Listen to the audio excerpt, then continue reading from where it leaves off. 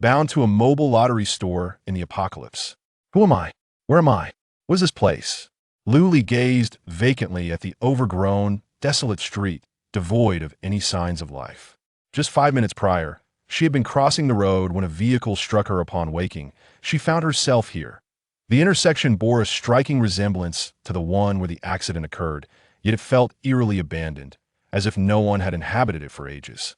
Suddenly, a shadow emerged from around the corner, and her eyes sparkled with excitement as she waved enthusiastically. "Hi!" Her greeting faltered, transforming into a panicked "ah." Luli turned on her heels and fled, her high-pitched cries serving as a means to dispel her terror. "Oh my, how can there be zombies in this place?" Detection of sound levels exceeding 100 decibels, successfully binding to the mobile lottery store system. Caught in a whirlwind of fear, Luli was oblivious to the voice echoing in her mind. Adrenaline surged through her veins. Ahead, a camper van appeared abruptly brand new, its surface gleaming under the sun's rays. With zombies relentlessly pursuing her, their claws extended dangerously close, she could scarcely afford to hesitate. With no time to spare, she quickened her pace, flung open the door, and leapt inside, slamming the door shut behind her. The entire sequence unfolded seamlessly, as if she had rehearsed it countless times. Collapsing onto the floor, she gasped for breath, muttering incessantly, "This is too real, too perilous. This can't possibly be the real world." She couldn't fathom why being struck by a car had led her to reincarnate as a wealthy heir. What purpose did this serve? Host, welcome to the mobile lottery shop. The area within a 10-meter radius is an absolute safe zone, so there is no need to worry about zombies. The shop offers a diverse array of lottery tickets, ready for instant gratification. Lottery? Scratch cards, perhaps? Luli, an ordinary girl, often frequented shopping malls, with scratch cards being a must-do activity, even if most of her contributions ended up as donations. Yet, who does not harbor a dream of sudden wealth? She sprang to her feet, perplexed. "You are my system? Is this a mobile lottery shop?" In the next moment, a holographic screen appeared before Luli, presenting an overview of this world. Upon finishing the introduction, she felt as though the sky had collapsed upon her. In the 10th year of the apocalypse, resources were scarce and civilization had crumbled. Within Huaxia, there existed thousands of bases, with the central base reigning supreme, overseeing a multitude of smaller outposts. In this dire existence, food was scarce, sleep was restless, and danger lurked at every corner. Moreover, one had to navigate the treachery and deceit of fellow humans. Thus her purpose for being here was to sell lottery tickets? How absurd! After a lengthy contemplation, Luli resigned herself to her fate. Her adaptability had always been strong since she was here. She might as well make the best of it. There was no sense in recklessly charging ahead. Having adjusted remarkably well, Luli began to explore the RV. It could only be said that while it was small, it was not without its essentials: a solitary driver's seat, a bed at the rear, and a diminutive bathroom. And that was about it. The space was rather limited. Unable to contain her curiosity, Luli inquired, "Where are the lottery tickets?" "I want scratch cards." Do not ask, the craving is simply overwhelming. The system was taken aback, initially expecting an inquiry about the shop's simplicity, only to realize that she was a competent host, singularly focused on her desire for scratch arts. "Please proceed to the right side of the vehicle door." Upon following the instruction, Luli discovered an intelligent control screen affixed to the wall beside the door. Drawing upon her years of experience with mobile devices, she fiddled with the screen and soon realized it could control the entire vehicle. With a press of a button, a section of the right side of the car vanished, as if a window had materialized out of thin air. A tabletop extended parallel from the bottom, topped with a sunshade reminiscent of a mobile ice cream vendor. Filled with excitement, Luli hurried over and eagerly inquired, "Where are the tickets?" Before her, a luminous interface reappeared, displaying a marketplace with her portrait in the upper right corner, accompanied by a string of numbers. 100. "Dear host, this is your initial credit, which can be used to procure anything you desire. And of course, you enjoy employee pricing." Luli felt speechless, pondering what could possibly be acquired with a mere 100. "Are you implying that I must personally purchase the lottery tickets and then sell them?" Luli raised her voice in bewilderment. "Indeed, host, and you are currently at level 1. Your daily expenditure in the marketplace cannot exceed 100. We look forward to your upgrade, came the unapologetic response, delivered with an air of confidence. Fuming, Luli scrolled through the marketplace until she stumbled upon the lottery section, determined to see how many scratch-off tickets her 100 credits could afford. I shall buy them all. I will forego meals and water, and simply scratch away. However, she soon discovered that many categories in the marketplace were grayed out and unclickable, with only the scratch-off tickets shimmering enticingly, as if beckoning her. Ultimately, she found herself questioning reality when she encountered a budget-friendly scratch-off ticket titled Big 7, which offered a total of 20 tickets for just 2 credits. Food must still be consumed, and water must still be drunk. She hastily ordered 5 copies of Big 7, spending 10 points. Then, she ordered another 5 scratch cards of Chinese fortune, again at the cost of 10 points. Her goal for today, to sell them all. Suddenly, Luli recalled something. Can one still use renminbi in this apocalypse? According to the information she had just seen, currency in the apocalypse had been replaced by crystal cores, rendering renminbi only suitable for wiping one's mouth. Not possible, host. Curiosity piqued. Luli wondered what could be revealed from the scratch cards. Surely, it couldn't be crystal cores. Can I scratch them? Luli eagerly inquired, feeling the familiar itch of a scratch card enthusiast. Not possible, host.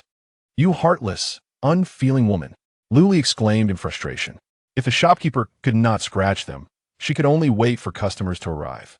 She neatly arranged the 10 scratch cards she had just ordered on the table. Then, propping her chin on her hand, she fell into a daze, simultaneously cursing the system. Damn it, not even a stool. You expect me to stand here, selling goods? System, you have points, yet you do not purchase. Instead, you come to scold me. Woman. After a while, as Luli nearly drifted off to sleep, she was suddenly startled by the sound of the zombie's labored breathing nearby. She opened her eyes wide. 10 meters away stood a zombie, seemingly intrigued by this particular spot, yet unable to enter. Let it in, Luli said, shaking off her lethargy. A flash of white light appeared, momentarily lifting the 10-meter safety zone. But as long as she remained inside the RV, she was the absolute master. The zombie shuffled in, its dazed and bobbing movements causing Luli to avert her gaze in discomfort. One of her eyes was missing, and her entire right hand had been severed, causing her to walk with a pronounced limp. The zombies in this world were not particularly terrifying. They appeared to be mere humans infected, losing their sanity and becoming bloodthirsty. Hello, Jiangli greeted enthusiastically, as a visitor is always welcome. She possessed a striking and graceful appearance, a face that was quite pleasing to behold, instantly recognizable as someone engaged in grand business ventures. The zombie tilted its head in confusion and then slowly shook it, unable to comprehend even the slightest word. Luli quickly accessed the marketplace and located the language section, discovering, to her astonishment, that there was indeed a language for zombies. How marvelous! Chapter 2. My domain. My rules. With merely 5 points remaining, she promptly placed an order, thus acquiring the secret language to converse with zombies. It was simply remarkable. Hi. How long have you been a zombie? Luli inquired curiously, her hands clasped on the table. The zombie, possessing only a single eye, suddenly widened it in astonishment and took a step back. This human can actually speak the zombie tongue. It flailed its limbs in excitement. Maybe half a year? Or was it a year? I've forgotten. Heh. In that moment, it completely forgot its intention to devour her. Her blood emanated an exceptionally enticing aroma. The two engaged in a conversation that spanned from the southern to the northern reaches of the world, discussing the places the zombie had been and the humans it had slain. Luli, not forgetting her purpose, seized the opportunity to promote. Would you like to scratch a lottery ticket? The zombie froze. What is that? Luli was equally taken aback. Could it be that this world lacked lottery tickets? In her previous world, they were renowned as a new form of addictive substance. Once scratched, one would yearn for more, unable to stop. However, she could not demonstrate. So she endeavored to explain that it was a marvelous thing, an exceedingly wonderful thing.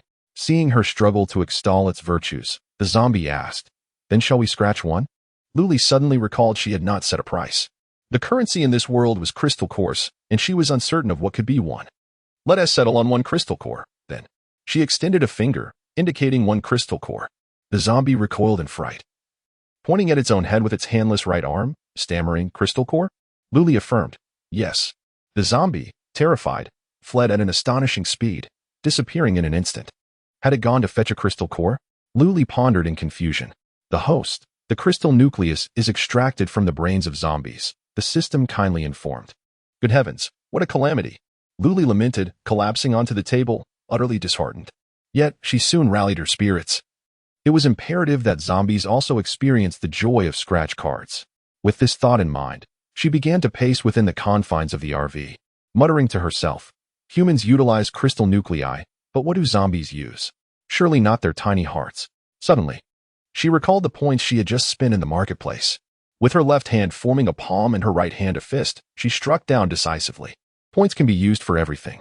Luli placed her hands on her hips, declaring, in my domain, one must adhere to my rules. However, with her only customer having fled, Luli found herself in a state of ennui and began to peruse the marketplace. Currently, at level 1, her options were severely limited, even relegating her to second-hand goods. Yet, this did not extinguish her desire to shop. She placed an order, and soon the items arrived in her backpack. Luli extracted her purchases one by one. A high stool, allowing her to sit while selling lottery tickets, which she had acquired second-hand for merely 8 points. An exchange device, also second-hand, shaped like a lucky cat, costing only 5 points. This device could convert crystal nuclei into points or exchange them for prizes won from scratch cards. Subsequently, it would scan her entire being, recording the data into the system and attributing the points to her personal account for convenient access. Finally, she could sit down, resting her chin in contemplation. Suddenly, the high stool emitted a series of creaks, causing Luli's eyes to widen in alarm. In the next instant, she vanished entirely. A cry echoing from the ground as a hand reached out to grasp the windowsill, Luli struggling to rise. With her hands on her hips, she exclaimed in frustration, "What a pathetic stool!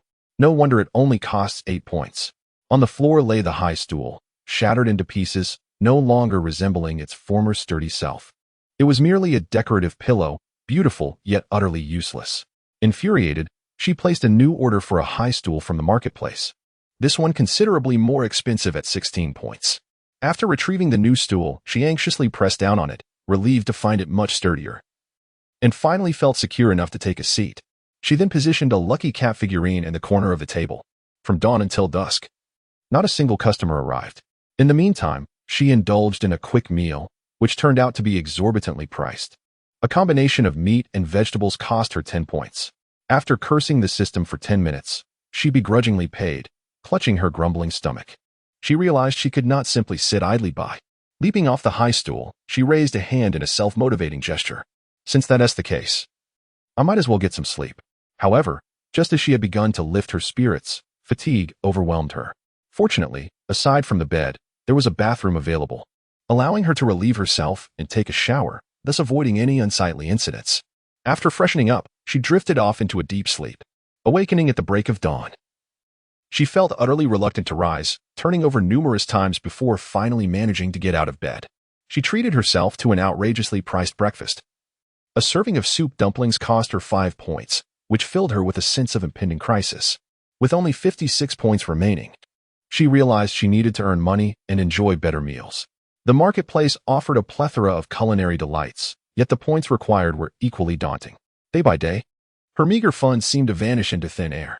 Sitting once more on the high stool, she allowed her thoughts to wander, only to remember that she was in a motorhome, which the system had described as a mobile lottery shop. Oh dear, how forgetful she could be. Luli gently tapped her forehead, settled into the driver's seat, and fastened her seatbelt. After glancing around, she felt a twinge of anxiety. Hadn't she yet taken the theoretical driving test? Was she really allowed to drive?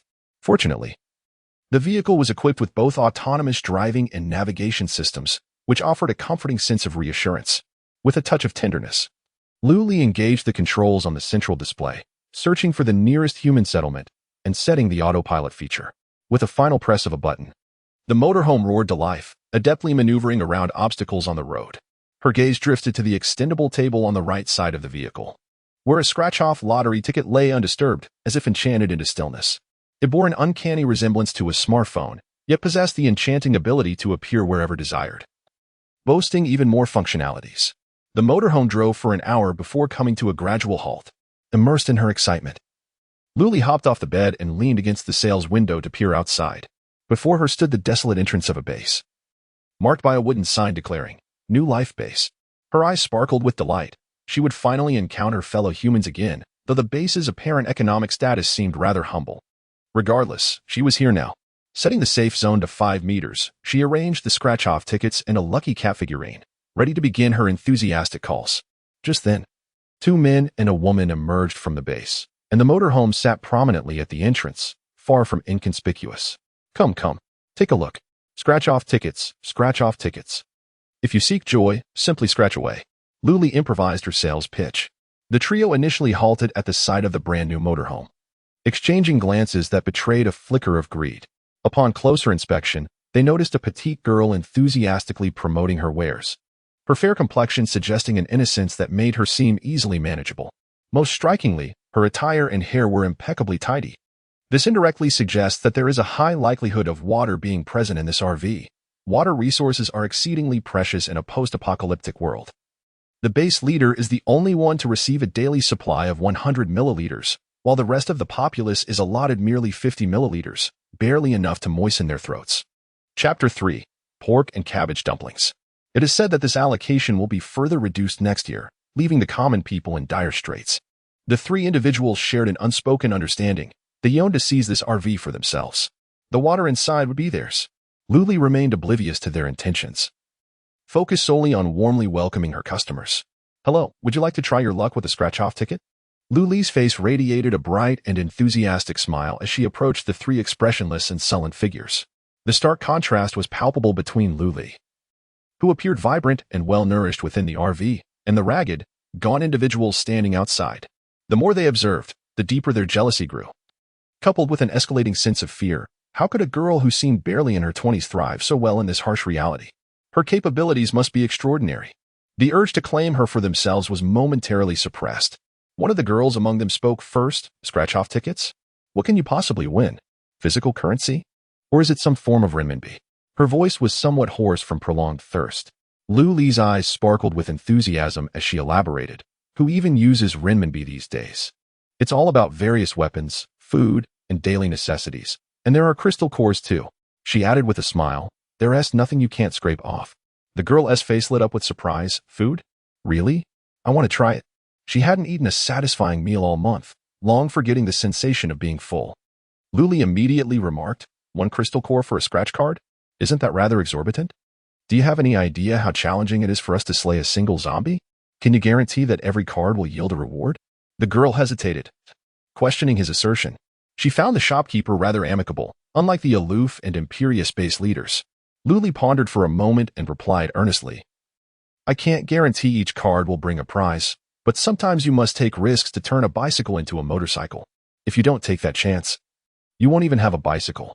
In truth, he was inquiring with the system on site. It seemed to hold some validity. After all, it was the 10th year of the apocalypse. Who among them lacked some savings? The girl tenderly retrieved a gray crystal core from her bosom, reminiscent of a diamond, yet devoid of luster and permanence. Luli accepted it, tossing it into the mouth of a beckoning cat statue. In no time, its eyes began to whirl rapidly.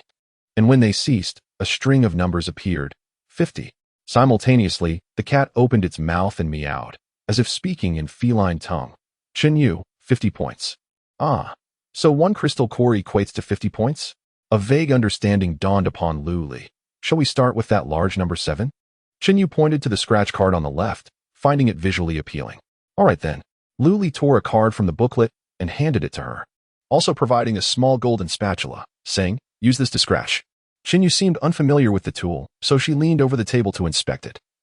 While the 2 other boys gathered curiously around her, Dear Pear gestured, revealing a covering film. Scrape it off, for beneath lies a hidden treasure. With great excitement, Chenyu began to scrape with her small golden spade. The film did not cover the entire surface. Only a certain area was concealed, while the remaining sections displayed gameplay instructions and whimsical cartoon designs. She carefully scraped a corner and faintly discerned a few words. Thank you for your patronage. A chill ran through her, yet she remained undeterred, continuing to scrape along the side until a complete row of thank you for your patronage emerged. The 2 large men could no longer contain themselves, erupting in cheers. Oh, thank you for your patronage. Thank you for your patronage. Chenyu could not resist either, delivering a punch to each man, striking their foreheads. Their upper bodies leaned back uncontrollably, and they stumbled a few steps. Yet they dared not voice their indignation. Dear pair watched in confusion, initially believing they shared a deep bond forged through life and death in the apocalypse. Unaware of how amusing the situation truly was, Shinyu continued to scrape another row, uncovering yet another complete line of thank you for your patronage. She could not help but glance at dear pair, pondering whether this person was attempting to deceive her for crystal cores. However, she quickly dismissed the thought. This individual owned a brand new RV, and she had glimpsed a tidy bathroom through the door crack, undoubtedly with running water. Holding onto a sliver of skepticism, she scraped further down, ultimately revealing an image of a dumpling. Yet, in this long-standing apocalypse, dumplings had vanished from the annals of history. Pointing at the dumpling illustration, she inquired, "Shopkeeper, what is this?" Dear pair took a glance and exclaimed, "Dumpling. What filling would you like?" She playfully placed a scratch card in the mouth of the lucky cat, which meowed a few times, stirring a sense of longing within Lu Li, who was eager to pet the feline. However, its back was so smooth it could easily serve as a slide. Before long, a steaming plate of dumplings appeared on the table, approximately 20 in number. Each dumpling was plump and round, its translucent skin revealing hints of pink meat filling. The aroma tantalizing the taste buds of those present. Shinyu found her gaze fixed upon the rising steam, unable to suppress her saliva as she eagerly inquired, Is it mine?" Lu Li pushed the plate forward, accompanying it with a pair of chopsticks, and firmly declared, "It's yours. All yours." What would dumplings be without dipping sauce? With a snap of her fingers, a small dish of chili mixed with vinegar appeared before them. Shinyu, feeling somewhat flustered, picked up a dumpling under the envious stares of the two young men, trembling slightly as she placed it in her mouth. The texture was rich. First, the firm skin enveloped the generous filling, with the cabbage almost a negligible presence. Upon biting down, the juices burst forth, mingling with the savory meat. In an instant, tears streamed down Chunyu's cheeks, overwhelmed by the deliciousness. It had been far too long since she had savored such exquisite food, and at that moment, her eyes were filled with admiration as she looked at Lu Li. One of the young men swallowed for the fourth time, unable to contain himself any longer. He reached out to grab a dumpling. However, the moment his hand touched the plate, it was flung 10 meters away. The three watched as he soared through the air and landed with a heavy thud. Lu Li flashed a friendly smile at Shinyu, assuring her, "Don't worry, continue eating. Our establishment guarantees the safety and rights of our patrons." Shinyu felt a wave of relief wash over her as she cast a triumphant glance at the man nearby, who was watching her with keen interest. She continued to indulge in her meal with great delight, tears streaming down her face from the exquisite taste. It was her first experience savoring dumplings since the apocalypse, and she declared it the most delectable food she had ever encountered. She devoured her meal voraciously, causing Lu Li to feel a pang of concern as she turned to pour her a glass of water. The two of them paused as the man, who had been struggling to rise from the ground in hopes of catching a whiff of the enticing aroma, froze in astonishment. They exclaimed in unison, "Water! This is water!" Their expressions were filled with excitement. Lu Li quickly clarified, "Yes, this is water, completely safe. Drink without worry." Chapter 4. So what if I made it? Shinyu hesitated to drink, captivated by the crystal-clear water, devoid of any impurities, and even the glass was impeccably clean. She first retrieved her water pouch and then cautiously lifted the glass, tilting it to pour the water into her pouch. A few rebellious drops spilled onto the table, prompting one of the men to eagerly lick them up, exclaiming, "What sweet water!" Lu Li was taken aback. She declared the table unusable and insisted on replacing it without delay. Waving her hand as if shooing away flies, the three onlookers stepped back, bewildered by her sudden urgency. Lu Li then picked up the dumplings and expressionlessly broke off a section of the table, requesting the system to provide a new one. The three of them watched in astonishment as the old slab was discarded, only to be replaced by a pristine new surface. The man who had tasted the water turned beet red, stammering in explanation, I couldn't resist." The other two expressed their understanding, recognizing that such pure water was simply irresistible. Yet, an involuntary reverence for the shopkeeper surged within them, as if she possessed an obsessive cleanliness and commendable strength. This mobile home was quite peculiar. Lu Li donned a renewed, enthusiastic smile, the curve of her lips exquisitely graceful. She inquired of the three, "Would you like to continue scraping? By the way, you haven't finished your dumplings. Please, do go on." Shinyu unconsciously swallowed, retreating with the dumplings in hand, his demeanor somewhat unseemly. Lu Li paid him no mind. instead smiling at the two gentlemen. Following Qinyu's earlier scraping of the dumplings, their confidence soared. Eagerly, they rummaged through their pockets, producing crystal cores. 3 or 5 at a time. Luli's smile blossomed further as she tossed the cores into the mouth of the beckoning cat. The cat's eyes twinkled as it announced, Wang Chong, 150 points. Chunji, 250 points. Splendid, exclaimed Wang Chong and Chunji, excitement brimming in their voices. Both were rather cautious, purchasing a single Chinese fortune scratch card each, yet each harbored dreams of sudden wealth. Luli beamed, her dimples accentuating her amiable and approachable demeanor. They were utterly engrossed, completely enveloped in the world of scratch cards, oblivious to the external clamor. Even as another group emerged from the base, they remained unaware. Luli cheerfully waved at the newcomers, inviting, "Would you like to try your luck with scratch cards? We have the food you desire." She had discerned that the individuals here appeared gaunt and emaciated, suffering from long-term malnutrition and harboring an almost pathological yearning for sustenance. As anticipated, the group promptly surged forward, encircling the already cramped window. Luli remained unfazed, her smile unwavering, though her dimples faded slightly and her gaze dimmed. Unable to suppress her inner thoughts, she silently remarked, "System, is this table a tad too small?" The system reassured her, "Once the host accumulates points, you may arrange it as you wish." What exactly is a scratch card? What can one uncover? How does one scratch it? How much does it cost in crystal cores? This could serve as a compelling proof. I wondered why the entrance of the base smelled so delightful. "Chinyu, you are hogging all the good stuff." Unfazed, Chinyu shot him a disdainful glance and retorted, "What I eat is none of your business." Then she turned to Luli with a smile and said, "Shopkeeper, I would like to scratch another one." She retrieved her crystal cores, fed the fortune cat, and took a Chinese fortune scratch card. Immersing herself alongside Wang Chong and Chunji in the enchanting world of scratch cards, the second group exchanged glances, deciding to observe first, and thus dispersed slightly to surround the trio. About 7 individuals formed a tight circle around Luli's stall, making it somewhat inconvenient for Chunyu and her companions to enjoy their scratch cards. However, all were potential customers, and Luli endured, envisioning a grand transformation once she accumulated points. 10 universal bullets. Wang Chong exclaimed, holding up the scratch card with delight. "What is this? An ear scoop? What on earth do I need this for?" "Nonsense. Shopkeeper, this is a loss." Chenji, observing his friends uncover delightful prizes while he only revealed something disappointing, felt a surge of imbalance and began to demand a refund for his crystal cores. Nearby, Chinyu, noticing the commotion, hastily scratched her card, and upon recognizing the image, gasped a grenade.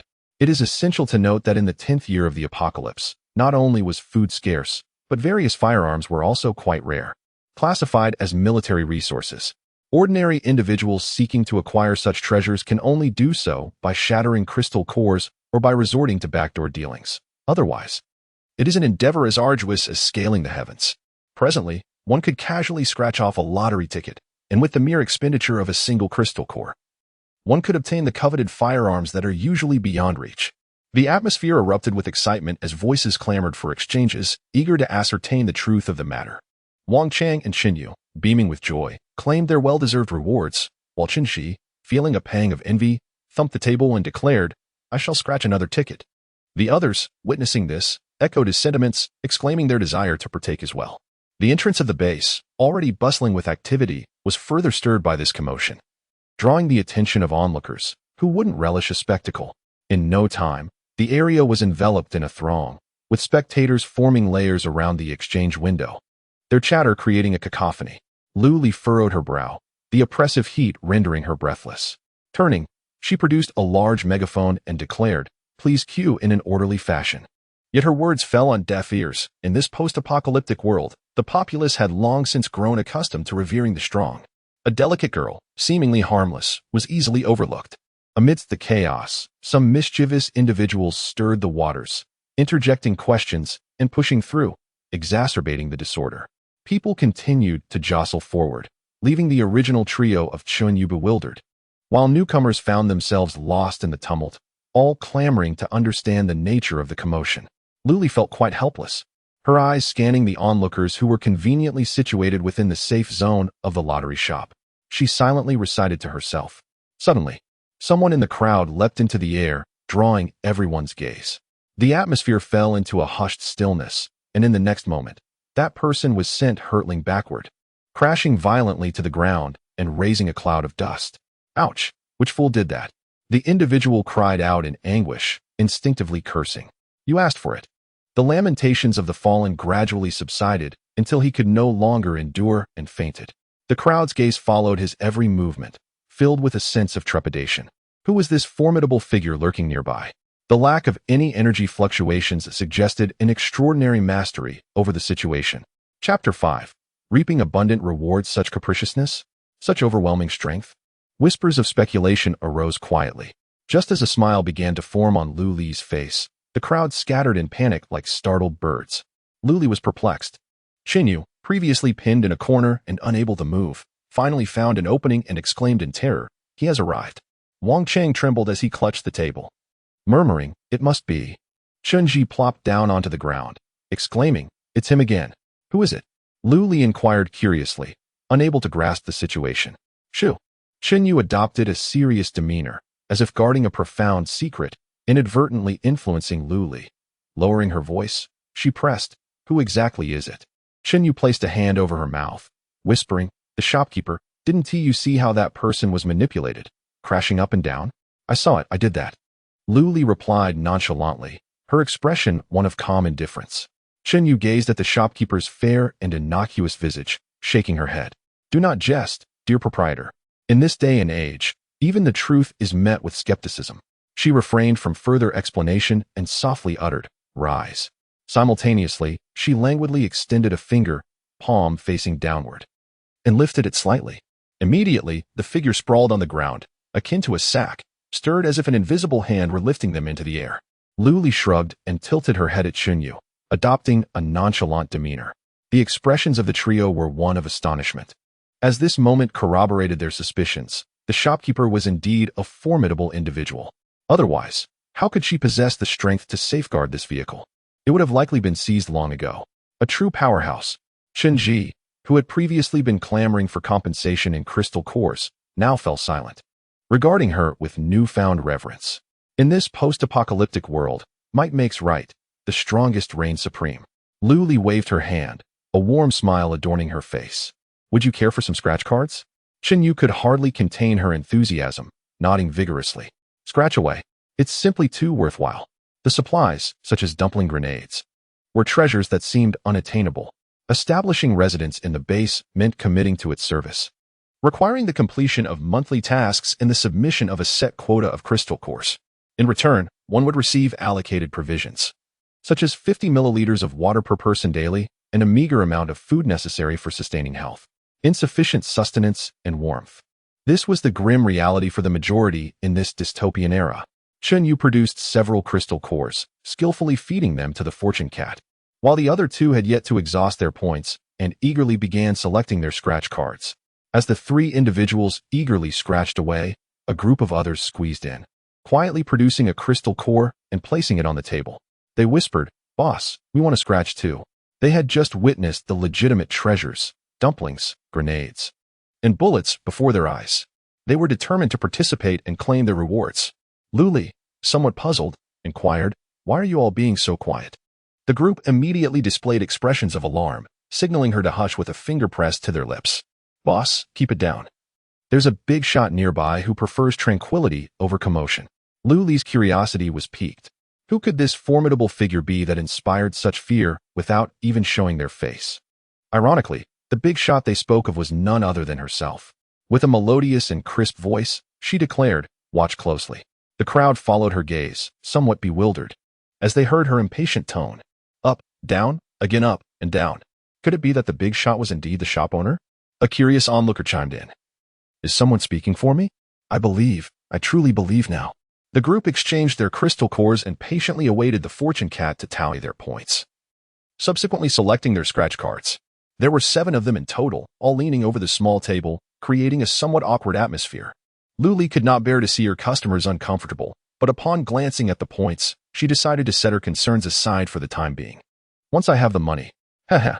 Gathered together, they scratched their cards, generating a unique competitive spirit. They were torn between not wanting others to see their cards, while simultaneously being eager to glimpse at one another's. Their eyes darted about in a flurry. "Lu Li, arms crossed and leaning against the vehicle, found amusement in watching them. This scene was all too familiar to her. The scratch-off lottery tickets had always been like this. She longed to know if the person beside her had won 5 million. Damn it, it was all just thank you for your patronage. The boss, what is this?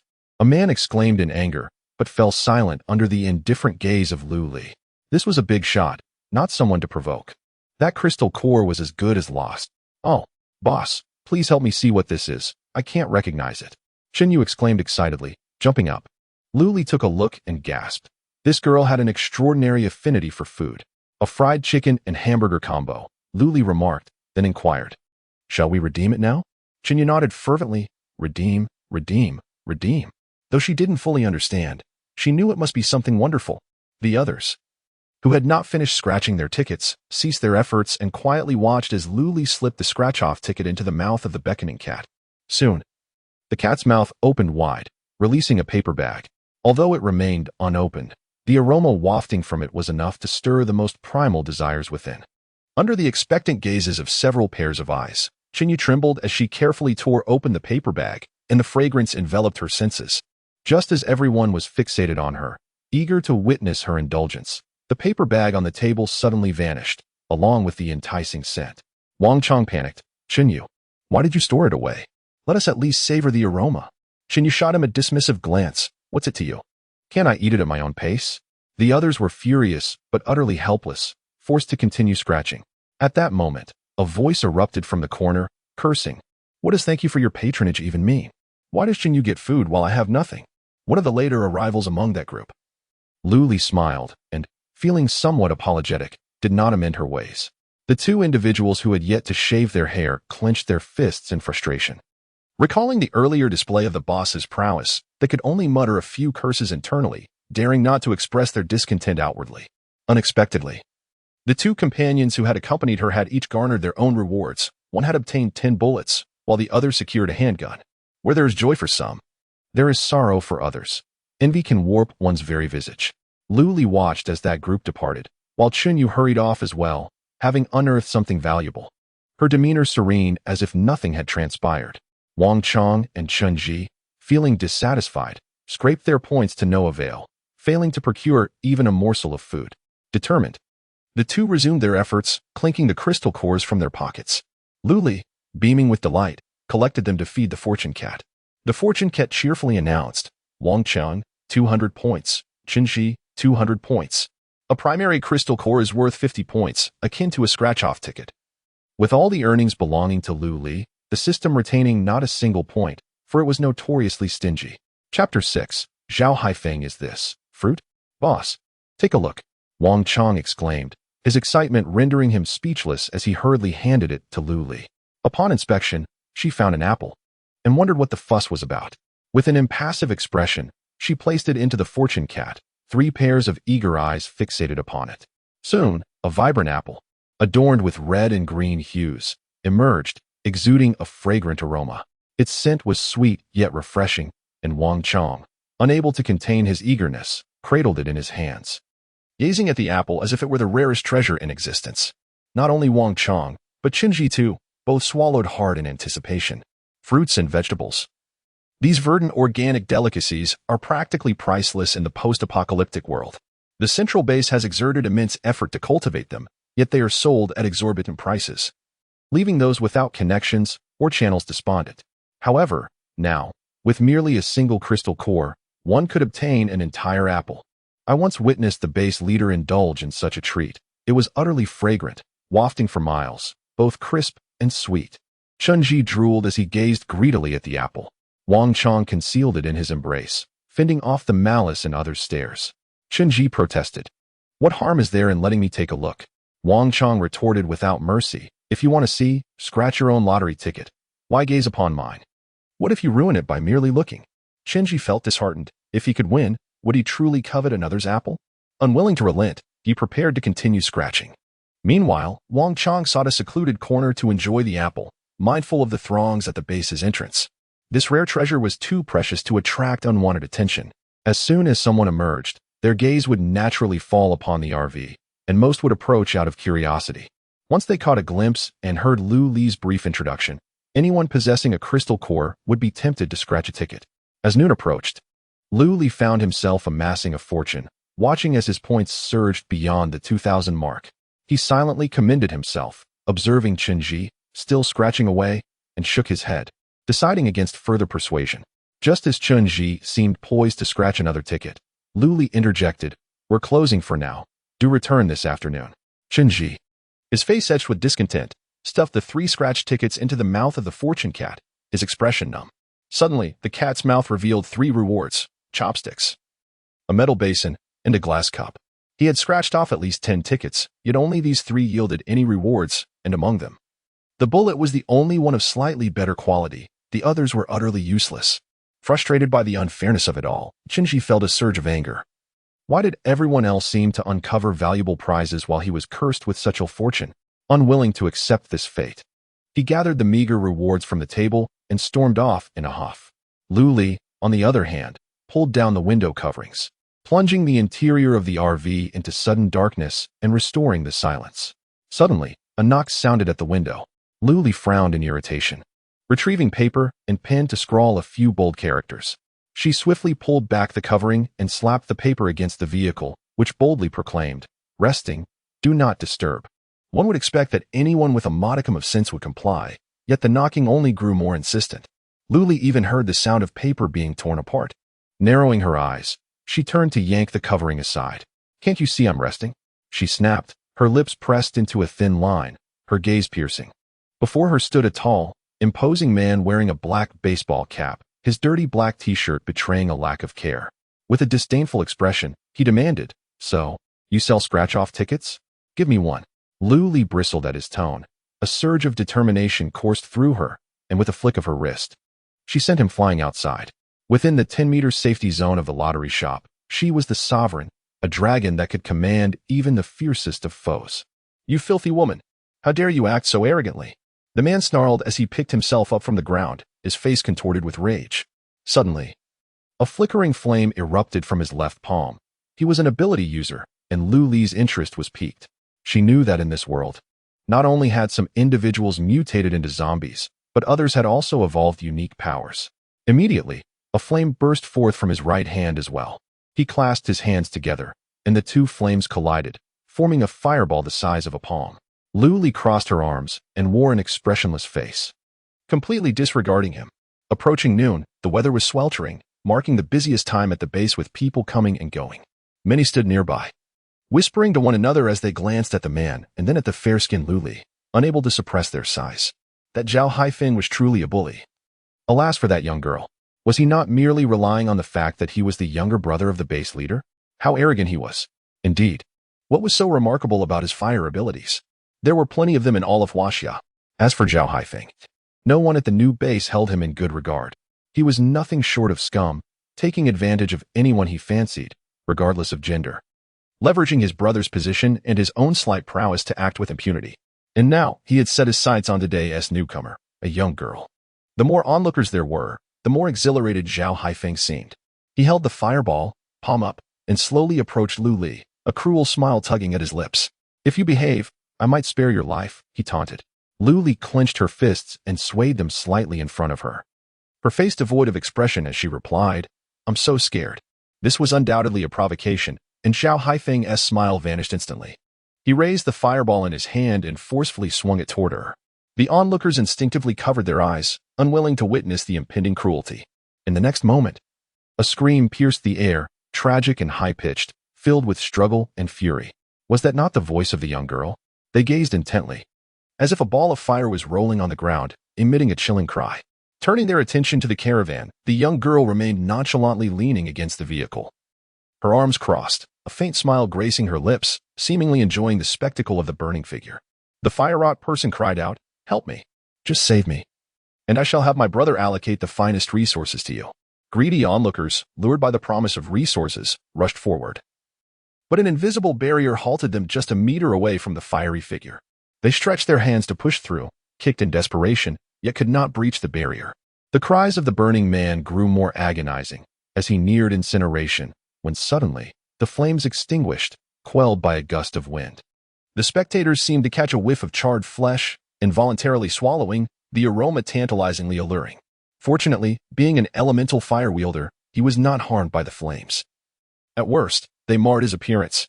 Lying on the ground, he struggled to comprehend how it had come to this. Chapter 7. You shall pay for this. His own fireball seemed to defy his control, hurtling towards him, severing his connection with the elemental forces in an instant. Zhao Haifeng felt an inexplicable terror, a fear of the powerful and the unknown. Yet, his prolonged ascendance had fostered a haughty disposition.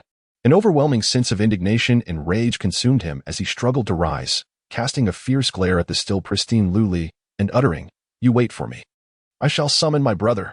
Hurry along, little nuisance." Lu Li waved dismissively, her expression unfazed. Fear surged within him, yet he restrained himself and quickened his pace, leaving behind the disheartened figures of the others. Once he had completely vanished from sight, Lu Li swiftly raised the barrier again. Truly, amidst the vastness of the world, nothing could surpass the importance of a meal.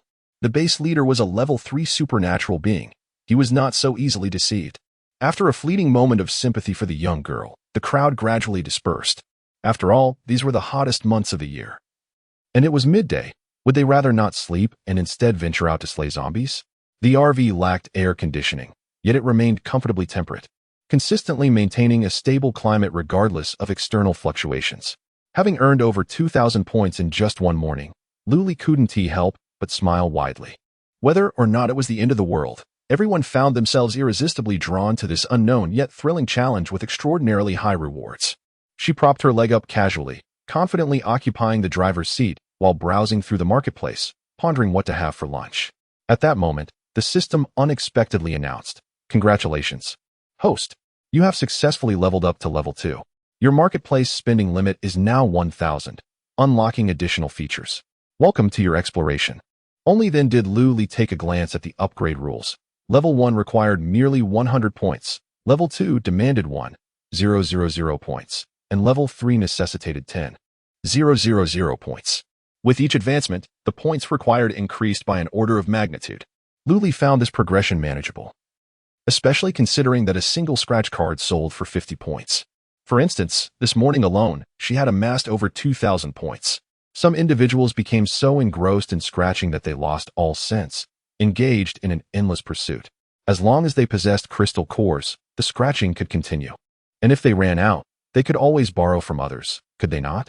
Upon a closer inspection, she discovered that the culinary category had been unlocked, offering a plethora of choices including hot pot, barbecue, the 8 major cuisines, Japanese, Korean, and French dishes, all accessible as long as one possessed sufficient points.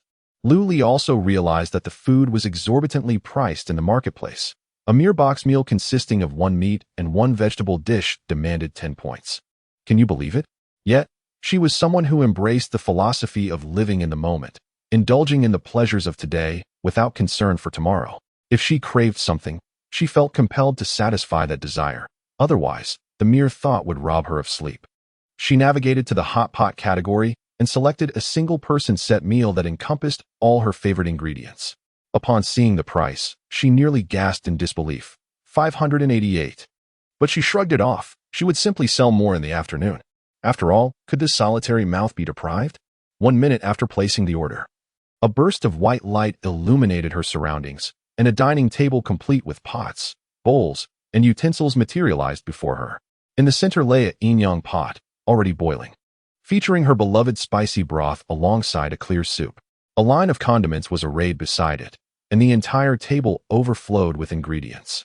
Lu Li prepared her favorite dipping sauce, added her preferred shrimp paste and meat, and then activated the screen to find a variety show to watch. The temperature inside the RV was just right, neither too hot nor too cold, as she enjoyed the show, savored the hot pot, and sipped on carbonated beverages, relishing in her joyful existence. Unbeknownst to her, outside the RV, a figure crouched nearby, leaning close to the gap of the door, inhaling deeply with a look of sheer ecstasy on his face. He murmured to himself, "What an enticing aroma. What could it be?"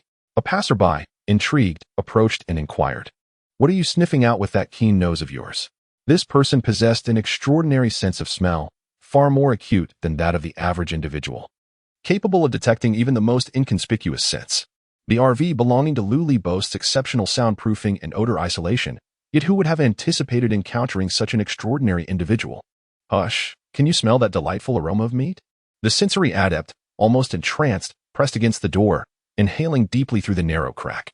Beside them, another.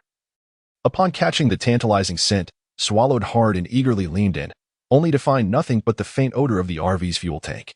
Remarkably, this woman not only owned a vehicle but also had fuel. Impressive indeed. Disappointed by his inability to detect the fragrance, he cast an envious glance at the sensory adept before strolling away, leaving the latter still engrossed at the door. Inside the RV, Luli remained blissfully unaware of the unfolding scene, thoroughly entertained by the variety show, nearly choking with laughter. After indulging in a sumptuous hot pot for a full hour and a half, she finally popped the last morsel into her mouth, rubbed her belly, and sighed. "I'm so full." Following this, she clicked to complete her hot pot order. A burst of white light flashed, whisking away the dining table along with the remnants of her meal. Satisfied, she clapped her hands, relishing the fact that she didn't even need to wash the dishes. After a brief respite, she intended to finish watching the remainder of the show. However, as she continued, drowsiness began to creep in, battling her fatigue. She first took a shower to wash away the lingering scent of hot pot before retreating to bed for a midday nap. By the time Luli awoke, it was nearly 4 o'clock. She changed into a fresh outfit, yawning as she pulled back the partition, releasing a subtle fragrance reminiscent of hot pot into the air. While arranging her scratch-off lottery tickets on the table by the window, her peripheral vision caught a glimpse of a figure, leaning out for a better view. She gasped. Someone was crouched outside the door, sound asleep. Luli swiftly retrieved a stick and extended it to poke the man's head. To her surprise, he abruptly turned around, startling her. Seizing the initiative, she demanded, "What are you doing? What are you up to? I haven't even questioned you yet. Why are you lurking at my doorstep?" With her hands firmly placed on her hips, she exuded an air of authority. The man fell silent, stammering, "I was just here to catch a whiff of the aroma. Is that not permissible?" Luli retorted, "Catching a whiff? Is this a new profession? While I may not comprehend it, your behavior is suspicious enough that one might mistake you for a thief." Before the man could respond, Luli, growing impatient, declared, "I can't be bothered with you. I am about to commence my business." As if triggered by her words, the man suddenly stood up and bellowed, "The scratch-off lottery is open." The sound reverberated loudly, startling Luli, who stared at him in bewilderment. "Excuse me, but may I inquire what your intentions are?" In Chapter 8, Zhao Hating, leading the pack, exclaimed, "Boss, could you please refrain from napping during the afternoon? Do you have any idea how arduous our wait has been?" Following closely in second place was a familiar face, one of Chun Yu's trio from the earlier group. Luli pondered, when did my reputation become so renowned? Indeed, during the brief hours Luli spent enjoying hot pot, watching a variety show, and taking a light nap, news had spread throughout the base about a camper van at the entrance selling scratch-off tickets, which could yield food and weapons. Moreover, and most importantly, the proprietor possesses formidable strength, ensuring a secure environment for consumption, unlike other establishments where one might be robbed immediately upon departure. This is nothing short of explosive news. After enduring years of a post-apocalyptic existence, they have yet to witness such extraordinary abilities. Indeed, after extensive discussions, they concluded that it is an exceedingly rare power. Luli wished to interject a few arguments, but upon observing the bustling crowd outside, she felt a profound sense of responsibility and hastened to arrange the scratch-off tickets neatly. She then placed the fortune cap prominently before retrieving a large megaphone to announce, "Form orderly lines of 3 and prepare your crystal course." With the example set by Zhao Haifeng earlier that morning, everyone complied promptly, lining up without hesitation. Yet, there were always a few rebels who, believing themselves invincible, insisted on loudly cutting in line. Luli, preoccupied with her tasks, found herself besieged by inquiries from first-time visitors, who seemed perplexed and incessantly asked questions while she simultaneously attended to others. Fortunately, with the fortune cat in play, all that was required was to feed it a crystal core, and it would announce the name and points of the individual, allowing customers to select their scratch-off tickets with ease. The process was indeed straightforward. However, some individuals insisted on clarifying every detail, leaving Luli feeling overwhelmed. She resolved that once this group had been served, she would post rules nearby, declaring that anyone who dared to cut in line would have their eyes plucked out and affixed to the sign. The first 10 or so who scratched off their tickets revealed nothing out of the ordinary. Not a single food item emerged, though a few weapons did. Most were primarily seeking nourishment, as they were eager to taste the succulent dumplings described by Chun Yu and the aromatic, crispy apples spoken of by Wang Chong. Luli was also taken aback by the remarkably low probability of obtaining food. Just that morning, while Chinyu was scraping, she had assumed the odds were considerably higher. After all, in the apocalypse, food is indeed a rare commodity, and rarity bestows value. If it were so easily procured, it would be quite a different story. Some individuals, having scraped and failed to obtain their desired item, would simply walk away, displaying a certain level of rationality. Others, however, unwilling to concede, would persist in their attempts to obtain their coveted treasures, continuing to scrape until their supply of crystal cores was completely depleted. As the individual approached the 20th position, they exhibited a remarkable skill in feeding crystal cores, seamlessly picking up a scratch card. Luli felt a sense of relief and chose not to interfere. Little did she know that the moment she turned her head, a scratch card poked her arm. Upon accepting it, she immediately brought a loudspeaker to her lips and proclaimed, "Congratulations to this gentleman for uncovering a pear." The crowd erupted in excitement. It was indeed possible to reveal fruit, gloriously juicy fruit. Nearly 100 pairs of eyes were fixated on the window, yet Luli remained unperturbed, confidently placing the scratch card into the cat's mouth. In the next instant, a pear, exuding a delightful fragrance, emerged. The gentleman quickly reached out to catch it, preventing it from tumbling onto the table. Some envious onlookers attempted to snatch it away, but the moment they touched the pear, they were sent flying back. Luli's eyes sparkled with delight, and a gentle smile graced her lips, revealing shallow dimples. She reassured him, "Enjoy it here. I shall protect you." Feeling reassured, he began to devour the fruit, savoring its juicy sweetness, all the while catching the drips of juice with his hands. He even went so far as to consume the core, chewing it thoroughly, and ultimately licking his palms clean of any remaining juice, leaving no morsel wasted. The individuals waiting in line, regardless of their activities, ceased all motions, bestowing the utmost reverence upon the pair with unwavering gazes from dawn till dusk. The deer pair, taken aback, found itself spared the use of paper. Inspired by this example, enthusiasm surged among the crowd. The deer pair promptly seized a megaphone, instructing groups of 5 to form an orderly queue.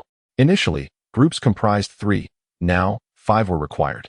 Akin to 5 individuals huddled around a small table, scratching off lottery tickets, a somewhat stifling arrangement. Yet, for the sake of heightened efficiency, it was the only recourse.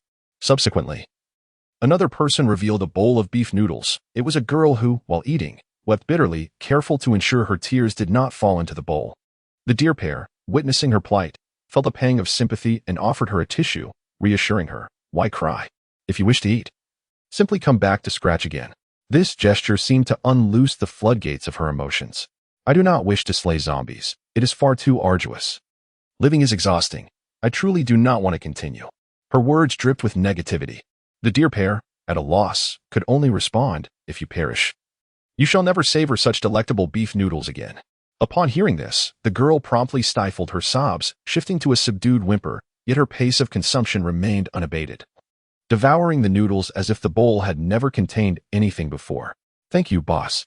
I shall return tomorrow to scratch again. I am off to slay zombies," she declared, filled with newfound determination. Her resolve was bolstered by the prospect of daily lottery tickets and delicious meals. The deer pair offered an encouraging smile before attending to other patrons.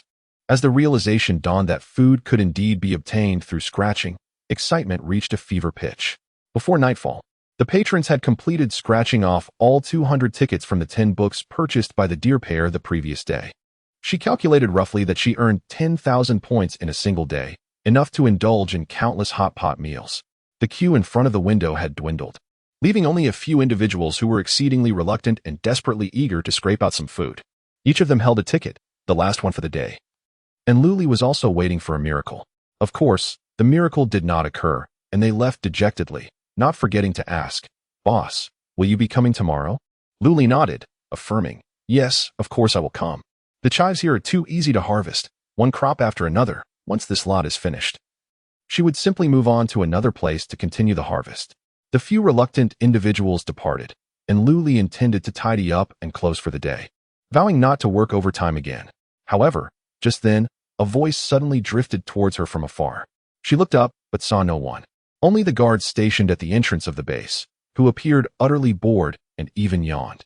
Luli thought she was imagining things and quickly hugged the lucky cat to her chest, planning to lower the partition. At that moment, a small stone came flying and struck the lucky cat's eye, which was made of porcelain, shattering it into pieces upon impact. Luli stared blankly, momentarily dazed. Once she regained her senses, fury surged within her. Hands on her hips, she shouted, "Who did that?" Step forward. A figure appeared before her with remarkable speed. And squinting her eyes, she noticed it bore a resemblance to the fireman Zhao Haifeng.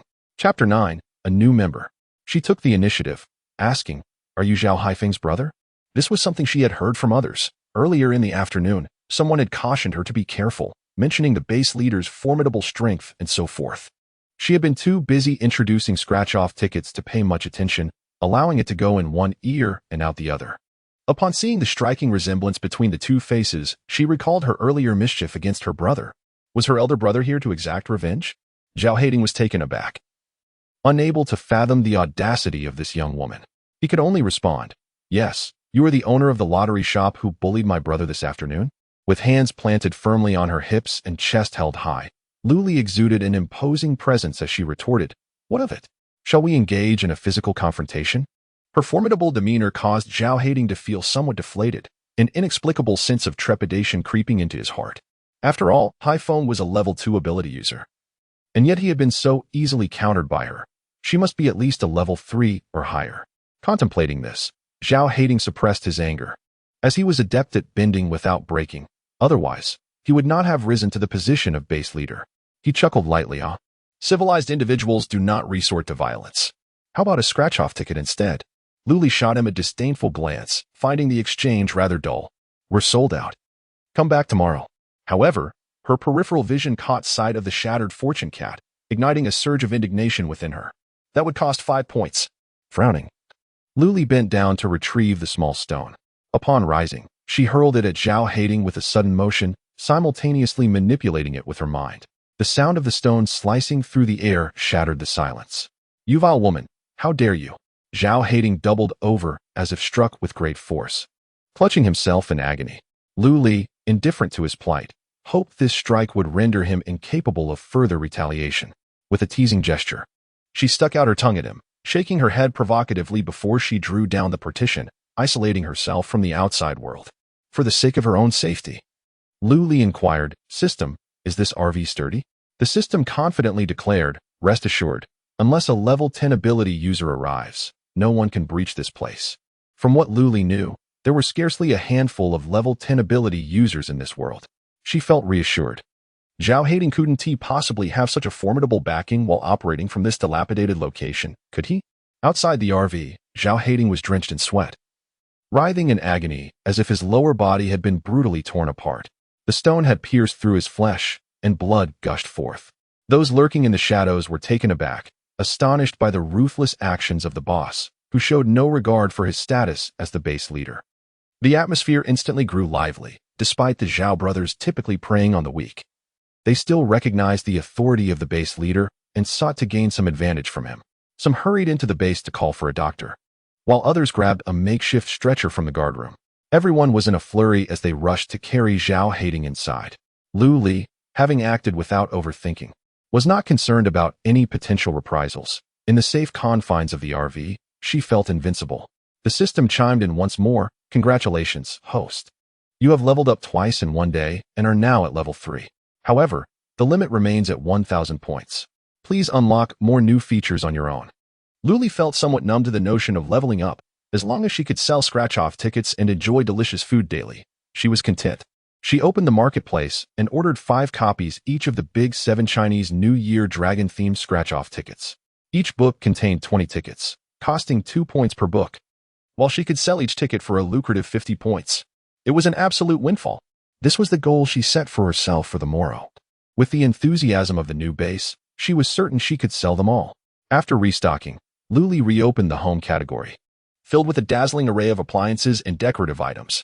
She rose from the bed and surveyed the confines of her caravan. The bed was present, the bathroom established. Should she add a kitchen? Yet, she had no culinary skills. Wouldn't it be more convenient to purchase whatever she desired directly from the marketplace? Perhaps a refrigerator? But what would she even store in it? Her musings yielded no satisfactory conclusions, and ultimately, she opted for a second-hand exchange device, still in the shape of a lucky cat. When the lucky cat appeared before her, a spark of inspiration ignited in her mind. She swiftly navigated the holographic interface, deliberating for an extended period before placing her order. Soon, a small orange cat materialized on the bed, adorably clumsy and diminutive, roughly the size of Luli's palm. She meowed, seemingly anxious in her unfamiliar surroundings. Luli scooped her into her arms, gently stroking her back and feeling an immense sense of satisfaction swell within her. Following this, she ordered a plethora of essentials for cat care from the marketplace. Items such as a litter box, a cozy bed, cat food, a scratching post, and treats were all acquired. Luli cleared a corner of the caravan, assembling these items before placing the orange cat in the soft, inviting bed. The little creature sniffed and nuzzled, eventually sprawling out comfortably, as if she were pleased. A smile crept across Luli's face. She poured the cat food into the bowl and arranged the litter as well. Standing back, she surveyed her handiwork with a nod of approval. After a moment of contemplation, she thought to name her new companion. However, Luli hesitated, unwilling to hastily bestow a name. Instead, she crouched down to caress the cat, whose fur was sleek and gleaming.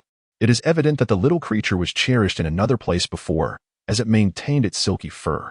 How about we call you Momo? Luli suggested. The kitten mewed a few times, leaving it uncertain whether it agreed or disagreed. Luli, showing great respect for the feline's opinion, proposed. If you agree, give me one meow. If not, give me two. The kitten's single meow surely must be a coincidence. If you concur, meow twice. If you disagree, just once. Luli remained skeptical. Meow? With this, Luli yielded and decided to choose another name. The kitten deftly leapt out of its nest. Striding towards the food bowl, it placed its front paws on the rim, stretching its neck to reach the food, a feat that appeared somewhat challenging. The bowl was still a tad high for the little one, so Luli took some kibble from the bowl and placed it in her palm. Come here and eat. Momo. Seemingly comprehending her words, the kitten did not force itself, instead stepping down from the bowl and moving to her hand, delicately licking the food. The small, fluffy head nestled in her palm, its moist tongue brushing against Luli's hand, tickling her slightly with its tiny, barbed texture. She gently tapped its head with her fingertip, eliciting a disgruntled grunt from the kitten. Hey, this little one has quite the temper. The kitten soon became satiated, tilting its head to gaze at her with its large, moist eyes. Luli's heart melted. You're done eating. How about some water? Seeing how comfortable the kitten had become in such a short time. As if it were at home, Luli felt reassured and went to freshen up in preparation for sleep. While browsing online, she ordered several sets of clothing and suddenly stumbled upon an automatic cat feeder, which could dispense food and water at scheduled times. With a resolute heart, she decisively placed the order. Chapter 10. The fond Luli lay upon her bed, playfully teasing the kitten nestled within the cozy confines of its bed at her bedside. As she gazed into the kitten's bright, clear eyes reminiscent of a fawn's, a spark of inspiration ignited within her mind. Shall we call you little fawn? She proposed. Meow? Does that signify agreement or dissent? Luli was convinced that this time, she had indeed received consent. The kitten, adopting a rather serious demeanor, nodded its head in affirmation. With both hands, Luli lifted her, their gazes locking, and she gently inquired, Little fawn? Meow, meow, meow. The kitten, displaying a hint of impatience, acquiesced, perhaps even stifling a yawn. The following day, just as Luli stirred from slumber, she was greeted by the sound of knocking at her window. The bed was far too comfortable, and she had no desire to rise, merely rolling over to continue her rest. However, the knocking intensified, accompanied by a cacophony of chatter. These sounds filtered through the gaps and reached Luli's ears, prompting the restless little fawn to vocalize in response, seemingly attuned to the presence of strangers. Luli turned once more in her bed, extending a hand to stroke the little fawn's head in a soothing gesture. Eventually, she begrudgingly sat up, burdened with a heavy sense of irritation, and made her way to the window. Pulling aside the curtain, she was met with the sight of a dozen individuals surrounding her window, their faces alight with expressions of eager anticipation for untold riches. In stark contrast, Luli wore an expression of mourning vexation. Under her fierce gaze, Chenji took the initiative to speak. Boss, we have come for some scratch-off tickets. Luli glanced at the clock. It was only 6 in the morning. Just 6 o'clock. She was left to ponder whether to lament the scarcity of entertainment for the people in this post-apocalyptic world or to marvel at their fervent love for scratch-off tickets. Nevertheless, with customers at her doorstep, Luli recognized the imperative to conduct business. The fawn emerged from the cat's nest, drinking water and nibbling on food independently. Utilizing the decorative elements within the camper, it gracefully leapt in front of Lu Li, obediently squatting beside the lucky cat. One was a genuine feline. The other a mere imitation, both perched neatly on the table, resembling each other at a glance. However, upon seeing the fawn, Shinji and the others were filled with trepidation, retreating several steps. Boss, is this cat capable of mutation? In a moment of dazed recollection, Lu Li remembered that in this world, not only humans possessed abilities, even animals and plants could undergo mutations. One might gaze upon an unassuming little dog, only for it to transform into a 5-meter giant, capable of devouring you whole with a single bite. Gently patting the fawn's head, Lu Li declared with a hint of pride, she certainly wouldn't. My little cat is the most well-behaved. The fawn responded with a couple of soft meows, raising its head with an air of arrogance, mirroring Lu Li's own demeanor. Chunji and the others, feeling reassured, urged, Boss, hurry, we want to play the scratch-off. The surrounding individuals nodded in agreement, pulling a handful of crystal cores from their pockets. Observing the dark circles under their eyes, Lu Li began to suspect that this group had been up all night slaying zombies, all for the sake of enjoying scratch-offs during the day. Though merely customers, Lu Li nonetheless cautioned, young ones, take care of yourselves. Scratch-offs are always available, but life is singular. Chunji and the others were momentarily taken aback, feeling a surge of emotion. In a world ravaged by apocalypse, where friendship, love, and familial ties seemed to vanish, the paramount concern was merely survival. Yet here was someone who cared about their well-being, even if it was just to ensure their continued enjoyment of the scratch-offs, which stirred a flicker of gratitude within them. The consequence of being moved was that Chunji decisively slammed the crystal core onto the table, exclaiming with great bravado, I shall scrape all of these away. He then glanced around before leaning closer to Lu Li, whispering, Boss, be cautious lately. I've heard you've offended the base leader. Lu Li nodded, responding matter-of-factly. The one who should be cautious is him. Shinji was left speechless. He was aware of the boss's formidable strength. Yet there are always stronger beings beyond one's knowledge. Little Lu appeared immensely pleased, eagerly using its front paws to nudge the crystal cores, placing them before the fortune cat, and then feeding them one by one into the cat's mouth, seemingly finding it particularly amusing. With one less task to concern herself with, Lu Li could only rest her chin on her hand, watching the others engage with the scratch cards. The voice of the system echoed in her mind. Host, a gentle reminder. The scratch cards are now categorized. For instance, the large 7 can only yield food, though the drop rate remains uncertain. The rest is left for exploration. Contemplating this, and knowing that everyone has a fondness for food, she ordered 5 large 7 cards from the shop. She also reminded Shinji and the others, you might want to try scratching more of these large 7 cards. That was the extent of her guidance. What followed would depend entirely on their luck. After a moment of thought, Shinji concluded that following the boss's advice was never a mistake, and he used all 350 points earned from the 7 crystal cores to purchase large 7 cards. The other 3 had their own preferences and opted for the newly launched New Year's Dragon Luck and Instant Wealth scratch cards. The 4 of them commenced scratching almost simultaneously, wielding their small golden shovels, their gazes fixed and expressions solemn, as if partaking in some arcane ritual. Not only that, but they also deliberately shielded themselves with their arms, fearful of attracting the gaze of ill-intentioned onlookers. Although Lu Li could comprehend their unease, wasn't the act of exchanging still glaringly obvious? Supporting her chin, she pondered what novel surprises this encounter might yield. Soon, Chunji abruptly lifted his head, his eyes brimming with excitement, silently regarding Lu Li, overwhelmed by his emotions. Lu Li remarked, let me see what this is all about. Just as she reached for the scratch card to assist him in the exchange, Chunji tucked it away swiftly into his waistband and nonchalantly began to scratch another card. Lu Li thought to herself, ah, man, you have successfully captured my attention. Yet, it seemed to have gone unnoticed by others, as if nothing had transpired. Shortly after, another man raised his head, exclaiming in exhilaration, I can't believe I just scratched out a grenade. Do you have any idea how many crystal cores this costs, boss? A nearby voice countered by, show me you can purchase one. Having crystal cores doesn't guarantee availability. It's all controlled by the military. Ignoring the sarcastic remarks, the man persisted, boss, please exchange this for me. Lu Li took the card, inserting it into the fortune cat, watching as it produced a grenade. Here. She casually handed it over, as if the grenade held no significance in her eyes. The man received it with utmost reverence, cradling it in his palm. And with a swift motion, it vanished from sight. Intrigued, Luli inquired, "Is this also a form of supernatural ability?" He elaborated, "My space is small, merely a few square meters. As it levels up, the area will expand, and the preservation time will extend." Luli found herself bewildered by the peculiar array of extraordinary abilities. It was akin to possessing a colossal pocket capable of accommodating anything. Chapter 11. Shinbing. This individual unearthed a grenade, yet remained undeterred, continuing to extract crystal cores, insisting on persisting with the endeavor. Luli relished such customers. Without uttering a word, they engaged in the activity with fervor, their eyes wide with anticipation. As the clock approached 8 or 9, the crowd gradually swelled, and a throng of people soon enveloped the counter. Some seasoned patrons displayed commendable awareness, forming an orderly queue and patiently waiting for their turn. When their moment arrived, they dutifully offered crystal cores to the beckoning fortune cat, awaiting the revelation of their name and points before selecting their desired scratch-off ticket.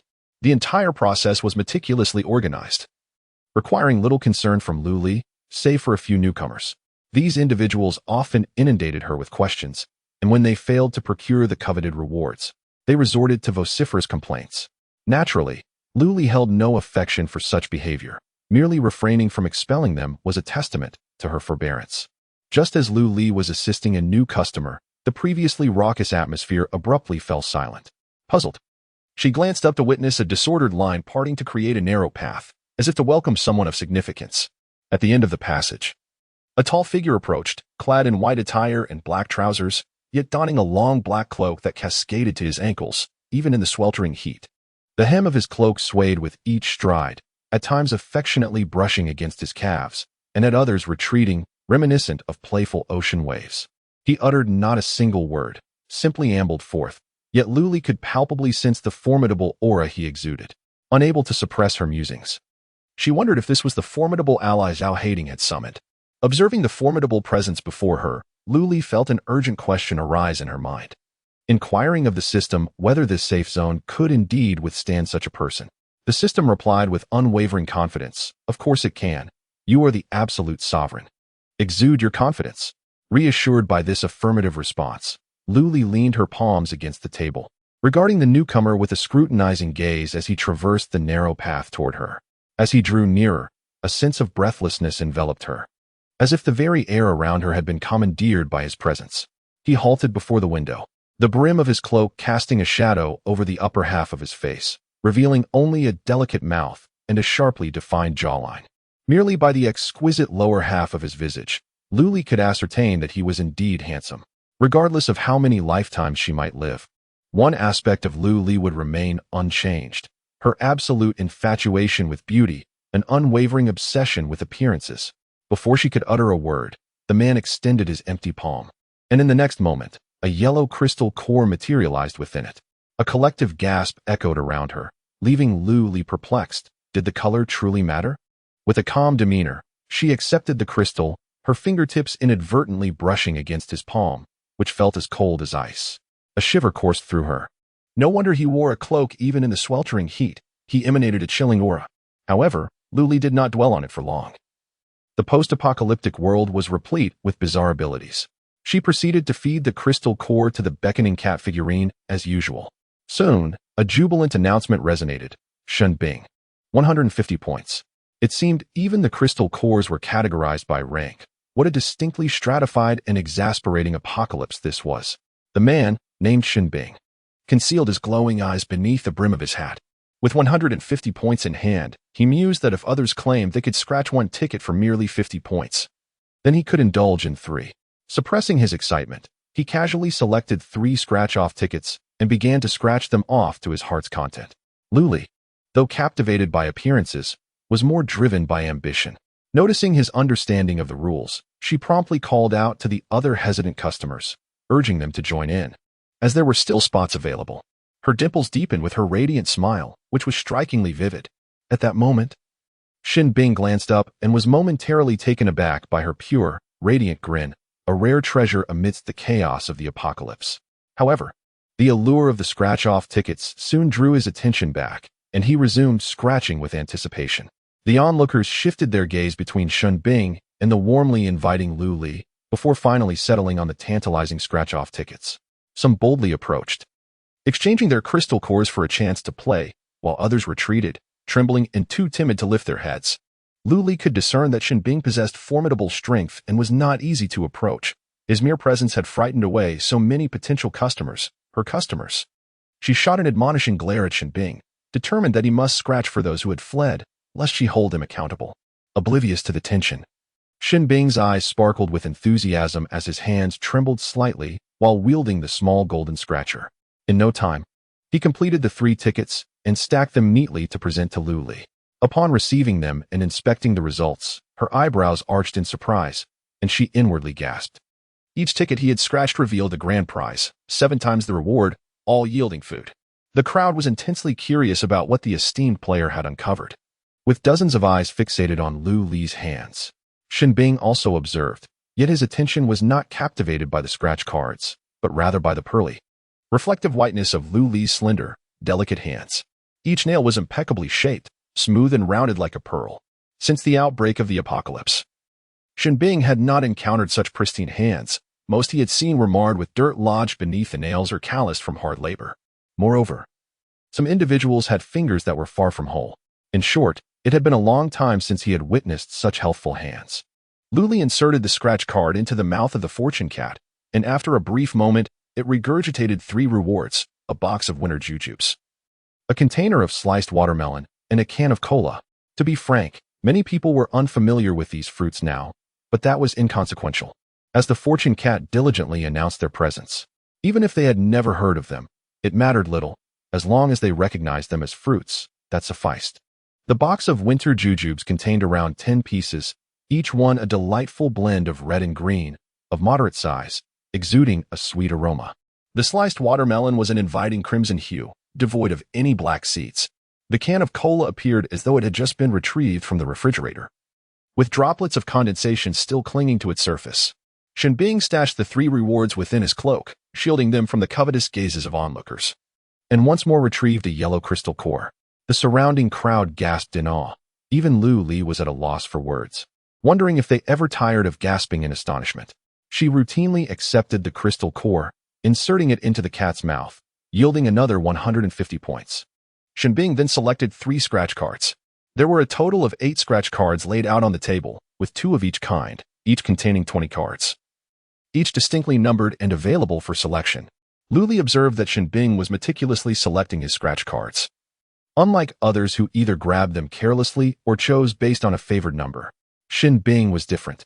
He scanned each card from beginning to end with utmost seriousness, as if he could see through the scratch-off surface.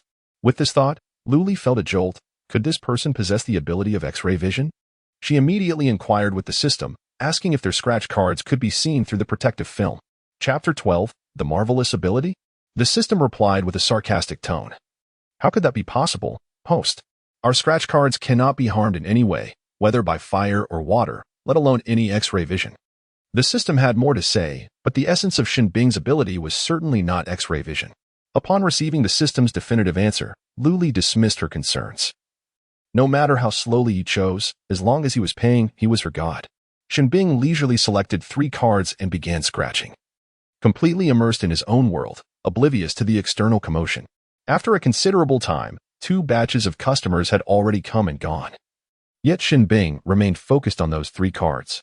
Lu Li checked on him numerous times, realizing he was simply slow. Curiously, he had scratched the initial 3 cards quite swiftly. Had he suddenly decided to take his time? As noon approached, Lu Li prepared to close up shop. Turning around, she noticed Shin still at it, with a hefty stack of scratched cards awaiting redemption beside him. A new batch of customers had just arrived, and she was busy attending to them, momentarily neglecting him. Shin was not one to be overly fussy. He fed the fortune cat with his crystal cores and continued to select scratch cards with practiced ease. Finished scratching? Do you wish to redeem? I'm about to close up. Lu Li reminded everyone that it seemed they were all aware of the boss's intention to take a midday nap. The window was now devoid of people, save for Shin who was still diligently scratching off the last ticket. Shin slowly lifted his head, his cloak draping over him, rendering his eyes invisible to Lu Li. All she could discern was the slight pursing of his thin lips, as if he were deep in contemplation. Exchange, Shin uttered. Luli's face brightened with glee as she seized the hefty stack of scratch-off tickets, estimating there to be around 30 or 40. What a fortune, certainly not mere crystal cores, she thought, with enthusiasm. She stuffed the tickets into the mouth of the beckoning fortune cat. Perhaps it was her first time handling such a substantial order. Or perhaps the second-hand quality was not up to par. In any case, she found herself momentarily stumped. Her eyes darted about restlessly, and she emitted a barely audible mewling sound, which caught the attention of a little deer that leaped onto the table. It began to paw at the fortune cat, mewing anxiously. Though Luli could not comprehend its words, it mattered little, for she promptly purchased a cat language translation from the marketplace, which cost significantly more than the zombie tongue, 10 points, to be exact. Yet, at present, her abundance of points far surpassed her other resources. The instant her order was successfully placed, she understood the little deer's meows. What troubles you, Fortune? Please don't perish.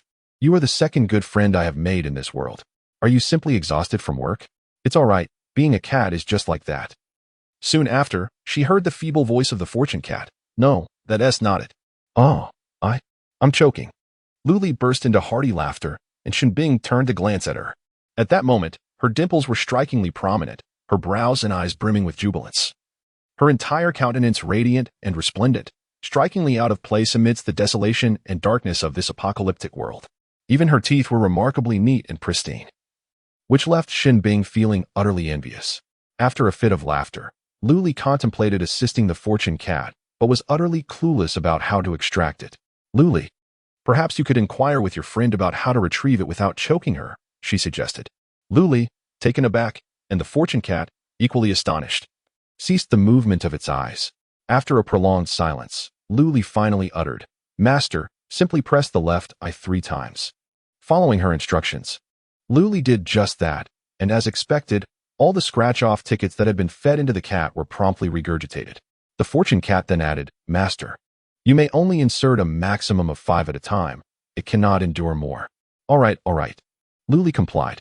Shinbing, watching in bewilderment, found it utterly nonsensical that she was conversing with a mere fortune cat. After all, it was just a porcelain figure. And what about this real cat? It was simply adorable. Shinbing's heart screamed in delight, yet she maintained an impassive faade, one hand resting on the table, her index finger absently tapping, while the other hung languidly by her side, feigning impatience. In reality, she merely yearned to stroke the little deer. Luli continued to feed 5 tickets at a time into the fortune cat's mouth, completing the task after approximately 6 rounds. A rough count revealed around 32 tickets. Had this fellow really scratched so many in just one morning? That equated to an astonishing 1,600 points. Upon a brief calculation, Luli was astounded, her gaze towards him igniting with fervor. A valuable client indeed. She must treat him with the utmost care. Throughout the entire process, Shinbing remained motionless, still holding her previous posture, though the tapping of her fingertips on the table gradually slowed.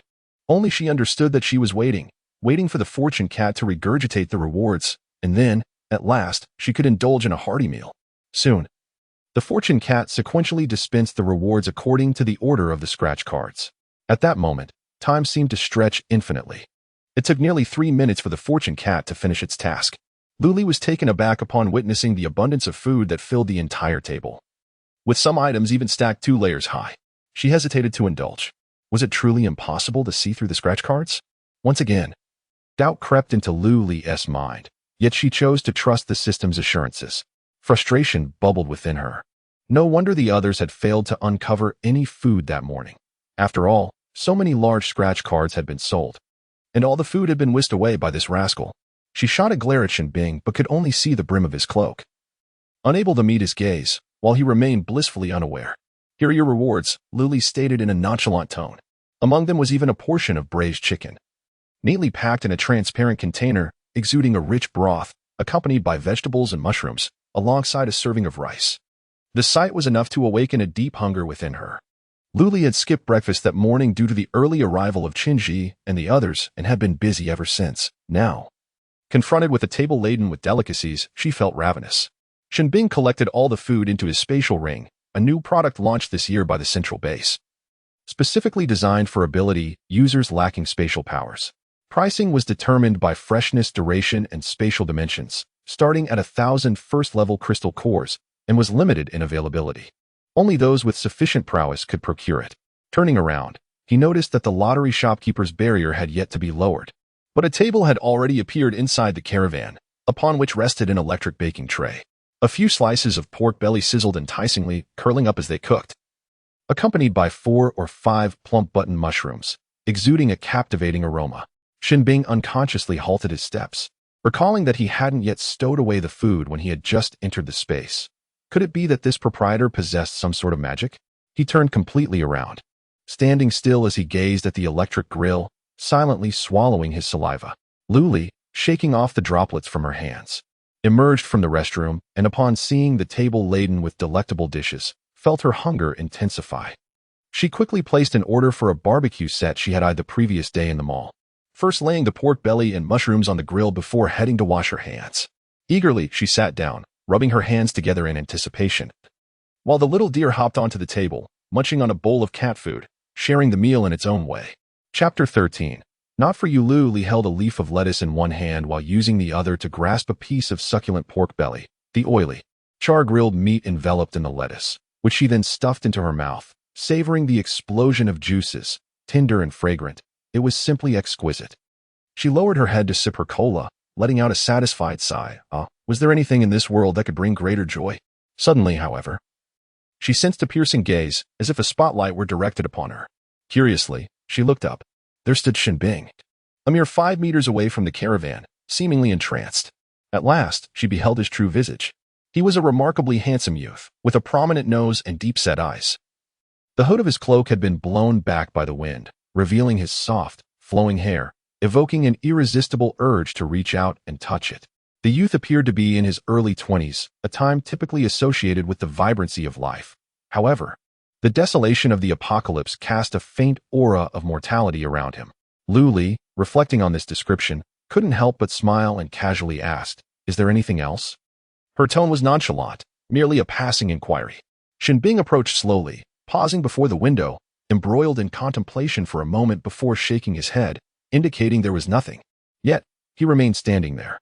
Luli shrugged, indifferent to his presence, and without the inclination to lower the partition, she began to indulge in her meal.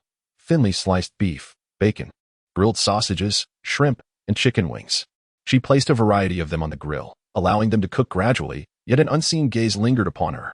Unable to tolerate the scrutiny any longer, Luli turned to confront the source. To her surprise, the attention was not directed at her, but rather fixated on the food sizzling on the electric grill. She understood this, but resolutely refused to share even a morsel. Rising from her seat, Luli lowered the partition and flashed a smile at Shinbing, saying, "I'll come back this afternoon. The boss needs to eat." Shinbing, isolated from the warm aroma of the grilling meat, cast one last lingering glance before reluctantly departing. Inside the camper, Luli feasted without restraint. Currently, she was only allowed to spend 1,000 points daily in the marketplace, and this meal had cost her 688 points. Eating was indeed an extravagant affair. To advance to level 4, one needed to accumulate 100,000 points, yet she had barely earned 30,000 thus far. The journey ahead was daunting. Luli pondered for a moment but dismissed further thoughts. After all, the daily limit of 1,000 was certainly sufficient. Each day, she would earn a little, all of which would go towards her next meal. Barbecue is an experience meant to be savored slowly, accompanied by refreshing beverages. By nearly 2 o'clock, Luli had finished her meal, feeling utterly stuffed. After concluding her order, she rose to take a shower, planning to indulge in a brief afternoon nap. She slept soundly for 2 hours, oblivious to the long queue that had formed outside. Wrapped in her blanket, she turned over in her cozy bed, only to tumble to the floor with a thud, startling the little deer that had been peacefully slumbering nearby. The startled creature sprang up, its tiny paws landing on her face, mewing anxiously.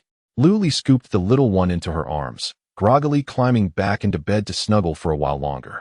Eventually, she jolted upright, glancing at the clock, 3:57. Hastily, she prepared herself, rushing to open the barrier before 4 o'clock, a mystery how she developed such punctuality. To her surprise, the first in line was not Shinji, but rather Shinbing, still clad in the same attire from the morning, the brim of his hood concealing half of his face. It was not unattractive, she mused. Perhaps the child simply wished to maintain an air of mystery. Arranging the scratch cards and the lucky cat, The patrons began to approach in an orderly manner, engaging in the process of feeding, selecting, and scratching.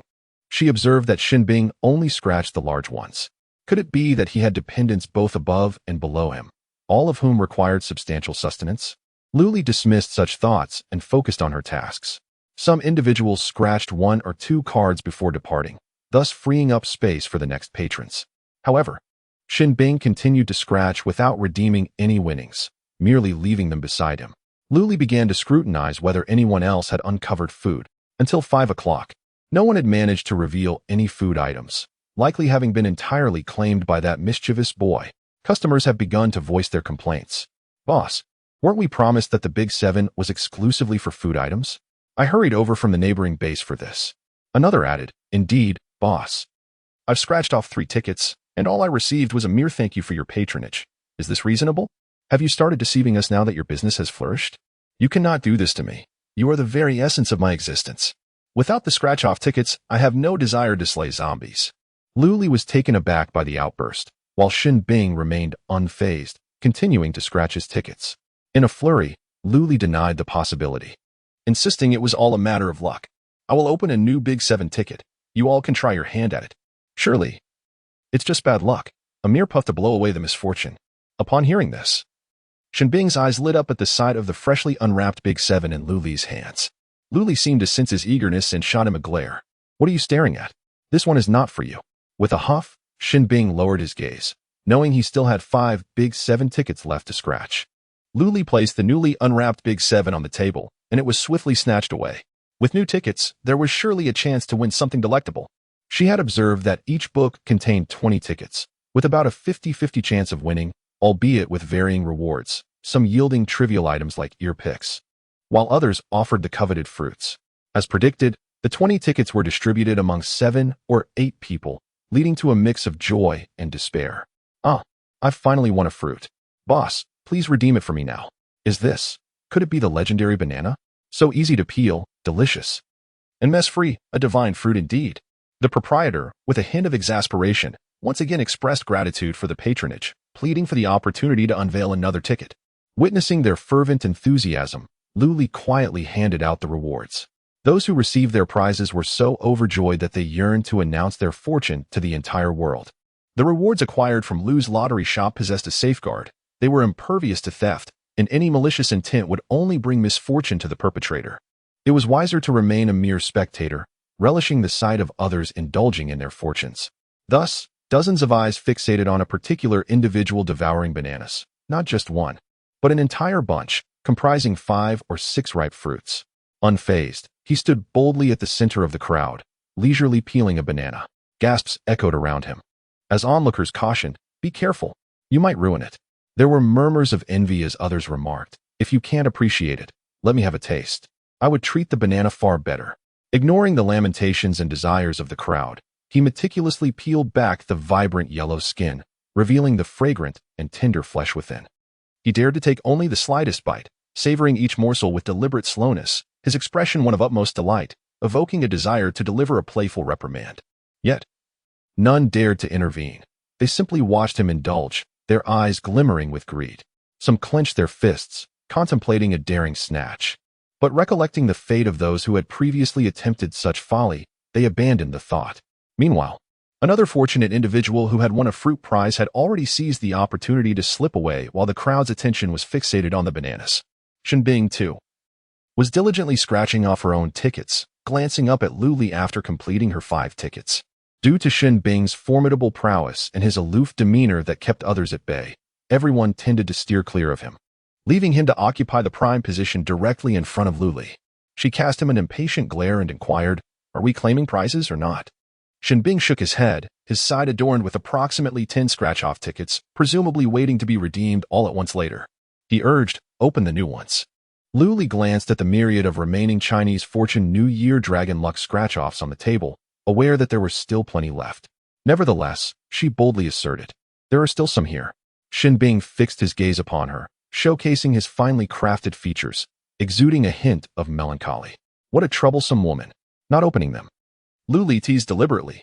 Shinbing fell silent, subtly shifting his position to allow those behind him to take their turn, until the 3 types of tickets had been significantly depleted.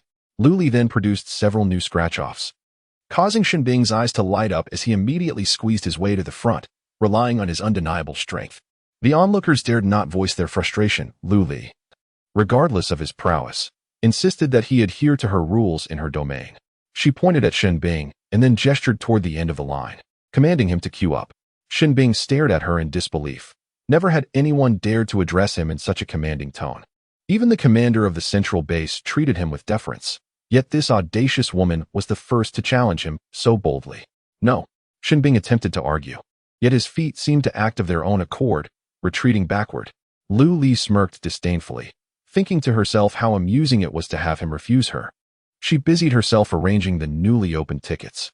Shinbing found himself ensnared by an enigmatic force, compelled to move to the rear of the line. Attempts to advance were thwarted by an invisible barrier, leaving him to progress at the pace of the group. With his arms crossed and his face shadowed beneath the brim of his hat, he gazed up through the throng toward Luli. Her smile radiated with a brilliance and purity that eclipsed the sun, her dimples akin to shimmering springs, clear and captivating. As he slowly inched forward with the procession, he finally stood before Luli, his eyes settling on the table where the lottery tickets lay. Only a scant few remained.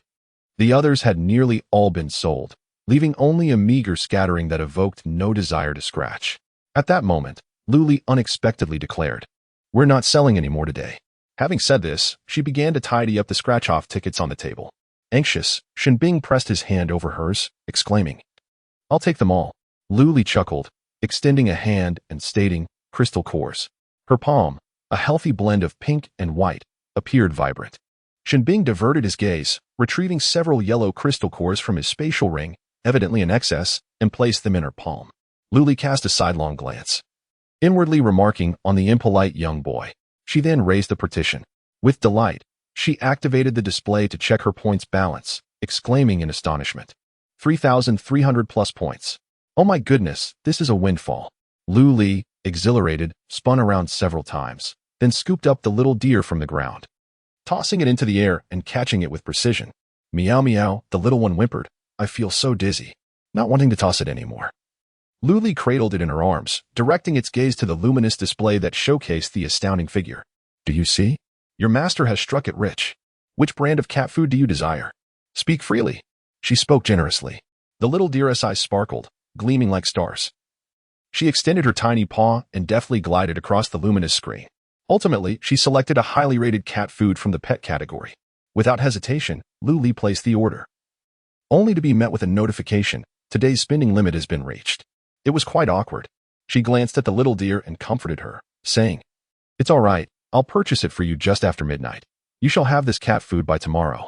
The little deer, in a huff, tossed her head and leapt down from her embrace, striding towards the cat bed, though she uttered not a single word. Luli inexplicably felt as though she had been reprimanded harshly. Damn system, what else with these limits? I really must level up to 4 soon. As time approached 8 o'clock, Luli was not particularly hungry, yet she felt compelled to eat something, lest she squander the efforts of the day. After some calculations, she discovered she could still use several points. Thus she meticulously chose a vegetarian spicy hot pot set. How to put it? Meat is simply more delectable. Following this incident, Luli found herself yearning for an upgrade. Isn't the daily delight all about indulging in food and drink? However, tomorrow she planned to change her base. She had sufficiently gleaned from the new base and now sought to harvest some fresh resources.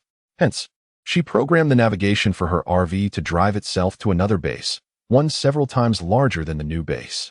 It was named Hope Base. Meanwhile, early in the morning at the new base, Shinji was already queuing, clutching a zombie crystal core he had harvested overnight. He was momentarily taken aback, for the spot where the RV had been parked was now desolate, with only a piece of paper stubbornly clinging to the ground. Shinji crouched down and felt as if the sky had collapsed. He read the notice. The mobile lottery shop has relocated to Hope Base today. It was a complete and utter announcement. Crouched on the ground, Shinji pondered, if life lacked scratch-offs, what would be its meaning? What was the purpose of slaying zombies? Of course, it was for the scratch-offs. One by one, people began to line up, standing around and glancing for quite some time, yet they found no mobile shop. All they saw was Chun-Ji, foolishly squatting on the ground. They approached him and inquired, "Where's the lottery shop? Where's Boss Lu? What?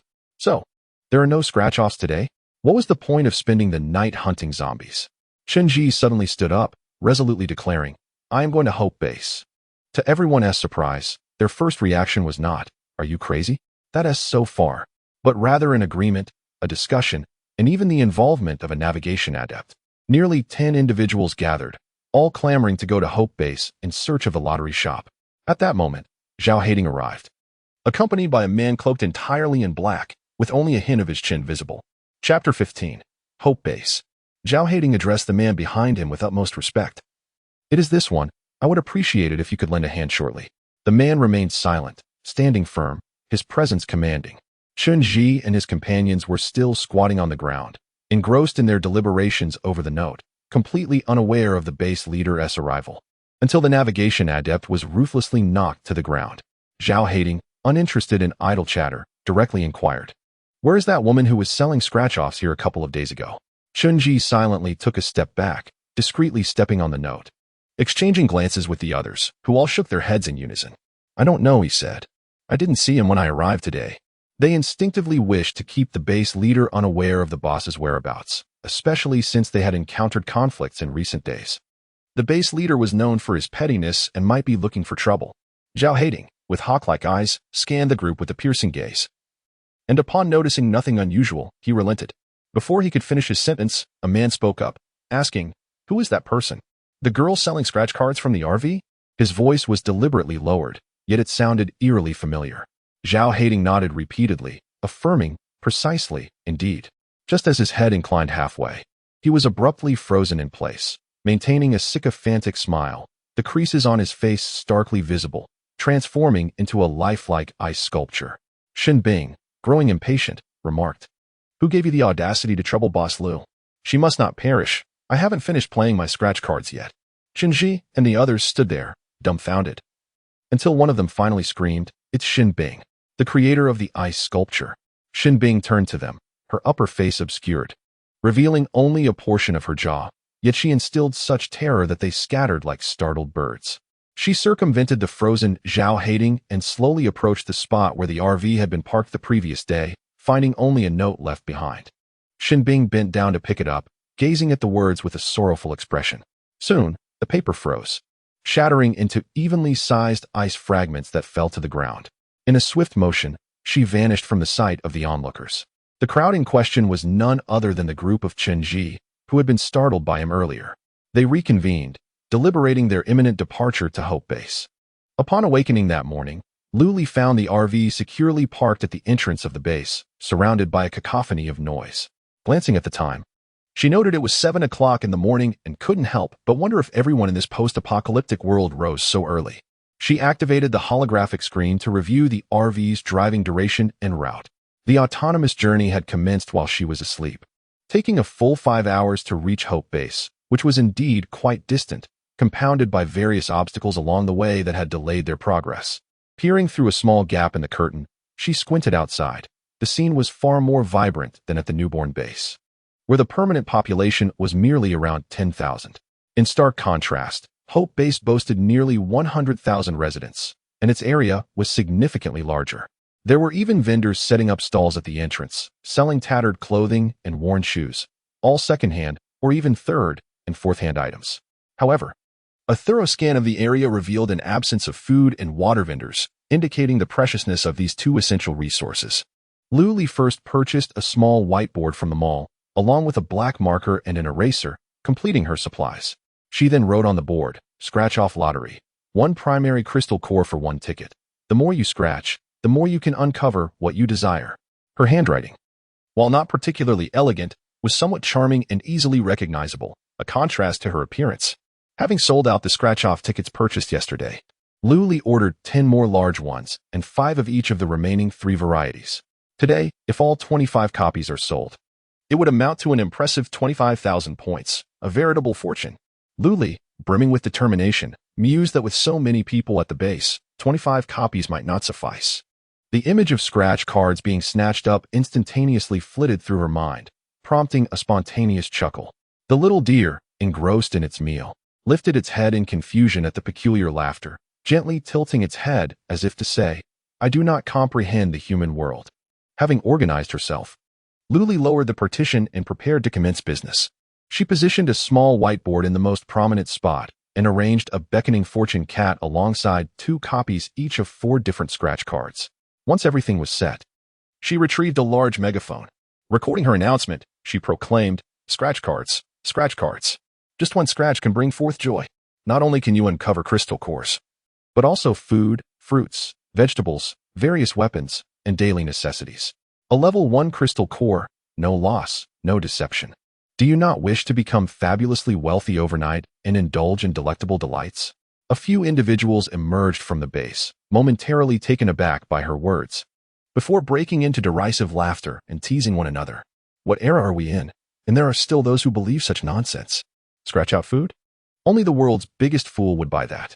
They chuckled as they passed by the RV, having grown accustomed to the sight of such a new vehicle, contrasting it with the much older transport of the base leader. Noticing the passers-by, Luli beamed a warm smile and waved hello. "Would you like to try a scratch card?" For the first time, Luli faced rejection, which only piqued her interest further. Undeterred, she persevered in her attempts to engage those walking by. A figure approached, glanced briefly, then turned away, while many others hurried past, intent on slaying zombies. In this apocalyptic world, deceit is rampant. Engaging in endeavors requiring a crystal core without guaranteed returns is best avoided. Luli found it perplexing. Was no one interested in this new form of gambling? Or perhaps the inhabitants of the large base, having seen much and acquired ample supplies, regarded such trifles with indifference? Doubtful, she braced herself against the table, leaped from her stool, and prepared to grab the megaphone to call out. At that moment, a silhouette emerged before her, marked by a black cloak and a finely chiseled jawline. Without a second thought, she exclaimed, "Shinbing, what brings you here?" Shinbing, not even lifting his gaze, replied nonchalantly, "I came for the scratch card." Chapter 16. Intuition. Shinbing did not respond further. Instead, he produced 2 yellow crystal cores and fed them into the mouth of a beckoning cat, delighting in its cheerful announcement as a subtle smile crept across his lips, only to be quickly suppressed. He picked up an entire booklet of large scratch cards, meticulously selecting 6. Luli felt an urge to intervene. Yet as he was the first customer of the day, she decided to let him be, even if he claimed all the culinary delights. She watched as Shinbing gathered the 6 prizes from the table, acquiring an assortment of fruits, vegetables, and fast food, all in one go.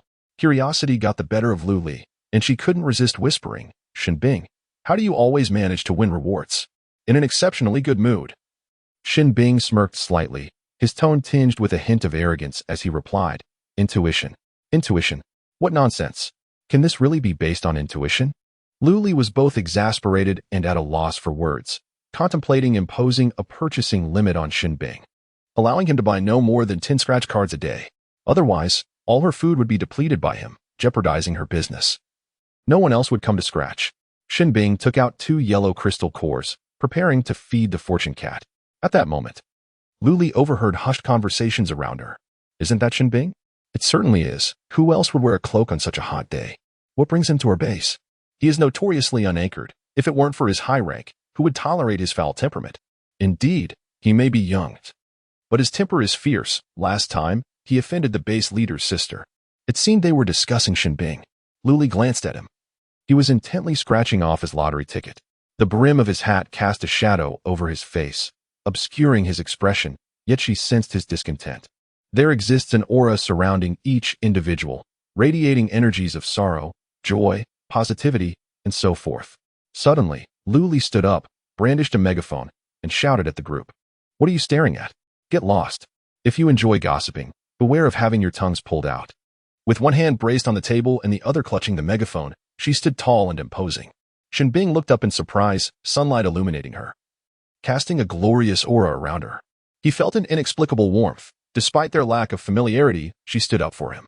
Then, Luli glanced down at him, their eyes meeting momentarily, leaving them both momentarily stunned. "You continue to scratch. Pay no mind to them," she urged. "Do not let it affect your mood while scratching the lottery ticket." Shinbing lowered his head and continued to scratch, thinking that he had not bothered with them at all, not even lifting his gaze. The group that was scolded clearly appeared displeased, and some attempted to confront him, only to be hastily pulled away by others. Luli overheard someone exclaim, "Are you trying to get yourself killed?" That asked Shinbing, "Do you think he has someone to provoke?" She raised an eyebrow. realizing that Shinbing was not only famous in the freshman base, but also quite well known in the Hope base. People seemed to despise him, yet kept their distance.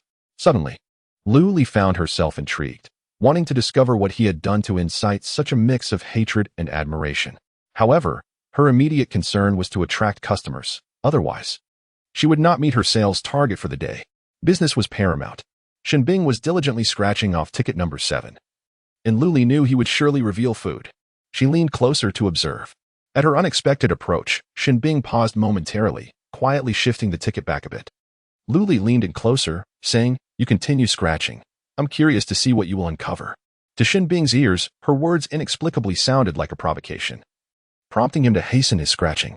Initially, he was enjoying the gradual unveiling of the ticket, savoring the thrill of revealing surprises bit by bit. Now, he felt the need to prove himself. However, her head was leaned in rather close, and the faint scent of her shampoo wafted over, causing Shinbing to lose focus slightly. As soon as he finished scratching, Luli eagerly snatched it and stuffed it into the mouth of the fortune cat.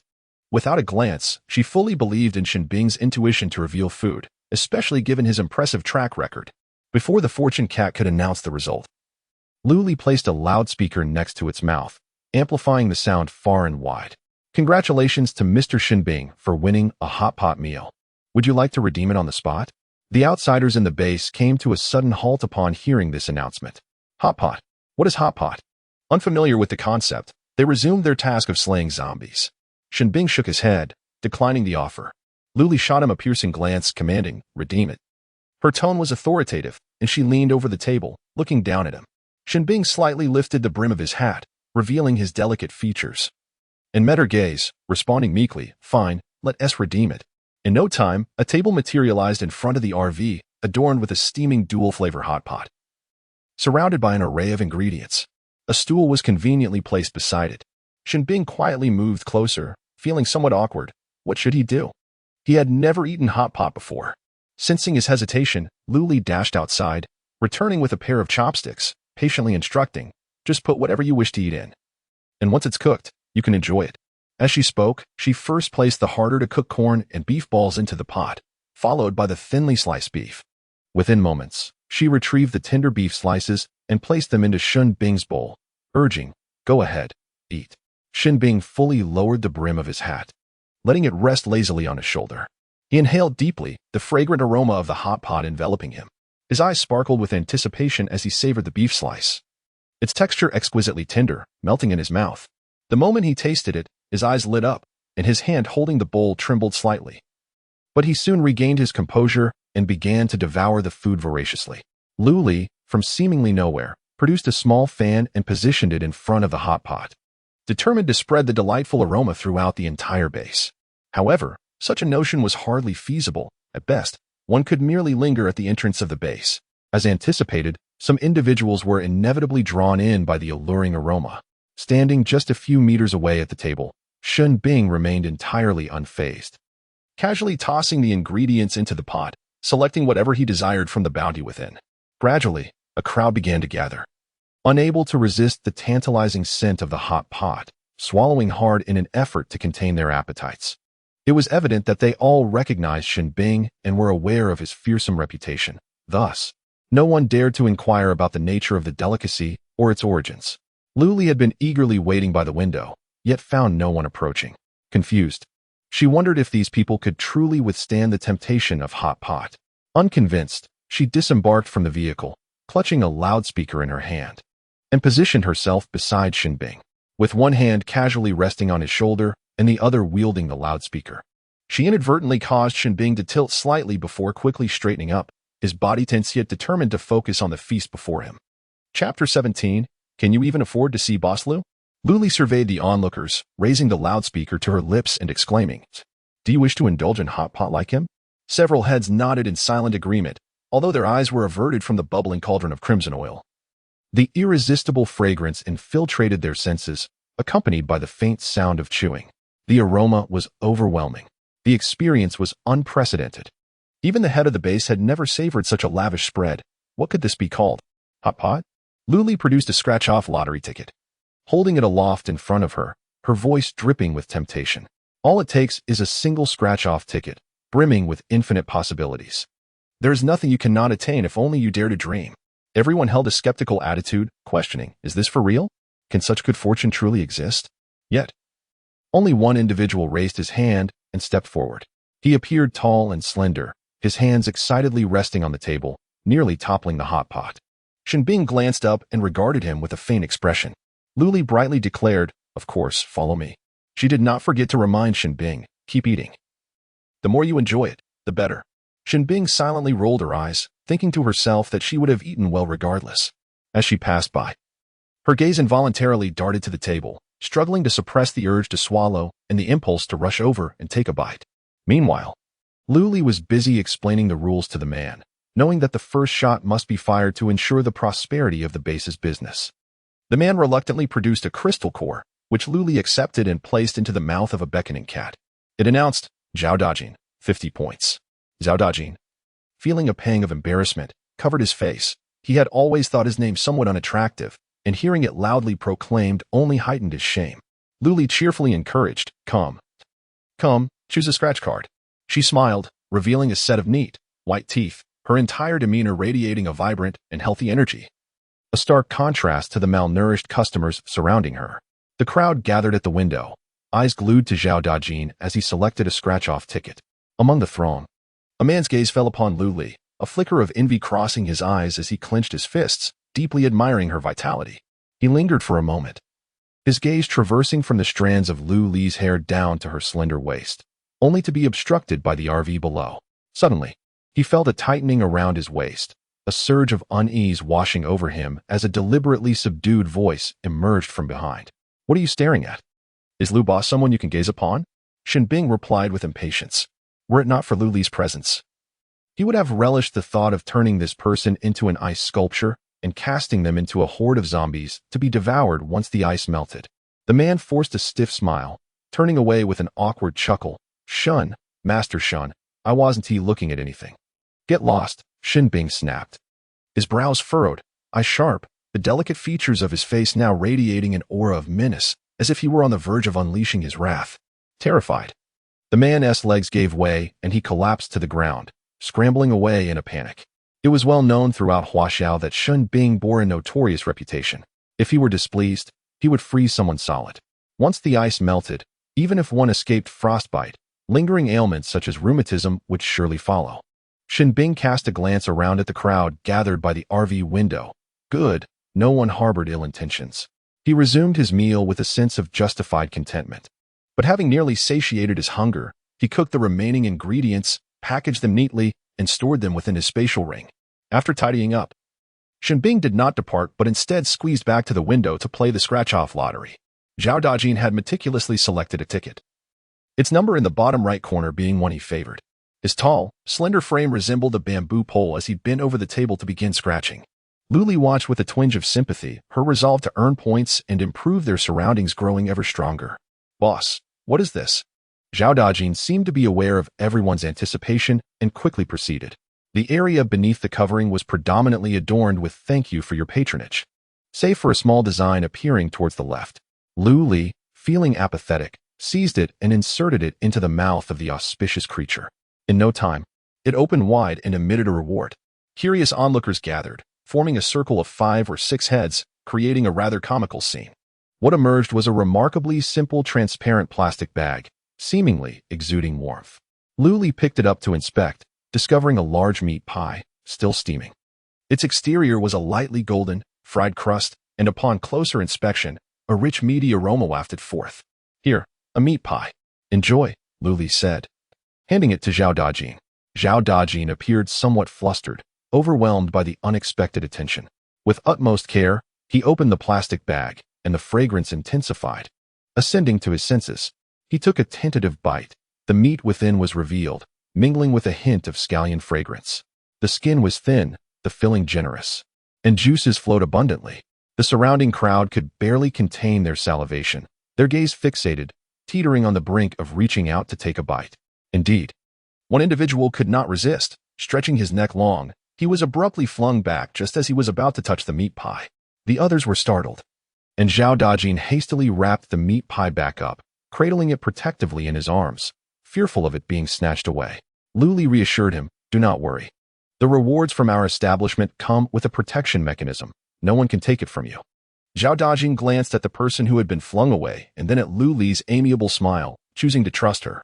He then shifted to a corner to savor his treat, with one persistent individual following closely behind, insisting on staying just to catch a whiff of the delightful aroma. Zhao Dajing found himself unable to escape the situation and thus squatted in a corner, face to face, indulging in a meat pie. With Zhao Dajing's personal demonstration, and given his esteemed status within the base, the credibility was exceedingly high. Consequently, many expressed their desire to emulate Zhao Dajing's approach. Lu Li, brandishing a loudspeaker, promptly declared that not every scratch card would yield a reward. As soon as the words left her mouth, 2 or 3 individuals promptly turned away, yet others chose to remain. After all, one cannot expect to reap rewards without putting in effort. Didn't they see that even the valiant Shun was personally scratching his card? Where there is one brave soul willing to take the plunge, others are sure to follow.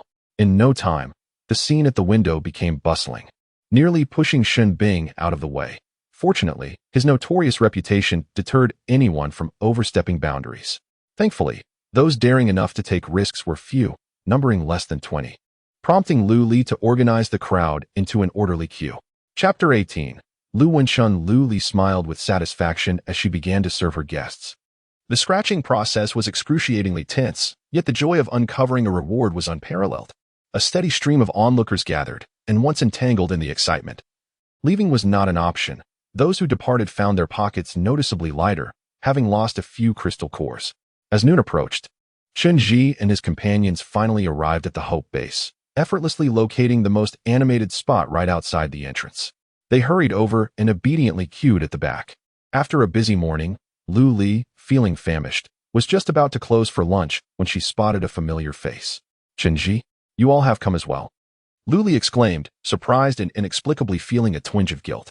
Upon hearing his name, Shen Bing, who had been intently focused on his scratch card, suddenly lifted his head and glanced towards the newcomers, a sense of unease washing over him. Chen Ji and his companions were panting heavily, drenched in sweat. But upon seeing the familiar caravan and Lu Li, a sense of tranquility washed over them. Taking a moment to catch his breath, Chen Ji eagerly exclaimed, "Boss, may I have a few scratch-off tickets?" Lu Li chuckled, pleasantly surprised by the allure of their scratch-off tickets that compelled them to travel such a long distance. She readily responded, of course, as the table at the window could not accommodate so many people. Chen Ji and his group took their scratch-off tickets and leaned against the side of the caravan, struggling to scratch off their tickets. Lu Li watched with a mixture of sorrow and joy.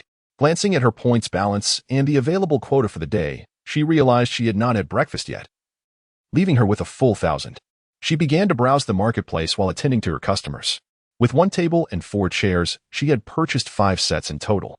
After successfully placing the order, Lu Li promptly retrieved these 5 sets and arranged them in front of the caravan. The tables and chairs matched perfectly, forming a star shape. There was no need for Lu Li to move them herself. A simple gesture on the screen was all it took, making the process both convenient and swift. Before anyone could react, 5 neatly arranged and clean sets of tables and chairs appeared before them. Lu Li called out with a loudspeaker, "Everyone, stop standing around and go sit down to scratch." At her words, the crowd awakened from their stupor, scarcely pondering how the tables and chairs had materialized out of thin air. All they knew was that if they did not hurry, the seats would be snatched away by others. 20 seats were neither too many nor too few, and soon, more than half of them were empty. However, all 20 seats were filled to capacity. What surprised Lu Li was that Shun Bing remained as steadfast as ever. This fellow seems to relish standing idly by, unable to make any progress. Lu Li, feeling indifferent, noted that she had no seat to occupy regardless. As the clock inched closer to noon, her stomach grumbled audibly. Shin Bing remained engrossed in his scratch-off tickets at the table, the distance between them merely a tabletop. "If you're hungry, just go eat," Lu Li suggested. Without lifting his gaze, Shin Bing's voice suddenly emerged from beneath the brim of his hat, sounding remarkably normal, devoid of any deliberate attempt to deepen it, yet imbued with a youthful innocence and naivety. One could easily discern his youth from his tone, but in a post-apocalyptic world, such youthfulness is not an asset. Rather, it becomes a target for others to stain. Lu Li shook her head, placing her hands on her belly to soothe it, reassuring, "Little belly, don't fret just yet. Once I finish this round, I shall attend to you." Shin Bing listened intently, a subtle smile gracing his lips, though it quickly faded. Typically, The hours between 1 and 3 are the hottest, coinciding with the peak of human activity within the base, where everyone yearns for sleep rather than the pursuit of zombies. Luli shared this sentiment, preferring slumber over selling scratch-off tickets, even though she was sheltered within the climate-controlled confines of the RV, impervious to the oppressive heat. However, it was time to eat. Although they were satiated, the urge to scratch remained, an addiction fueled by rumors of Shun Bing winning a lavish hot pot feast, which left them envious. Luli gathered the scratch-off tickets from the table and declared sternly, "No more scratching after this last ticket." They complied hastily, some lamenting their losses while others beamed with joy, exclaiming, "I finally won a fruit." After redeeming their prizes, Luli was about to lower the partition for a hearty meal when an unwelcome voice intruded. "Ah, the esteemed lady has arrived. Everyone clear the way." The tone was grating, not only sharp and piercing but also laced with an air of superiority. She was a girl, clad in a delicate white dress and petite leather shoes, with her hair cascading down her back, embodying the essence of a charming little fairy. Following her were 4 individuals, their expressions stern, dressed in identical attire, with the words Hope Base emblazoned on their shoulders. Upon hearing this, Luli couldn't help but burst into laughter. Who could comprehend the hilarity of a game character's voice being uttered by a real person? One must admit, the resemblance was a remarkable 90%. This laughter served as the spark, causing the girl, who referred to herself as this young lady, to immediately scowl and demand, "What are you laughing at?" The 4 bodyguards echoed in unison, "What are you laughing at?" Their voices boomed, causing Luli to lean back in surprise. What a human megaphone. Luli replied nonchalantly, "I'm laughing at you." The girl stared at her in disbelief, finally taking a moment to assess her from head to toe. Every inch of her was impeccably clean, devoid of any trace of the hardships of a post-apocalyptic world. She resembled the individuals described by her father from a time of peace. Jealousy welled up within her. How could she maintain such pristine cleanliness and robust health? The girl, displeased, shifted her gaze and noticed the pristine RV, immaculate without a speck of mud or dust. This reminded her of her father's old, dilapidated RV, which often required extensive repairs, igniting a fire of anger within her. Even the base commander did not possess a brand new RV. How could a mere civilian have one? What right did she have to own it? With her hands on her hips and an air of authority, the girl proclaimed, "Give me your RV, and I shall forgive your outrageous behavior." Luli widened her eyes in astonishment. Surely, she had not misheard. This person was audaciously demanding her RV right from the outset. She cast a glance at Shin Bing, their eyes locking momentarily. He nodded slightly, indicating that she had not misheard. All right. Mimicking the posture of the other girl, she placed her hands on her hips, questioning, "Why should I give it to you? Who do you think you are?" The title of base commander bore a weighty significance. Luli understood that this person was the sole daughter of the base commander, which instantly elevated her status. Yet, what did it have to do with her? She was merely an ordinary citizen selling scratch-offs. With a hint of indifference, she responded with a simple, "Oh." Chapter 19. The clown Lu Wenchun could hardly believe her ears. Ordinarily, who wouldn't bow down in reverence upon hearing that name?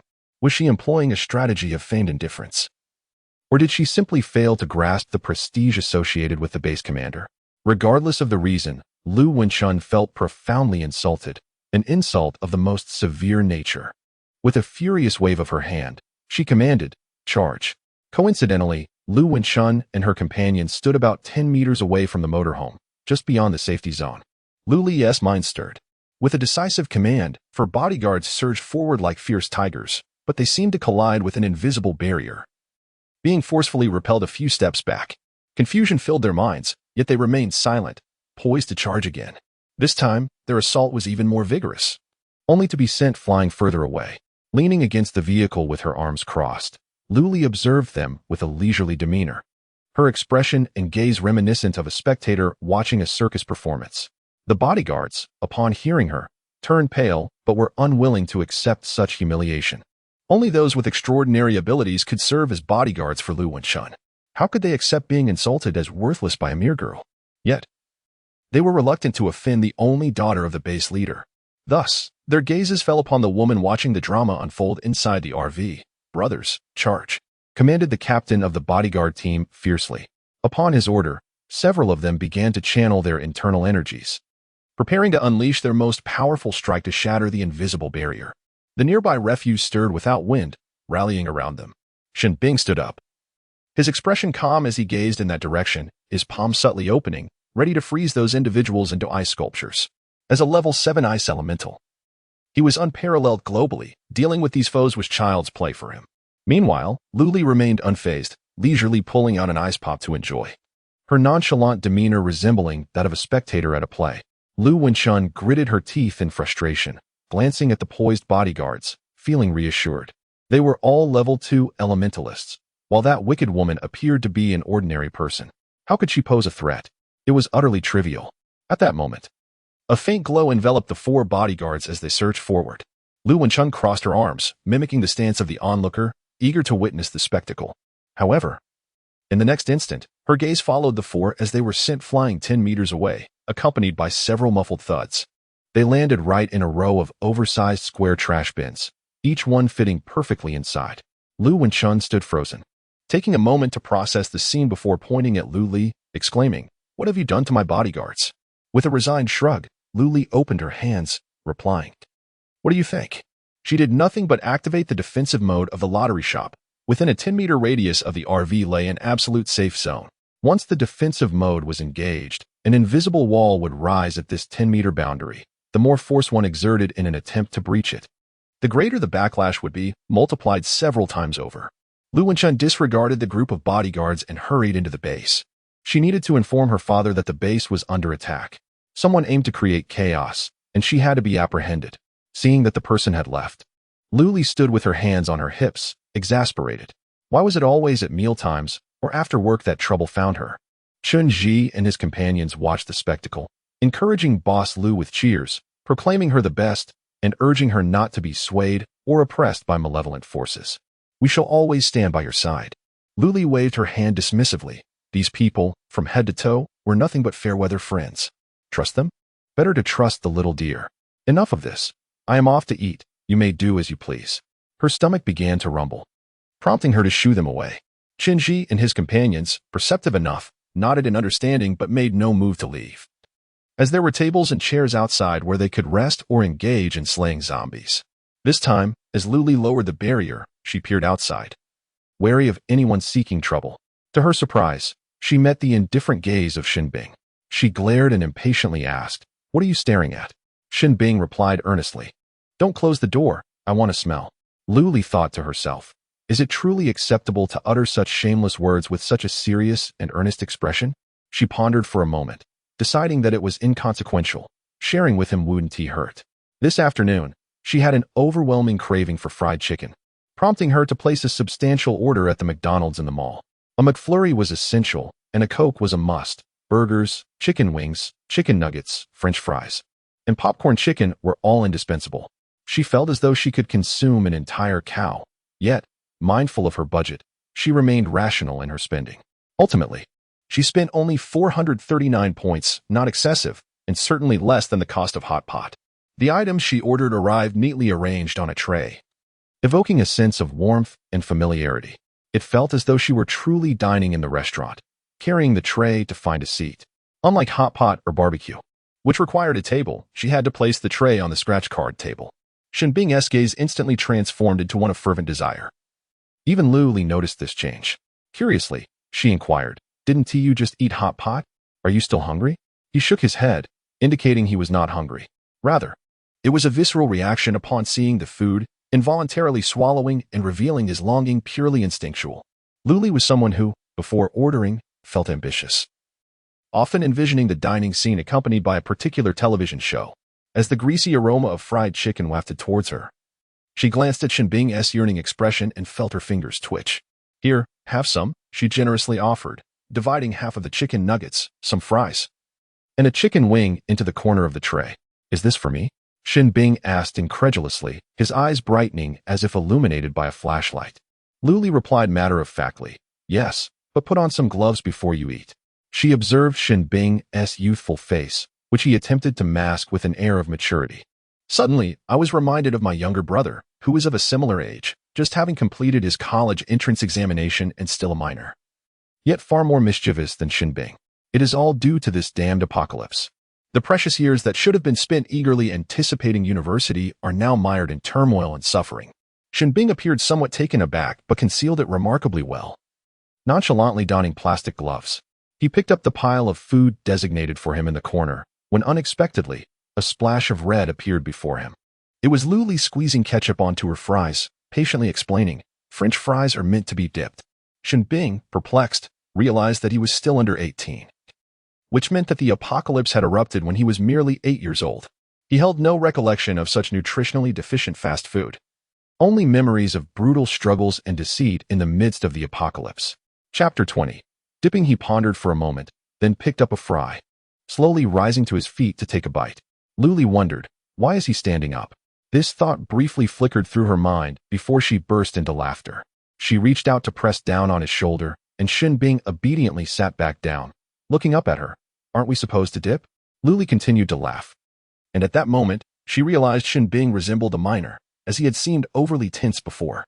"No more laughing," she declared. Shinbing felt a twinge of embarrassment from her unrestrained laughter, for the first time experiencing a hint of inferiority. He could only feign seriousness, striving to maintain his usual demeanor. However, unbeknownst to him, Luli's laughter was so uncontrollable that she doubled over, and upon seeing him adopt a mature expression, she erupted in laughter once more. Shinbing, feeling frustrated, seized a fry and bit into it vehemently. Deciding to treat the fry as if it were the mischievous Luli, Luli gradually composed herself, gently massaging her abdomen while murmuring, "I almost laughed myself to abs." Fortunately, she lowered her gaze to grab some fries, only to meet Shinbing's resentful eyes. She smirked, struggling to suppress her laughter. All right, no more laughter. Let's eat." Luli hurriedly insisted, genuinely worried that she might fill up on laughter instead. Shinbing lowered his eyes, concealing the hidden amusement that flickered within, and began earnestly consuming the small portion of delicacies that Luli had shared with him. As they dined together, Luli found herself inexplicably ravenous. Perhaps this was the influence of companionship? She pondered silently, stealing a glance at Shinbing, who at that moment had not donned the hood of his cloak. His obedient hair was exposed, along with his sharply defined nose, as he focused intently on not wasting a morsel of food. The more she observed him, the more he resembled a younger brother. Suddenly, a wave of affection surged within Luli for him.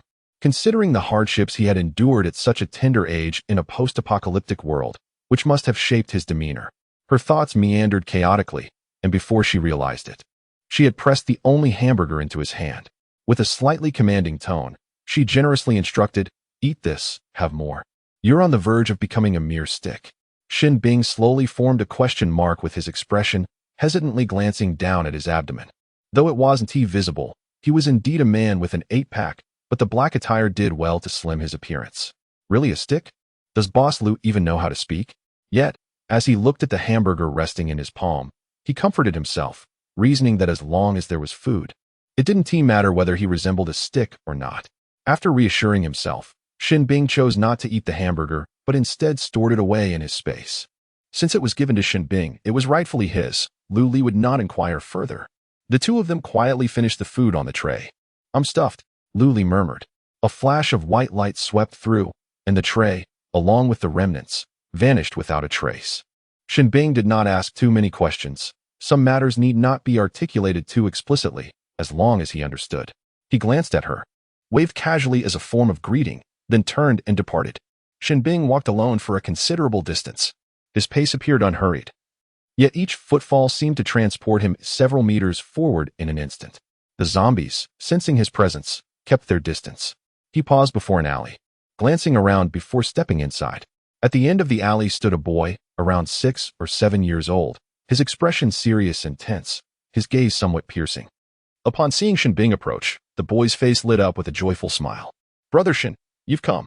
Shinbing kept his hat on, tilting his head to smile at him, and ruffled the boy's hair as they entered the house together. This was a courtyard at the end of the alley, resembling a traditional Sihiyuan, still retaining its appearance from before the apocalypse. In the center of the courtyard stood a robust banyan tree, lush and verdant. A steel wire was wrapped around its branches, extending to the eaves of the house, where a few wrinkled garments hung, looking as though they hadn't been washed, but rather had been worn for a long time and left out to bask in the sun.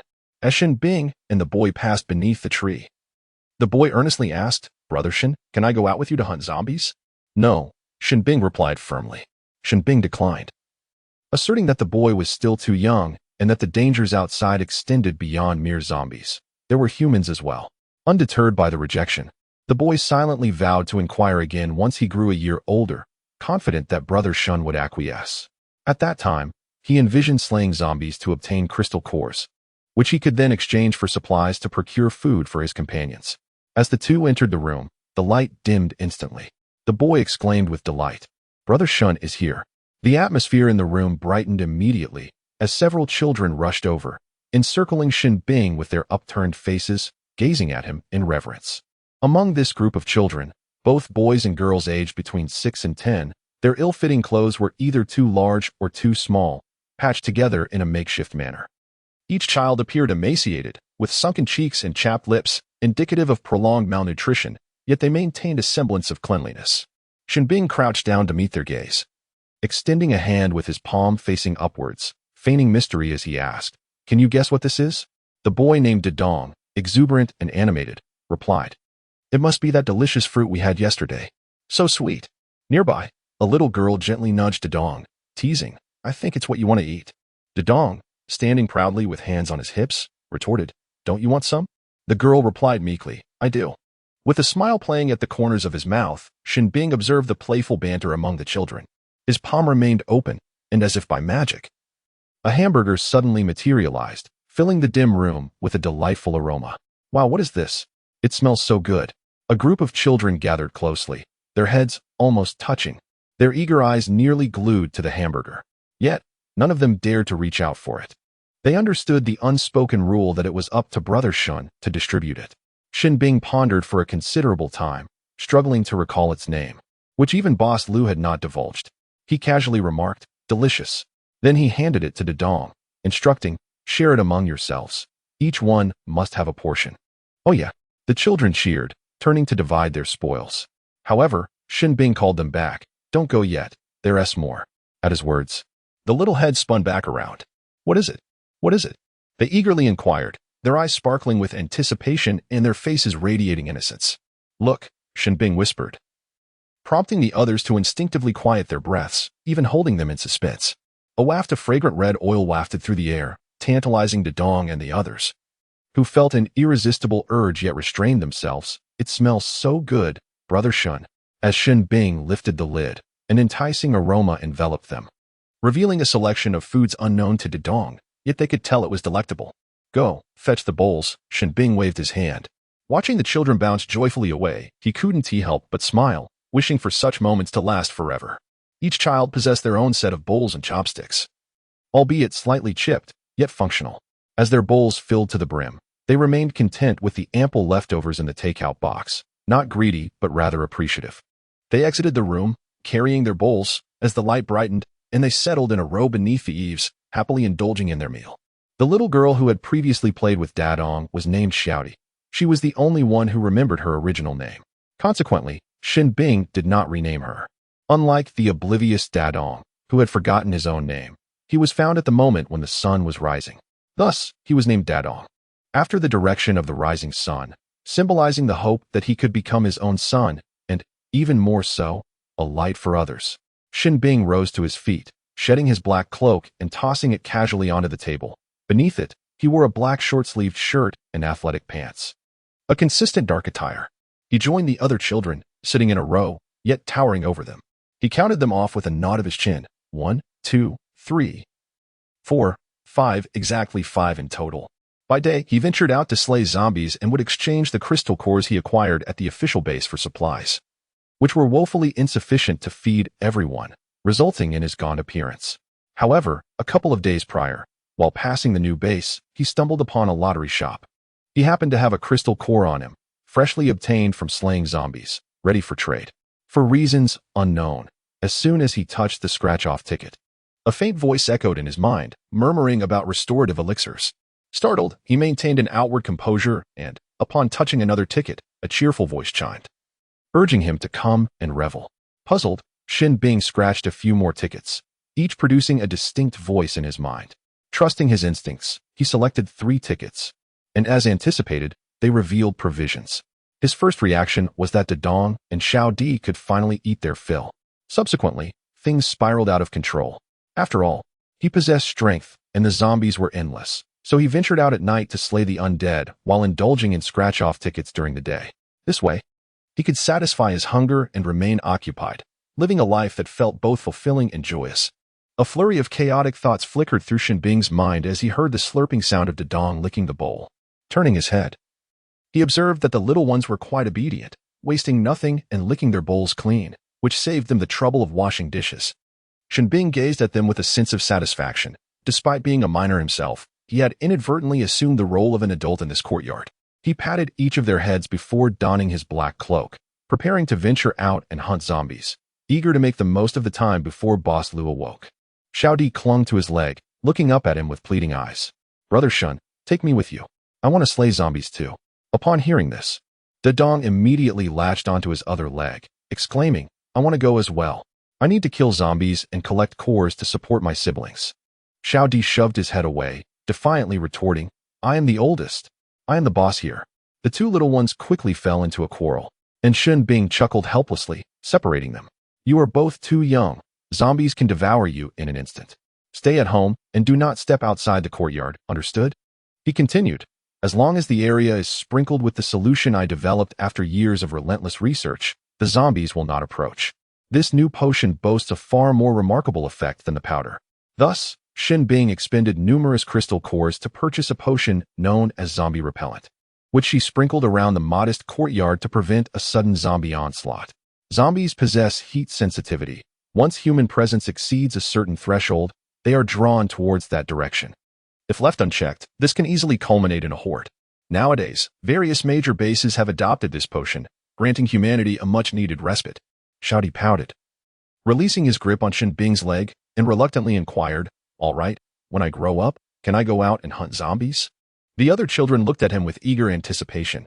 Shinbing could only nod in response. She never intended to confine them within this small courtyard indefinitely. They would eventually soar into the skies, but they were still too young. As she departed the courtyard and made her way to the Hope base, she casually dispatched zombies, all of which were of the first level, posing no challenge whatsoever. One by one, she eliminated them, and in groups, she dispatched them as well. By the time she reached the entrance of the Hope base, the clock struck 5. Inside the RV, Lu Li yawned and rose. Having been troubled by Lu Wenchun for far too long, it was nearly 1 o'clock. After sharing a meal with Shinbing, it would soon be 2:30. If she indulged in a brief nap, time would slip away as if it were free. She pulled aside the partition and saw that there was no queue outside, which relieved her. Keeping others waiting was hardly courteous, after all. "Lu boss," Chenji's had popped up from below, quickly standing and calling out. Lu Li, startled, took a step back, exclaiming, "I thought no one was here. Why so silent? Come, would you like some scratch-off tickets?" Lu Li felt a twinge of guilt, realizing she had been asleep for far too long, and hastily shifted the topic. Upon hearing Chenji's words, he felt a pang of disappointment. Today, he had encountered but a few zombies, whereas usually, they were abundant outside. Just a couple of scratch cards, or perhaps 3. Subsequently, he lowered his gaze and commenced a flurry of operations on the luminous device adorning his wrist, akin to typing. After sending out his message, he began to select scratch cards. Lu Li observed the device, recalling that he possessed one as well, albeit it was a system accessory. Whenever he wished to view it, it would materialize with but a slight shift of focus. After Chenji dispatched his message, he suddenly remembered, "Boss Lu, do you have a luminous device? Let us connect. This way, if you happen to venture elsewhere, you can inform me in advance." Lu Li nodded, retrieving his luminous device, locating the contact page, and opening the QR code, intending to have Chenji scan it. It resembled the WeChat of the 21st century. A beep signaled a successful scan. However, Chenji had yet to open his device, and he turned to look in confusion, only to find Shinbing beside him, diligently operating her luminous device. A sudden jolt of surprise coursed through him as he hurriedly scanned Boss Lu's QR code. After sending the request, he lowered his gaze to scratch off his cards. Chapter 22. Friend request O, Shinbing? Lu Li inquired, adjusting the orientation of his screen. He received 2 friend requests, both distinctly characteristic, immediately revealing their identities. Chenji's avatar and username exuded a certain cheesiness, yet they encapsulated the most sincere of aspirations, a pink lotus flower accompanied by the 4 bold characters, World Peace, which also constituted his username. In contrast, Shinbing's avatar resembled an iceberg, a grand block of ice, pure white against the backdrop of a blue sea. with sunlight glistening upon it, resembling a magnificent gemstone. His online username is quite simple, consisting of a single letter, B. It perfectly aligns with his FAAD of a mature man, Luli silently commented to herself. It suddenly dawned on her that she had yet to set up her avatar and username, likely still in their default state. She clicked into her homepage and, as expected, was greeted by a dazed cartoon character and a string of codes. Without hesitation, Luli seized the opportunity to take a series of photographs of the small deer. Then selected the most adorable one to replace the avatar, changing her username to Lu. She gazed contentedly at her tidied-up homepage, a satisfied smile gracing her lips, and reluctantly closed her light brain, reminding herself to focus on work. Shinbing had been attentively observing the light brain, watching as she updated her avatar and username. The scene of her playfully capturing the small deer's face with her camera lingered in his mind, emanating warmth and charm. Shinbing couldn't help but smile softly, the sound barely escaping beneath the brim of his hat, unnoticed by anyone around. The small deer, finally free, shook its head and licked its fur, leaping onto the tabletop. It inadvertently landed on the scratch-off ticket Shinbing had been diligently scraping. Their eyes met, his and the small deer's. Its large, pale yellow eyes resembled amber. Meow, greetings. Human. Shinbing was taken aback, only extending a finger to gently tap her front paw, signaling her to move aside. Her touch was soft and plush. The small deer remained motionless, turning its gaze toward Luli. Receiving the look, she casually remarked, "She says hello." Shinbing was left in a state of bewilderment, his mind swirling with questions. Wait, can she really understand the language of cats? It didn't seem entirely far-fetched. He had heard of such individuals with extraordinary abilities. Yet, wasn't Luli's power related to scratch-off tickets? Unable to comprehend, Shinbing could only give a slight nod towards the little deer and softly utter, "Hello. Meow? Meow. This human feels so cold." Luli was preoccupied with attending to others and serving as a translator, stating that the little deer said hello and felt cold. The little deer leaped down from the table and quickly returned, clutching something in its mouth. Upon closer inspection, Shinbing noticed it was an oval-shaped object, a small sphere of a milky white hue, hardly larger than his palm. "Meow, meow, meow. Here, for warming your hands." The little deer placed the object down, meowing a few times and nudging it forward with its paw. Luli leaned in and translated. "She says it's for warming your hands. The latter part one added myself." A subtle smile graced Shinbing's lips, and his eyes glimmered with a hint of warmth as he reached out to take it. Indeed, it was pleasantly warm, akin to a hand warmer. "Thank you," he whispered softly, but Luli was too busy to hear. The little deer approached, meowed twice with a proud expression, chest held high, its tail swaying gracefully behind it, exuding a lively demeanor. Shinbing might have grasped this time that it was implying, "What else with the thanks? It's merely what a sister ought to do." Like its owner, Shinbing mused, gently stroking its paw before resuming his scratch-off ticket. He always occupied the prime spot by the window, and no one dared to contest it. However, today, for some unknown reason, a man appeared, a striking figure clad in a black tank top and matching cargo pants, with a buzz cut and handsome features, seemingly in his 30s. Yet, his lips curled downward, and an air of indifference enveloped him, as though the entire world owed him 5 million. Upon his arrival, he pushed Shinji aside and stood next to Shinbing, casually tossing a crimson crystal core onto the table before engrossing himself in a scratch card game. Shinji, initially taken aback and ready to voice his discontent, turned to behold the dazzling red crystal core on the table. He chose to restrain himself and retreated to an outside table instead. Satisfied, perhaps? Shinbing, absorbed in his game, sensed a change in his surroundings as the heat of another body pressed close.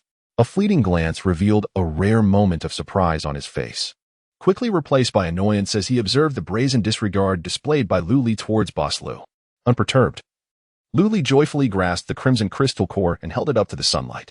She pondered the grading system. Gray represented level 1, yellow level 3. What, she wondered, did this red signify in terms of zombie classification? The thought of zombies transported her back to the first day of this apocalyptic world, recalling the little zombie she had frightened away. The zombie demographic was vast, necessitating engagement, yet they seemingly thrived without sustenance, relying solely on photosynthesis for their eternal existence. How, then, could one engage with them? As she tossed the crimson crystal core into the mouth of a beckoning fortune cat, it soon emitted a triumphant announcement. Li Gao, 250 points. Shin Bing could not suppress a chuckle at this. Two pairs of eyes snapped toward him, but with his hat pulled low, he seemed to create a barrier, shielding himself from unwelcome distractions. Luli nodded to herself, recognizing the red core as a level 5 zombie, a formidable figure, evidently drawn by the lottery shop's illustrious reputation, demonstrating an adeptness in the rules. Some new patrons, guided by the seasoned ones, seamlessly transitioned into regulars, leaving Luli feeling a touch bored. She settled on a high stool, resting her chin on her hand as she observed them engage with their scratch cards. Due to the formidable presence exuded by the towering figure of Shin Bing, along with the newly arrived giant, Li Gao, the entire front of the window was dominated by just the two of them. Others either scraped at the tables and chairs in front or sought out a secluded corner to do the same, as the heat became somewhat oppressive. Occasionally, witnessing them scrape while wiping away their sweat, Luli felt a pang of sympathy. How could they endure such discomfort in her establishment? The system then announced, "You have leveled up 4 times. You can set the temperature within the safe zone at your discretion." Upon hearing this, she was instantly filled with ambition. However, after selling her current inventory, she was still nearly 50,000 points short of leveling up. Soon enough, Shin Bing finished scraping his 5 tickets and handed them over to Lu Li for exchange. As expected, they all yielded food, ready-to-eat boxed meals, fruits, bottled water, and even a buffet voucher. Zhao Kai broadcasted these prizes loudly, instantly provoking waves of cheers from outside. Chapter 23. Zhao Gao. They gazed enviously in that direction, scraping fervently while discussing amongst themselves. How could the valiant Shin Bing be so fortunate? Why is it that everyone else seems to scrape food while I am left empty-handed? Have you noticed? Shin Bing manages to scrape something every time. Could it be he has charmed Boss Lu? As soon as this remark was made, the speaker received a sharp slap from Chen Ji, admonishing him to choose his words more carefully. Just as he was about to retaliate, he turned to see it was Chen Ji, and recalling their previous encounter where he had been bested, he could only smile awkwardly in agreement. Meanwhile, Lu Li, filled with curiosity, inquired, "Why don't you scrape for something else? There are clothes, shoes, and other items available." Shin Bing was momentarily taken aback.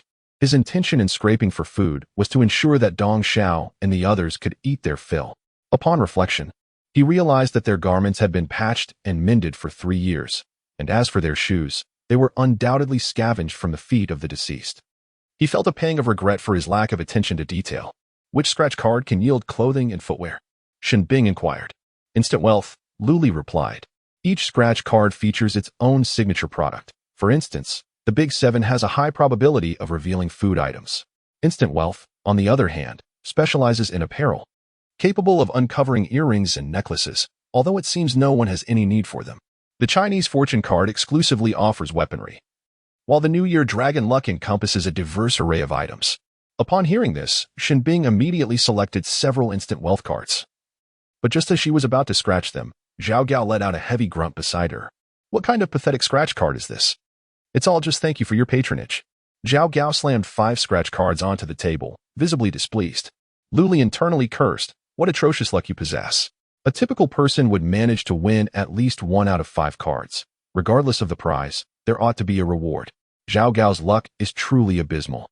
A smile graced Lu Li's face, her dimples appearing as she reassured him, "It's all right, just try another 5 cards, you will surely win." Her voice seemed imbued with a certain charm, and Zhao Gao, upon hearing her words, nodded in agreement with a hint of conviction, tossing 2 yellow gems onto the table with a defiant attitude. Witnessing his demeanor, Shin Bing felt a surge of irritation, contemplating how she would follow him later and freeze him into an ice sculpture for an entire day. Zhao Gao swiftly selected 5 cards, scratching them with astonishing speed, only to erupt in another bout of anger, loss. "I demand compensation." Lu Li took a glance at the 5 tickets, realizing that only one had won, which indeed aligned with her assertion of the minimal probability. However, the prize was merely a cup. Who could she blame but herself? At that moment, Shin Bing had just finished scratching and was ready to redeem her reward. The fortune cat produced a box of fresh oil peaches, transparent and containing approximately 6, each larger than a fist and looking quite succulent. Zhao Gao's envy intensified, feeling an acute sense of injustice. Why should it be so? The fortune cat announced with great flair, "Congratulations to Shin Bing for winning 6 oil peaches, and congratulations to Zhao Gao for winning a cup." To Zhao Gao, this felt like a blatant mockery. and he could hear laughter erupting from some onlookers, unabashedly directed at him, especially from Shen Bing, the fortunate one. Hearing that piercing laughter and witnessing Shen Bing's shoulders tremble slightly, Zhao Gao was consumed by rage. He could no longer contain himself. With a fierce expression, he swung his fist towards Shen Bing, the wind from the motion whipping around him, his punch poised to land squarely on Shen Bing's face. Suddenly, Lu Li's mind stirred, causing Zhao Gao to freeze, as if ensnared by an invisible force. His frowning, fierce demeanor appeared rather comical at that moment. Yet, he continued to swing his fist at Shen Bing, the veins on his forehead bulging, indicating the immense effort he was exerting. Shen Bing slowly relaxed her clenched fist, a subtle smile flickering in her eyes. Was Lu Li standing up for herself? Zhao Gao, unable to utter a word, could only emit muffled sounds of struggle, his eyes wide with terror, bewildered by this mysterious power. After a considerable time, Lu Li finally released her hold on Zhao Gao. Suddenly freed from his shackles, Zhao Gao felt as though he had been reborn. He bent over and coughed violently, gasping for breath, as if this was the only way to affirm his existence. It's you. After a considerable pause, Zhao Gao's sharp gaze fixated on Lu Li, yet his body was devoid of any desire to retaliate. A sense of fear had crept in. The earlier feeling of being under control, of having his body usurped, was utterly disconcerting. Lu Li opened her palm, a gentle smile gracing her features. Despite her amiable demeanor, her words struck with the chill of an ice cellar. If you dare to act recklessly on my territory again, think twice. Her expression remained friendly, yet those words sent a shiver down Zhao Gao's spine, causing him to exhale heavily and exclaim, "I want a scratch card." Lu Li chuckled. Now that's more like it. It's only when one is troubled that they seek trouble. Noticing that he was reaching for a red crystal core, she surmised he possessed a commendable level. Had he clashed with Shen Bing earlier, the outcome could have been uncertain. After all, he was one of her valued customers, and she wished to avoid such conflicts. To soothe Zhao Gao's fragile spirit, she opened a new Chinese fortune scratch card, determined to test the limits of luck. Choose from this, Lu Li suggested. Zhao Gao, though puzzled, complied obediently, perhaps out of fear of her mysterious powers or a desire to behave properly. Either way, he had become submissive. He began to select from the freshly opened stack of scratch cards when a pale hand suddenly interjected, snatching the entire booklet away. Zhao Gao widened his eyes, following the hand that led him to Shen Bing, who was calmly selecting scratch-off tickets. The brim of his hat was slightly raised, revealing a well-defined nose and subtly pursed lips. You. Zhao Gao let out a heavy sigh through his nose, his expression a mix of suppressed anger and displeasure, his lips curving downward in evident dissatisfaction. Shen Bing, seemingly oblivious, continued his selection, while Lu Li watched the two with a hint of exasperation. It was only the beginning. Yet Zhao Gao was already being subdued. She resigned herself to the role of an observer, realizing that meddling was not her place. To her surprise, Zhao Gao began to complain to Lu Li. "Boss Lu, look at him. He clearly picked the new scratch-off tickets for me, so why does he get to choose first?" Upon hearing this, Shen Bing instinctively tightened his grip on the tickets, subtly straining to listen while maintaining an air of indifference. Lu Li felt a headache coming on. How was it that a man nearing 30 could act like a petulant child, resorting to childish grievances? Indeed, one should never judge a person by appearances in this post-apocalyptic world. Taking the scratch-off tickets from Shen Bing, she divided them in half, handing each of them 10 tickets. There, just like that. Both men gazed at the divided tickets in their hands, a hint of reluctance evident, yet neither voiced their dissatisfaction. Shen Bing declared, "I'll take them all." With that, he produced a crystal core and placed it assertively on the table. Immediately, both pairs of eyes turned toward Zhao Gao. Zhao Gao, drenched in sweat, was at a loss. He looked around nervously, his gaze darting, his hands fidgeting in his pockets. Unable to retrieve anything, he had exchanged all his crystal cores for supplies the previous day. Lu Li, ever perceptive, reassured him, "It's all right. You don't have to scratch them." Upon hearing this, Zhao Gao felt an overwhelming sense of embarrassment. He rummaged through his spatial necklace and eventually unearthed a few gray crystal cores from the corner. After much internal conflict between presenting something worthless or nothing at all, he reluctantly chose the former, placing the meager gray crystals on the table with a feeble air. Almost immediately, he was met with a sharp and unmistakable tone of mockery. While the hurt was minimal, the insult was profound. Yet Zhao Gao dared not voice a response. A sense of inexplicable despondency washed over him, and he silently vowed to vanquish numerous zombies that night, returning the next day to crush this individual. Soon, The two engaged in a game of scratch cards, the competitive spirit palpable as an invisible cloud of tension loomed overhead, distinctly separating them despite the absence of physical contact. Before long, a gasp escaped Zhao Gao's lips, which he quickly stifled, though the corners of his mouth began to rise involuntarily in excitement. Upon noticing this, Lu Li recognized that Zhao Gao had struck a prize and couldn't help but reflect on how even those with poor luck could find fortune at times. During this exchange, others approached to redeem their prizes and select scratch cards, yet the two remained undisturbed, completely immersed in their own world, momentarily forgetting their surroundings. Redeem, came the indifferent voice of Shen Bing. He glanced down at his own remaining card, the last one, with the previously scratched rewards placed aside. Without needing to count, a mere glance confirmed he had 2 prizes. He considered his bad luck a malady that required remedy. Quite fittingly, the last card yielded a mere thank you for your patronage. His face turned ashen as he tossed the 2 scratch cards to the fortune cat.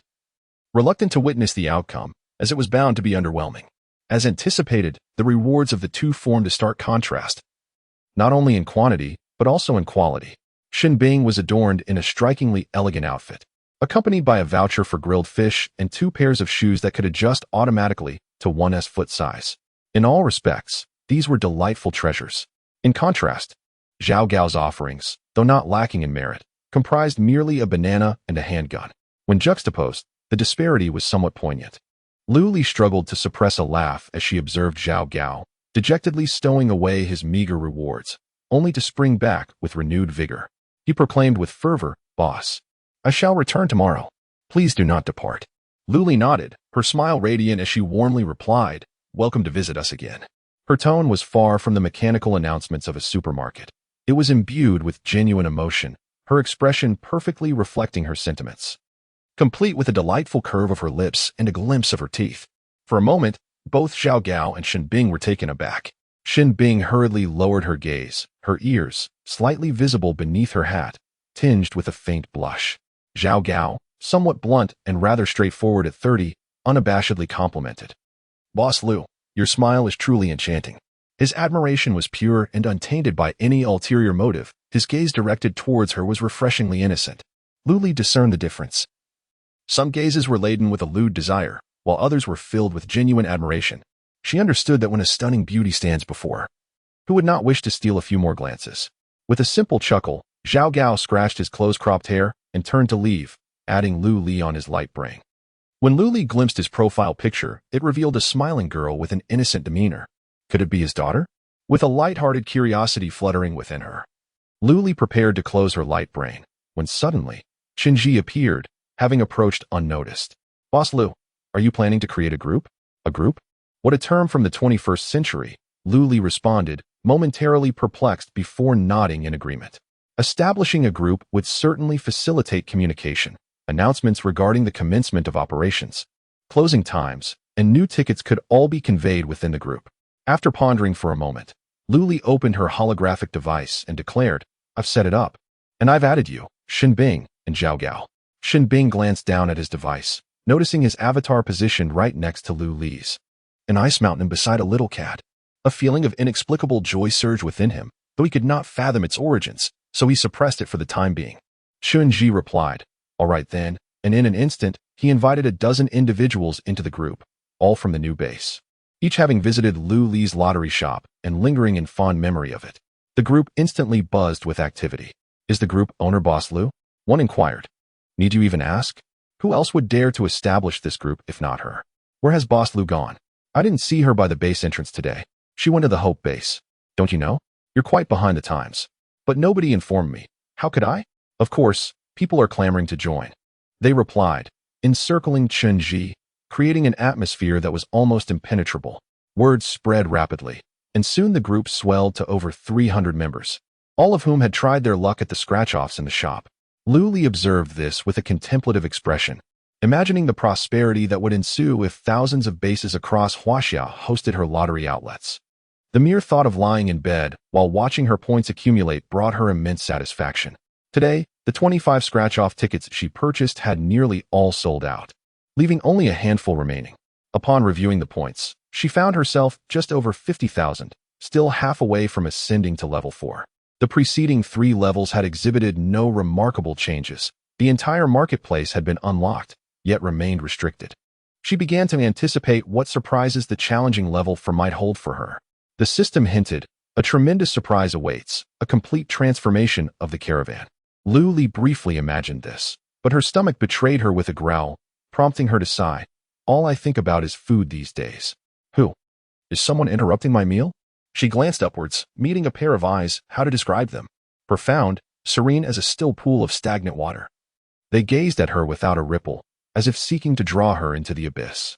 Not only were those eyes tranquil, but the entirety of his face bore an expression of calmness, not devoid of emotion, but simply free of it. Yet, there was an alluring charm about him. The corners of his eyes slightly uplifted, hints of a glimmer dancing in the darkness, a high-nosed bridge, and lips neither too thick nor too thin, an exquisitely perfect visage. Chapter 25. The zombie tied a smile graced her lips as she perfunctorily inquired, "What is it?" The man lowered his gaze to the scattered scratch cards on the table. With a sweeping motion of his large hand, they vanished. In their place appeared several yellow crystal cores. Lu followed his gaze down, then looked up again, and he had disappeared. She smirked, muttering, "Impressive." She lowered the partition, casually ordered a bowl of beef noodles, hastily finished her meal, and proceeded to wash up before lying in bed. After a long day of work, she felt utterly disinclined to do anything but recline in bed and watch variety shows. She opened the group chat, where everyone was fervently discussing which scratch card yielded the most rewarding prizes.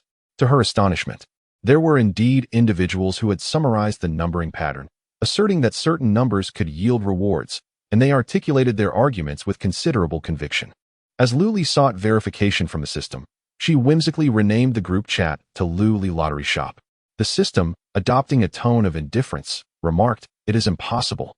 It is entirely random, solely reliant on luck, with no discernible pattern." Lu felt a sense of relief, should this be unraveled. She might as well cease operations altogether and discard the numbers that bore no chance of yielding rewards.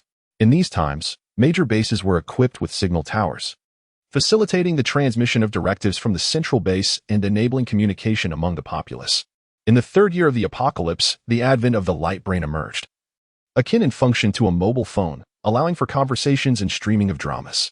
Its capabilities, including location tracking, had become remarkably advanced, and various forms had been produced, such as watches, necklaces, and rings. With sufficient crystal cores, one could even customize their own device. After perusing the chat records for a while, Lu felt her eyelids growing heavy and obediently shut down the light brain in preparation for sleep. Drowsily, she turned over and leaned towards the edge of her bed to gaze at her companion, extending her hand and beckoning. "Little dear, what are you up to?" Little dear promptly leaped over, burying her head in Lu's palm, nuzzling restlessly, clearly agitated. "What is it?" Lu cradled her, but suddenly, an alarm blared in her mind, and the system announced, "A horde of corpses is approaching." Unfazed, she replied, "What is there to fear? With you by my side. They cannot breach our defenses." The system interjected, "Ah, I neglected to inform you. Host, I require maintenance every 3 days. The time has come, I must depart." Lu abruptly sat up, exclaiming, "No way, system. What are you doing? Don't leave me.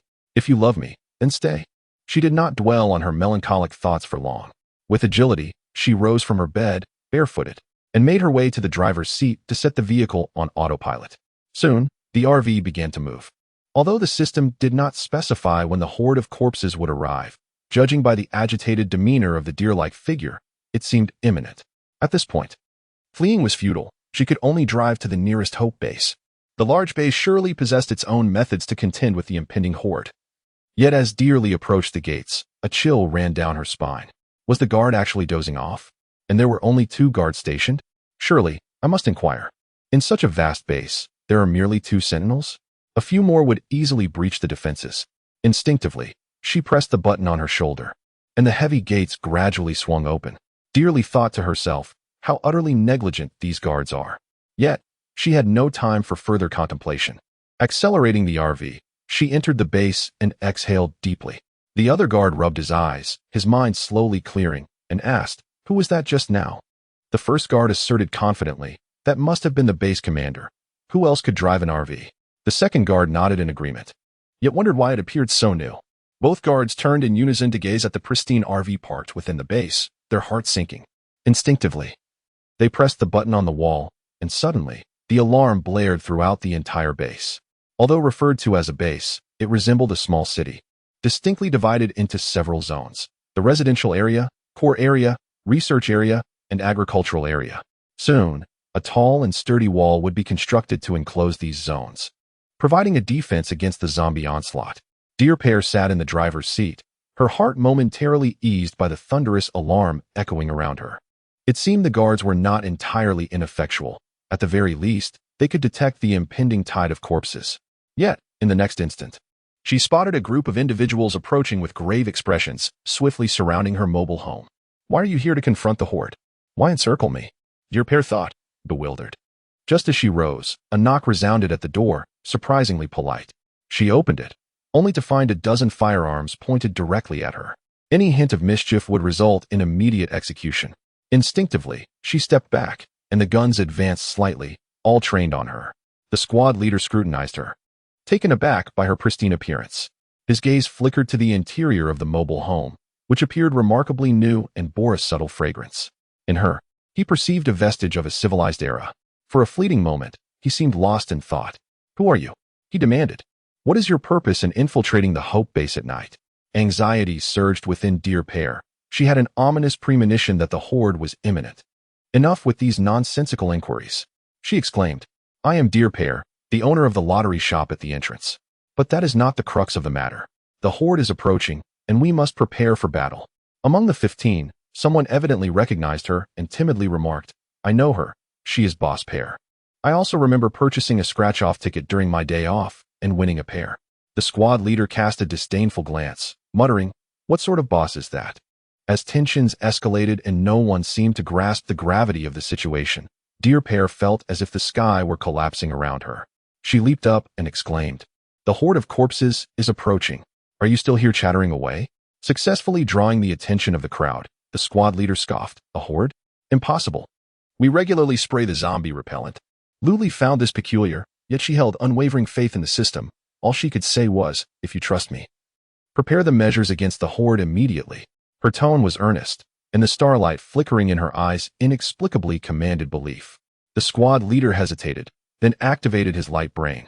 After a few operations, his expression shifted dramatically as he exclaimed in panic, the horde will arrive in half an hour. Luli leaned in for a closer look. This was official software designed to track the movements of zombies. On the screen, a circle represented the Hope base, while dense clusters of red dots filled the southeast. Judging by the squad leader's pallor, these red dots signified the zombies, layered upon one another in such numbers that they were beyond counting. At that moment, the software belatedly sounded an alarm, and a line of bold red text appeared on the screen. In half an hour, the horde will arrive. Please proceed to the underground shelter. Chapter 26, Lu Hongtao simultaneously. All individuals within the base possessing a light brain, regardless of their current activities, found their screens monopolized by this message. Soon, only a few lights flickered to life in the core area of the base, and the residential area erupted into chaos. The squad leader was truly flustered now, hastily issuing commands, a torrent of orders spilling from his lips. Although Luli lacked experience in this matter, the directives seemed quite reasonable, with arrangements made across the board. At this juncture, only 25 minutes remained until the horde's arrival. She intended to drive the RV further inside. Even if the zombies breached the walls, she would have time to escape. Just as she was about to enter the vehicle, the squad leader grasped her arm tightly. Confused, she looked at him and asked, what is it? The squad leader, with trembling lips betraying his anxiety, blurted out, you must be formidable if you can sense the approaching horde. You need to stay here with me. Luli responded, perplexed, what are you talking about? I'm just an ordinary citizen. Why would I wait here to die with you? Who do you think you are? Beads of sweat like large pearls trickled down the squad leader's forehead as he attempted to alleviate his tension through conversation. I say you're impressive. Indeed, you are. They mentioned you were a lottery shop owner. What kind of lottery? Is it the kind that offers 5 million from the civilized era? The squad leader, around 35 years of age, had once savored the joys of civilization. But as time flowed on, those memories began to fade. Luli felt his grip on her arm tighten, rendering her unable to break free. She resigned herself to engaging in conversation. Yes, but it's not 5 million. It's more about scratching off fruits and clothing. Really? If I survive this horde, I must give it a try, he said, his eyes sparkling with hope. His attention clearly diverted, he seemed less tense. Luli, feeling somewhat bored, contemplated having a snack. At that moment, several bright beams of light shone in their direction. She turned her head, squinting her eyes in annoyance. The squad leader whispered, "The base leaders are coming." He visibly relaxed. "Stop." A sharp voice cut through the air, laden with an aggressive undertone, each word striking her like a blow. It was the base leader, Lu Hongtao. Beside him stood a group of individuals, seemingly the management of the base. She spread her hands, impatiently inquiring, "Is there something you need?" The squad leader nearby couldn't help but feel a pang of anxiety for her. Who was this woman, and why did even the base commander not recognize her? Lu Hongtao furrowed his brow, his countenance exuding greater authority, the aura of a third-level supernatural being emanating from him. "What are you doing? Your attacks are futile against me." Luli looked utterly perplexed, her eyes betraying a hint of disdain. Today, her daughter had come to him with a grievance, claiming that a woman with a camper van had bullied her at the base entrance. However, he had been preoccupied and had dismissed her. Was this the woman? She appeared harmless, a neat little girl. "What is your name?" "What is that? Do I have to come up with one myself?" Luli whimsically concocted a name. Lottery Maniac Luli. After her playful banter, she added, "Big brother, the zombie tide is approaching. Could you please focus on the important matters?" Everyone was so caught up in her antics, it was truly exasperating. Lu Hongtao frowned. He had never heard of this name. Was she a recent figure on the rise? Upon hearing her mention the zombie tide, Lu Hongtao dismissed it with a wave of his hand. "Rest assured, we are experienced in handling the zombie tide. It's a frequent occurrence." Luli felt reassured by his confidence. "As long as you have experience, that's good. I'll take my leave now. Good luck." Lu Hongtao watched as she boarded the camper van, catching a glimpse of the interior through the wide-open door. Though simple, it exuded an air of sophistication, with an overall style that seemed seamlessly coherent. Unlike his own camper van, which was a hodgepodge of mismatched decor. To his knowledge, only a few individuals at the central base possessed the financial means to craft an entirely new camper van. Could it be the daughter of one of them?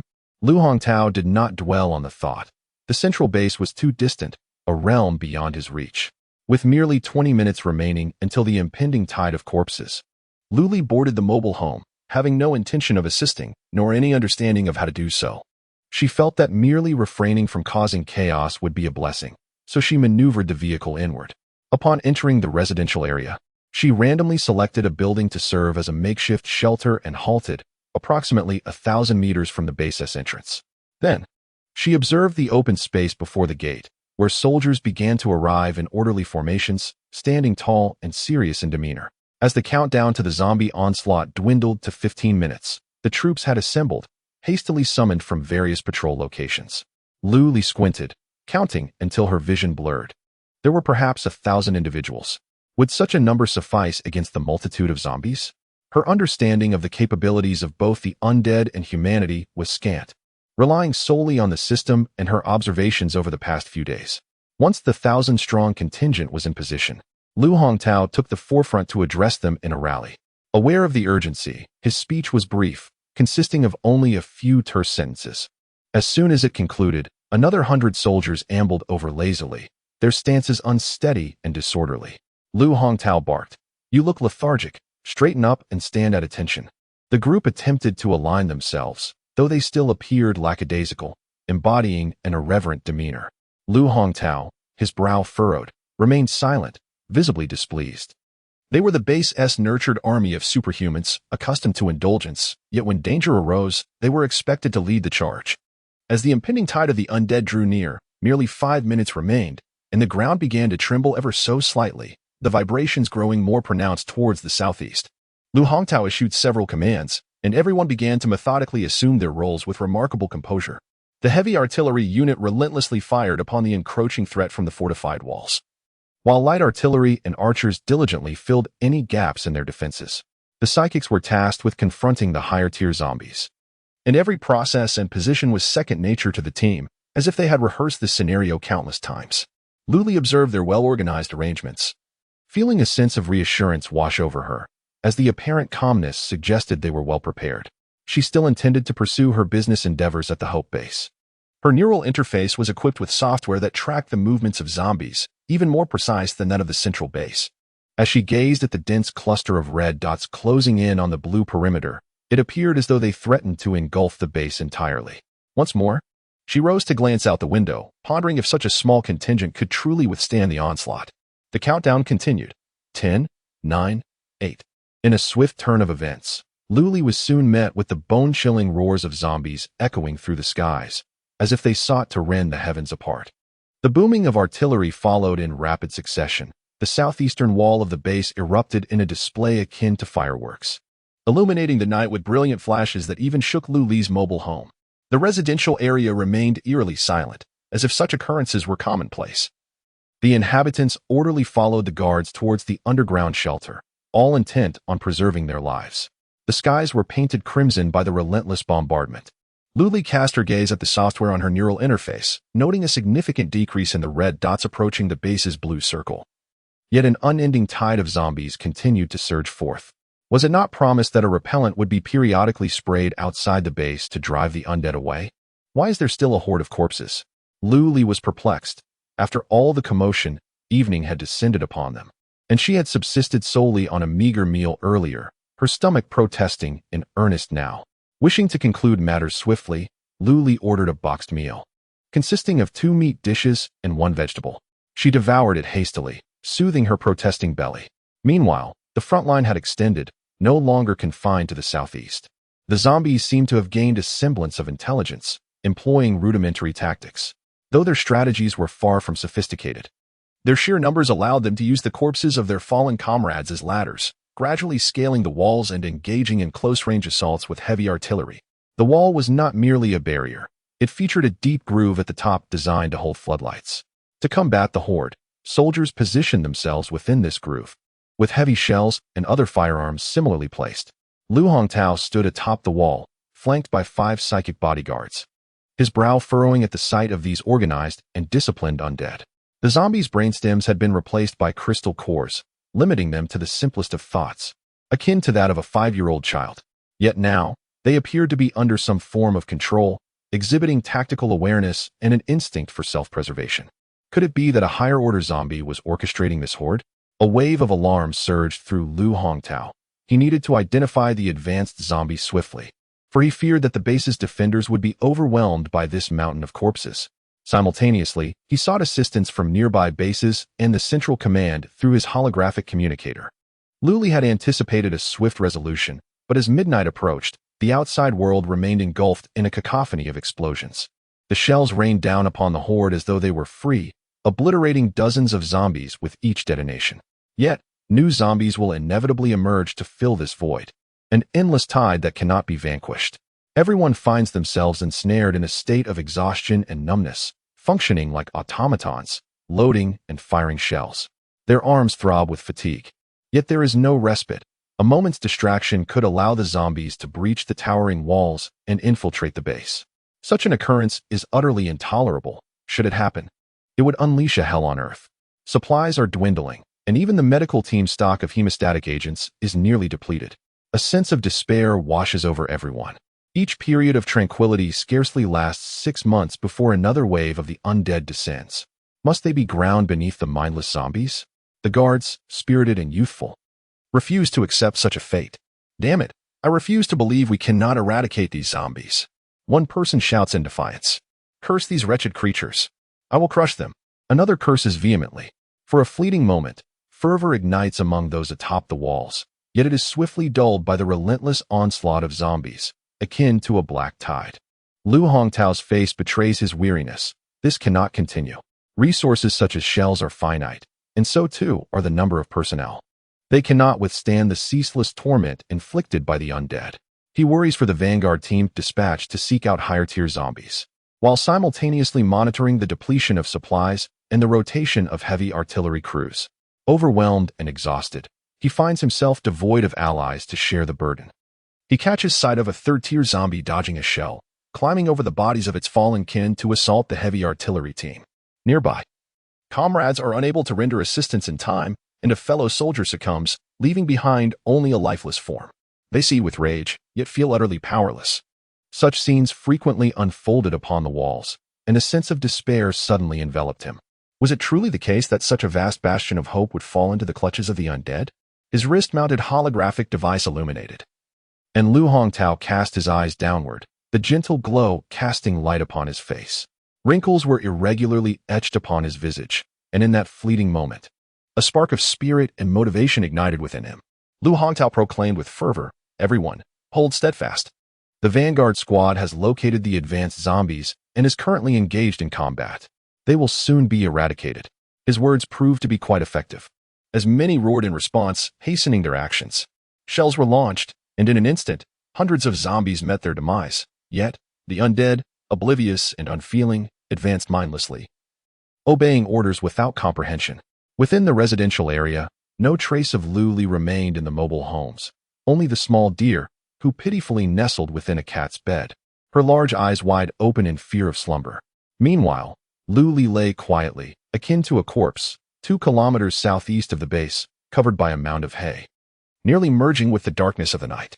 Beside her lay the team leader of the Hope base. The two remained silent, intently observing their surroundings.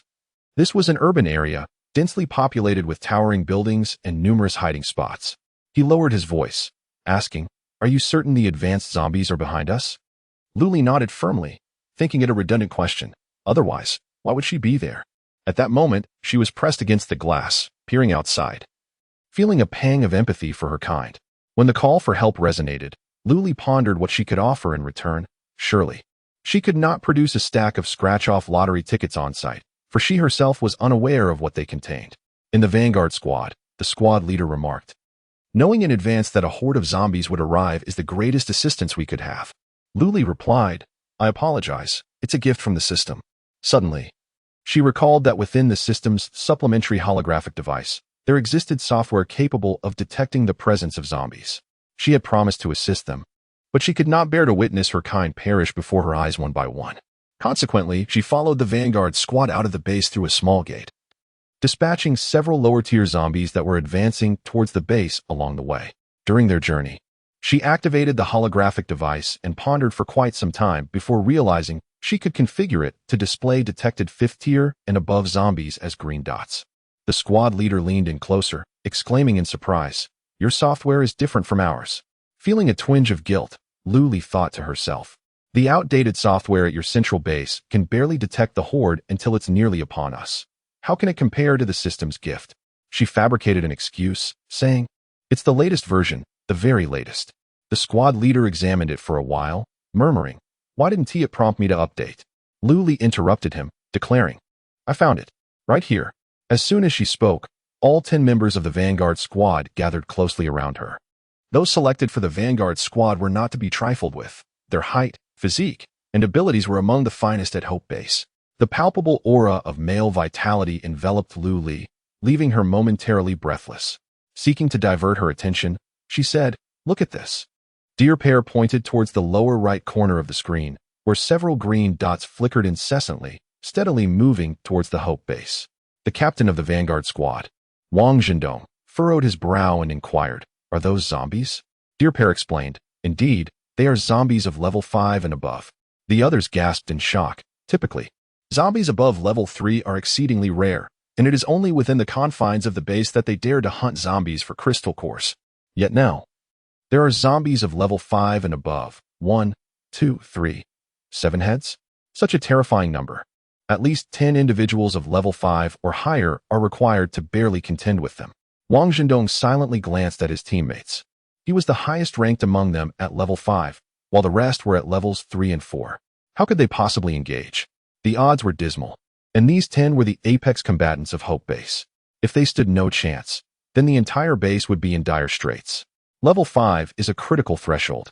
Advancing beyond it becomes exceedingly arduous. Only those with extraordinary talent, like Shenbing, can effortlessly ascend without diligent training. Deer Pair was oblivious to the significance of level 5, but the silence of those around her hinted at something ominous. She refrained from asking trivial questions and instead posed the most crucial one. "Can we fight?" Wang Zhendong slightly shook his head, while the others lowered their heads in despair. "If we cannot fight, are we simply to march to our demise?" Deer Pair retorted. And in an instant, the light in Wang Zhendong's eyes dimmed. He and the others hung their heads, rendered speechless. They too do not wish for demise. However, their kin and friends reside within the base. If they, too, fear to confront the situation. Thus, The two sought a secluded corner, where they lay down, attempting to obscure themselves beneath a pile of hay. Luli lay on the ground, the prickly hay irritating her skin. It was bothersome, yet she dared not scratch vigorously. Instead, she resorted to subtle movements, rubbing against the earth, employing her clothing to alleviate the itch. The squad leader turned his head and inquired, "What are you doing?" Luli replied in a muffled tone, "The hay is too prickly." The squad leader, puzzled, remarked, "It isn't prickly. Perhaps your skin is just too delicate." "I'll be quiet." Upon turning her head, she found herself staring into a pair of indifferent yet exquisite eyes, nearly causing her to scream in fright. Regaining her composure, she questioned, "Shinbing, what are you doing here?" Coincidentally lying beside her. The squad leader also turned to look, but the night was too dark, and they dared not turn on the light. They could only widen their eyes and inquire softly, "What's wrong?" "Shinbing," the squad leader exclaimed, his voice fluctuating curiously between loud and soft. Luli found herself in the middle, with Shinbing to her left and the squad leader to her right. She had heard of Shinbing, a formidable individual known for his aloofness, always a solitary figure. In such a crucial moment, what could have brought him here? Surely, he was not here to assist the Hope Base, was he? While battling zombies, upon seeing her, he simply followed. Though his volume was perfectly normal, it startled Luli. She hurriedly covered Shinbing's mouth and leaned in to whisper, "Lower your voice. There are high-level zombies nearby." Shinbing's breath hitched. He was not wearing his cloak while slaying zombies at night, and she had caught him unawares. He quietly relaxed. The tip of his nose filled with the fragrant aroma of her shower gel, a delightful scent unlike anything he had ever encountered in the depths of a world fraught with despair. An inexplicable greed welled within him, a desire to inhale that fragrance a moment longer, but Shinbing reached out and gently removed her hand from his mouth. Her hand, much like her essence, was warm and fervent, in stark contrast to his own, which remained perpetually cold throughout the seasons. Shinbing, with an uncharacteristic urgency, remarked, "There's south no place to stay." Her voice tinged with a hint of vulnerability. Before she could inquire further, the squad leader interjected with anxiety, "Captain Wong and the others are at their limit." Luli glanced at the holographic display, noting that the initially 7 flickering green dots had now dwindled to 4. Meanwhile, hopeful news from the base indicated a significant reduction in the number of zombies. They no longer surged forth in an unending tide, indifferent to pain. It appeared that these lower-tier zombies had been subjugated by their higher-tier counterparts, utilized as puppets and cannon fodder, driving forward en masse to overwhelm the base with sheer numbers, while the higher-tier zombies reaped the benefits from the rear. With a sudden resolve, Luli sprang to her feet and declared, "Let us hurry over." "What are we waiting for?" The squad leader hesitated, casting a tentative glance her way before asking, "What tier are you? Can you manage? Perhaps you should stay here and let Shinbing protect you." He vaguely recalled Luli claiming to be an ordinary person. Yet how could an ordinary individual possess a brand new RV and an untouched lottery shop? Luli shot him a look of exasperation. "Why would you a tier 4? Go over there. Are you seeking death?" She urged, "Enough of this dithering. Let us go together. If you keep stalling, you might as well prepare for Captain Wong to collect your remains." The squad leader fell silent, and throughout the exchange, Shinbing remained quiet, silently standing just behind Luli. 3 individuals hurried towards the vanguard squad, and along the way, another green light flickered out. The squad leader's expression was one of anxiety. They were gambling with their lives. Luli remained silent, silently quickening her pace, yet she was merely an ordinary person, unable to match the formidable stamina of the empowered. Before they had covered half the distance, she was already out of breath, her hands resting on her knees as she gestured to the others, urging them to go ahead while she took a moment to recover. The squad leader was deeply concerned about the vanguard squad, yet he also worried for Luli being left behind alone, causing him great distress. Shinbing approached Luli, extending his hands towards her. In the darkness, the tips of his ears glowed red, subtly revealing his embarrassment as he asked, "Carry you on my back or in my arms? You choose." Luli lifted her gaze to meet his open hands and decisively replied, "On your back." She straightened her posture, moved behind him, and reminded him to prepare. With that, she leaped up. Shinbing instinctively caught her, his hands firmly supporting her thighs as her body pressed against him, radiating warmth and breathlessness from her recent exertion.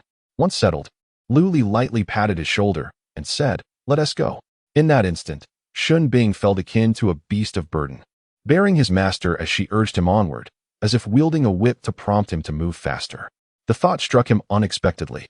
Yet he found himself oddly wishing for Lu Li to wield that whip, to scold and chastise him. The harsher the better. Just contemplating it sent a thrill through him. Would they move or not? Lu Li reached out again to pat his shoulder, bewildered by his trance-like state. How could someone be so cold? Akin to a block of ice. Concerned for her own well-being, Lu Li straightened her upper body, distancing herself slightly. She tilted her head towards the squad leader. Mimicking her urging tone, "Let us go." With that, she suddenly accelerated, dashing towards the agreed direction. The abrupt motion caused Lu Li to lean back due to inertia. In a flurry, she grasped his collar, wrapping her arms around his neck to stabilize herself. She gently twisted his shoulder, exclaiming in frustration, "Shin Bing, are you trying to scare me to death?" Shin Bing remained silent, a barely contained smirk playing at the corners of his mouth. Without Lu Li as a burden, their speed surged, and they swiftly arrived at the location marked by a green light. As they approached, Shin Bing halted and gently set Lu Li down. She shook her head, placing one hand on her hip and the other on his arm, chiding him for his excessive speed that left her dizzy, nearly causing her to lose her recent meal. Shin Bing stood still, like a wooden post for her to lean against, momentarily overlooking her status as an ordinary person. The squad leader, slightly trailing behind, had also arrived and was anxiously scanning the surroundings. "Where are Team Wong and the others?" Lu Li pointed in a direction, taking a moment to catch her breath, and the three of them stealthily made their way forward. Not far ahead stood a single-story building, surrounded by overgrown weeds, while climbing ivy cloaked the exterior, rendering it impenetrable. As the wind blew, the leaves swayed in unison, rising and falling like a green ocean. The trio moved along the wall, instinctively lightening their footsteps and holding their breath. Before long, Lu Li heard the sounds of a struggle emanating from behind the modest dwelling.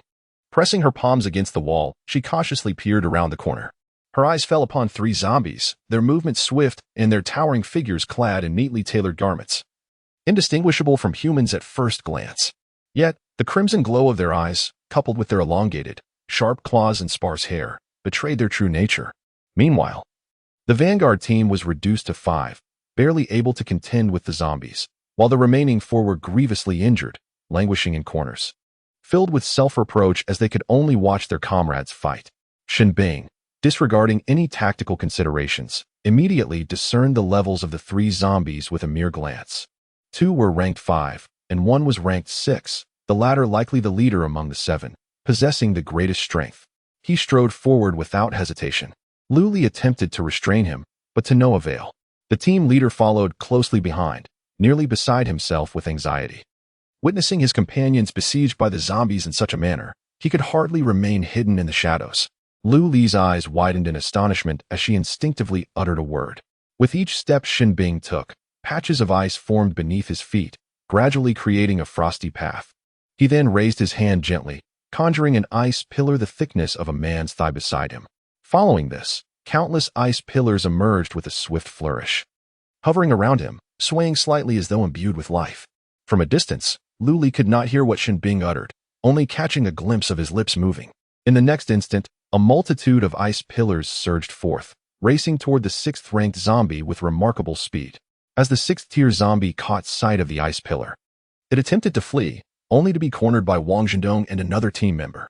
The zombie and the 2 men grappled fiercely, with Wang Zhendong aware that he could not allow this 6th-tier zombie to escape. They were deeply vengeful, and if released, they would unleash an overwhelming wave of retaliation in the future. The ice pillar approached swiftly, seeming to possess a mind of its own, piercing directly towards the 6th-tier zombie. Although it appeared to be a mere ice block, crisp and emanating cold vapor, it was sharper than any knife or weapon and possessed lethal force beyond comparison. Ultimately, the last ice pillar penetrated the 6th-tier zombie's body, provoking a furious roar as it shattered within, scattering ice shards across the ground. This roar summoned 2 additional 5th-tier zombies, which the squad leader and the other 3 team members could not intercept. Shin Bing turned, slightly closed his eyes, and upon reopening them, transformed the 2 5th-tier zombies into ice sculptures. Seizing the moment, Wang Zhendong intensified his assault, joining forces with the other team member to exhaust their strength in attacking the 6th-tier zombie, successfully severing its 2 arms. Within 5 seconds, the 5th-tier zombie shattered the ice, unleashing another furious roar. Lu Li covered her ears, about to complain about the zombie's incessant wailing, when suddenly a thought struck her. She looked down at her light brain. In the lower right corner of the screen, where there had once been only 3 green light dots, now hundreds of red dots were advancing towards them. These shameless zombies, unable to prevail, were calling for reinforcements. How utterly disgraceful. Luli disregarded it, stepping forward, and without the wall's obstruction, she shouted loudly, "Let us finish this quickly. They are calling for backup." The others heard her voice and turned to look, but saw no trace of Luli, only Shen Bing, who remained focused on the battle. A colossal block of ice suddenly materialized, hovering above the heads of 3 zombies like an impenetrable wall, obscuring the sky. Seizing the opportunity while they were distracted in search of deer pairs, the ice plummeted instantaneously, crashing down upon them with tremendous force. At that moment, the deer pair, peeking out, witnessed the gruesome spectacle. Observing the zombies being crushed into a pulpy mass, their remains scattering in all directions, a truly barbaric scene. Shenbing remained stationary throughout, merely raising a hand, closing his eyes, and waiting, his attire pristine and untouched. He exhaled, his fingers twitching slightly, causing the 3 massive blocks of ice to vanish without a trace. The squad leader, astute and observant, scoured for the crystal cores. After unearthing them, he eagerly presented them to Shen Bing, who naturally accepted them into his spatial storage. This was an unwritten rule in the apocalypse. The one who slays the zombie claims the crystal core, unless prior arrangements have been made. After the chaos subsided, Luli emerged, jogging over and glancing around before inquiring, "Have all the zombies been eliminated?" Shenbing nodded in affirmation. Wang Zhendong, on the other hand, led the remaining able-bodied team members to tend to the injured. Although not far from the Hope Base, for those incapacitated, it represented the farthest distance in the world. The Vanguard squad was in a rush, with only a small amount of hemostatic powder contained within Wang Zhendong's spatial ring. Understanding the urgency of the situation, Luli searched her mind for solutions. She had a motorhome, but it was located far away at the base. Uncertain if the motorhome could materialize before her eyes, she lowered her gaze and activated her light brain, rummaging here and there until she finally discovered the option to locate the lottery store on her personal homepage. Upon entering, one can observe the real-time location of the RV, which remains dutifully stationed at the Hope Base. Luli continued her research and discovered that she could instantaneously relocate the RV to any desired location by spending a mere 1,000 points. It was as if fortune was favoring her. In a flash, Luli exchanged 1,000 points for the teleportation opportunity. After a series of operations, the familiar RV materialized before her, leaving everyone astonished. They had seen food stored in the space, but never an RV. The squad leader voiced his confusion, recalling that the RV had been stationary when they left the base. "When did you stow it away in the space?" Luli shot him a glare. This young man truly lacked perception. She opened the door and adeptly climbed inside. Without a word, Shen Bing followed closely behind, while Wang Zhendong organized the team to carefully lift the injured onto the vehicle. Though compact, the RV was not cluttered. Aside from the bed at the rear and the driver's seat at the front, the rest was merely open space. The injured were settled in the open area, while the others huddled together, obediently standing beside the driver's seat, avoiding crowding onto the bed at the back. Seated in the driver's seat, Luli set the destination and allowed the RV to navigate freely. Shen Bing stood beside her like a sentinel, casually resting an arm on the back of the seat. Eyes closed in contemplation, Luli stifled a yawn and accelerated the RV. Fatigue was weighing heavily upon her. Half an hour later, the RV came to a steady halt outside the side entrance of the base, which also served as the rear entrance, effectively circumventing the horde of zombies gathering at the front. Despite the onslaught at the main entrance, each access point was guarded by 4 sentinels to mitigate any unforeseen events. Wang Zhendong approached to coordinate, and after a brief exchange, the side door opened, allowing the RV to enter. The tide of corpses at the main gate gradually receded following the demise of a high-ranking zombie, leaving only a few dazed creatures wandering aimlessly. Lu Hongtao's eyes glistened with unshed tears, nearly believing that the Hope Base would not surmount this obstacle. Beside him stood a woman in her 30s, clad in practical attire. Her ponytail swept high, exuding an air of elegance. With a hint of playful mockery, she remarked, "Director Lu, do share a portion of the crystal cores with me, won't you?" This was the nearest small base to the Hope Base, and they had arrived promptly for rescue, bringing with them 50 capable individuals along with much-needed medical supplies and weaponry. Lu Hongtao stifled the lump in his throat and replied grandly, "1/3 shall be yours. Do not accuse me of being stingy, dear Lu. The remaining third will be allocated to these valiant soldiers." while the last third will undoubtedly be invested in the development of our base. The woman nodded, standing atop the wall alongside Lu Hongtao as they gazed out at the horrific scene beyond the base. Corpses lay in grotesque heaps, reminiscent of a mass grave, the stench rising to such an extent that it could render one unconscious. The closer one approached the wall, the more bodies there were, stacked like steps ascending, with a mile's radius around the main gate entirely swathed in the undead. The guard soldiers had long grown accustomed to this foul odor. With a mere piece of cloth, they would cheerfully begin extracting crystal cores. The injured received treatment, as the apocalypse had birthed healers, whose abilities proved to be invaluable. Naturally, such highly effective healers were under the strict control of the central base, required to collaborate with other abilities for various missions. Luli found a spot for a few individuals and parked her vehicle along a street in the residential area. Luli, in a state of drowsiness, stumbled to the bathroom to freshen up. After completing her routine, she quickly nestled into bed, drifting into a deep slumber the moment her head touched the pillow. The following day, as the sun illuminated the sky, the sound of the system echoed in her mind, but she paid it no heed, rolling over to continue her sleep. A singular thought occupied her mind. I wish to rest. Today, I shall not work. I am the boss. If I choose not to, then so be it. Thus, she slept soundly until midday, only to be roused by the urgency of nature. Rubbing her eyes, she made her way to the restroom. The door left ajar. Xiaolu followed her inside, leaping onto the sink with wide, curious eyes fixed upon Luli. Luli instinctively covered her eyes, softly scolding. When others are in the restroom, you mustn't peek, do you understand?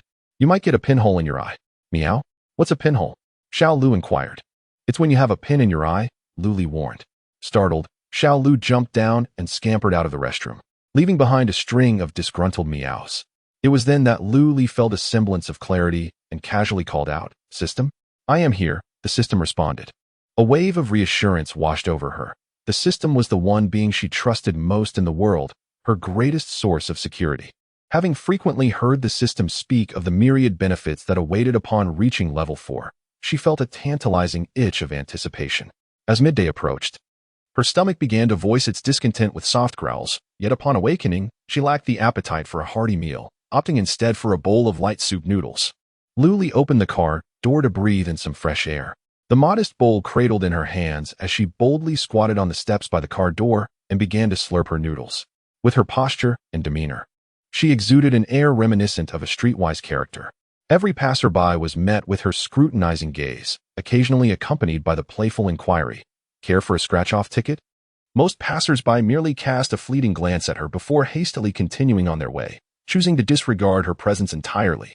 Her unabashed gaze seemed to yearn to transform into an invisible hand that would reach out and draw people in, compelling them to join her at the table for a scratch-off lottery game.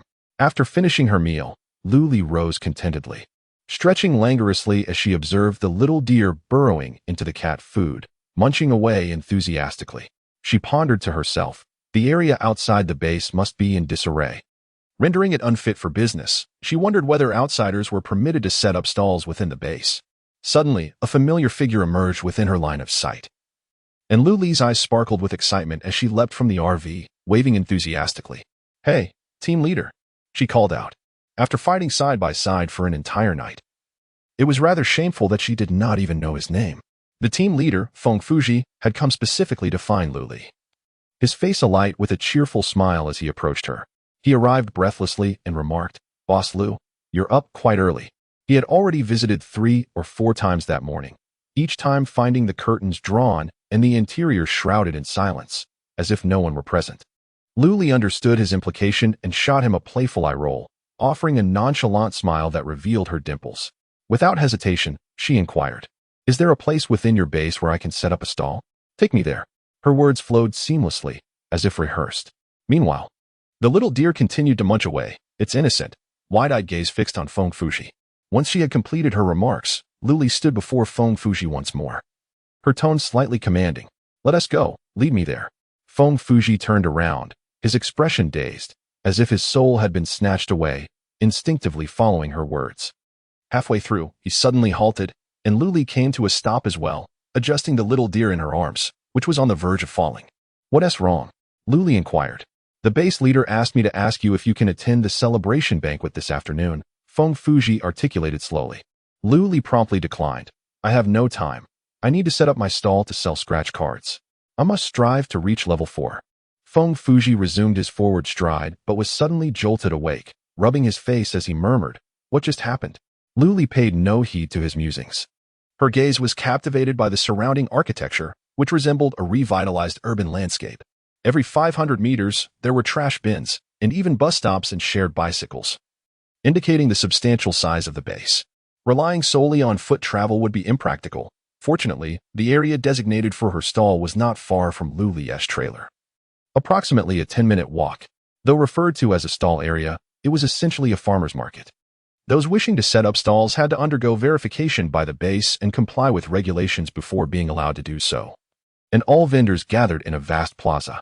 Standing at the entrance of the plaza, Luli listened to the cacophony within, the sounds of haggling and lively calls, which infused the atmosphere with a vibrant energy.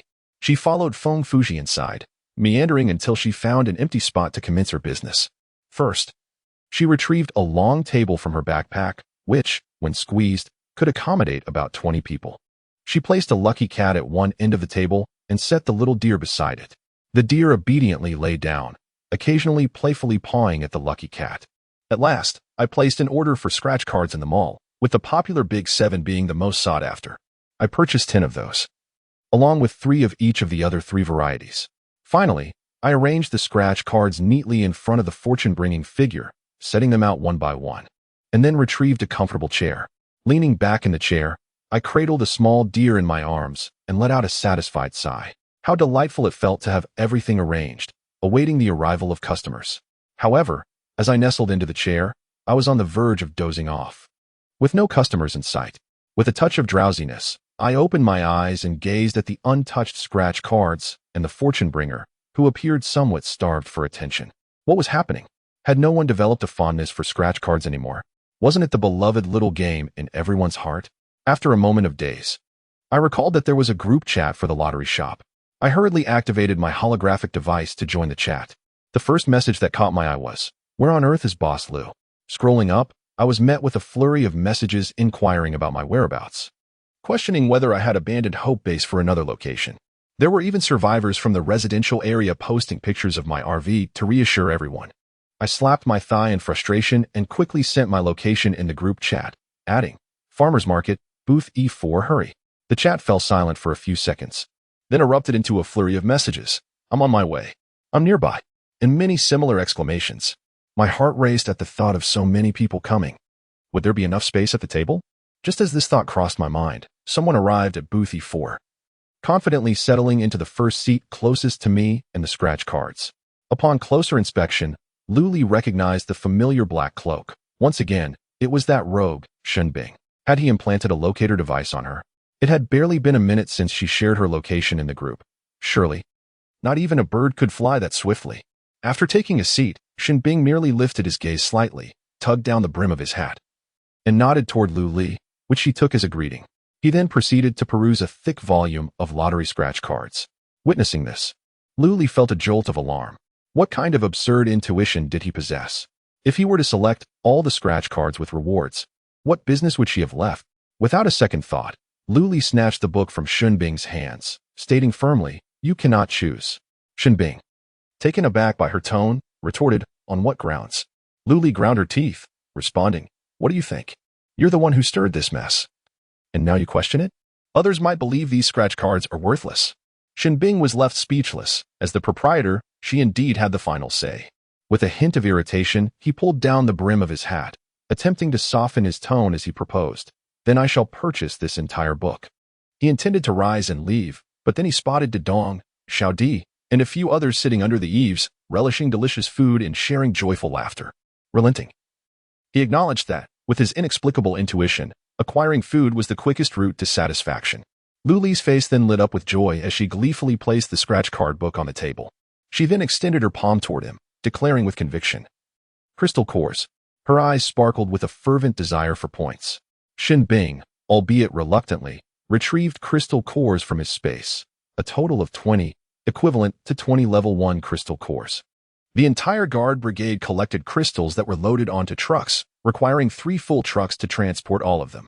Thus, it is hoped that the residents of the base have all prospered today, exuding an atmosphere of joy, their faces radiant with brilliant smiles.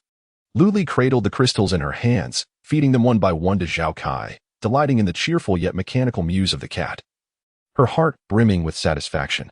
The little deer also pawed at the crystals in playful curiosity, occasionally shifting over to watch Shen Bing scratch off lottery tickets, mischievously pressing its paws against him. Although Shen Bing felt the sharp claws grazing his skin, he remained indifferent, even finding a certain fondness for the little cat, yet maintaining an icy demeanor, tinged with a hint of disdain. The group was well acquainted with the routine, first feeding the crystals, then selecting the lottery tickets, and finally finding a spot to sit and scratch them off. Chapter 32, Second Prize. Team leader Feng Fuji also joined the revelry, though for reasons unknown. While selecting his lottery tickets, Shen Bing's gaze lingered on him, imbued with a touch of melancholy and defiance, but upon realizing he was being watched, he lowered his head. Feng Fuji did not comprehend the underlying tension, but chose not to probe further. After selecting his tickets according to his preference, he glanced around.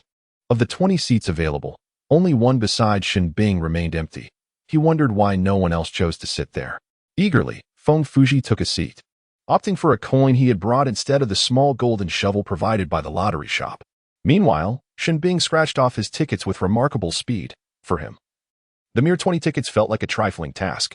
Yet, at that moment, his instincts proved futile, for within a whole book, the number of winning tickets was determined by chance. Typically, the number ranges between 8 and 12, with the rewards being randomly assigned, leaving both the system and Lu Li in the dark. Shen Bing counted his winnings, 11 tickets, his expression betraying a hint of dissatisfaction as he pouted. He instinctively shot a glare at the shop owner, blaming her for his excessive expenditure of crystal cores. How infuriating! Suddenly feeling deflated, he relinquished a handful of scratch-off tickets, his tone faltering yet his demeanor resolute. I wish to claim my prize. Lu Li let out a derisive laugh, her expression brimming with smugness as she snatched the tickets from him, methodically feeding them into the fortune cat's mouth, 5 at a time. As she did so, she clicked her tongue. She was well aware of the odds, knowing that the maximum yield was 12 tickets, and yet Shen Bing had managed to scrape together 11. This fellow was perpetually fortunate, a true embodiment of luck. She was eager to see what treasures he had unearthed. Fruits, commonplace, pastries, also common. Until the final reward emerged from the fortune cat, a delicate card that floated down onto the table. Lu Li picked it up, and, upon reading it, sprang to her feet, her eyes widening in disbelief as she scrutinized the card 2 or 3 times. Shen Bing, curious yet silent, remained seated, embodying the composure of a mature adolescent. Could this be real? Lu Li repeatedly questioned the system in her mind, only to receive relentless affirmations. Yes, it was undeniably real. Host, accept the reality. Feeling despondent, Lu Li tossed the card down in front of Shen Bing, then turned away, refusing to look back. Shen Bing casually picked it up, revealing a card the size of an ID, which bore but a few simple lines of text. Congratulations, Mr. Shen Bing, you have won a convenience store. This is the second prize of Batch 7. You are welcome to claim your prize from the shop owner at any time. Shen Bing's breath hitched, as if he could hear the accelerated rhythm of his own heartbeat. He understood what a convenience store entailed. It was filled with an abundance of food, drinks, and necessities, essentially everything one could desire. If he were to possess a convenience store, it would mean that the Dong and the others would no longer go hungry. He would no longer have to tirelessly slay zombies day and night, resorting to scratching off tickets with Boss Lu.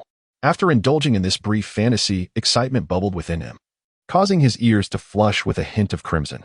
However, this exhilaration was swiftly doused by a cold splash of reality.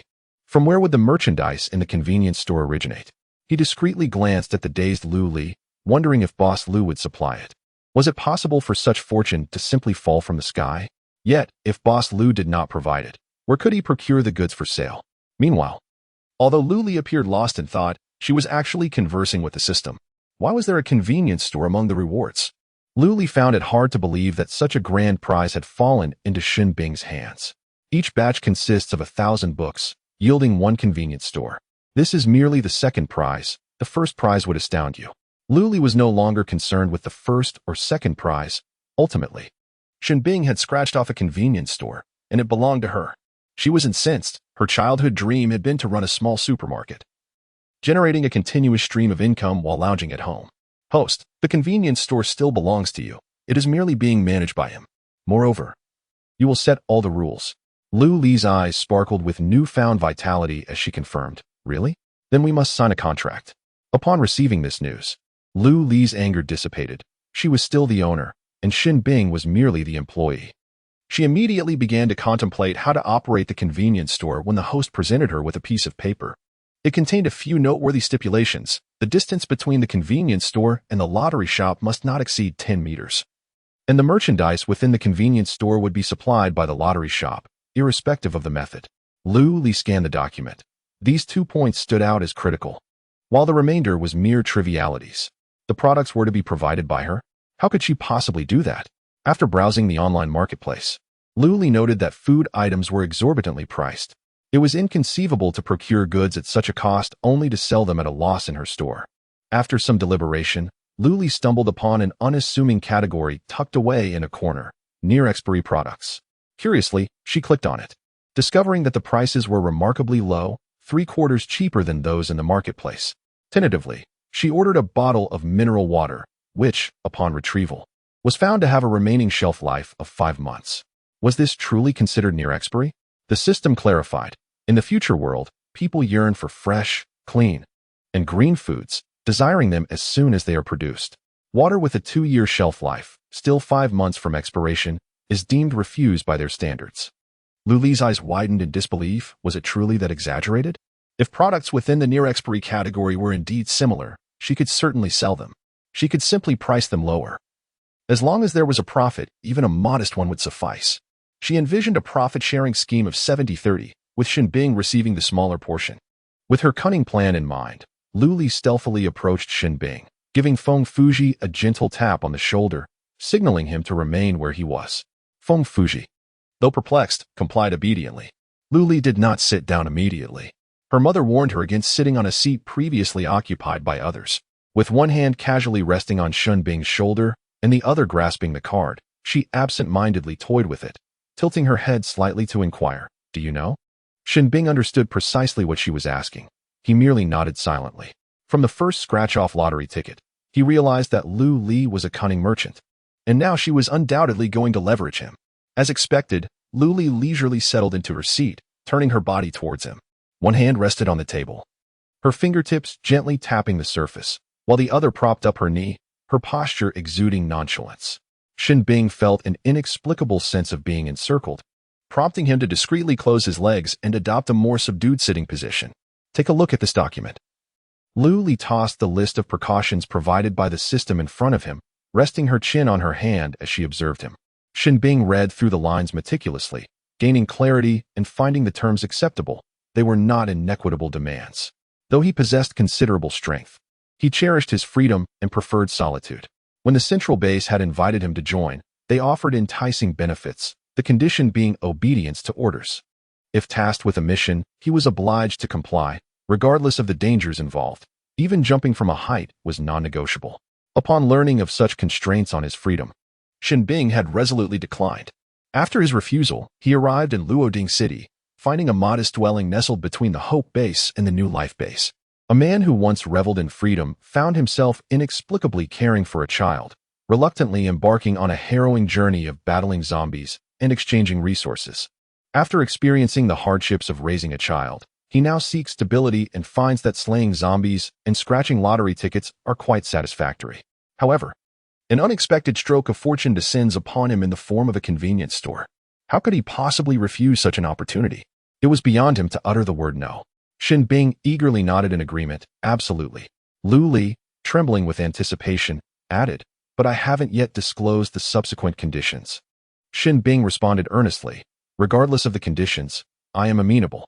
As long as Boss Lu supplies the goods for the convenience store and ensures timely payment of wages, what could possibly deter me? Xin Bing wholeheartedly agreed, wishing he could raise both hands and feet in support, if not for the constraints of his persona and the presence of others. He reviewed the document line by line. The intent was unmistakable. Lu Li would provide the merchandise for the convenience store, while Xin Bing would oversee its operations, with profits divided in an 80-20 split. Indeed, the temporary adjustment to an 80-20 division was made because Lu Li felt that a 70-30 split was too favorable to Xin Bing. She would supply the products in the store. All he had to do was manage the cash register and stock the shelves to earn a 30% profit. Luli was profoundly dissatisfied with this arrangement. The contract meticulously outlined Shinbing's working hours, the number of days off per month, and stipulated that failure to adhere to these terms would result in deductions from his share. It also mentioned that Shinbing could continue to scratch lottery tickets, with any rewards obtained to be sold in the convenience store, with profits from this venture split 50-50. Shinbing quickly skimmed through the document and signed his name at the end. In that instant, a red line appeared on the inner wrist of his left hand, signifying the binding life and death contract with the system.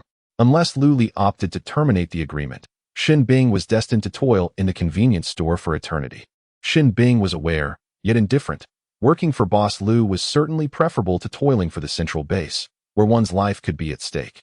Having resolved this significant matter, Luli beamed with even greater joy, her dimples becoming increasingly prominent. With a cheerful demeanor, she inquired, "When do you plan to redeem it?" Shinbing replied, "Later, I will come find you." Having said this, he rose to leave. The subsequent rewards drawn by others were rather mundane, especially in comparison to those from Shinbing's convenience store. She could hardly fathom that a first-level crystal nucleus could yield a second prize. It was akin to someone in the 21st century spending $20 to win $1 million. Both were children of fortune. Time swiftly passed in the midst of busyness, and as Luli noted the waning daylight, she decided to close up shop. Unexpectedly, the man from the previous night reappeared. His calm gaze and unruffled expression complemented by a neatly trimmed crew cut. Luli lazily glanced at him, but her eyes soon became irresistibly fixed upon his visage. He possessed an exquisitely perfect face, surpassing even the male stars of the 21st century. With long limbs and an admirable physique, even the simplest attire looked remarkably distinguished on him. Mindful of the convenience store, Luli urged, "Hurry up, I'm about to close." This time, he was not merely purchasing scratch-off tickets, but also came to claim his winnings, retrieving the tickets he had bought last time and laying them on the table. He proceeded slowly to sort them, distinguishing the winning from the losing tickets, which made Luli anxious as she watched. She strode over, arms crossed, standing beside him to hasten his pace through her very presence. Yet, he remained utterly unperturbed, leisurely categorizing the tickets before finally slipping the winning stack into the fortune cat's mouth. The fortune teller leisurely announced, "Congratulations to Mr. Chu Lixing for obtaining." The rewards were rather mundane, yet the probability of winning was surprisingly high. Upon a cursory glance, Luli noted that he had purchased a total of 13 tickets, with 8 of them being winners, including a rather fortuitous all-you-can-eat burger voucher. It seemed he had stumbled upon a hidden treasure. With a swift motion, Chu Lixing gathered the rewards from the table into his space, and with another sweep, he collected the remaining scratch tickets of the day. Luli, momentarily dazed, upon closer inspection, found that only the crystal core remained on the table, which she counted and confirmed to be accurate. This man was rather enigmatic, appearing and vanishing without a trace, seemingly drawn solely by the allure of scratch tickets. Such purity and unadulterated simplicity. Yet, individuals of this nature frequented her life daily. It was merely his handsome visage that prompted her to steal a few more glances. After being led around by Feng Fuji at noon, her memory served her well, and she successfully spotted the camper van 15 minutes later. Shinbing stood a short distance away, hands tucked into his pockets, gazing up at the sky at an angle of 40 to 50 degrees, seemingly lost in melancholic thoughts. Luli approached him, playfully nudging his arm, exclaiming, "What are you doing? Playing the brooding prince?" She opened the car door and gently placed the little deer inside, amused as it scampered off to devour cat food. "All right, hand over the voucher." Luli extended her hand towards him, her expression tinged with impatience. Shinbing obediently retrieved the voucher from his pocket, his palms slightly damp with perspiration, causing a corner of the card to become slightly moist. Luli keenly observed this, her gaze darkening, yet she remained silent, reaching into her backpack to pull out a fortune cat and slipped it inside. In that moment, 2 pairs of eyes instinctively turned towards the fortune cat, their gazes brimming with anticipation. With a peculiar air, the Prosperity's mouth gaped wide, nearly the size of a deer's upper body, as if it could swallow her whole. This visage was somewhat unsettling, prompting Luli to no longer cradle it in her palms, but to place it gently on the ground. The mouth of Prosperity continued to stretch, morphing into an irregular circle, and following a series of crackling sounds, a resounding boom echoed like a firecracker. Shin Bing gazed upward as vibrant streamers materialized in the sky, resplendent in a kaleidoscope of colors. These ribbons floated gracefully, spinning as they descended slowly, with the focal point being Boss Lu. Lu Li also lifted her gaze, a faint smile gracing her lips, her dimples prominently etched upon her face. Shin Bing's attention followed the streamers downwards, landing upon Lu Li's countenance, which radiated a brilliance surpassing that of the streamers. For a moment, he was entranced until a flash of white light illuminated the scene, revealing a strikingly modern rectangular glass structure before him. The interior was clearly visible from the outside, yet it was entirely vacant, a canvas awaiting creation. Even the sign above the entrance was absent, leaving behind a simple, somewhat austere glass edifice. Lu Li approached, stepping closer to one of the glass walls. As if responding to an unseen stimulus, a narrow crack appeared, seamlessly parting to reveal the entrance. The door opened with not a whisper, smooth and responsive. This marked the main entrance, and Shin Bing, filled with curiosity, glanced around. The glass structure was modest in size, approximately 20 square meters. It was utterly empty, sunlight streaming through the glass and casting their intertwined shadows upon the floor. Lu Li leaned closer to Shin Bing and inquired if there was an app for the convenience store on the light brain. Following her suggestion, Shin Bing activated the device. And indeed, a new application named Lu Li Convenience Store appeared on the main interface. How direct, Shin Bing thought, her lips curling in a slight grimace as a fleeting impulse to uninstall the app washed over her. Nevertheless, she instinctively tapped to open it. And the light brain S screen was soon enveloped by a milky white background, revealing a glass room shortly thereafter. Curiously, Lu Li reached out to swipe, discovering that she could navigate the interface in a full 360-degree motion with ease.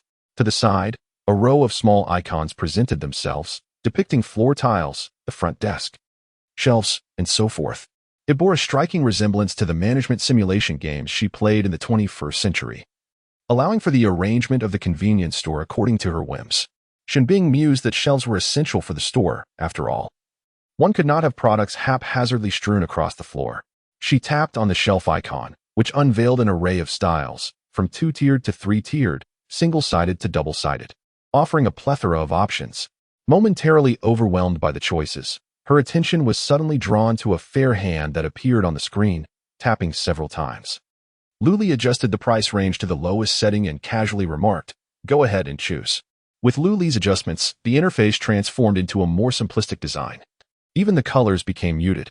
Shin Bing glanced at the price range of 10 to 100 points and silently pondered, "Points? Can they be exchanged for crystal cores?" At that moment, Lu Li aptly presented a wealth-bringing charm, a smile gracing her face as she urged, "Hurry up, there's no middleman to inflate the prices." Understanding the situation, Shin Bing quietly retrieved her crystal cores, contemplating further arrangements, and continued to feed a dozen first-level crystal cores into the system before finally pausing. After feeding, he instinctively glanced at the upper right corner of the Deer Pair convenience store for his point balance. Excellent, 650 points. If he were to be economical, it should suffice. Perhaps, Shin Bing felt the pressure of the points and selected two moderately priced 4-tier metal shelves. At first, with limited merchandise, there was no need for so many shelves, he thought, his gaze shifting to the figurine of the beckoning cat. Tentatively, he inquired, "Where did you purchase it?" Deer Pair lowered her head, swiftly placed an order, and presented the payment code, stating matter-of-factly, 20 points each. Before Shin Bing could respond, he noticed she was holding one beckoning cat in each hand, both identical in style. Resigned, he scanned the code to make the payment, begrudgingly snatching the beckoning cat from her grasp and cradling it in his arms. His face, somewhat youthful yet devoid of expression, feigned indifference, while he held a flamboyant and humorous beckoning cat, creating a stark contrast. Deer Pair stepped back discreetly, capturing the scene with her holographic device. The sound of the device's shutter was deafening, accompanied by a bright flash. Shin Bing turned, his eyes fixed on her, and for a moment, silence enveloped the scene. Deer Pair chuckled nervously. "I was photographing the glass." Shin Bing scoffed, slightly turning away as he extracted the newly purchased shelves from the app. Standing at approximately 183 meters, the shelves reached his shoulders. Crafted from metal, they were indeed quite presentable. He positioned the two shelves back-to-back and stood them upright on the left side near the entrance. After arranging the shelves, Shin Bing surveyed the surroundings, contemplating what else might be needed, only to catch sight of Deer Pair amusing the cat in the corner. The shopkeeper had a whimsical nature. When will the shop officially open? Xin Bing approached and crouched beside her, attempting to strike up a conversation. Luli raised her hand. An luminous screen appeared before her. She glanced at the calendar and casually remarked, "Tomorrow. Since it is indeed tomorrow, why consult the calendar?" Xin Bing found himself somewhat at a loss for words, yet daunted by Lu's authoritative presence, he dared not voice his thoughts, merely nodding in agreement. The isolation of their setup in the glass room felt rather rudimentary. Xin Bing naturally commented, "It's sufficient." He stood up and circled the shelves twice, placing his hands on his hips as he surveyed the surroundings. "There's no reception desk. Where do you intend to process payments?" he inquired. "And there are no refrigerators. Don't you wish to enjoy a chilled beverage in the sweltering summer?" Luli, perplexed, asked. "Too expensive," Xin Bing replied tersely. Luli found herself at a loss for words, recognizing the harsh reality of the situation. She solemnly patted Xin Bing on the shoulder and said, "Young man, your concerns," but could not finish, as she too was cautious about expenditures. Changing her tone, she added, "Once we have the means, we shall arrange everything splendidly. Understand? Don't tarnish my reputation." Luli, Xin Bing obediently nodded and reached out, requesting the goods. He leaned closer to the luminous screen, and for a fleeting moment, they were in close proximity. He swiped his hand across the screen, shifting it slightly towards him for convenience. The near-expiration items primarily consisted of food and daily necessities, all with relatively long shelf lives, such as bread, biscuits, ham, and prepackaged meals, nothing requiring immediate preparation. As Xin Bing perused the selection, he couldn't help but click his tongue in amazement at the astonishingly low prices. If one were to convert using the rate of 50 points per crystal core, he pondered how many items he could purchase with the sackful of crystal cores he possessed in his space. He estimated it could last him several years. Upon this realization, Xin Bing suddenly adopted a serious demeanor and remarked, "Boss Lu, this page must remain concealed from others. Otherwise, it could invite dire consequences." He then recalled Boss Lu's extraordinary abilities, which would likely deter anyone from approaching her. Lowering his gaze to her slender arm, so close at hand, he fleetingly entertained the thought that he could silently transform her into an ice sculpture if he so wished. This notion startled him, as he was taken aback by such a despicable idea regarding Boss Lu. Luli playfully tapped the back of his head, needing to stand on her toes due to their height difference, displaying a hint of impatience typical of an older sister reprimanding her younger brother. "Hurry up and look." He selected a few scarce items from the post-apocalyptic world: bottled water, biscuits, bread, ham sausages, crispy noodles, and instant noodles, all of which were durable and highly sought after during such times. The prospect of enjoying a warm bowl of instant noodles after a long day of tasks in the wilderness felt almost heavenly. Xin Bing was cautious not to purchase too many at once, fearing they might not sell. He acquired 30 bottles of water, while the others amounted to just 20 each. Luli leaned in to examine his choices, finding them quite reasonable, with prices neither exorbitant nor trivial. Yet, she suddenly pondered whether the establishment of a convenience store might encroach upon the lottery shop's business. Contemplating this, Luli's gaze towards Xin Bing turned unfriendly. However, upon reflection, the rewards that could be scratched from the lottery shop were certainly unattainable at convenience stores or in this apocalyptic world. Take fruits and hot pot barbecue vouchers, for instance. How could they possibly be found outside? Reassured, Luli gently stroked the fawn's fur while observing Xin Bing arranging items on the shelves, perhaps finding it inconvenient to work. Xin Bing removed his black cloak and casually tossed it onto the ground. Although he was merely a child, he insisted on playing the adult role.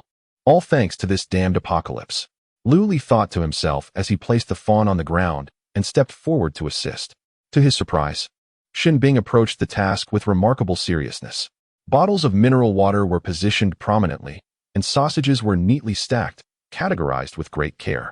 Once all the items were displayed, Xin Bing clapped his hands in satisfaction and glanced down at the points balance. Less than 100. Much like money, it hardly lasts. Xin Bing had no intention of adding any extravagant decorations. Selling these items was the priority. Without money, everything else was moot. "Let us go," Xin Bing declared, bending down to retrieve his cloak and donning it with practiced ease. Once cloaked, he appeared to have aged 5 years in an instant. If he remained silent, one might mistake him for a mysterious man. Alas, as soon as he spoke, the illusion shattered. The age in his voice was unmistakable, revealing him as just a child. The two exited in succession, and Luli confirmed that he had indeed managed to acquire this. Observing Shin Bing's frugal demeanor left him speechless. Luli pursed his lips and, with a loud rustle, passed by him while holding the fawn. Shin Bing stood in place for a moment, pulling the brim of his hat lower before silently exiting the base. Within the confines of the camper van, Luli reclined in the driver's seat, pondering the intricacies of life before accessing her holographic device to check her points balance. Approaching 70,000. She found herself just over 30,000 short of advancing to level 4, a realization that stirred a sense of impatience within her. As the evening deepened, Luli ordered a claypot rice dish and prepared to indulge, only to be interrupted by a soft knock at the door. With a sigh of exasperation, she rose, wondering who could possibly seek her out at such an inconvenient moment. With an expression of annoyance etched across her face, she opened the door, one hand resting defiantly on her hip, exuding an air of irritation, her hair slightly disheveled. Outside stood Lu Hongtao, accompanied by a reluctant Lu Wenchun, whose demeanor suggested anything but eagerness. Although the scene was minor, it visibly undermined her authority in front of those at the base. Particularly as Lu Wenchun had previously struck her bodyguard, it seemed evident that Lu Wenchun harbored some disdain for her. Lu Hongtao spoke first, his tone amiable yet tinged with the lingering airs of a long-established superior. "Boss Lu, I've brought my daughter to apologize." "Oh, is that so?" Luli raised an eyebrow, disinclined to complicate matters for the two, her thoughts still lingering on the claypot rice. Lu Hongtao, taken aback by her unexpected receptiveness, momentarily faltered before hastily urging Lu Wenchun forward. "Quickly, apologize to Boss Lu. It was an inadvertent act. The child simply lacks understanding." Luli shifted her stance, crossing her arms with an air of nonchalance as she regarded Lu Wenchun. Upon looking up, Lu Wenchun was met with that all-too-familiar, slightly mocking expression, akin to witnessing a clown. In an instant, her composure shattered, the carefully crafted words and mental preparations crumbling before her eyes. She stepped back, her face contorting with defiance. "I refuse. I will not apologize to her." Lu Hongtao swiftly intervened, placing himself between her and Lu Li. His expression stern and resolute as he hissed at her in a low voice, "Quickly apologize to Boss Lu. She is magnanimous and will certainly forgive you. Do not indulge in this petty tantrum." Lu Wenchun, intimidated by her father's commanding gaze, found herself momentarily at a loss for words. He pressed on insistently, "Hurry up. Do not dawdle. Boss Lu is generous. As long as you apologize, this will all be trivial." Lu Li remained unperturbed by the sarcastic remarks, resolutely thinking that an apology was imperative. She pondered whether Boss Lu had calmed down, only to hear Lu Wenchun weakly respond, "I refuse." Lu Hongtao felt his blood boil. How could this ungrateful child not grasp the underlying message? Enraged, he delivered a sharp slap, the force of which sent Lu Wenchun stumbling back, ultimately losing her balance and falling to the ground. At that moment, Lu Wenchun cast a resentful glance at her, and Lu Li slowly closed her mouth, choosing to observe the unfolding drama without intervening. Lu Wenchun perceived the mockery in Lu Li's eyes and the smirk at her lips. Bowing her head, she instinctively clenched her fists, a tear escaping from the corner of her eye. Why should her father side with this person? Was it merely because she possessed wealth and success? After all, she was his biological daughter. Lu Wenchun struggled to comprehend. Ever since her father ascended to the position of base leader, he had been lavished with adoration and flattery wherever he went. Whatever she desired, without exception, he had ensured it was provided. She was his only offspring. How could he forsake her for a stranger? Consumed by sorrow and rage, Lu Wenchun pushed herself off the ground and fled outside. Lu Hongtao instinctively reached out to grasp her, but recalling the presence of Boss Lu behind him, he could only force a rigid smile, turning away to bow deeply. "My apologies, Boss Lu. It is I who have failed to educate her properly." He pondered. Having brought matters to this juncture, surely Boss Lu would descend from her lofty perch. However, he underestimated Lu Li and overestimated himself. He heard Lu Li chuckle softly. "No matter. Let her come apologize another day. I am in no hurry." After today, Lu Wenchun would likely harbor genuine resentment towards her. What would she do then? Tear the facade apart? Lu Hongtao was taken aback by her words, never having anticipated such a lack of gratitude. Yet, he found himself at a loss for words, as it was he who had brought his daughter to apologize and sought her forgiveness. Lu Hongtao found himself in a quandary, momentarily frozen in place, even contemplating using his authority as the base commander to intimidate her. But she possessed that extraordinary ability, rumored to summon a mobile home at will, and within its vicinity, she was an invincible force. He had always feared and respected the strong. Thus, Lu Hongtao unconsciously slouched. Lu Li waved her hand dismissively, saying, "Enough. Come back tomorrow. I wish to eat now." Instantly, Lu Hongtao felt a wave of relief wash over him, and he turned to leave. As he did, his gaze drifted towards the interior of the mobile home. On a modest table, there appeared to be a clay pot, steaming gently. His earlier tension dissipated as he inhaled the fragrant aroma wafting through the air. Lu Hongtao became increasingly convinced of Boss Lu's formidable nature. Even he did not have the privilege of enjoying a warm meal each day. Chapter 36. Nai fortunately, it wasn't cold. She picked up a spoon and began to mix the rice and vegetables with sauce, creating a delightful aroma. A little deer leapt onto the table, eagerly sniffing around the clay pot, only to be pushed away by Lu Li. Unwilling to give up, the deer attempted to get closer once more, but was met with another gentle shove. After receiving a stern reprimand, Lu Li reminded, "You are a cat, you know? Cats cannot consume human food. It could be fatal. You may only eat cat food." With a confused expression, the little deer gulped down its food and inquired, "Are you tired of cat food?" The little deer nodded vigorously, its eyes glistening with an innocent plea. Lu Li's heart was struck, and she surrendered, saying, all right, you can order whatever you desire." With that, she activated her holographic device, navigating to the pet section of the marketplace, and then turned the screen towards the little deer. The deer, quite astute, lay on the table, its paws neatly folded beneath its head, occasionally swiping at the screen. 5 minutes later, a notification chimed. "Today's spending limit has been reached. Please exercise prudent consumption." Startled, Lu Li nearly spat out her drink, hurriedly adjusting the screen to face herself. Scrolling through the order page, she was confronted with 3 full pages of purchases, all pet-related items: cat treats, climbing frames, interactive toys, scratching posts, bowls, grooming tools, nail clippers, water fountains, and an array of other toys. Lu Li glanced at the little deer and then back at the extensive list of orders, nearly gasping for breath. "But little deer, do you truly need all these things? There is no space left at home," she lamented, her heart heavy with concern. The cat is utterly indifferent to her, extravagant in its spending, with no limits on expenditures. Truly, one cannot appreciate the value of daily necessities without managing a household. Upon hearing this, Xiao Lu swiftly turned the screen around, scrolling to the bottom of the order to show Lu Li. As Lu Li glanced at it, darkness clouded her vision. This cat had actually purchased another cat? A female cat, no less. "Do you even realize you are a female cat?" Under her gaze, Xiao Lu pressed the confirm receipt button, and a flash of white light illuminated the room. A splendidly pure white long-haired cat manifested upon the table, its fur sleek and flowing, head held high, exuding an aura of noble elegance. Xiao Lu regarded her with an intense fervor, as if she had stumbled upon a long-lost sister.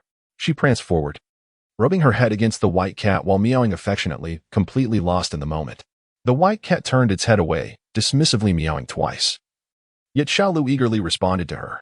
Lu Li, resting her chin on her hand, listened intently. The essence of their exchange seemed to revolve around inquiries about her well-being and the kindness of humans. If one were to judge solely by the white cat's demeanor, one might assume it held Xiao Lu in disdain. However, she felt reassured.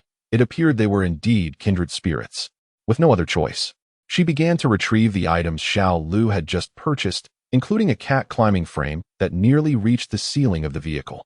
Observing the pet supplies that now occupied half of the RV, Lu Li fell into deep contemplation. This space was simply too small. After toiling until nearly 11 o'clock, she finally tidied up, gently stretching her weary back. Turning around, she caught a glimpse of the white cat striding gracefully ahead, with Xiao Lu exuberantly trailing behind. Truly, 2 splendid cats. In her heart, she secretly bestowed a name upon the white cat, and, seeking affirmation, proposed, "Shall we call you Xiaoku? It sounds quite cool." The cat shook its head and turned to the little deer, meowing a few times. "Tell this human that I possess a name. I am called Nana." The little deer clapped her hands and exclaimed, "All right then, Nana it is." Nana gazed at her in astonishment and then at the little deer, pondering. "This human can actually comprehend our speech?" The little deer nodded vigorously. Nana's expression soured. All her previous inquiries about that insufferable cat had been overheard. Unable to contain her laughter, the little deer quickly covered her mouth to stifle the sound and hurried into the bathroom to freshen up. The white cat nestled in its soft bed, turning its head inward, somewhat irked that this annoying cat had not confided in her. As the sun rose, ushering in a new day, rays of sunlight poured into the caravan, casting square patches of light. The little deer lay within one of these patches, beckoning Nana to join her in basking in the sun. The two little ones settled into their respective squares of light, their expressions radiating contentment. As the little deer began to drift off, this scene tugged at her heartstrings. Nana caught sight of her, but did not rise or greet her. Instead, her body momentarily stiffened before quickly relaxing again. She paid no heed to such trivial thoughts. As long as she remained in this place, she would soon blend in seamlessly, simply being herself. After finishing her morning routine, the little deer opened the car door, allowing sunlight to flood in. She comfortably closed her eyes, surrendering to the warmth of the sun, as if her entire being had been refreshed by the morning light, invigorating her from within. "Good morning, boss deer. Have you opened the door yet?" A familiar voice approached from a distance. The little deer opened her eyes, recognizing the voice, yet unable to recall the name. "Almost there. Just a moment," she replied. Today, she plans to leave the base. Although the base is well equipped, an influx of people often leads to disputes. Just yesterday, two individuals engaged in a brawl over a scratch-off lottery ticket. She watched the scene with fascination, unable to comprehend what was so valuable about an unopened ticket, the contents of which remained a mystery. Remarkably, one of the individuals readily heeded advice and hastily departed. Luli sent a message in the group chat, notifying everyone that the sales point would be at the entrance of the Hope base today. She then maneuvered the RV towards the gate. Today, it was the turn of Feng Fuji's team to be on duty, and they allowed her RV to pass without hesitation. After a full day of cleanup yesterday, the area outside the base had returned to its original state, albeit with a faint odor of decay lingering in the air. It was said that all the space manipulators within the base had been summoned to use spatial storage devices to contain the corpses of the zombies, which were then transported to the incineration site at the far end of the base for disposal. Luli parked the RV and activated the safety zone with a single button. Inside, the air was fresh, and the temperature was slightly cooler than outside. She first arranged the 4 sets of tables and chairs, bringing out the long table from yesterday to ensure a pleasant experience for the early customers. In this post-apocalyptic world, she had purchased 19 scratch-off tickets yesterday, leaving 3 remaining, while the rest had sold out completely. It was evident that even with crystal cores, people were struggling to find enough to eat, showcasing their pure love for food. With newfound confidence, she bought 15 more of the large tickets, along with 3 of each of the other 3 varieties. Once all was prepared, they awaited the arrival of customers. Luli perched upon a high stool, resting her chin on her hand, her gaze fixed upon the bustling crowd. She no longer needed to shout. As soon as the RV was unveiled, it attracted the masses like a magnet. While she busied herself, Shenbing approached, his eagerness evident as he inquired, "Are we opening soon?" Shenbing asked, "How do we summon them?" Luli, finding his question rather dull-witted, seized his wrist and activated her light brain, enabling facial recognition. She navigated to Luli's convenience store, where a conspicuous start button awaited. Shenbing, caught off guard by her firm grip, felt a surprising warmth in her touch. Before he could fully comprehend the sudden contact, he witnessed a beam of white light emanating from beside the RV. The entrance was always dazzling, and as the light faded, gasps of astonishment echoed among the onlookers. The transparent glass room revealed 2 shelves filled with goods, and a customer nearby was engrossed in scratching a lottery ticket. He leaned closer to the glass, incredulity washing over him as he exclaimed, "Is that instant noodles?" At this utterance, the crowd surged forward, pressing their faces against the glass. Could that be a hot dog? Or perhaps corn-flavored? Mineral water. Look at that pristine water. I long to take a sip. Such exclamations filled the air. For in this post-apocalyptic world, basic necessities readily available in civilized times had become treasures beyond compare. Items like instant noodles and mineral water had become strategic resources. Acquiring them required ample crystal cores and connections. Thus, the neatly arranged, fresh-looking supplies within the glass room undoubtedly captured everyone's attention. Luli released Shenbing's hand, rubbed her body slightly, and couldn't help but complain. "Even though you are a walking ice block, you ought to wear a bit more." Before Shenbing could respond, she shot him a glance and whispered, "Hurry over. This is the perfect opportunity for the grand opening." Noticing that Shenbing stood rooted in place, she teased, "What are you still doing there? Are you afraid to go alone? Do you need your sister to give you some courage?" Shenbing replied timidly, "I have social anxiety. There are too many people. I don't dare to push my way in." As a social butterfly, Luli found it difficult to comprehend but expressed her respect. She descended from the RV and led Shinbing forward. The onlookers seemed to recognize the connection between the convenience store and Luli, parting to create a path. Walking at the center of the crowd, Luli was greeted by smiles, admiration, anticipation, and appreciation on either side. A sudden wave of joy washed over her. As she began to understand the feeling of being trusted by so many, a sense of security she had never experienced before. It filled her with confidence in whatever she pursued, knowing that support lay behind her. No wonder everyone desires to stand tall. The sensation of being admired is truly delightful, as if all energy converges upon her. Reaching the entrance of the convenience store, she scanned for the owner, and the glass doors automatically swung open. Standing before the entrance, she turned, retrieved a firecracker, and with a slight twist, set it off. With a series of loud bangs, a cascade of silver ribbons burst forth, swirling and dancing in the air.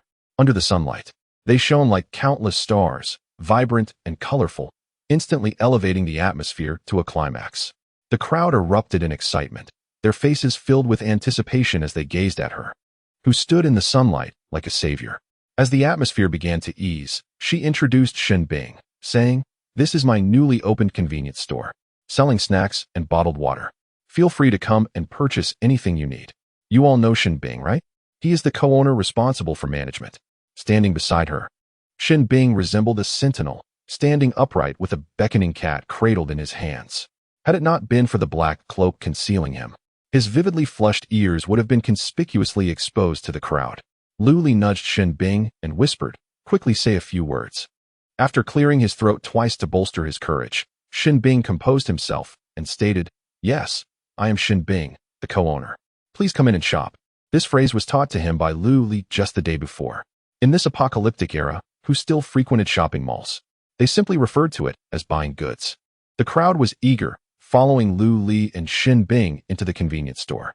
The store was modest in size, yet it quickly became packed. With patrons gathered around the shelves, examining the merchandise, each item displayed its price, such as 25 points for a sausage, 75 points for instant noodles, and 88 points for bottled water.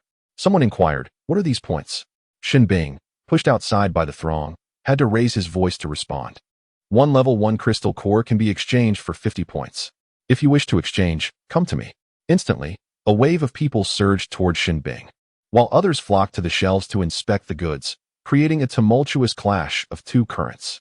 "Damn it, why are you pushing? Are you in a rush to meet your maker? Who are you talking to? Your breath stinks this early in the morning. Did you forget to brush your teeth? Hey, don't shove, for goodness sake." Shinbing possessed acute hearing and swift reflexes.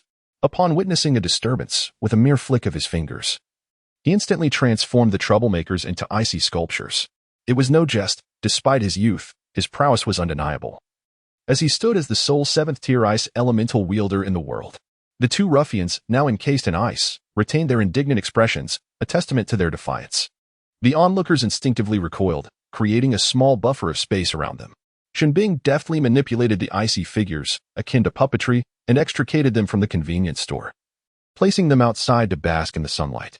The remaining individuals dared not raise their voices, standing in silence, acutely aware of Shinbing's formidable reputation. Yet, having recently engaged with him, they had unwittingly lowered their guard, perceiving him as more amiable and approachable. How mistaken they were. This was but an illusion. He remained the same Shinbing, one who would encase anyone in ice at the slightest provocation.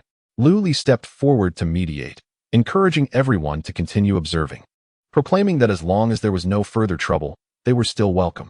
A warm smile adorned her face, her gentle dimples radiating even more brilliance under the sun.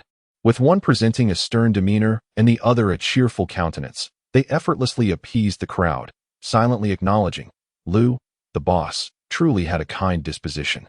Luli surveyed the throngs of people. The modest convenience store was teeming with patrons, resembling a scene of dumplings being hastily prepared. She leaned closer to Shinbing, both crossing their arms in a display of seriousness as they surveyed the store. "We should limit the number of customers," Luli suggested, 50 at a time. "Otherwise, no one will even be able to discern the prices on the shelves."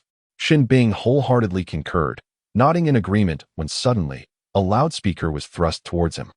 Luli shot him a knowing glance, urging, as the second in command, You should take charge of organizing this. In a post-apocalyptic setting, I have become the proprietor of a mobile lottery shop. Chapter 38, The Troublemaker. She harbors the intention of nurturing Xinbing. After all, it would be quite exhausting for her to manage both the lottery shop and the convenience store. Xinbing mustered her courage to declare, from now on, we will limit the number of customers. Those wishing to purchase must exchange for points. Her tone was rather brusque and detached, almost as if she were hastening others to leave, which made Lu Li want to strike her. Fortunately, the individuals from the Hope base understood her temperament and patiently queued, exchanging crystal cores for purchases. Of course, there were also onlookers, curious to ascertain whether the offerings were truly as affordable and palatable as claimed. Nonetheless, some, like Zhao Gao and Chen Ji, placed their unreserved faith in Lu Li and quickly moved to the front of the line.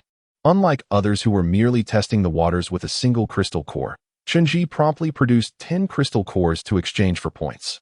The point system of the convenience store and the lottery shop was interconnected, meaning that any unused points from the lottery shop could still be utilized at the convenience store. Lu Li contemplated the convenience of having a card for each customer, allowing for seamless transactions. Moreover, connecting to the optical brain would enable customers to effortlessly view their point balances and transaction histories. The system timely reminded her, host, unlocking this feature is achievable upon reaching level 4. Lu Li's eyes sparkled with excitement. It seemed that level 4 indeed held many delightful surprises in store for her, and she could hardly wait. Once the customers had exchanged their points, they rushed into the convenience store, with Chen Ji being the swiftest. With a sweep of his long arm, he gathered several bottles of water into his embrace. Another swift motion brought a few buckets of instant noodles into his possession, and with one final grasp, he ensured that several sausages would not escape his clutches. He was not greedy, firmly believing that Boss Lu's convenience store could thrive for a long time. Chen Ji, holding a full handful of items, found himself at a loss when it came time to check out. Where was the checkout counter? Lu Li, with her keen eyes, noticed his confusion and once again chastised Xinbing for being so miserly as to not even purchase a cash register. With no other choice, she stepped forward and was reminded by the system, the host need not worry. Once the customer exits through this door, points will be automatically deducted. Such advanced technology. Lu Li marveled, yet she did not pause her stride as she pulled Chen Ji out the door. She nearly lost her grip and explained, once we step through this door, points will be automatically deducted. I'm not in a hurry, so why are you? Chen Ji chuckled, that's brilliant, Boss Lu. This way, we don't have to calculate each item for checkout. It's quite convenient. Flattered by the compliment, Lu Li smiled unconsciously and said, all right. You're welcome to come again. He stored his purchases in a spatial ring and waved goodbye, grinning broadly as he departed. Meanwhile, Xinbing was swamped with inquiries, as some individuals seemed to possess an endless barrage of questions. One moment they asked how much something cost, the next whether it was edible, then if it was fake, and again how many points could be exchanged for a crystal core. Standing still, she maintained an impassive expression while securely holding a fortune cat. A group of 5 loitered carelessly, some shaking their legs, others sitting on the ground in a most unrefined manner, and a few picking their noses, sending boogers flying. Xinbing could tell at a glance that these individuals were a blight on the base, living off social welfare, without contributing to any tasks. As long as they did not cause trouble, she would choose to turn a blind eye. After a long wait, they finally spotted Chen Ji and hurriedly grabbed him, inquiring about the items he had purchased. Chen Ji, irritated, retorted, why should I show you? If you want to see, buy it yourself. With that, he attempted to walk away. Don't go. The crowd encircled him, hoping to reap rewards without effort. Chen Ji clenched his fist, raised it, and warned, if you don't move aside, don't blame me for being rude. The leader of the group laughed heartily, exchanged glances with his companions, and provocatively challenged, I'd like to see how you intend to be rude. Before he could finish, Chen Ji swiftly delivered a punch to his face, for he was endowed with immense strength as an extraordinary ability user. The man staggered from the blow, his face turning away as blood trickled from the corner of his mouth. Damn it, you don't hit faces, he bellowed, his expression darkening. With a sweeping motion of his hand, he commanded, brothers, attack. Beat him to a pulp. How dare he strike my leader? He must be seeking death. Leader, watch as I take him down, they shouted, charging forward. Chen Ji stood unperturbed, prepared to endure the blows. Just as they were a mere step away, they suddenly froze in place, looking down in horror to find their feet ensnared by an unforeseen frost. They struggled desperately, but their feet felt as though encased in concrete, the cold seeping through their shoes and penetrating to the marrow. Shunji glanced down, smiled, and cheekily remarked, "Enjoy your time as guard dogs." He then turned to Shinbing and expressed his gratitude. "Thank you, esteemed hero Shin." Subsequently, he departed in a flash. A sense of relief washed over everyone. The goods purchased from the convenience store were not akin to rewards won by chance, for they possessed a protective mechanism reliant solely on one's abilities. Yet, as long as Shinbing and Luli were nearby, there remained a safeguard. The convenience store could accommodate 50 patrons at once, which felt somewhat crowded. Yet following the recent demonstration of consequences, everyone complied with decorum. Each individual joyfully selected their desired items before exiting the store. Should one's balance fall short, an alarm would sound, declaring, "Beep, beep, insufficient balance, unable to resist, please recharge promptly."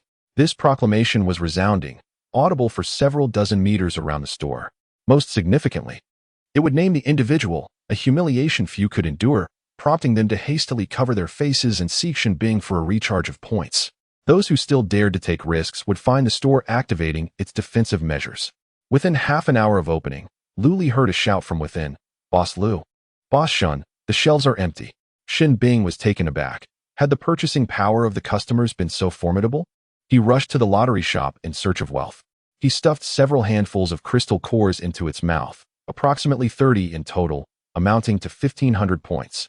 Luli, resting her chin on her hand, teased, "I told you to buy more yesterday. Now look at you, all flustered." The table in front of the lottery shop was filled with patrons. The two establishments, rather than hindering one another, complemented each other's businesses. Shinbing remained silent, secretly pouting. Who could have guessed that business would flourish to such an extent? To exchange points on the software, he still needed to consult with wealth. His own could only be redeemed at the convenience store, placing him in a subordinate position. Shinbing exchanged his points for a grand procurement on the app, featuring the same products as yesterday, albeit in significantly greater quantities. He stood before the shelves, confronted by several large cardboard boxes filled with newly acquired goods.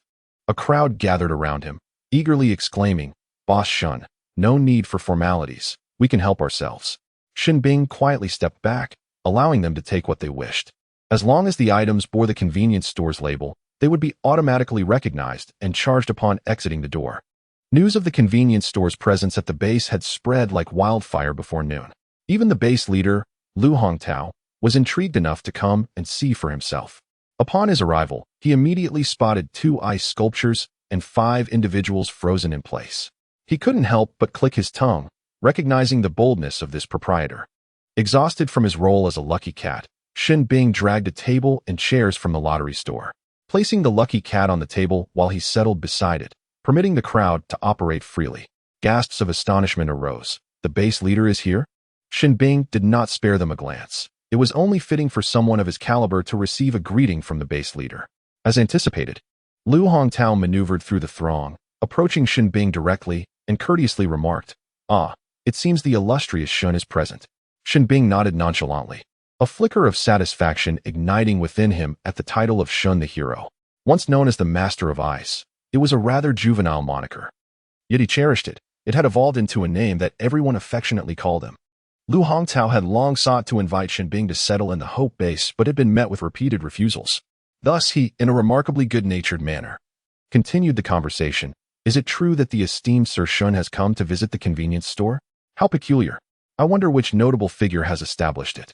Sir Shun, with a nonchalant gesture, pointed in a certain direction, prompting Lu Hongtao to follow his gaze. It was none other than Lu Li, who was propped up, dozing off while fishing, allowing customers to attend to their own needs without a care. Lu Hongtao was taken aback. Was this Lu boss transformed from a mere pig? A sudden realization struck him. What extraordinary ability does Lu Li possess? Opening a lottery shop was one thing, but now a convenience store as well? What could be the intention behind such ventures? Perhaps he should refrain from competing in the central market. With these thoughts racing through his mind, he elevated Lu Li's status in his estimation, resolving to avoid any offense. Lu Hongtao praised, "Lu boss is truly a benevolent person, bringing immense benefits to the populace." After a vigorous round of flattery, he finally felt relieved upon receiving a nod of approval from Shinbing, and he set off towards the intriguing convenience store. As for scratch cards, at his age, he preferred less exhilarating pastimes. A convenience store was far more agreeable. One gets what one pays for. He strolled inside, and the customers, mindful of his status, slightly shifted aside. Lu Hongtao feigned amiability, saying, "Continue with your purchases. I merely wish to take a look."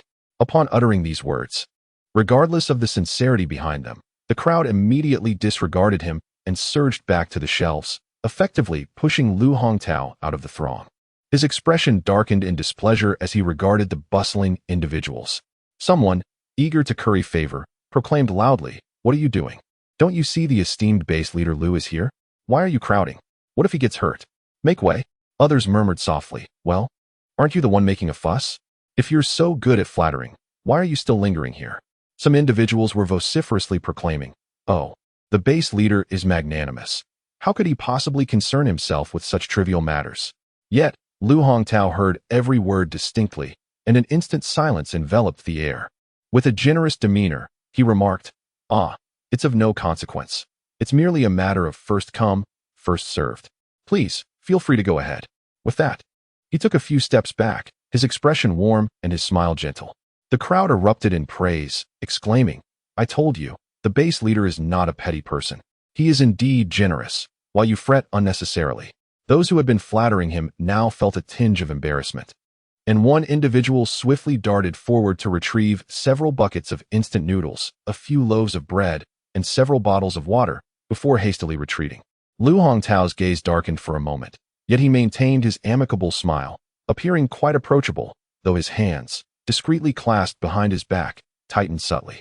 With the base leader's polite words paving the way, everyone felt liberated to select their items and subsequently exited the convenience store. They moved with remarkable speed, not wanting to delay too long, as there were still many people waiting outside. Once about 50 individuals had departed, Lu Hongtao approached nonchalantly, pretending to be indifferent. He picked up a bottle of mineral water, scrutinizing it against the sunlight, silently lamenting its purity. Even the water provided by the central base contained impurities, often leaving a peculiar taste reminiscent of rust. As he gazed at this bottle, he could not help but swallow, longing to experience the taste of such pristine water. With that thought, Lu Hongtao instinctively unscrewed the cap and took several hearty gulps, nearly finishing half of it. The alarm echoed throughout the convenience store, resonating clearly within a 50-meter radius. Shin Bing abruptly rose, striding purposefully towards the establishment, his brow furrowed and his expression fierce. Others turned their gazes towards the convenience store, unable to suppress their laughter as they whispered, "What on earth is the base leader doing? Who knows? Is he conducting an inspection of the convenience store?" A devoted fan of Lu Li defended, "Does our store, owned by Boss Lu, really require his inspection? Who does he think he is? Indeed, Boss Lu has benefited so many. What has Lu Hongtao done? He merely pretends to be significant. All right, keep your voices down. We still need to remain in the Hope base." Lu Li ceased his dozing, intrigued, and hurriedly approached the scene, embodying the quintessential nosy onlooker. He glanced at the imposing Shin Bing, nervously offering, "How many crystal cores? I can purchase them." Shin Bing maintained a stern demeanor, issuing a warning.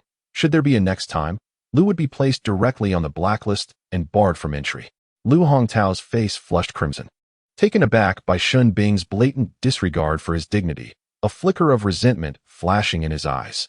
The crowd grew increasingly larger, their whispered conversations indistinct to Lu. Yet he sensed their murmurs. He never anticipated that the base leader harbored such peculiarities. Indeed, how could it be that the esteemed base leader not only fails to pay, but also drinks water without permission? He obviously receives a far greater share than we do. Has he never encountered bottled water? Alas, the quality of the goods at Boss Lu's establishment is commendable, and the water is pristine. It is not uncommon to be taken aback momentarily. However, one cannot indulge without payment. Such behavior reflects a lack of decorum. The murmurs of discontent reached Lu Hongtao's ears, and darkness clouded his vision as the image he had painstakingly cultivated over the years crumbled in an instant. "Silence!" Lu Hongtao bellowed, his face a mask of fury. As he made to exit the convenience store, Shin Bing intercepted him, holding a crystal core. Lu Hongtao gasped for breath, retrieving the crystal from his space and hurling it at Shin Bing before storming out. Behind him, Shin Bing caught the crystal, a yellow third-tier core, and called out, "Hey, you gave too much." His voice was calm, yet unyielding. Lu Hongtao paused, taking several deep breaths before gritting his teeth. No need to return the excess. Just as Lu Li arrived, She found Lu Hongtao striding away with a dark expression. She raised a hand in greeting. Base leader, leaving so soon? Aren't you going to take a closer look? That night, when the horde of corpses descended, he had proven to be a commendable leader, responsible, accountable, and possessing decent management skills. Yet, the more she interacted with him, the more she perceived him as petty. Luli quietly assessed him, pondering that indeed, a flawed leader begets a flawed following. She scoffed softly, her disdain palpable, almost causing Lu Hongtao to stumble. Dismissing her thoughts, she entered the convenience store and raised an eyebrow at Shin Bing. What is going on? Shin Bing tossed the yellow crystal core in his hand with a spirited air of youthful exuberance, feeling quite pleased with himself. Luli smiled as she approached him, whispering, "That's fine, just don't let that old turtle take advantage of you." A chuckle escaped Shin Bing as he nodded in agreement, then turned to the customers, saying, "Please, continue." The two walked side by side, with Luli standing at approximately 1.7 meters, slightly taller than Shin Bing. Walking beside this valiant hero, she exuded an aura that was equally formidable, perhaps even overshadowing him. Several customers greeted Luli, inquiring, "Boss Lu, have you eaten yet? What delicacies are on the menu today?" They promptly dragged Shin Bing along to dine. Arriving at the window of the food truck, Luli leaned her elbow on the table, exuding generosity as she said, "What do you wish to eat? It's on me." Upon hearing her refer to herself as sister, Shin Bing felt an inexplicable discomfort. He directly asked, "Boss Lu, how old are you this year?" Without hesitation, Luli replied, 23. "And you? Are you still underage?" From their very first encounter, Luli had perceived Shin Bing as youthful, and with each interaction, she found him increasingly immature, resembling a mere child. She burst into laughter, exclaiming, "I knew it. A little kid indeed. Now, tell me, what do you want to eat?" "Grilled meat," Shin Bing murmured, recalling the enticing aroma he had encountered by her window the other day but had missed out on tasting. "All right," Luli decided, considering Shin Bing's growth needs, and ordered a 3-person grilled meat set. When it arrived, the table was more than twice the size of Luli's previous single serving, overflowing with fresh, well-prepared ingredients. The food truck was almost too small to contain it, with the dishes nearly touching the sides of the vehicle. Shin Bing was not new to the camper van. He obediently sat in the chair, quietly observing his surroundings. In the corner, there was a proud white cat, and an array of pet supplies suggested that Boss Lu had a fondness for felines. The bed still bore the same set of sheets and duvet cover, adorned with a gentle orange checkered pattern, evoking a refreshing ambience. Upon emerging from the bathroom, Luli noticed Shin Bing gazing intently at the bed at the rear of the vehicle. "Are you tired?" she inquired, taking a seat opposite him and admiring the generous portion of meat in her bowl with a satisfied smile.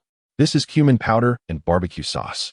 They pair perfectly with the meat, making it even more delectable," Luli added, her tone laced with playful teasing, seemingly recalling a humorous scenario. Luli clapped her hands and threw her head back in laughter, her ponytail dancing with her movements, exuding a lively spirit. Shin Bing watched her, silently pursing his lips. He refrained from explaining why he wasn't smiling, as he was the subject of the jest. After a moment of her laughter, Luli caught sight of Shin Bing's upward curving lips and encouraged him. "If you want to laugh, just laugh. There's no need to hold back." Shin Bing paused, then broke into a smile, a warmth blossoming within him. It felt as though he could truly be himself in this space. "Eat up," Luli urged, handing him a bottle of cola, casually mentioning that she had already enjoyed a bite of pure meat, without the lettuce wrap. After swallowing, she took a sip of her drink and exclaimed, "Refreshing." Shin Bing mimicked her, indulging in generous bites of meat and swigs of soda, and indeed, it was delightful. His appetite was considerable. He consumed more than half of the meal, and simply watching him eat seemed to enhance Luli's own appetite. Luli, possessing a small stomach despite her big dreams for food, could only manage a few bites of everything. As they reached the end of their meal, with some vegetables and meat remaining, Shin Bing, not wanting to waste anything, decided to grill the leftovers and pack them up. As Luli deftly picked her teeth, she observed him packing. "Have you got a dog at home?" she inquired. Shin Bing, maintaining his composure, replied, "I have a few children." "You're still a child yourself? Yet you're already raising children? Remarkable, indeed." Shin the hero, Luli expressed with genuine admiration. In a world ravaged by turmoil, survival was no small feat. Many resorted to bartering children for resources, or worse, abandoning them. As a Tier 7 ability user, he could have lived comfortably, relying on the base for sustenance and occasionally undertaking missions. Lu Li, unfazed, suggested, "Bring them over tomorrow to help at the convenience store. I'll pay them." Shin Bing's eyes sparkled with excitement, and he quickly murmured, "Thank you." The boy's ears turned crimson. Lu Li's intentions were not purely altruistic. She sensed that her enterprise would expand significantly, presenting an ideal opportunity to cultivate a small faction. After their meal, Shin Bing instinctively reached for the dishes, but Lu Li did not intervene.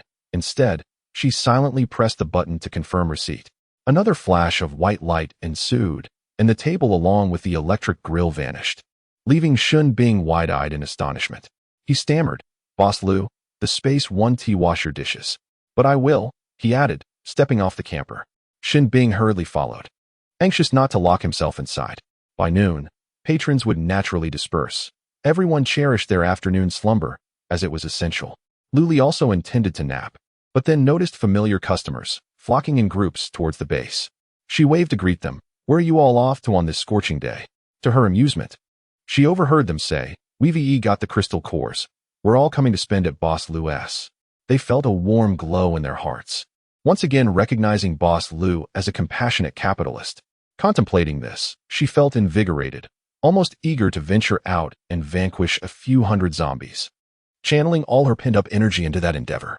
Satisfied, Lu Li lowered the partition, while Shin Bing, noticing the absence of customers at noon, had activated the store's closing mode. She contemplated the prospect of elevating the Hope base to level 4, envisioning a fresh appearance as she roamed other bases. With these thoughts, Lu Li drifted into a deep slumber, free from the burdens of insomnia. Awakening once more, Lu Li was roused by the sound of knocking. Glancing at the clock, she saw it was nearly 4 o'clock, and she promptly rolled out of bed. Outside, Shin Bing stood expressionless, tapping her fingers against the door. It seemed that the proprietor had transformed into a slumbering pig, sleeping far too long. In the apocalyptic world, shouldn't those with abilities possess boundless energy and require no sleep, instead relying solely on training to restore their vitality?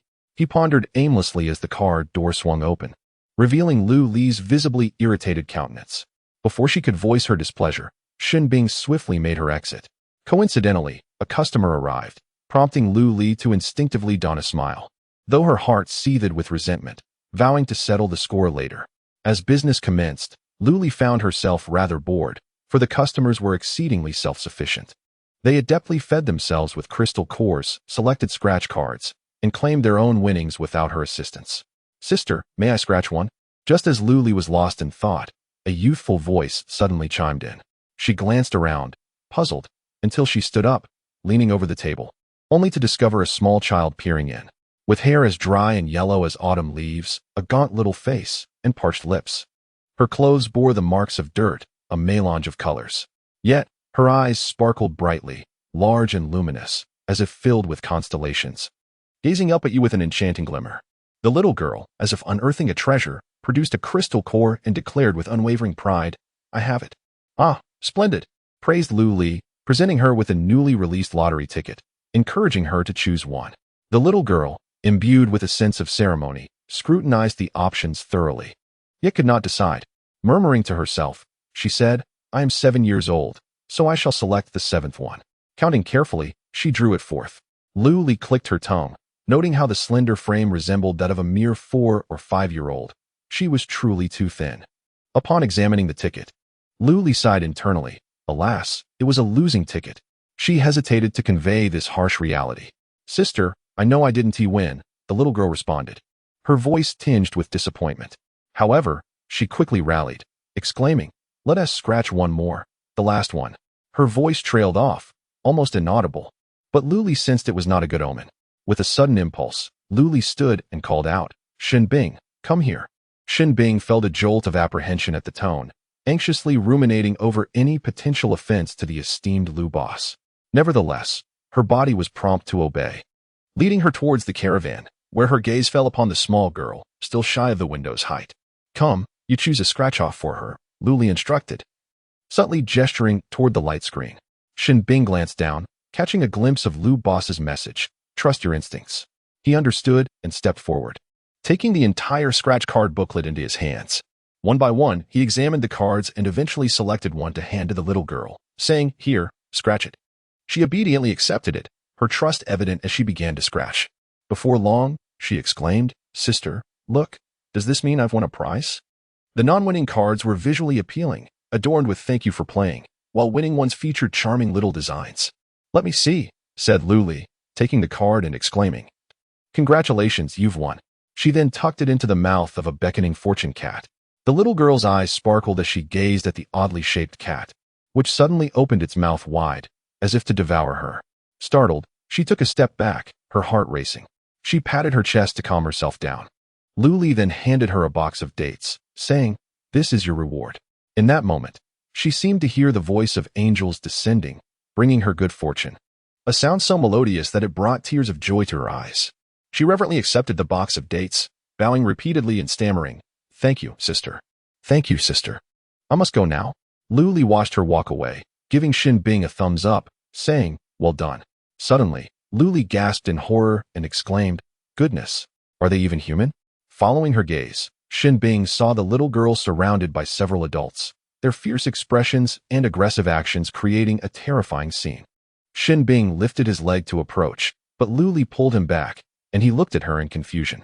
Luli slowly shook her head, indicating that those people were likely her relatives. There was a faint resemblance among them, and from a short distance away, Luli could vaguely hear some adults shouting angrily. "You little wretch, are you indulging in a lottery with the crystal core? Just watch how I will bring you to your knees. The crystal core you possess must be surrendered to us. Ching Ching, we are only looking out for your welfare. There are far too many ill-intentioned individuals out there." Li Qingqing clutched the jujube tightly in her arms, resolutely refusing to let them snatch it away. Her heart set on one unwavering thought. She must allow her sister to savor the taste of fruit. "You little vixen, hand it over." A group surrounded her, raining blows and curses, eager to beat her into submission. In these times, such occurrences are all too frequent. One must prioritize their own safety above all else. Li Qingqing curled up on the ground, gritting her teeth, her hands protectively cradling the jujube. One among them shouted furiously, "Li Qingqing, if you do not surrender that precious item today, I shall cast your sister to the zombies tomorrow." Li Qingqing froze momentarily, a vivid image flashing through her mind. In an instant, they overturned her, swiftly seizing the box of succulent jujubes, fleeing with the swiftness of the wind. She lay there, bereft, her expression numb, a storm of resentment and unwillingness swirling in her eyes. Suddenly, a hand reached out to her, lifting her with ease, brushing the dust from her clothes, and gently uttering, "Go, take vengeance upon them." Li Qingqing turned her back to her, feeling the soft pat on her back, far from the repulsive caresses she had known. This touch was incredibly tender, imbued with a friendly warmth, gradually brushing away the remnants of despair. Her once numb expression began to fracture, and a solitary warm tear slipped down her cheek, quickly absorbed by her skin. Luli steadied her shoulder, turning her body around, and asked, "Do you dare? Go and eliminate those who have been tormenting you." A flicker of hesitation crossed Li Qingqing's eyes as she murmured, "They are my relatives. They do not regard you as family." Luli replied dismissively, "You are an ability user, aren't you?" Li Qingqing nodded, extending her hand to reveal a small orb of crystal clear water that flowed and danced within her palm. "Because I am a rare elemental ability user. They have kept me under their control, using my sister as leverage against me. She is the most important person to me." Luli encouraged her. "Then rescue your sister and eliminate them all. With your abilities, you could easily secure a position at the central base. In the midst of the apocalypse, I have bound a mobile lottery shop. Please favor it." Chapter 42, Level 4. Li Qingqing's eyes sparkled, her fingers nervously fidgeting with her clothing as she tentatively asked, "Is that true?" She ceased speaking and opened her light brain, searching for the official website of the central base. She navigated to the recruitment page and showed it to Li Qingqing, revealing excellent benefits. The cafeteria offered highly nutritious meals, and the dormitory conditions were quite satisfactory, with options for 2-person, 4-person, and single rooms. Each month, based on rank, a subsidy of crystal cores would be provided, along with additional rewards for task completion. Truly a favorable opportunity for those without connections. The more Li Qingqing looked, the brighter her eyes became, her cheeks flushing with excitement as she grasped Luli's wrist. "I want to go," she declared resolutely. "Then let us go," Luli affirmed, with a deep bow. Li Qingqing turned with unwavering determination and ran off, expressing her gratitude. "Thank you, sister." Luli once again watched her depart, observing her lively figure, seemingly reborn, and could not help but feel a sense of comfort. She slowly rose, her legs slightly numb from squatting, and as her body swayed to the side, A hand reached out to steady her shoulder. "Thank you, Master Shin," Luli casually remarked, patting her backside. This method of patting was something she had seen online to quickly alleviate numbness, and to her surprise, it proved effective. Within just a few minutes, she felt transformed.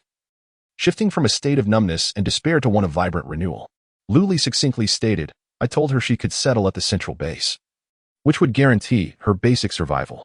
Shin Bing suddenly perceived her as a lighthouse, guiding others through the vast ocean. Upon returning, Luli resumed selling tickets while Shin Bing continued to watch over the convenience store, their proximity not exceeding 10 meters. "Boss Lu, we're out of tickets," someone alerted her. "All right." Luli reached to the side for the tickets, only to find an empty space. For her convenience, she had placed all the tickets aside. Once they were gone, she would simply open a new batch, which now indicated that they were all sold out. She had calculated that if these were sold out, she would level up to 4. Filled with excitement, Luli opened her holographic device and, upon closer inspection, could not contain her astonished exclamation, "Dads, I've finally leveled up." Suddenly, she hushed herself, covering her mouth and quietly concluding, "I've leveled up to 4. As the clock approached 7, Luli managed her expression, clenched her fist, and regretfully announced, "Today as tickets are sold out. Do come again tomorrow." The man nodded in disappointment, conceding, "All right." At the nearby convenience store, the items replenished for the third time by Shin Bing had once again sold out. He shrugged his shoulders and glanced at Luli, stating, "It's closing time. Let's come back tomorrow." Thus, the customers gradually dispersed. The night was rife with the activity of zombies, while the survivors remained relatively quiet. Luli peeked outside, and upon seeing the surrounding emptiness, was about to press the upgrade button when a voice interrupted her. "Sister." It was Li Qingqing. Luli leaned out once more, observing Li Qingqing holding the hand of a slightly taller little girl, both standing obediently outside the RV. Her eyes sparkled with excitement. She must have succeeded. Encouragingly, Luli exclaimed, "You did wonderfully, Qingqing." Li Qingqing lowered her head, shyly smiling, and when she looked up again, her face radiated with joy. "Sister, you have no idea." I covered their mouths and noses with water, watching them kneel and plead for mercy, feeling the slow suffocation as they lost their lives. It was so exhilarating. The wicked will surely face the consequences, right? After speaking, Li Qingqing cautiously glanced at Luli, somewhat fearful that her sister would deem her too ruthless. Luli leaned forward, affectionately patting their heads, affirming, "Yes, they certainly will." She then produced a large bag of candy, placing it in their hands. "Here, enjoy this. Make your way to the central base and settle down to start anew." Li Qingqing nodded vigorously, and both girls waved at her in unison before turning to run away. Once they vanished from sight, Luli, filled with excitement, clicked the upgrade button. In an instant, she was shifted several meters away, the system whisking her out of the RV amidst a flurry of white light. As the blinding light gradually subsided, Luli cautiously removed her hand from her eyes. Before her stood a double-decker caravan. The first floor, aside from the driver's seat, was devoid of any other features. The vehicle's body was truncated in the middle, with the upper half completely vanished, extending into a tabletop. Upon entering the caravan, Luli found that the first floor had transformed into a space for selling scratch-off lottery tickets, now boasting 4 expansive windows instead of one small one. The overall area had significantly increased, approximately doubling the size of the original vehicle. Seated in the driver's position, she noticed the control panel had acquired a few additional buttons, one of which featured an upward arrow. Upon pressing it, she was whisked away in a whirlwind, arriving on the second floor. Somewhat speechless, was the seating arrangement truly intended as an elevator? How ingenious of this system. The second floor had become her living quarters. Featuring a spacious bed measuring 1.5 meters at the rear, a bathroom equipped with a bathtub, and a separation between wet and dry areas. The front of the caravan housed a compact kitchen, fully equipped with all necessary utensils, a refrigerator, and a corresponding table and chairs for 4. The central area boasted a large, inviting sofa, opposite which lay the belongings of Xiao Lu and Nai Nai. The ambience was warm and homely, and Luli felt quite content. She held no extravagant expectations for her living environment. Cleanliness and the ability to sleep were her primary concerns. "Host, there are surprises awaiting you in the mall." Luli reclined on the sofa, lazily opening the mall interface, where her personal points instantly transformed into a 5-digit figure. It was noteworthy that prior to the upgrade, her points had been in the 6-digit range. Her system capitalists. Not only had her balance changed, but several new settings had also appeared, including membership cards and group purchasing options. She first clicked on the membership card, finding it aligned with her earlier expectations. Albeit more sophisticated than a mere membership card, it is not merely a card, but rather a minuscule chip implanted within the human body, devoid of any adverse effects. On their neural interface, an application named Dear Pair Lottery Store will automatically appear, allowing users to recharge points, check their balance, and access a myriad of transaction records and locations. This significantly enhances convenience, eliminating the need to squander time queuing to feed the wealth-accumulating crystal core. After thorough research, Dear Pair activated the membership card system, marking a successful initiation. Curiously, she explored the group buying feature, pondering its existence. Indeed, the world is a vast marketplace. Perhaps due to its recent launch, the group buying section was rather desolate, save for a single entry at the bottom. Upon clicking, Dear Pair was enlightened to discover that she could set up the group purchase herself. Wouldn't that lead to a loss? With a touch of caution, she decided to refrain from initiating a group buy for the time being. Apart from that, she found no other new features, and with matters thus settled, she resolved to wash up and retire for the night. Just as she contemplated rising, her stomach growled, reminding her that she had only had a light meal of grilled meat with Shinbing at noon. After perusing the marketplace, she ordered a luxurious bowl of snail noodles. And upon its arrival, Little Deer expressed her disdain, while Nai buried her entire face in the cat nest, remaining utterly still. Was it truly that exaggerated? It smelled delightful, Dear Pair remarked as she opened the window for ventilation. Subsequently, she indulged heartily, unfazed by splatters of oil on her clothing, reassured by the presence of a washing machine that would restore her garments to pristine condition. After savoring her meal, she leaned back in her chair, satisfied, and let out a contented burp, adhering to the principle that one should not bathe immediately after a hearty meal. Dear Pair then nestled on the sofa, engaging with her neural interface for a considerable duration before reluctantly heading off to freshen up. Meanwhile, operating on the cognitive interface, she closed all the barriers on the first floor. The next day, early risers lining up at the lottery shop were astonished by the brand new double-decker RV overnight. It had undergone a remarkable transformation, evolving from a single level to two. Some individuals meandered around it, marveling aloud at its significant enlargement, at least doubling in size compared to before. The crowd erupted into lively discussions, exclaiming in admiration of Boss Lu's extraordinary abilities. The atmosphere brimmed with excitement. In the midst of this, Shinbing arrived unbeknownst to her, standing behind the throng, gazing up at the double-decker RV, a sudden pang of inferiority washing over her. As time slipped by amidst the chatter, at 9 o'clock, Luli promptly pressed the button. The upper half of the vehicle's exterior vanished, revealing a sturdy tabletop extending inward by 60 centimeters. Luli was taken aback by the number of people present so early and hurriedly accessed the marketplace, purchasing 20 copies of the first edition and 5 of each of the remaining 3 versions. After arranging them neatly, she acquired a card-making machine from the marketplace, equipped with a scanner that could seamlessly record customer information with a mere beep. Customers would find Luli's lottery shop software displayed on their cognitive interfaces, allowing them to recharge their points. However, she noticed an additional game mode had seemingly appeared, named Super Lotto. This was all too familiar to her. As in the 21st century, it required only 2 yuan per ticket, yet the potential rewards could alter one's destiny. Luli immediately delved into it, discovering that the gameplay bore some resemblance to previous formats, centered around selecting numbers. Select 6 numbers between 1 and 31 as your own lottery numbers. If they match the winning numbers, you will receive the grand prize. Matching 5 numbers will grant you the first prize, 4 numbers, the second prize, and 3 will earn you the third prize. Beyond that, the prospects of winning dwindle. She immediately felt a surge of enthusiasm and took out a small whiteboard. Inscribing the rules and indicating the prizes, the grand prize comprises 500 first-level crystal cores, the first prize offers 300, and the second prize is 100. There remains 100 slots for the third prize, with a reward of 5 crystal cores. As for the provision of these crystal cores, naturally, the system shoulders the majority of the cost, given that it is the architect of this game and will also take its share. The pricing is set at 1 first-level crystal core per ticket. Once she had swiftly noted everything down, Luli displayed the whiteboard and secured it in a visible spot. Observant individuals soon gathered, peering at the board, silently reading through the information yet still finding it perplexing. They had no choice but to beckon others nearby for assistance. 2 individuals whispering as they pondered the details. Lily remained attentive and approached them, with her hands resting on the table and her body slightly leaning forward.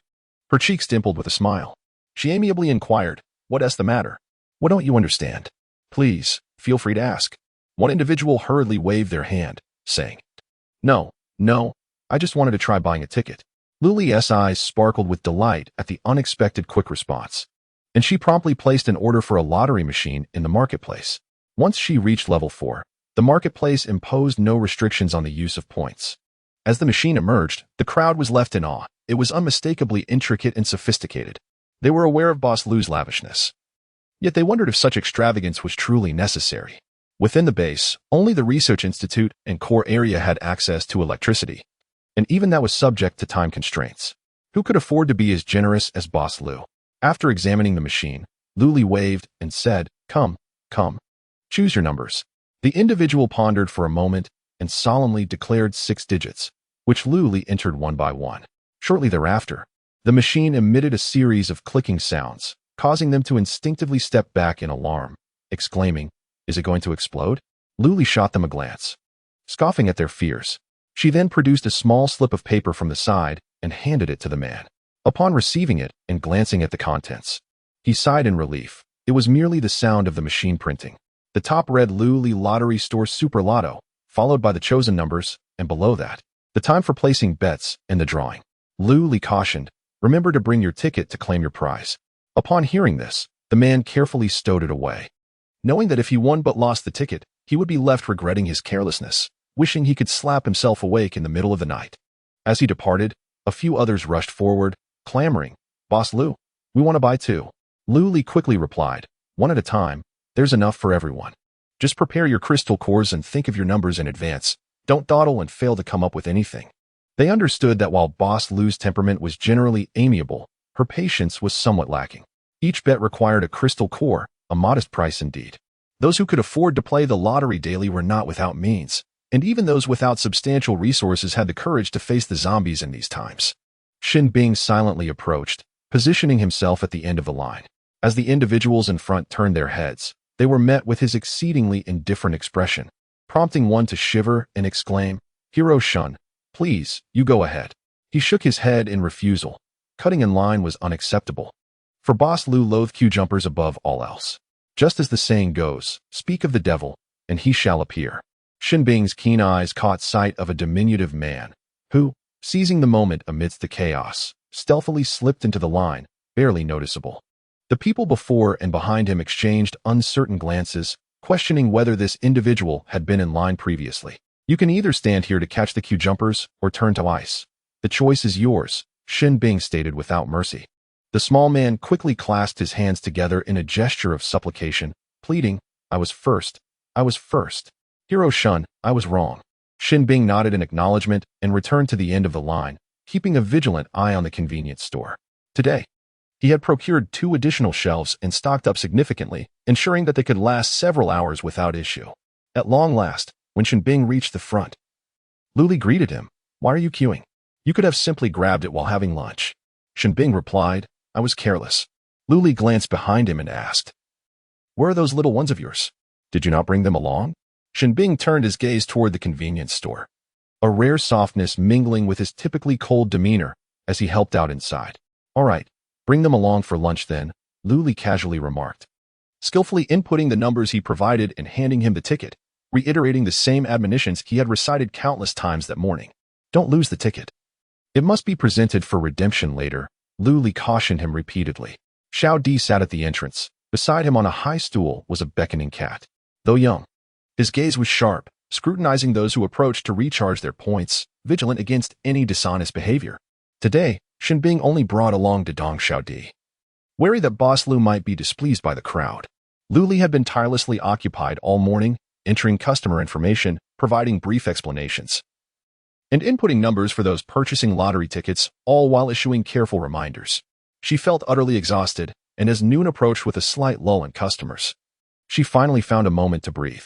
Weakly, she leaned on the table, her arms too weary to lift. When Shin Bing arrived with Dedong Xiao Di, Luli merely glanced up, feebly inviting, "Make yourselves comfortable." Xiao Di suddenly felt a surge of nervousness, gazing at the luxurious RV and then down at his faded attire. He anxiously fiddled with the hem of his clothes. Would such a clean and fragrant boss Lu find them lacking? They were fortunate, as Shin Bing possessed ice powers, capable of generating ice that would melt into water, ensuring a steady supply for daily needs. Upon entering the RV, aside from the driver's area at the front, the rest of the space felt somewhat empty, with the only high stool occupied beneath Luli. Thus, the three stood in place like soldiers on parade. She swiftly ordered a dining table from the marketplace that could accommodate 8 people, urging, "Don't just stand there, please take a seat."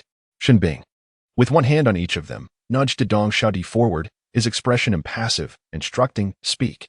"Hello, Boss Lu, I am Xiaodi, and I am 8 years old." Xiaodi spoke with a hint of nervousness. "Hello, Boss Lu, I am Dedong, and I am 7.5. Dedong imitated him. "Lu Li, have we begun the self-introduction?" She stood up, saying, "I am Lu Li, 23 years of age." Shin Bing. He was the first to sit down, pulling the 2 children to join him.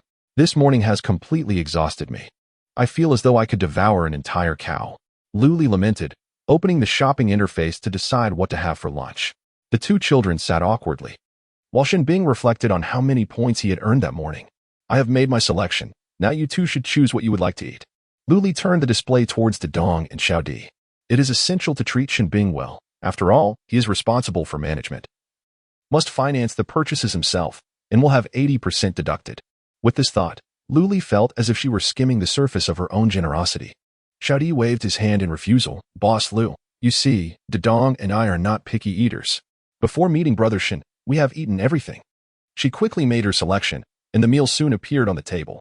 Lu Li encouraged them not to hold back, treating them as if they were at home, and to eat their fill. Saying this, she served herself a large bowl of rice and began to eat with great satisfaction. This left Dedong and Xiaodi in a state of astonished bewilderment, wondering if Boss Lu was being overly kind to them. They had never encountered such fresh vegetables or so much meat. Xiaodi and Dedong swallowed hard in excitement. Shin Bing served each of them a bowl of rice, saying, "Go on, eat up, don't just stare." Outside the vehicle, a few people had gathered, all there to buy instant noodles from the convenience store. A delightful fragrance ascended, reaching the heavens, prompting someone to inhale deeply and assert with a tremor in their voice, "It is meat." Following the scent, they discovered a recreational vehicle, its sides fully opened, revealing a table adorned with several diners. Could it be braised meat? How aromatic! Since the apocalypse, such delicacies had become a rare sight. Look at that corn, golden and resplendent. It is utterly tempting. It was none other than Boss Lu and Boss Shun enjoying a lavish meal. Indeed, I have witnessed the rations provided to the base leader. They are merely a tad superior to ours.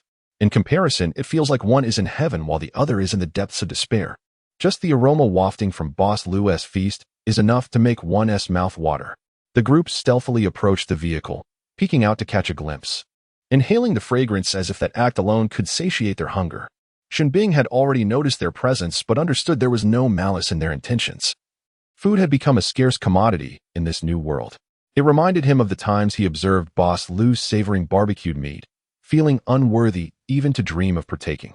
Content merely to revel in the scent, Lu Li savored a spoonful of corn and rib soup, exclaiming, "So fresh.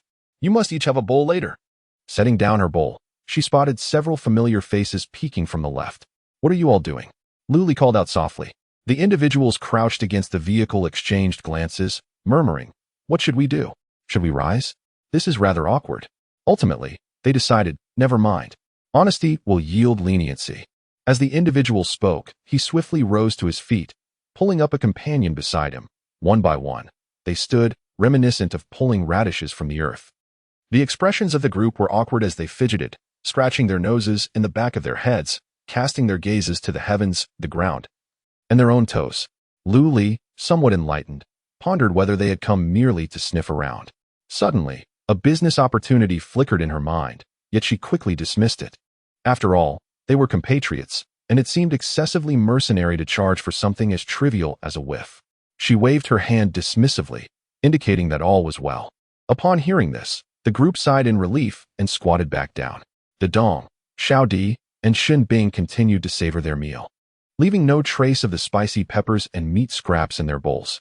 Lu Li glanced at her own bowl, where only a few grains of rice remained, and felt a pang of wastefulness. She promptly picked up her chopsticks and consumed every last morsel.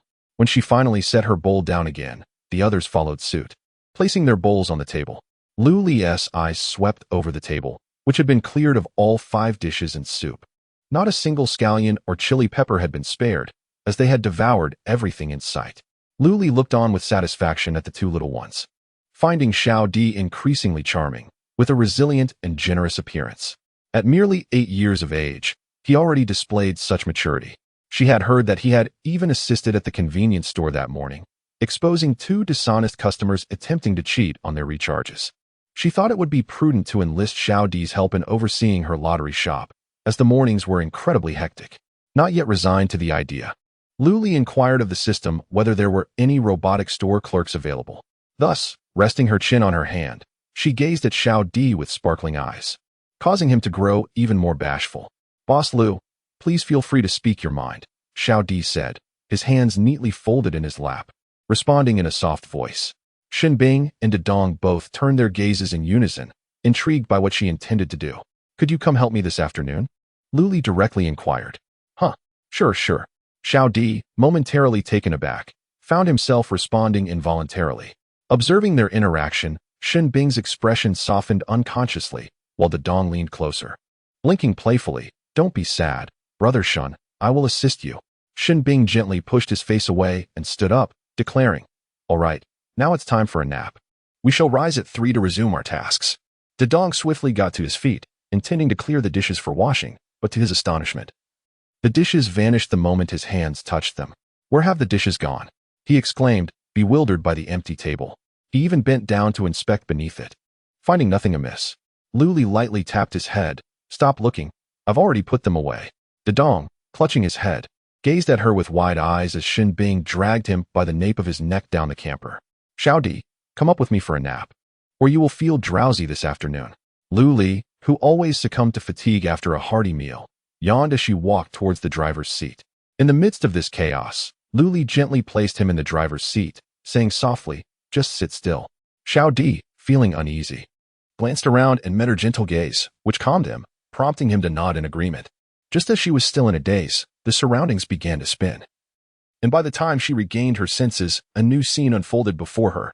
Xiao Di experienced a fleeting moment of panic, but quickly recalled Lu Li's words and moved to the side. In mere moments, Boss Lu had already appeared before her, comfortably seated in an inviting chair. Lu Li rose and gently led her to the bed at the rear of the car. Upon reaching the bedside, Xiao Di glanced down, noticing that her attire was rather soiled. Conversely, Boss Lu's bed appeared soft and fragrant. The thought of dirtying it filled her with guilt. Shaking her head, Xiao Di insisted, "I can sleep on the sofa." She gestured towards the couch, which also appeared plush and spacious. Lu Li sensed her unease, recognizing that she felt somewhat inferior, perceiving herself as a filthy child. However, as a confident individual of absolute self-assurance, Lu Li would not permit her employee to harbor such feelings of inferiority. Indeed, she had already included Xiao Di among her staff, and naturally, the benefits and treatment must align accordingly. Without delay, she searched for work uniforms in the clothing category of the shopping mall. To her astonishment, the selection was dazzling, featuring an array of styles. There were designs inspired by Ultraman, Shaun the Sheep, Pleasant Goat, Peppa Pig, shirts, dresses, everything imaginable, both conventional and unconventional. Her eyes dazzled at the plethora of choices, ultimately selecting a relatively normal style inspired by Pleasant Goat. The outfit was delightfully fluffy, feeling akin to genuine wool, adorned with a small white pom-pom at the rear. It was topped with 2 charming little horns, resembling a soft and cuddly sheep. She purchased several sets, one featuring Pleasant Goat, another depicting Beautiful Goat, and a family portrait from Goat Village. When the time came, they would have the freedom to choose. Lu Li also ensured that the material would adapt according to the wearer's size. Most importantly, it boasted a one-touch cleaning feature, truly practical. Not only did Lu Li purchase the family portrait from the sheep village, but she also acquired a rather conventional work uniform, consisting of short sleeves paired with either shorts or long pants for casual wear. Lu Li admired her own thoughtfulness, truly embodying the essence of a competent boss. Lost in her musings, she couldn't help but chuckle, prompting a startled glance from Xiao Di, who poked her gently and inquired, "Boss Lu, what is going on? Our work uniforms, aren't they lovely?" With eager anticipation, Lu Li awaited her response. Xiao Di scrutinized the outfit, noting the horns atop her head and the tail trailing behind. It was peculiar, yet she dared not voice her thoughts. "Oh, speak boldly. My sister is not so devoid of compassion," Luli encouraged. However, the very next moment, Xiaodi resolutely shook her head, declining. "It's too adorable, sister, but I'm not fond of it." Luli felt a pang of disappointment. "But isn't pleasant goat adorable? I haven't even brought out the cutest lazy goat yet. You must wear it," she insisted, thrusting the outfit into Xiaodi's hands. "You're putting it on this afternoon." With a grimace, Xiaodi accepted, not forgetting to ask, "Will Dedong wear it too?" "Absolutely," Luli affirmed. As the clock approached 4, her biological clock nudged her to awaken. Xiaodi, already clad in her pleasant goat attire, sat poised on the sofa, resembling a warrior ready for battle. Luli found her comical appearance amusing and pinched her somewhat bony cheek as they descended together. Dedong was curiously exploring the confines of the camper, obediently refraining from touching anything, merely observing with his eyes. Upon spotting Dedong, Luli called out, "Dedong, come and change into your work uniform." Hearing this, he dashed over in excitement, thrilled at the prospect of assisting Brother Shun while donning a new outfit. However, when Luli took out the costume of Mei Yongong, Dedong's smile froze on his face. How on earth could he wear that? Although the RV and the convenience store were equipped with air conditioning, making it comfortable to wear, it was still quite embarrassing. Just as Dedong was about to refuse, he saw Xiao Di emerge from behind, clad in the peculiar attire, his demeanor somewhat awkward. He lamented, "Xiao Di, you too. Traitor. You absolute traitor." Xiao Di shot him a glare and retorted defiantly, "If you have the guts, don't wear it." When it came to bantering with acquaintances, he was relentless. "You've donned it, so why shouldn't I? What are you even doing here?" Dedong shot back, "If you say one more word, I'll tell Brother Shin that you're bullying me. You, shameless." The once quiet RV was suddenly filled with the lively bickering of the two youngsters, while Luli stood by, thoroughly entertained, almost ready to munch on sunflower seeds. Shin Bing had somehow appeared, arms crossed, leaning against the vehicle. Observing the exchange between the two, Dedong was so furious he nearly rushed over to argue further, but Shin Bing pulled him away. Meanwhile, Luli was teaching Xiao Di how to operate the lottery machine, which only required manually inputting numbers and handing the slip to the customers. Just then, a customer arrived, and Luli demonstrated the process several times. Xiao Di was bright and grasped the instructions quickly. Satisfied, Luli watched for a while, confirming that her operation was flawless before leaving to attend to other tasks, organizing scratch cards, keeping an eye on customers to prevent any mischief, and timely tearing open new scratch cards. Yet, the transition from a small window to a four-sided one was somewhat overwhelming. She repeatedly opened her smart device to check her points balance and monitor the progress bar towards level 5. To ascend to level 4 requires 100,000 points, while advancing to level 5 demands 1,000,000. Does the system perceive her as a mere money-printing machine? Contemplating this, Luli experienced a sudden epiphany. Having reached level 4, why had she not received any upgrade rewards? She promptly confronted the system, which stammered a vague response about a trivial reward. "Give it to me," Luli insisted firmly, realizing that all her rewards had been consumed by this wretched system. In an instant, she noticed that her upgrade progress bar had increased by 1/10. Indeed, it had devoured an astonishing amount. What other rewards? Hand them over. Luli pressed further, secretly believing that 100,000 points was already quite substantial, and presumed that was all there was to it. To her astonishment, the number of items in her inventory had surged into double digits, whereas it had previously been single digits. She immediately opened her inventory, rising in shock, and erupted in a tirade. "You despicable system. You swallowed so many of my rewards, haven't you?"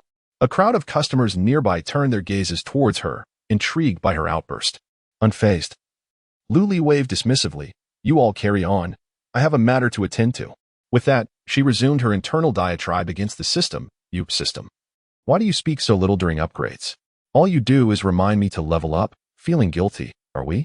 In the midst of this apocalyptic scenario, I have bound myself to a mobile lottery shop. Please do collect." Chapter 46, The Unscrupulous Lottery Shop. "Now, let me see what you have devoured. By all that is holy, was that a lottery machine? If you had it as a reward, why didn't you mention it? You let me to purchase a second-hand one. Good grief. And what about the scratch-off ticket machine? Are you mute, or do you deliberately wish for my suffering?" Luli was on the verge of madness and hurriedly retrieved the two machines, which now stood before her, pristine and new. The system interjected with a gentle reminder, "Host, please do not be upset. It was not intentional, merely instinct." The scratch card machine resembled a refrigerator, featuring a large control screen for purchasing. Beneath the screen, from left to right, were the circular slots for inserting crystal cores, the elongated slot for dispensing scratch cards, and the infrared scanner for redeeming prizes.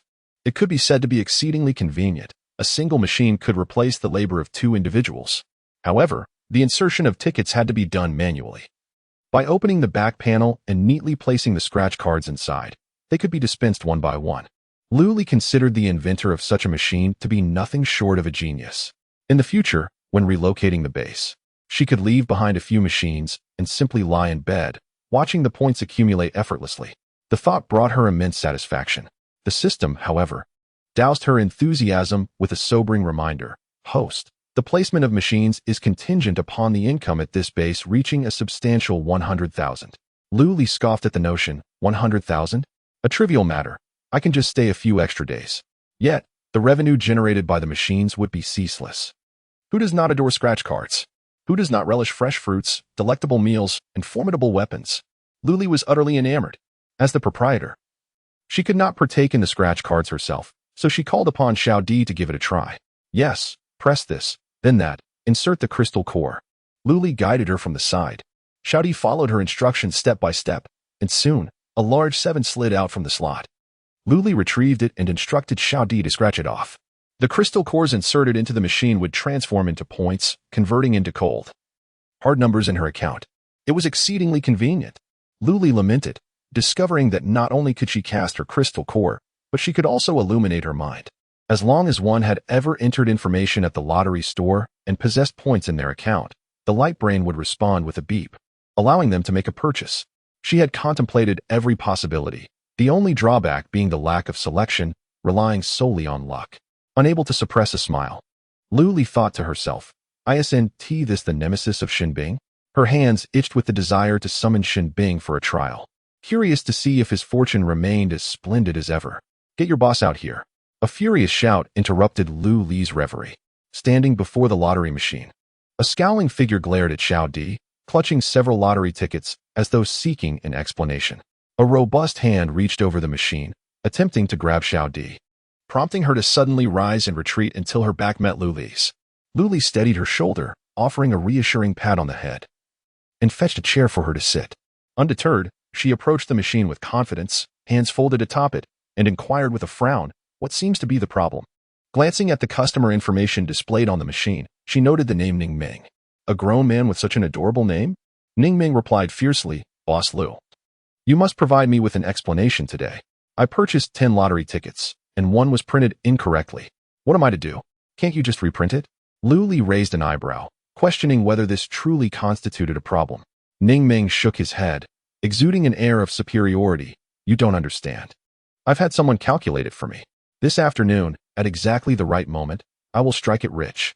These numbers were meticulously chosen. They are my lucky digits. Destined to win. Now she has squandered my fortune. What am I to do if I cannot win? As the situation escalated, frustration surged within her, and a towering man began to stomp his feet in anger. Luli was rendered speechless. In this apocalyptic era, who still believed in metaphysics? If he had such foresight, why had he not foreseen his own downfall? She found it futile to engage with his unreasonable antics and stood tall, commanding, issue him another ticket. Ning Ming, upon hearing this, became incensed, his temper clouding his judgment as he slammed his hands against the top of the machine. The device emitted a crackling hum. As if on the brink of collapse, Luli widened her eyes, clutching the machine, pleading, don't malfunction. Yet, before she could finish, the machine disassembled in her grasp, scattering into a pile of parts. The mirth that had briefly graced Luli's face vanished, replaced by a sullen glare directed at Ning Ming. The surrounding customers, sensing the tension, retreated several meters, vacating the stage for the unfolding drama. Xiaodi sat in her chair, at a loss, realizing her misstep. The prospect of compensation loomed ominously. Compensation. Luli spat, exuding an aura of impending tempest. Ning Ming, stubbornly defiant, retorted, it was your blunder. How can you conduct business like this without regard for customers? You are in debt, and I am here to collect. You are hardly a customer. With the slightest provocation, Luli erupted. I have endured your nonsense for far too long. Ning Ming yelled, pointing at her. He then turned to the crowd, proclaiming, come and witness this unscrupulous lottery shop. They issued the wrong ticket and demand I pay for it. This was a winning number, and she has muddled everything. His outburst was met with silence. The onlookers regarded him as if he were a fool. Luli leaned both hands on the table, a satisfied smile gracing her lips. After all, they were my loyal customers. How could they turn against me? Compensation. I bear witness. That young lady is innocent. I was right beside her scratching off the lottery tickets. And I distinctly heard you announcing those numbers, yet you blamed the girl for an error. Shameless. Compensation. Hurry and reimburse Boss Lou for the machine. Otherwise, how are we to purchase lottery tickets? In an instant, the clamor for compensation rose and fell in a cacophony, eventually unifying into a deafening roar that pierced the heavens. Startled, Shinbing, who was restocking supplies, dashed out of the convenience store towards the tumult, her mind racing with 100 scenarios of Boss Lou being wronged. Yet she quickly dismissed them, a person as proud and resolute as he could never be bullied, and her heart eased slightly. In a mere 10 meters, Shinbing swiftly arrived, instinctively searching for Lu Li with her gaze. She stood calmly within the RV, her expression serene, the corners of her eyes lifting as if she were savoring the uproar. The instigator was unmistakable, positioned in the space purposely left vacant before the RV. Enduring the barrage of insults from all directions, despite his efforts to maintain an upright posture, his trembling hands betrayed the fear within him. Ning Ming covered her ears and shouted, "Stop it! I am not at fault." With downcast eyes, she glided her fingers across the holographic interface, and in an instant, a colossal screen materialized in the air. "I have linked to the mobile lottery store. Please save it." Chapter 47. Kill her from the perspective of the lottery machine. Ning Ming's large face appeared on the screen, with a line of obedient customers behind him. The scar on his face was particularly conspicuous at this moment. Ning Ming, with his ears plugged, casually scrutinized Xiao Di, a glimmer of avarice flashing in his eyes. With a smirk, he teased, "Little sister, what is your relationship with Boss Lou?" Ignoring him, Xiao Di simply inquired, "What numbers do you want to buy?" Seeing her disregard, Ning Ming's wicked thoughts intensified. His gaze lewdly traversed her petite horns, his tongue gliding over his lips as he slowly remarked, "To buy you, how many crystal nuclei would it take?" This made Lu Li unconsciously clench her fists, a surge of rage igniting within her. "Scoundrel," she thought, ready to storm out. Yet, faster than her, Shinbing had already lunged forward, delivering a punch that sent Ning Ming sprawling to the ground. He pinned him down, raining blows upon his face like a torrential downpour. Ning Ming shouted and struggled, kicking his legs upwards in an attempt to dislodge Shinbing, but Shinbing was as immovable as a mountain, firmly restraining him. Ning Ming could only shield his face, wailing in despair. Lu Li also stepped out of the car, feigning an attempt to mediate. Stop fighting, she cried, while simultaneously kicking at Ning Ming's lower body. They all surged forward like a swarm, unleashing punches and kicks upon Ning Ming, hurling insults. "Wretched man, not a single good trait among you. Is that all you can think about?" The men surrounding them, bewildered by the unexpected degradation. Xiao Di finally reacted, rushing forward, only to be embraced by Lu Li as she stomped on Ning Ming's face with 2 swift kicks, until Ning Ming was utterly unrecognizable, his body battered and bruised, nearly a bloody mess. It was only then that Lu Li intervened, cautioning against inflicting any fatal harm.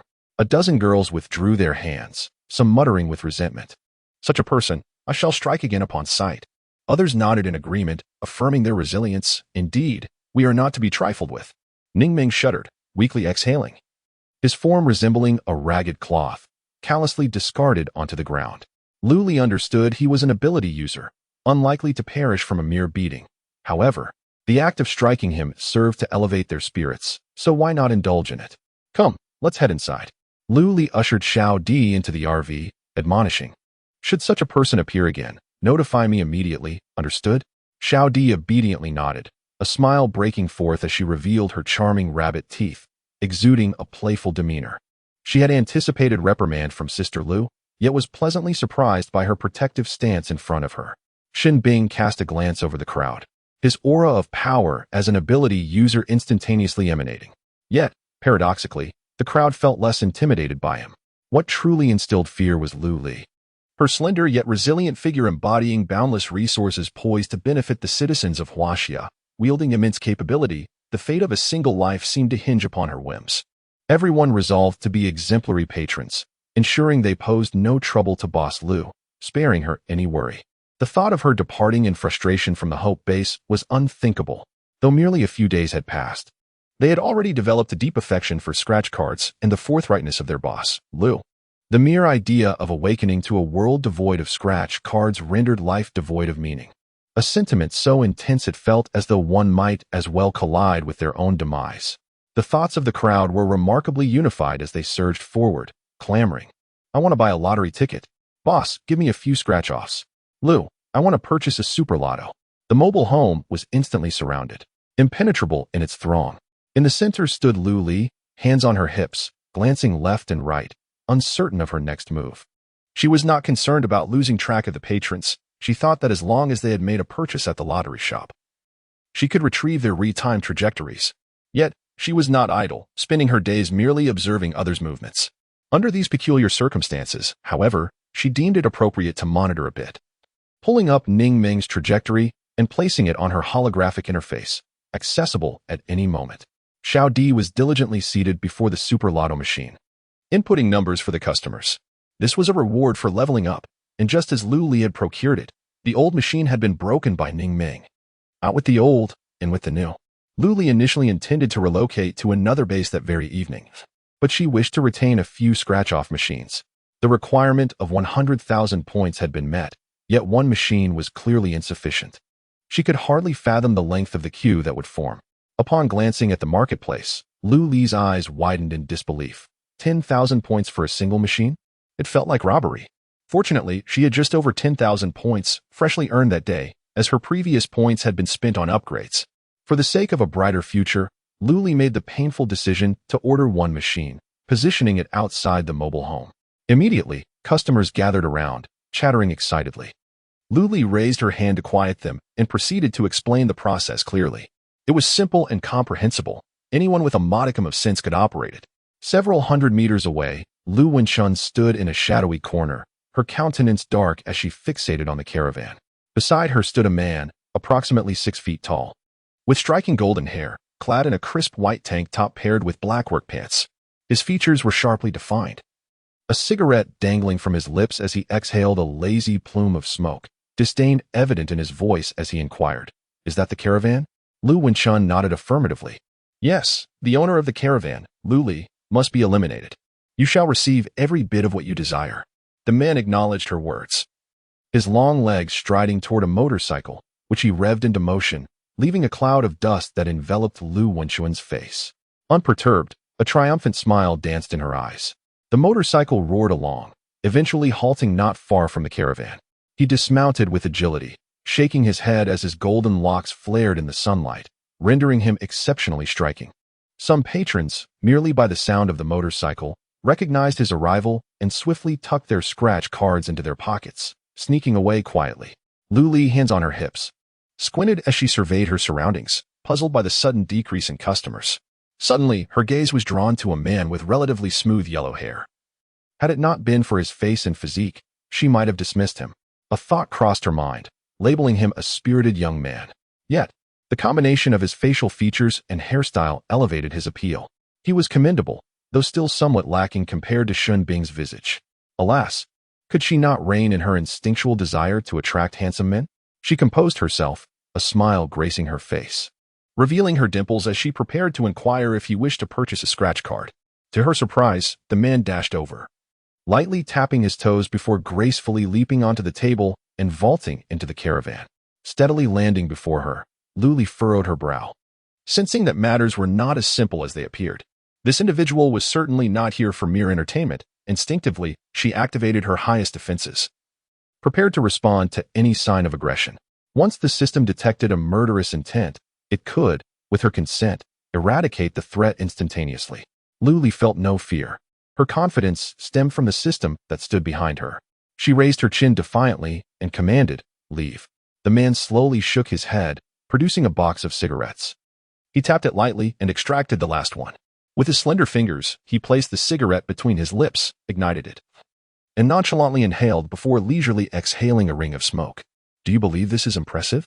Lu Li retreated a step, evading the smoke, and scoffed. The man was momentarily taken aback, his gaze sharpening with a hint of malice. It was the first time someone had spoken to him in such a manner. Typically, women were either fearful or infatuated upon encountering him. Who else dared to be so audacious? In a flash, he lunged towards her, aiming for her delicate neck. But just as he made contact, his legs buckled, and he fell to the ground. He looked up at her, finding only a mocking smile in her eyes. Irritated, he sprang to his feet, intent on re-attacking, unleashing the energy characteristic of a 6th-level ability user. Yet, Luli remained immovable, as if entirely unaffected. Onlookers surrounding the mobile home could only anxiously watch, pushed back by the energy, shouting frantically, "Quick, call Boss Shin." With spectators witnessing this, one might wonder, had anyone ever seen Boss Lu face defeat? Indeed, no one has ever managed to outmaneuver the formidable Boss Lu within the confines of the caravan. The onlookers felt a semblance of reassurance, their focus returning to the unfolding drama. Shin Bing arrived fashionably late, disregarding the conventional entry through the door. Instead, she supported herself on the table and swiftly leaped inside. "Luli, are you all right?" he exclaimed, having sensed the energy fluctuations of a 6th-tier ability user. Anxious and uncertain if the caravan could withstand it, and whether Luli could endure, he hurried over. "Shin Bing? What on earth are you doing here?" The man gasped in surprise. Upon hearing that familiar voice, Shin Bing turned to him, frowning as he said, "Luo Tiu?" Luo Tiu scowled. "Don't call me that. Refer to me as Luo Mu." Regardless of the name, Shin Bing directly inquired, "What brings you here? Were you assigned to eliminate Boss Lu?" "Yes." Luo Mu replied with an air of candor. "The remuneration is substantial enough to allow me a lavish lifestyle for half a year." It then dawned on him. "Wait, you address her as Boss Lu? Are you working for her?" "Shin Bing, you've fallen so low." Luli stepped forward, positioning herself between the two. Extending a hand to each, she turned to Luo Mu and said, "Stop discussing how much you would require to kill me in my presence. I want to offer you double. I'd rather see you depart promptly." She then faced Shin Bing. "As for you, take your friend and move far away. I do not wish to lay eyes on him." Shin Bing shot a fierce glare at Luo Mu, muttering, "This is all your fault. Boss Lu now holds a poor impression of me." The notion of moving away entailed Shin Bing dragging Luo Mu to a convenience store. Upon entering, Luo Mu could not contain his astonishment. "What? Bottled water?" Shin Bing replied nonchalantly, "And what of it?" He had grown accustomed to the astonishment of others, for he too had traversed a similar path. "What is the matter?" Luo Mu echoed in disbelief, circling around Shin Bing. "Are these yours? Have you become a wealthy magnate?" Shin Bing shrugged. "No, the shop belongs to Boss Lu. I am merely working for her." Luo Mu was once again taken aback. "How much has she given you?" "You, a 7th-tier ability user, the sole ice elementalist in the world, working for her? Am I hearing this correctly? Who exactly is this Luli?" "Luwenchun offered me 1,000 crystal cores to eliminate her." Luo Mu exaggeratedly raised a finger. Upon hearing that name, Shin Bing instinctively frowned. "Luwenchun? Her status isn't trivial. She is, after all, the daughter of the base leader. It would be unwise to eliminate her directly, as it could lead to endless repercussions." Seeing Shin Bing remain silent, Luo Mu, accustomed to his reactions, wandered off on his own. "Shin Bing, you have instant noodles. My favorite, the old flavor. It's been years since I last had this. And there are even ham sausages. My beloved corn flavor. Dear heavens. What paradise is this? I never want to leave." Shin Bing silently cradled a fortune cat, trailing behind him. Luo Mu turned around abruptly, nearly colliding with her.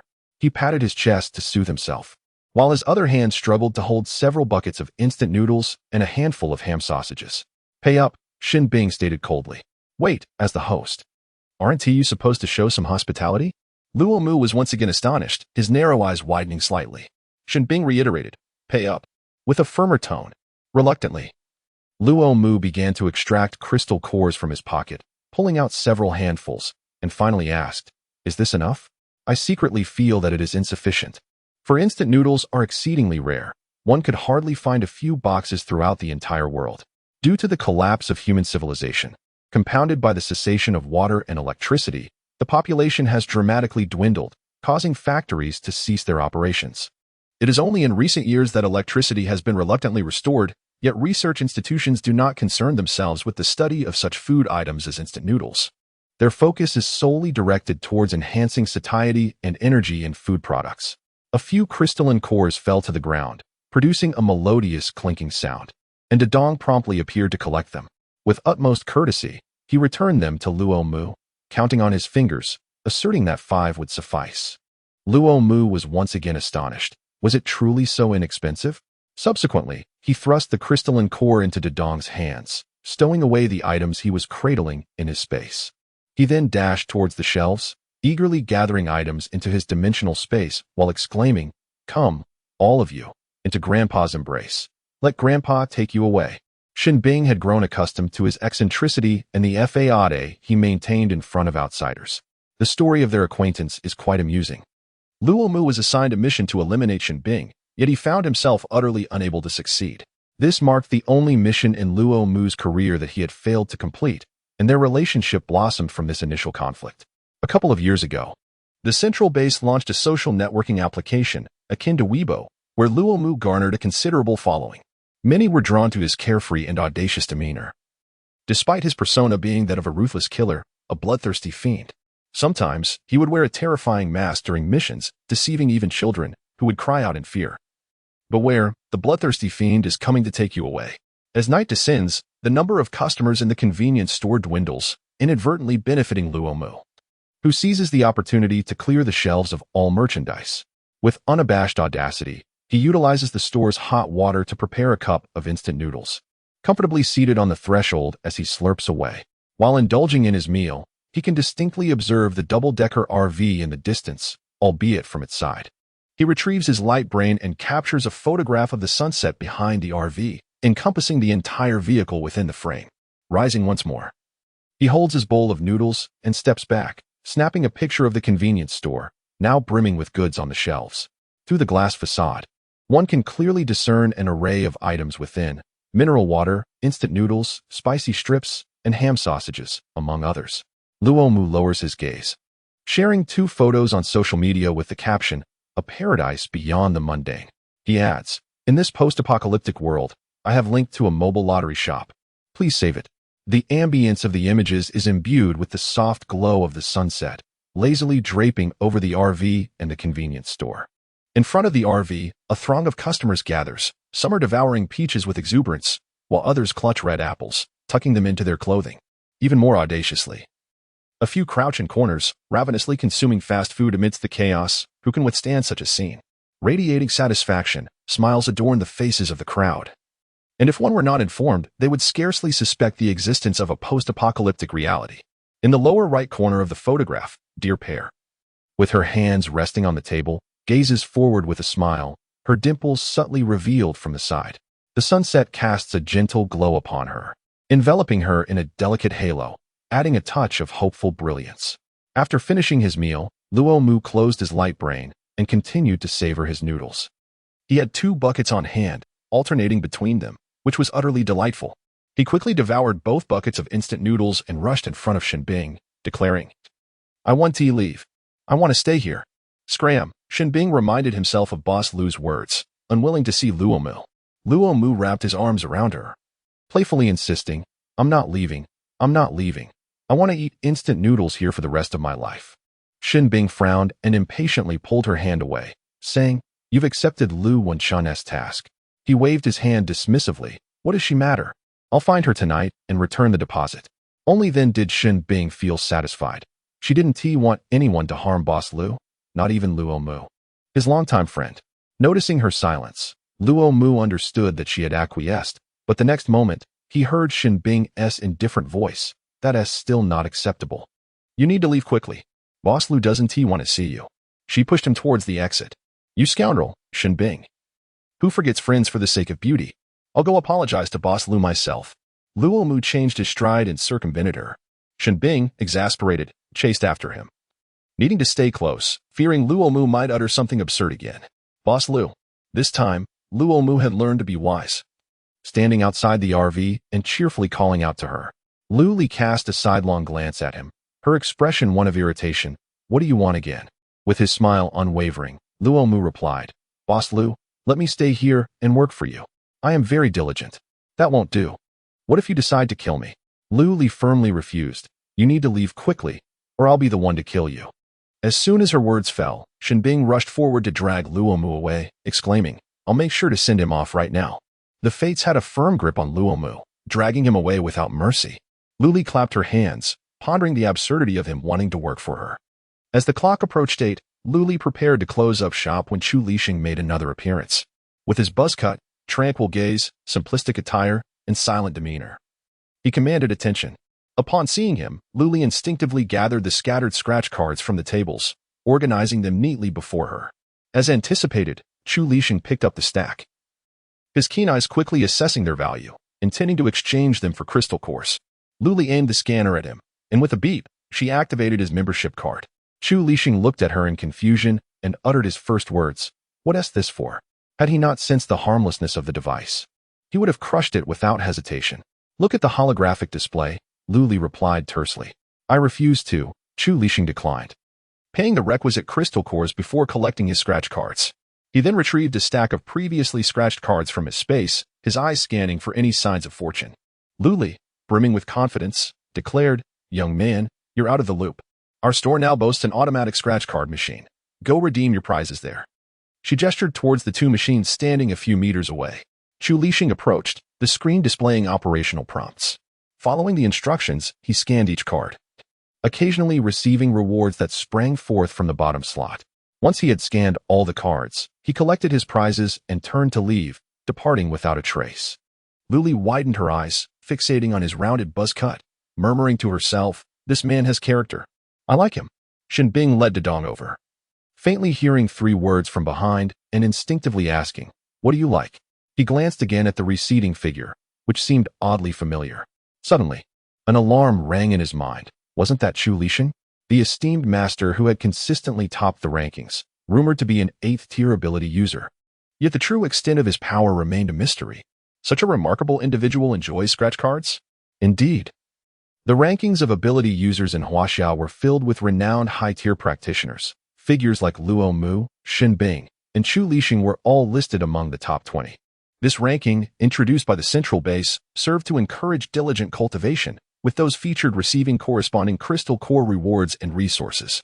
Furthermore, it was updated daily, with a profile picture accompanying each name, which explained why even a solitary person like Shenbing was widely recognized. I'm not hungry. I can still work, Dedong exclaimed with enthusiasm, finding this far more enjoyable than being in the small courtyard. I'm fine too, Shadi added, shaking his head. Lu, Boss Lu. A weak voice emanated from outside. The 4 inside the RV turned in unison to look. It was Ningming. His injuries were visibly treated. With his entire face wrapped like a mummy, speaking in a muffled tone, completely devoid of the arrogance he had displayed earlier in the afternoon. Here is your crystal cores, Ningming said, placing a large sack on the ground, unable to withstand the scrutinizing gazes of the others, and fled in haste. Shenbing brought the sack of crystal cores inside, but Luli didn't even glance at it, merely stating, put it in the warehouse. This was a new area added on the first floor after reaching level 4, designated for storing various items. With a pronounced limp, Ningming staggered away from the RV area. As he turned into a narrow alley, he was suddenly silenced by a hand clamping over his mouth. Dragged away like a lifeless body. Struggling, he widened his eyes in horror. After a prolonged moment, he was violently tossed onto the ground, still dazed. As a throng of individuals surged forward, raining blows upon him. Who are you? On what grounds are you attacking me? Ningming shouted defiantly. You dare to steal our crystal cores and question our identity? You must be seeking death. One of them retorted angrily. How dare you? Ningming fell silent, desperately shielding his head with his hands. The crystal cores he used to compensate for Luli were all acquired through theft, deceit, and even high-interest loans. Within the confines of the base, in the core area, a dimly lit alley accentuated the striking appearance of a blonde figure. Luo Mu, visibly irritated, reiterated, Miss Lu, I cannot accept this task. Find someone else. In a fit of frustration, Lu Wenshun fumed. She had been eagerly awaiting news of Lu Li's demise, only to be summoned in the dead of night to be informed that the task would not proceed. What kind of justice is this? She glared at him, extending her hand with a fierce gaze, demanding, compensate me for the breach of contract. I will report you. Luo Mu slapped her hand and said, I give you a piece of advice. Hurry and report it. I happen to have no desire to continue, which suits me just fine. Lu Wenshun was so furious that she could hardly articulate her anger. In that moment, she contemplated hiring an assassin for Luo Mu, but quickly dismissed the thought, as she could not afford such an expense in crystal cores. All she could do was watch helplessly as Luo Mu's figure faded from her sight. Frustrated, she stomped her feet and clenched her fists in a futile desire to strike someone. After spinning around in agitation, she hit her fist against the wall, only to cry out in pain from her own hand. He approached the side of the camper, pitifully leaning on the table, gazing longingly at the four individuals inside, who were enjoying a lively hot pot. The aroma wafted continuously into the air. Luomu took a deep breath and murmured softly, "How fragrant! It smells divine. I have never experienced such a delightful scent in my life." Luli was dropping meat into the pot, but right across from her was Luomu, his golden hair resembling that of a large golden retriever, which made her want to reach out and pet him.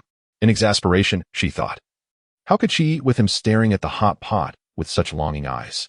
Yet, she resolved to eat anyway. Luli stuffed a generous piece of meat into her mouth, deliberately making sounds of enjoyment. Delicious. This meat is incredibly tender. She couldn't resist throwing a taunting glance at Luomu. Unable to contain himself any longer, Luomu straightened his posture and shouted with a serious expression, "So what?" Shinbing silently turned to him and replied, "What about it? Now you regret not recognizing the mountain when you had the chance. It's too late." Luomu pouted, feeling utterly powerless. He could neither fight Shinbing nor, it seemed, even Luli. In his frustration, he squatted down, focusing intently on the enticing aroma. Luli found herself in a state of bewilderment, seemingly having been frightened by Shinbing's earlier outburst. However, unbeknownst to her, it was not Shinbing's intimidation that had her rattled, but rather the overwhelming scarcity of resources in this post-apocalyptic world that had truly subdued her. Suddenly, Luomu's holographic device began to emit a series of melodic chimes, prompting him to glance down in curiosity. After a moment, he sprang to his feet in astonishment, placing his hands firmly on the table. "Boss Lu, you've gone viral." Luli, engrossed in her meal, looked up in confusion. After a brief moment of surprise, she returned to her chewing. Luomu, disregarding everything else, eagerly leaped forward, positioning his holographic device beside her, unconsciously sniffling with excitement. Unable to bear witnessing such a striking face in disarray, Luli reluctantly remarked, "Get him a pair of chopsticks." Handsome men ought to obediently comply, serving as mere decorative figures. If that failed, a charming pet would suffice. Upon hearing this, he beamed with delight and promptly settled beside Shinbing, awaiting instructions with a sense of eagerness. Only then did Luli turn her attention to his holographic device. The interface resembled that of a popular social media platform, showcasing a post accompanied by 2 images. With curiosity, she clicked through, exclaiming, "Isn't that my RV and convenience store? Who took these?" Her gaze slowly shifted towards Luomu, her certainty evident as she inquired, "Did you post this?" The latter, feeling a twinge of guilt, nodded, with an air of indifference. Luli complimented, "The shots are quite impressive," and gave a thumbs up. Meanwhile, Shinbing activated his holographic device, which also featured the application known as Human Social Network. A quick refresh revealed Luomu's new post, which boasted over 500,000 comments, shares, and likes, with numbers continuing to rise. Shinbing's expression soured as he delved into the comments section, where the majority were astonished by the sight of resources such as bottled water and instant noodles, questioning the origin of such supplies. Most people are consumed by envy, jealousy, and ridicule towards Luomu, speculating whether he has resorted to using photographs from the civilized era to attract attention. Some experts have analyzed the images and concluded that they do not depict a civilized age, but rather a post-apocalyptic world. This revelation sparked countless discussions. If it truly is a post-apocalyptic scenario, from where did these resources originate? Such questions remain perplexing, yet they pale in significance compared to the overwhelming desire these images evoke. Merely gazing at them through a holographic interface causes one's mouth to water, conjuring tantalizing visions of instant noodles. Astute observers have meticulously noted the first image of a motorhome, cataloging the array of delectable foods visible within.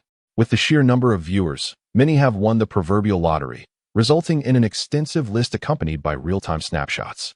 Each item depicted incites salivation: fruits, vegetables, fast food, snacks, cookies, and so forth. This post has drawn the attention of various bases, and within mere hours, over 100 base leaders privately messaged Luomu. Most inquired with relentless curiosity about the location of the motorhome and convenience store, while a few discreetly probed for information. However, Luomu remained unresponsive on the platform, missing their inquiries.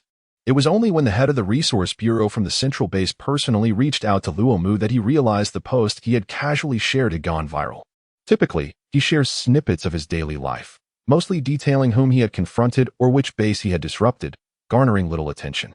This was the first time his post had exceeded 10,000 views, leaving him somewhat apprehensive. Luo Mu opened the conversation with the Resource Bureau head, feeling a pang of guilt as he showed it to Lu Li, stating timidly, "Boss Lu, please don't be angry. I'll delete it right away." Lu Li halted, softly stating, "It's nothing. This is an opportunity to elevate my reputation. The brilliance of the lottery shop will illuminate every base." She turned her gaze to the holographic screen, where the tone of the person in charge was far from pleasant, tinged with a certain firmness. "Romo, please provide the location and time of the photographs. We need to verify the authenticity of these images." After approximately half an hour, the person in charge sent another message, their tone slightly softened. "Romo, where did the supplies in the convenience store originate? Additionally, those fresh fruits, please cooperate with the Central Base's investigation." Following this was a series of analyses. In this post-apocalyptic world, there is no patch of natural land left for cultivation. Only the newly developed soil from the Central Base can barely sustain rice and a few vegetables. But the survival rate is low, and mutations may occur. We urgently require your cooperation, as we are eager to uncover the source of these supplies. Lu Li read through the messages, comprehending the urgency of the person in charge. However, she pondered, why should it concern me? Her sole desire was to establish lottery shops across every base, amassing a plethora of points, nothing more. Ignoring the requests, she casually tossed aside the conversation and continued to indulge in her meal. Upon hearing her dismissive remark, he promptly activated the Do Not Disturb mode for the person in charge and withdrew from the software account. Dedong also arrived with a new set of bowls and chopsticks, placing them before Romo, who eagerly lifted them, excitement evident as he picked up a small piece of meat. In the post-apocalyptic world, I have bound myself to a mobile lottery shop. Chapter 51. Invited to give you a beating. After examining the meat in front of him for a considerable time, he finally asked, "Boss Lu, what kind of meat is this?" "Zombie meat," Lu Li replied coldly. Luo Mu was taken aback, and as the meat fell into the bowl, he disregarded everything and hastily began to eat, thinking, "Who cares? I'll eat first and worry later." For lunch, they had a stir-fry, and for dinner, a hot pot. The two little ones felt as though they had struck gold from the heavens, relishing the delicious food. The five of them devoured the entire table of dishes. Luo Mu was still yearning for more, yet his belly was already uncomfortably full, though his mind continued to crave more food. Lu Li glanced at the time. It was nearly 10 o'clock. She declared, "I plan to relocate to the Flower Bloom base tonight." She turned to Xin Bing. "You must accompany me. As the manager of the convenience store, you are essential. Bring the other little ones along as well." It was simply too much for her to handle alone. She couldn't split herself into 8 pieces. Damn it. She had no choice but to recruit help.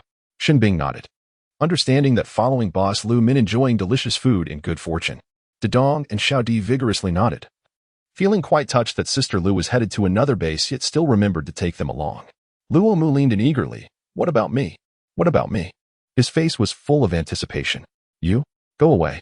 Lu Li pushed his face aside in disdain, not wanting to keep a ticking time bomb by her side. Letting him enjoy one hot pot was merely a moment of pity, akin to feeding a stray cat. That task was assigned by Lu Wenchun, which I have already declined. The reward is 1,000 crystal cores. Luo Mu hurriedly explained, fearing he might not get to enjoy hot pot in the future. "Am I only worth 1,000 crystal cores? Is it still at the first level?" The focus of Lu Li is evidently different. Luo Mu activated the holographic interface, scrolling to the task page, and remarked, "There are currently 1,200 crystal cores." Lu Li became increasingly irate. Once her reputation flourished, she must be worth tens of thousands of high-grade crystal cores. Is it true that the task was issued by Lu Wenchun? It seems this woman's animosity towards her continues to intensify. However, it matters little. The daughter of a mere base leader is nothing of consequence. Though she remains indifferent, she is not a soft target to be easily manipulated. She summoned Luo Mu, casually tossing a crystal core, and with a toothpick in her mouth, commanded, "Go and give Lu Wenchun a sound thrashing. Ideally, she should be confined to bed for half a year. The reward is yours." Luo Mu glanced down to see a level 1 crystal core, a rather insulting gesture. "All right, I shall take care of it," he replied eagerly, obediently exiting the car. With his prowess, infiltrating the base unnoticed was a trivial matter. He stealthily made his way into the core area and located Lu Hongtao's residence. He then climbed through the window into Lu Wenchun's room, where she was deep in slumber. Without hesitation, Luo Mu hoisted her along with the bedding and carelessly tossed her into an unoccupied alley, where he unceremoniously dropped her to the ground, and removed the cloth stuffed in her mouth. You, Luo Mu, what do you intend to do? Lu Wenchun exclaimed in terror, her hands and feet tightly bound, rendering her immobile. Luo Mu produced the crystal core, waving it before her eyes, and then activated the recording function on his holographic device. At the behest of another, I have come to deliver a beating, Luo Mu stated nonchalantly, exuding an air of indifference. Who sent you? How much is the reward? I will pay you double. Lu Wenchun exclaimed anxiously, her mind racing with conjectures. Luo Mu resolutely declined, stating, the reward is a crystal core. Yet I am a principled assassin and do not accept a change of employer midway. Still reeling from the insult, a fist came crashing down mercilessly, Luo Mu showing no restraint in his strength. Blow after blow landed with unyielding force, and soon, Lu Wenchun coughed up a mouthful of blood, feeling as though her internal organs had been displaced. A profound sense of despair enveloped her, coupled with an unprecedented pain that coursed through her body. As tears and snot streamed uncontrollably, would she really perish here? For the first time, the thought of not provoking Lu Li crossed her mind. This one-sided assault persisted for 10 minutes, leaving Lu Wenchun ashen-faced, her skin concealed beneath the covers, marred by bruises of blue, purple, and red. A cruel tapestry that sent chills through onlookers. Damn Lu Li, damn Luo Mu and Shin Bing. Why would those ranked in the top 20 come to her aid? Lu Wenchun could not comprehend, nor could she move. Even the slightest shift sent waves of pain throughout her body, forcing her to await the dawn when someone might discover her plight. She felt herself slipping away, her breaths growing increasingly labored. Outside the base, the sky seemed to have collapsed. Where had Boss Lu and Shin Bing gone? There were no traces left behind, as if they had never been there at all. Suddenly, it struck him. Boss Lu had mentioned going to the Huakai base. Luo Mu, awakening from his daze, hastily mounted his beloved motorcycle and sped towards the Huakai base without a moment's pause. After an hour of frenzied riding, he finally glimpsed the towering walls of the Huakai base and let out a sigh of relief. As expected, just 100 meters from the entrance, he spotted a camper van and a convenience store. Exhausted, Luo Mu trudged towards them. The convenience store had closed its doors, enveloping the surroundings in darkness, while the RV sides were sealed, resembling a massive iron box from the outside. Poor Luo Mu had no choice but to sit on the ground beside the RV, hugging her knees as she awaited the dawn. Suddenly, a piercing scream shattered the tranquility of the Hope Base's morning, followed by a flurry of chaos. When Lu Wenchun awoke, the first sight that greeted her was a doctor, clad in a white coat and wearing glasses, who was shining a flashlight into her eyes. The brightness was blinding, and her vision began to blur. As she slowly closed her eyes again, she faintly heard the doctor murmur, "It's hopeless. She may never stand again." Lu Wenchun desperately wished to rise, but her body felt utterly unresponsive, her eyelids growing heavier, as though weighed down by cement. She slipped back into unconsciousness while Lu Hongtao, standing beside the hospital bed, wore a grave expression, incessantly questioning the doctor. In the RV on the second floor of the flower-blooming base, the sofa had been replaced by a bunk bed, with Xiao Di sleeping on the lower bunk and Zhan Ting on the upper. They were among the little ones from Shin Bing's courtyard. Lu Li habitually activated her light brain and navigated to her personal homepage, discovering that the long-dormant progress bar had flickered to life. The progress for the lottery shop's occupation of the base stood at 11128. She clicked on the progress bar, and a map of Huaxia appeared, illuminating a 5-pointed star in a remote area. At that moment, it seemed an insurmountable task, prompting her to minimize it and drag it to a corner. Upon her departure from the Hope Base yesterday, she had left behind 2 automatic scratch-off lottery machines. Hence the progress bar had moved. Chapter 52. The blooming base. Lu Li comprehended that the task at hand was indeed formidable. First, one must accumulate 100,000 points at a base, followed by leaving behind an automatic scratch-off machine to meet the criteria. However, completing such a task would yield a reward of 50,000 points. Lu Li found herself weighing the situation carefully. With a decisive motion, she shut off her light brain, opting for a philosophy of out of sight, out of mind. She roused her 2 little companions before heading off to freshen up and change her attire. Once she was ready, she descended the stairs and opened for business. As all sides of the vehicle were flung open, she was about to place an order for scratch-offs when a wild mane of golden hair burst into view. Luo Mu, appearing rather disheveled, slumped over the table and lamented. "Boss Lu, why do you never wait for me?" "Why should I wait for you?" Lu Li replied, multitasking as she ordered 20 copies of the number 7 and 5 each of the other 3 variants. Luo Mu straightened up, his dark, lustrous eyes fixed on her. Of course, you should wait for me to leave together. Luli almost found herself enchanted by his expression.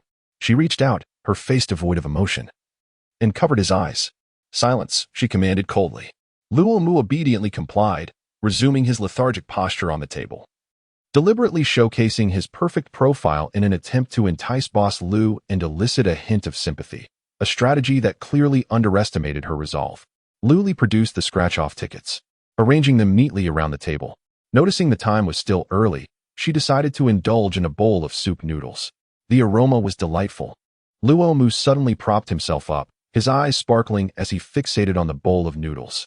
The verdant leaves floating atop were irresistibly tempting. Complemented by a perfectly fried egg with crisp edges, its white and yellow hues promising a rich flavor. Luo Mu clasped his hands atop the table, gradually inching closer until he found himself less than half a meter away from Luli, which allowed him to see more clearly and heightened his desire to indulge. He exaggeratedly swallowed, hoping the other party would notice and generously offer him a morsel. Unfazed, Luli continued to scroll through her holographic device while slurping noodles. Last night at 10 o'clock, the lottery store software had precisely updated the winning numbers for the grand lottery. 3, 7, 10, 15, 22, 30. Winning customers could claim their prizes at the automatic scratch-off ticket machines, regardless of the store's presence. She opened the group chat, where the majority were engrossed in discussions about the winning numbers and Lu Li's recent internet fame, until a message appeared.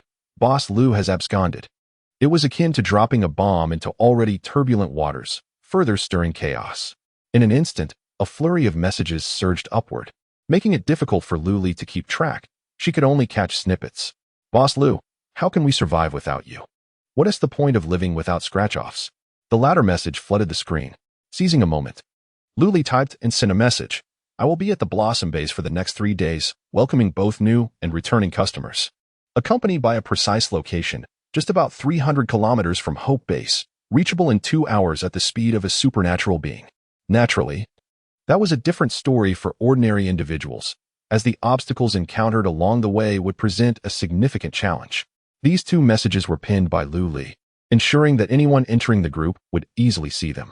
She cast a glance at the group's member count and was taken aback. It was on the verge of surpassing 2,000, while each group could accommodate a maximum of 5,000 members. Dear Pair contemplated the enormity of information that would arise from 5,000 people. She promptly set a limit, allowing no more than 2,000 individuals in a single group. Luo Mu leaned over to take a glance and immediately exclaimed, Boss dear, I want to join you. Scram, Dear Pair retorted without a hint of mercy. His gaze fell upon the bowl of noodles, and the more he looked, the hungrier he became. Suddenly, he remembered the video he had filmed the previous night, and his spirits lifted instantly. He activated his light brain and presented the video to her. Boss dear, here is the footage of me confronting Lu Wenshun yesterday. Dear Pair cast a glance at the video, which was dimly lit and unsteady. Only the muffled sounds of Lu Wenshun's pained groans were audible. She could vaguely discern the agony etched on her face, and a fleeting sense of satisfaction flickered within her. Dear Pair nodded in approval and affectionately ruffled his hair across the table. Well done, you deserve a reward. She purchased a bowl of noodles identical to hers and pushed it towards Luo Mu. Boss dear, you are truly wonderful, Luo Mu declared, touched, to him. Anyone who provided delicious food was a leader. Just then, Shenbing arrived with Dedong and the other 3 boys. He discreetly glanced at Luo Mu, observing him relish his meal, and his expression darkened slightly. Good morning, sister dear, the 3 little boys greeted politely. Dear Pair smiled back and advised. If you want something to eat, go to the store. Your brother Shin has employee discounts, very affordable. No sooner had she finished speaking than 3 pairs of bright eyes turned eagerly towards Shenbing. Let us go, Shenbing directed the group towards the convenience store, with Xiaodi and the 2 little girls following suit. Shenbing resembled a mother duck, leading a flock of obedient and adorable ducklings behind her, while Luo Mu carried his bowl of noodles along. After Dear Pair finished her meal, she gazed towards the blooming base, a name that lacked the profound significance of the previous 2 establishments. She heard that the commander of this base was a woman, and she was aware that in a post-apocalyptic world, the bias towards males was even more pronounced. While most men possessed greater strength and stamina, there were still many exceptional women occupying significant positions. As 9 o'clock approached, the gates of the base swung open, and the guard team began their shift change. To her surprise, the 10-member squad was entirely composed of women, their faces resolute and clad in fitted combat uniforms, exuding an air of confidence and grace. After a while, some residents emerged, and they too were primarily women, moving in small groups, their gestures affectionate as they instinctively shielded each other within a certain range of safety. Luli rose to her feet, enthusiastically waving at them, elated to see so many girls after such a long time. "Hey, beauties. Would you like to try your luck with a scratch card? One won't hurt." Immediately, 3 girls, hand in hand, curiously approached her. Despite the harshness of their environment, they maintained a semblance of normalcy, their clothing and hair kept tidy. One of the girls looked up at Luli, expressing, "Your skin is exquisite, so fair and delicate." Anyone would feel delighted to receive such compliments from a beauty, and Luli's smile widened as she replied, "You are quite beautiful yourself." She touched her own somewhat rough and dry face, feeling a tinge of disappointment as she sighed. "Ah, it's so dry." Another girl glanced at the RV, then at the nearby convenience store, recalling something as she looked down at her holographic device. After a moment of shock, she looked up, pointing at a photo on the device, stammering, "Why you are this?" Luli graciously acknowledged, "Yes, indeed." The 3 girls exchanged glances and eagerly gathered around the holographic display to examine the photo, comparing it with the RV and the convenience store. "I am quite certain that it is the beautiful owner before us, for one cannot find another such vehicle in this post-apocalyptic world." They were initially filled with excitement, but soon composed themselves. The girl praising Luli is named Tang Nan Nan. She magnifies the photo with her finger and inquires, "Where did you acquire all these fruits and vegetables?" Luli merely smiles in silence, gesturing towards the scratch-off tickets on the table, her lips parting slightly as she replies. "This." With a hint of enthusiasm, she adds, "I have linked a mobile lottery store." Chapter 53. The all-female base. The 3 then turned their attention to the scratch-off tickets laid out on the table. They were merely slightly larger than a palm, appearing rather unremarkable. Could they truly yield fruit? "The beautiful owner, we hope you are not deceiving us," Tang Nan Nan expressed with skepticism. "You will know once you try," Luli replied, resting her chin on her hand as she conversed with them, her gaze fleetingly scanning their faces and hands, a pang of sympathy washing over her. Despite their youthful age of merely 20 or 30, their hands bore the signs of age, wrinkled and dry, akin to those of an elderly person. Intrigued by the novelty, Tang Nan Nan eagerly asked, "How do we play?" "1 crystal core for each ticket," Luli explained. They found nothing odd about this arrangement, after all. The prospect of obtaining fruit was enticing. The worth of the tickets need not be emphasized. "I will take 3, Tang Nan Nan proclaimed. Waving her hand generously and turning to her companions, "I shall treat you both." Luli accepted the 3 crystal cores, gracefully sweeping her palm over the table, inviting them. "Choose as you wish. Upon arriving at the flower bloom base, we shall temporarily forego the membership system until we become more acquainted with the environment and market conditions here." In truth, they are all the same, differing only in their numbers. Luli was uncertain about what to choose, yet she embraced the decision with respect. "These are the 3, Tang Nan Nan remarked, clutching 3 scratch cards. "All right, let us use these to play." Luli presented 3 petite golden shovels, exquisitely crafted and charming, which the trio cherished dearly. Tang Nan Nan murmured softly, "Are we really going to use these? I feel a bit reluctant." A girl beside her nudged her gently, urging, "Hurry up and scratch. We still have tasks to complete." The 3 commenced their scratching, perhaps fueled by an overwhelming anticipation for fruits and vegetables. They worked swiftly. With a flurry of strokes, they completed the task, only to be met with a sudden wail, quickly followed by a gasp. The other 2 turned to Tang Nan and in an instant, eagerly inquiring, "So, what did you get? Did you uncover any fruits?" Her mind was consumed with visions of fruits, yearning for their juicy sweetness. "It seems not," Tang Nan Nan replied, her voice tinged with disappointment, as she handed the card to Luli. "Here, you take a look at this." Luli accepted it, scrutinizing it for a while without discernible results. Calmly, she inserted it into the fortune-dispensing mouth. Before long, a palm-sized tube was ejected. Luli picked it up and exclaimed, "Oh, it's face cream. It can be used for the face and hands." She explained as she passed it along to her companions. "Is that true?" Tang Nan Nan accepted it with delight, instinctively touching her rough skin, eager to use it immediately. Luli nodded affirmatively, "Of course. It's perfect for use." Tang Nan Nan unscrewed the cap, cautiously squeezing some onto her hand. The creamy, Off-white substance emitted a delightful fragrance as she rubbed her hands together, allowing a subtle floral aroma to gradually waft through the air. Before her very eyes, Tang Nanan's hands radiated a luminous glow, and even the creases and dead skin had significantly diminished. Luli was astonished, exclaiming, "What sorcery is this? How remarkably effective!"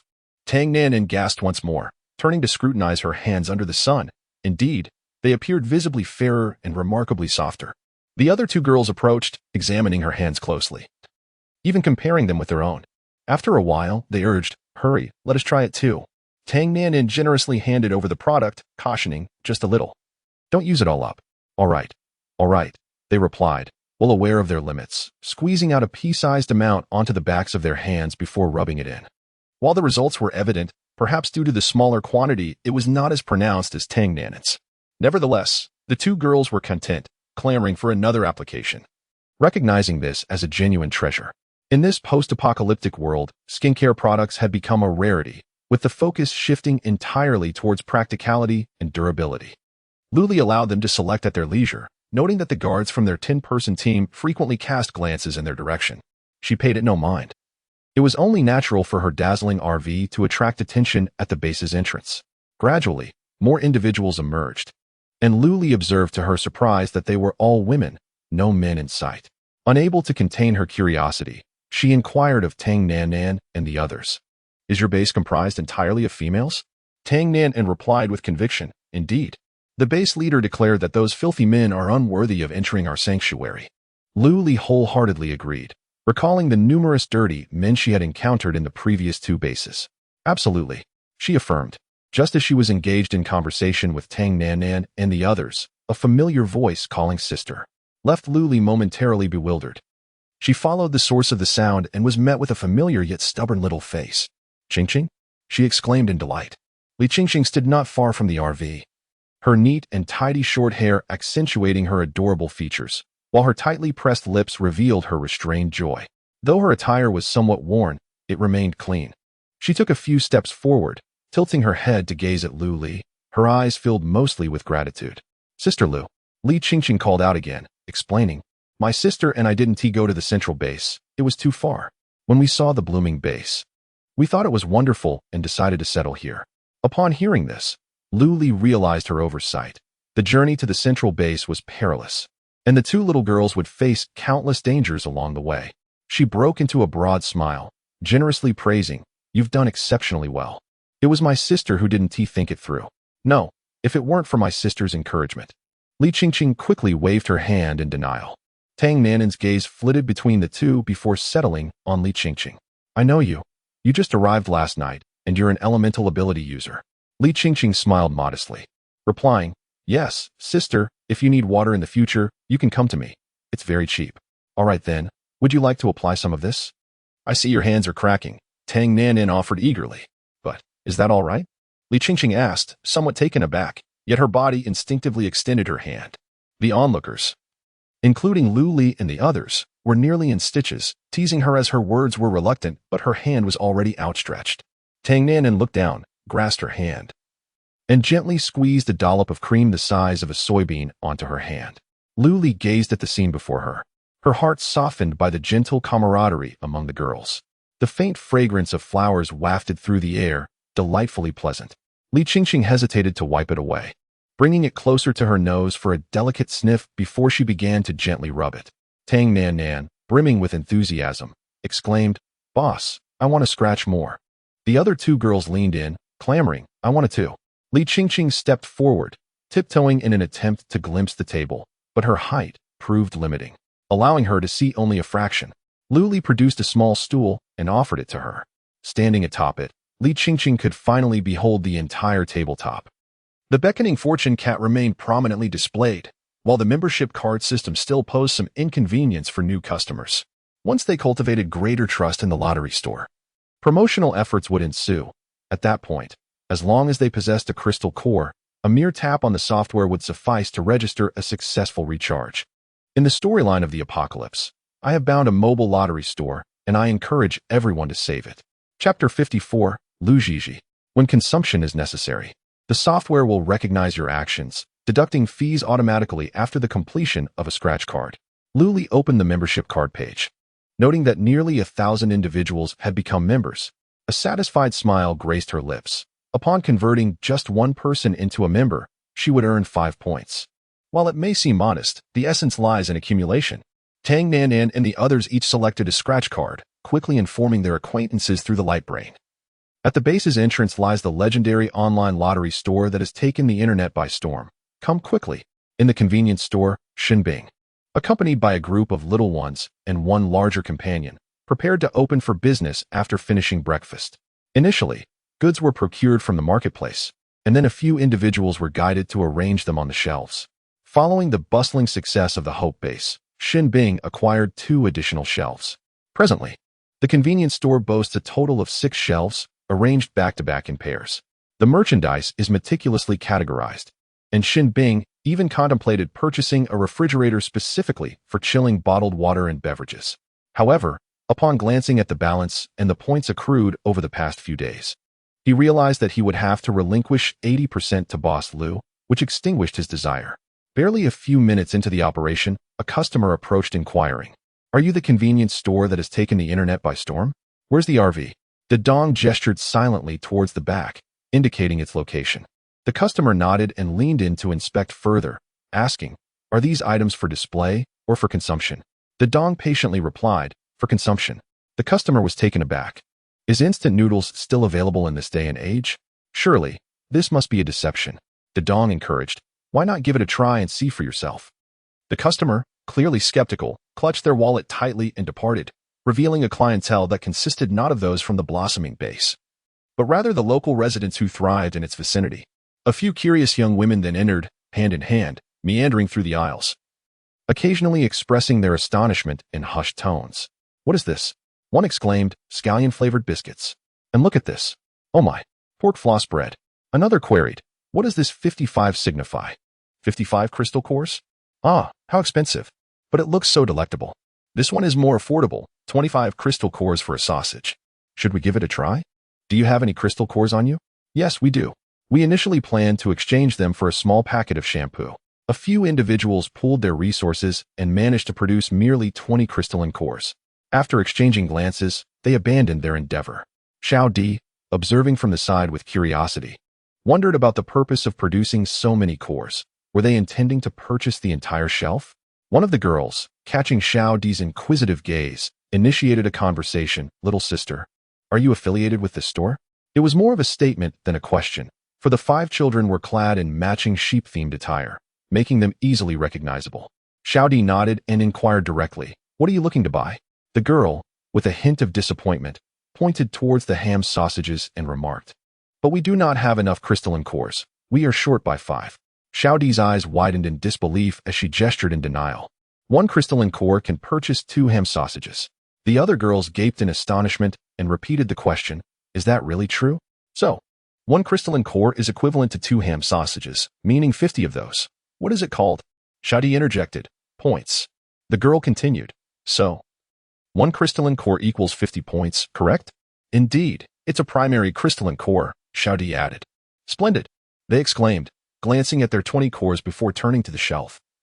Suddenly feeling affluent, the group of girls marched with confidence towards the shelves, declaring, "Let us go, let's sweep it clean."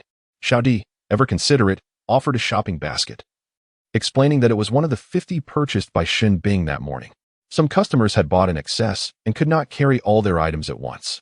With the basket in hand, the girls unleashed their shopping prowess, sweeping through the aisles, ultimately filling 3 shopping baskets to the brim.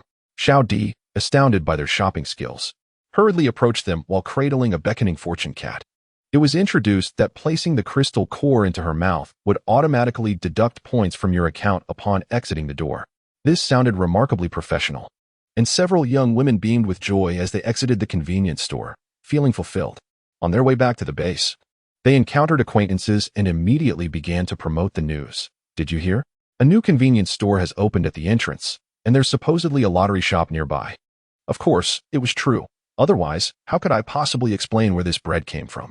I purchased it from the convenience store, 2 crystal cores for a not insignificant price. Hurry over. Once you miss this opportunity, the store will be gone. The trio from the lottery shop, Tang Nan and her friends, eagerly informed their relatives and friends. uncertain if the lottery shop would still be there the next day. It was a case of first come, first served. The news spread like wildfire, eventually reaching the ears of the base leader, Lu Zhizhi. She was engrossed in browsing human designs, having repeatedly opened the 2 photographs sent by Luo Mu, magnifying and scrutinizing the fruits depicted. She had virtually read through all the enthusiastic comments below, which varied widely. I know, that's Boss Lu, who first appeared at the newborn base, then went to the Hope base, and rumor has it she has fled again. Who knows where she will go next? Resident of Hope Base 1. Boss Lu is genuinely kind, albeit with a bit of a fiery temper and lacking patience. But that's inconsequential. She is the master of scratch cards. Residents from the newborn base have arrived. Initially, I couldn't believe such good fortune existed. Yet I truly managed to scratch out some fruits. Attached is a picture of a glistening apple. At the very least, over 100 individuals shared their experiences, gradually convincing initially skeptical netizens of the reality, even while imploring the heavens to allow the elusive Boss Lu to set up a stall at their base. Lu Zhizhi discovered that this enigmatic figure seemed to only operate outside the confines of the base. Consequently, the audience became rather homogeneous. Those daring enough to venture out were either hunting zombies or undertaking missions, each bearing at least a hint of crystal core. The overly timid did not even dare to cross the threshold. She pondered when the day might come that the Boss Lu would deign to grace the Huakai base with his presence. Before her lay a package of compressed biscuits, a small bottle of water, and a modest bowl of black jelly, which constituted her breakfast. Merely glancing at it elicited no appetite. Yet this was the most lavish breakfast available within the base. Lu Zhizhi, accustomed to such fare, first gulped down the black jelly, a nutritional concoction developed by the central base, its faint bitterness lingering on her palate. She then opened the compressed biscuits, swallowing them in small bites accompanied by sips of water, her gaze lingering on the fruits held by the individuals in the images. Suddenly, a knock resounded at the door. Lu Zhizhi wiped her mouth casually and called out, "Enter." A woman clad in the uniform of the guard army stepped inside, respectfully reporting, "Base leader. A caravan and convenience store have appeared outside the base, which has gone viral online just yesterday." Before she could finish, the usually composed base leader sprang to her feet, quickly followed by a gust of wind as she hastened to join. Lu Zhizhi, a level 4 speed enhancer, was unmatched in swiftness within the entire base. In mere seconds, she arrived at the entrance of the base, took a moment to catch her breath, and regained the commanding presence befitting her role as the leader. Subsequently, she leisurely exited the base, where the convenience store stood out prominently, a transparent glass structure. Even more conspicuous than the store was the nearby 2-story RV, exuding an air of advanced technology that captured attention. At the very least, it certainly captivated Lu Zhizhi, who found herself gazing at it, almost unconsciously approaching the vehicle. Tang Nan and the others were still scratching away, while Li Qingqing was thoroughly engrossed in the activity. Accompanied by a group of about 10 girls gathered around, also engaged in the scratching. The entire scene was bustling with excitement as Lu Zhizhi stepped forward, facing Lu Li directly. Lu Li smiled at her, her gaze pure and inviting. "Hello, beautiful. Care for a scratch card?" Lu Zhizhi assessed her, noting the innocence in her eyes, akin to appreciating beauty rather than the lewd, sordid stares of certain men.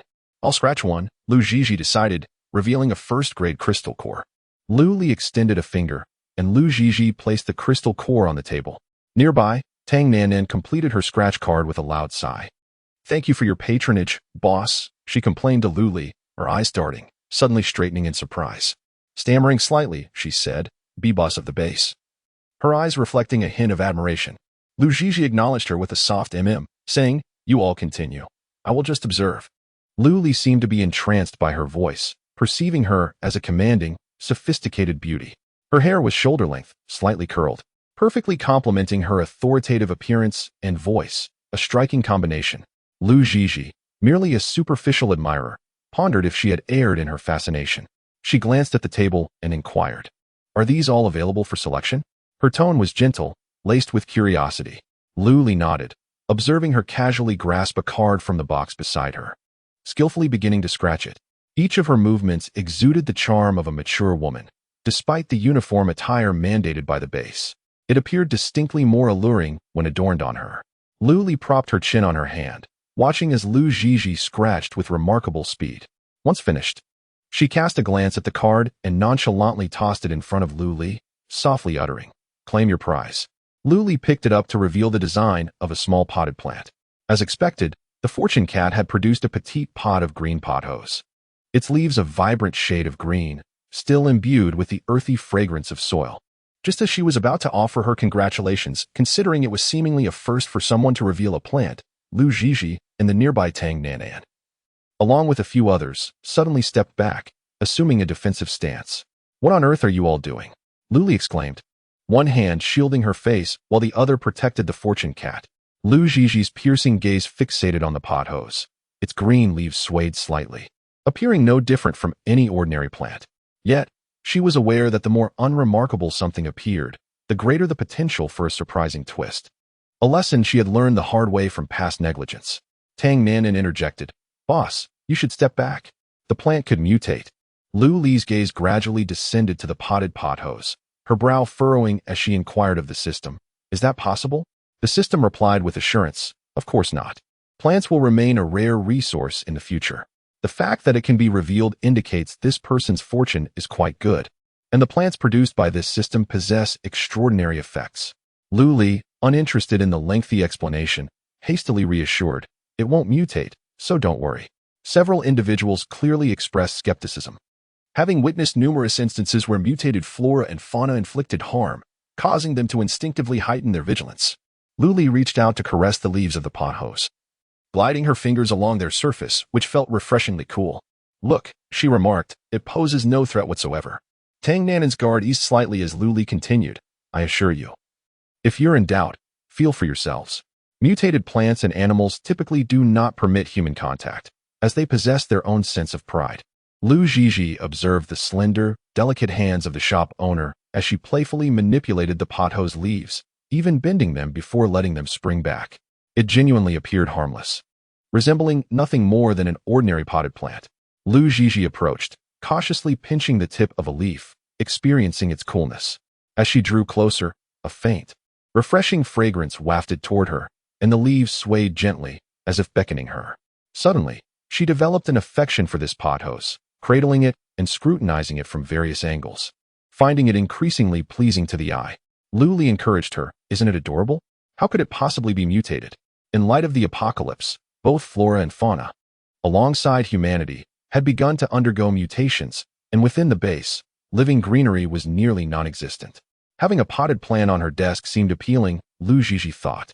She wished to store it in her space, but recalled that living entities could not enter, so she held it close, turning to Lu Li to exclaim, "Boss Lu, your ability is truly remarkable." Lu Li offered no explanation. They perceived it as they wished. She gestured towards the side. "We also have a convenience store. If you're interested, you could take a look." Lu Zhizhi had ventured out primarily to explore the two shops that had gone viral online, hoping to forge connections if possible. She cradled the pothos in her arms, the tips of its leaves gently brushing against her chin, tickling her slightly, prompting her to lower it a bit. After walking a short distance, she spotted a convenience store. The interior was moderately populated, yet the shelves were densely packed. Lu Zhizhi approached and noticed a little girl standing at the entrance, cradling a beckoning cat, identical to the one at the lottery shop. She paused before the child, crouching to meet her gaze, inquiring, "What is this for?" Xiao Di blinked and explained, "The items inside can be purchased with points. One primary crystal core can be exchanged for 50 points. This is the converter." Of course. These phrases were taught by Lu Li to ensure they were not left in ignorance when questioned. Lu Zhizhi took out several crystal cores and, following Xiao Di's guidance, inserted them into the beckoning cat's mouth. She heard the girl say, "All right, your account now has 150 points. You are welcome to shop." Rising, she felt an inexplicable thrill as she entered the store, where the little girl offered her a shopping basket, suggesting she could take one if needed. Lu Zhizhi declined, merely wishing to browse without the intention of purchasing. "Instant noodles. A taste of childhood. I'll take 5 packs." As she strolled, her arms gradually filled with products, the pothos forgotten in her embrace. Xiao Yang, another girl from Shun Bing's courtyard, deftly presented a shopping basket. Lu Zhizhi smiled, feeling no embarrassment as she accepted it, as if the person who had declined moments ago was not herself. Navigating around 3 shelves, however, her mood grew increasingly somber, her mind plagued by questions. Where did all these supplies originate? As far as she knew, there were no factories producing snacks in this post-apocalyptic world. However, The presence of a date on the packaging appeared surprisingly fresh, and some transparent wrappers allowed a glimpse of the contents within. It was indeed real food, identical to what existed before the apocalypse. Could it be that the abilities of the dear boss genuinely involved conjuring supplies? In the world after the collapse, 10 years had passed without the emergence of such powers. If they existed, perhaps everyone would not be enduring such dire straits. Lu Jiji's mind was a tangled mess as several girls nearby chattered excitedly. Can this really be eaten? It must be. It looks delicious. Forget it. Let us buy one to try.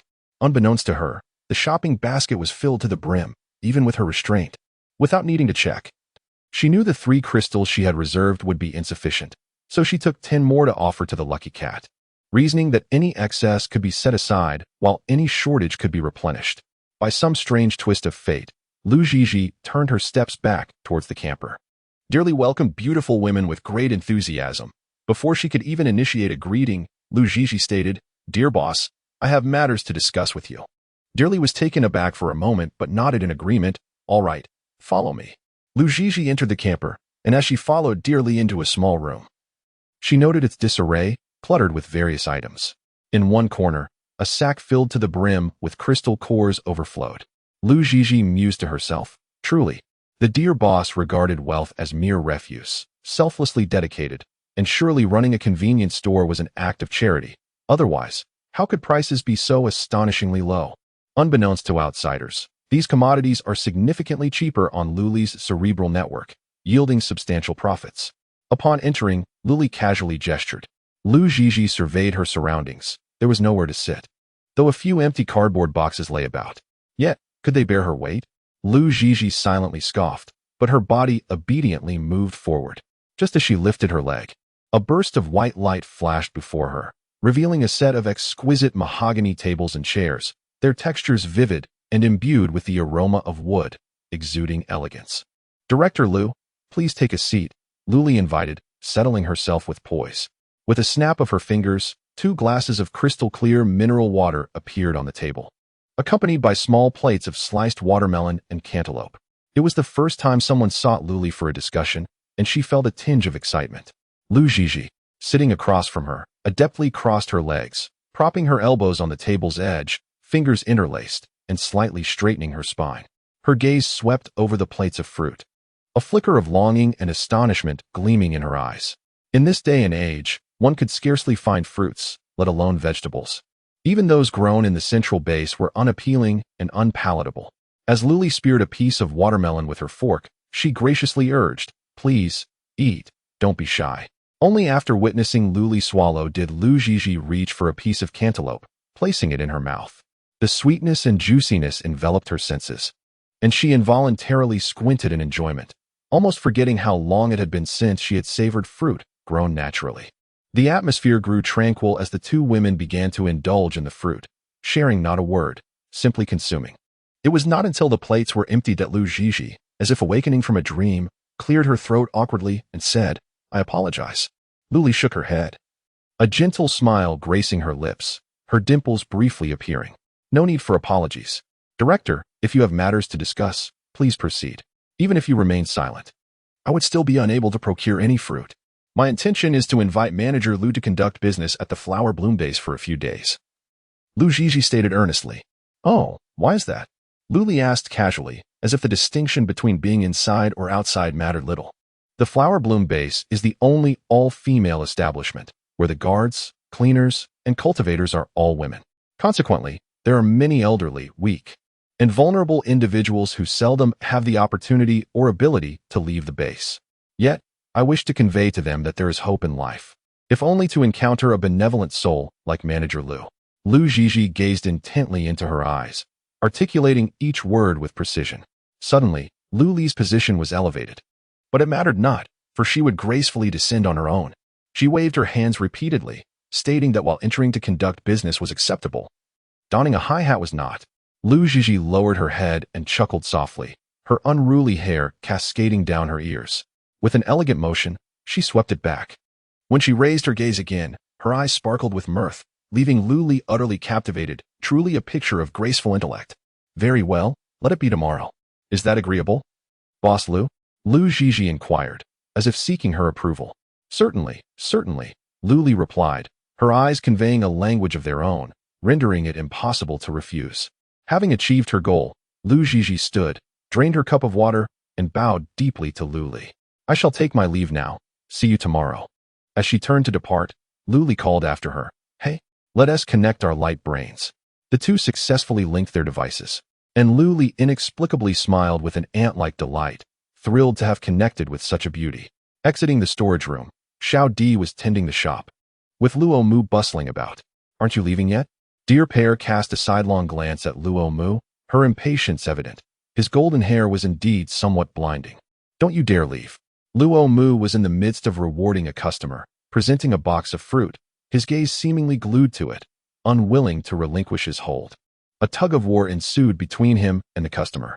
Dear Pear approached and forcefully swatted Luo Mu's hand away, handing the fruit to the customer with an apologetic smile before turning to Luo Mu. With hands on her hips, she berated him furiously. You, for heaven's sake. Hurry up and get lost. You're a constant source of chaos.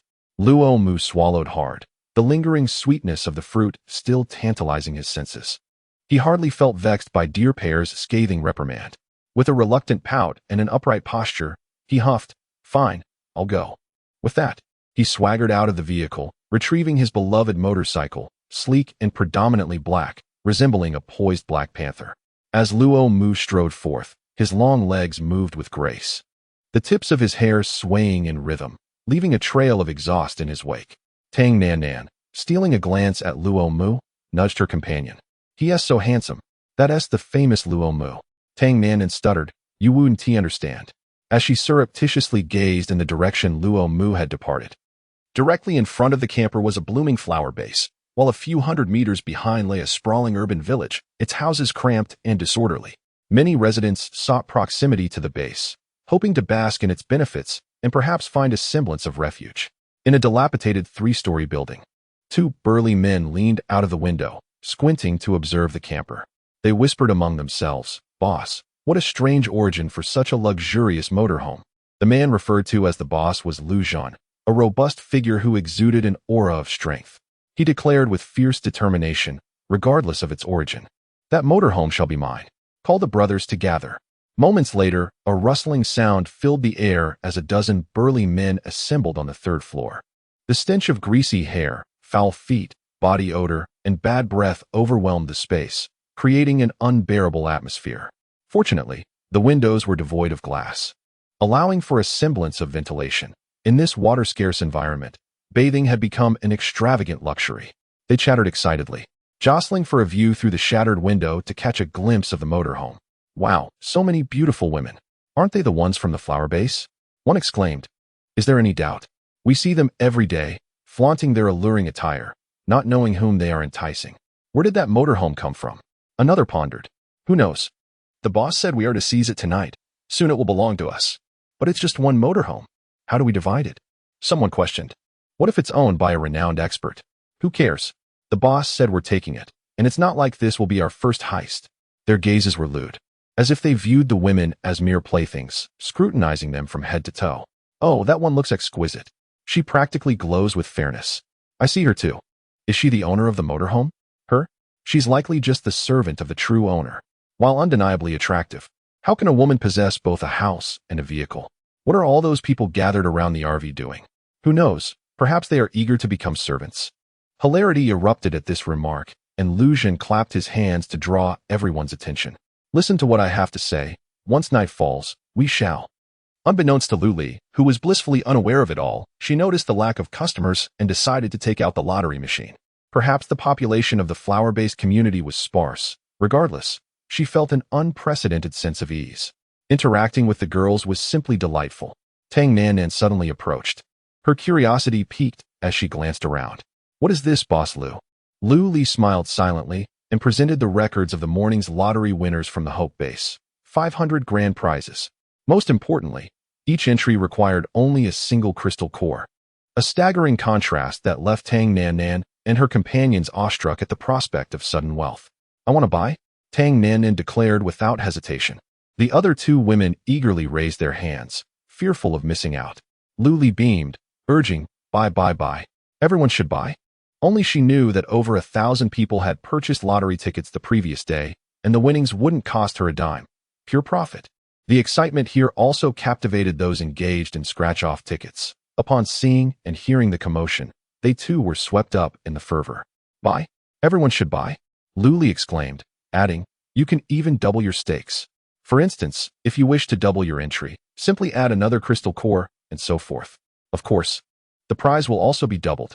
The base grand prize is 500 crystal cores. Just imagine the possibilities if you choose to double it. Upon uttering those words, the excitement surged, and doubling the stakes would yield a staggering 1,000 crystal cores. My goodness! In an instant, the hustle became overwhelming. Yet Luli found herself inexplicably fond of this exhilarating sensation. It was primarily the sight of the points incrementally rising, a cascade of numbers that evoked an overwhelming sense of accomplishment and satisfaction. Luli, accompanied by Xiao Di, busily attended to customers, both immersed in a whirlwind of activity. Nearby, the convenience store, after a personal promotion from the base leader, experienced a surge in foot traffic. Fortunately, a few little helpers assisted with restocking and exchanging points. Otherwise, Xinbing would have truly struggled alone. It was all reliant on manpower, devoid of any high-tech interventions. Thus, they toiled until noon, and as the clock struck 12, Luli raised her hand punctually, declaring, all right, we shall pause for the morning. The boss is hungry, and it's time for a meal. Some chuckled, understanding the cue, and departed after scratching off their tickets, reminding Luli to ensure the doors opened in the afternoon. Yet, others glared, indignantly shouting, the customer is king. We can't even have a meal, so how dare you eat? Luli shot a glance at the unfamiliar man, retrieving his consumption record from the holographic interface. To her astonishment, he had only purchased a single ticket, which was yet to be fully scratched. What kind of king is that? Moreover, in this context, you are nothing. I am the true sovereign here. If you wish to scratch, then do so, or simply leave. Luli retorted with impatience. You heartless store manager. How dare you dismiss a customer? The man stammered in anger, turning to the onlookers and exclaiming, everyone, look. The heartless manager is telling customers to leave if they don't scratch. This is utterly outrageous. Other customers regarded him with incredulity, as if he were a fool. Whoever speaks out first, everyone has ears and eyes. It is all visible, Tang Nanan remarked. Yes, just leave. With one leading the charge, others began to condemn him, urging him to depart swiftly. You're just causing trouble here. When Boss Lu isn't around, you'll behave yourself. They insisted he leave quickly, lest he ruin Boss Lu's appetite for lunch. The man, witnessing the overwhelming disapproval, became increasingly furious, realizing that no one stood by his side. He could only mutter a nonsensical remark. Just wait until the boss sells you all, then you'll be counting your own money. Tang Nanan scoffed at him, laughing. I do enjoy counting money. Why should you care? The man fled in disgrace, while the other patrons reassured, Boss Lu, don't listen to such nonsense. We still need to open in the afternoon. Luli nodded, promising, absolutely. I want to take it to heart. Once all the customers had gradually departed, Luli stretched lazily and, with an air of confidence, asked Xiao Di, what do you wish to eat? Hot pot. The kind we had last night. Luo Mu interjected, appearing out of nowhere. After speaking, he blinked his bright eyes, eagerly gazing at Luli. She turned her head, playfully covering his eyes with her hand, and sighed. All right, we'll have hot pot. Who could resist the charm of handsome boys and beautiful girls, especially when he looked at her like a golden retriever, wagging his tail and shining his eyes? Suddenly, Luo Mu was enveloped in darkness, as a delicate fragrance wafted into his nostrils, rendering his mind blank in an instant. When Xinbing arrived, he was greeted by the sight of Lu Li's delicate and fair hand covering Luo Mu's eyes, creating a stark contrast against his slightly tanned skin. For reasons he could not fathom, Xinbing felt an inexplicable surge of irritation, a strong desire to give Luo Mu a good thrashing. What shall we have for lunch? Xinbing casually inquired. Hot pot. Luo Mu exclaimed with enthusiasm. He expressed his craving for hot pot, to which Luli responded nonchalantly. In unison, they echoed their desire, causing Xinbing's heart to tighten, his piercing gaze directed at Luo Mu, who remained blissfully unaware, lost in the joy of anticipating hot pot. Luli placed her hands on her hips, glancing from Xinbing to Luo Mu. One an immature teenager and the other an adult yet childlike golden retriever of a man, neither of them particularly reliable. Yet, Their appealing looks redeemed them, making them splendid as mere decorative ornaments. As Shin Bing strolled back to Xiao Di's side, he quietly asked, "Has Luo Mu been here all morning?" He felt an unaccountable sense of relief, ignoring Xiao Di's inquisitive gaze and remaining silently by his side, his eyes occasionally drifting toward Lu Li. With a sigh, Lu Li placed an order for a hot pot set for 10 people without batting an eyelash. There were 5 children and 3 adults. Although there were only 8 in total, each was a voracious eater. Additionally, she needed to order 5 bowls of rice. As the table became laden with ingredients, the 8 of them took their seats, a collective gaze fixated on the central dual-flavored pot, with its bubbling, fiery red oil and the clear broth wafting with corn and spare ribs. Lu Li picked up a hefty portion of meat with her chopsticks, feeling that the process was too slow, and decided to pour an entire bowl of meat into the pot. "If I don't add more, 1 tea each person, just get a single slice and be done." A few little ones indulged in their meals, their expressions reflecting sheer satisfaction as their mouths were stuffed to the brim, their bowls piled high. They cherished the moment, yet felt a twinge of anxiety, fearing they might not have the opportunity to savor such delectable fare again. Meanwhile, Luo Mu truly resembled a bottomless pit, alternately devouring morsels of meat and rice. In a more civilized era, he would undoubtedly excel as a food vlogger, attracting a legion of admirers merely based on his striking looks. Shin Bing, however, maintained her usual demeanor, eating with both speed and grace, leaving her space impeccably tidy, unlike some others whose bowls bore evidence of their gluttony. With oil dribbling down the sides sufficient to prepare another hot pot, Lu Li cast a resentful glance at Luo Mu, who was relishing his meal with gusto. Were it not for her modest means and the unrestricted use of points at the marketplace, she would fear these individuals would consume her into poverty.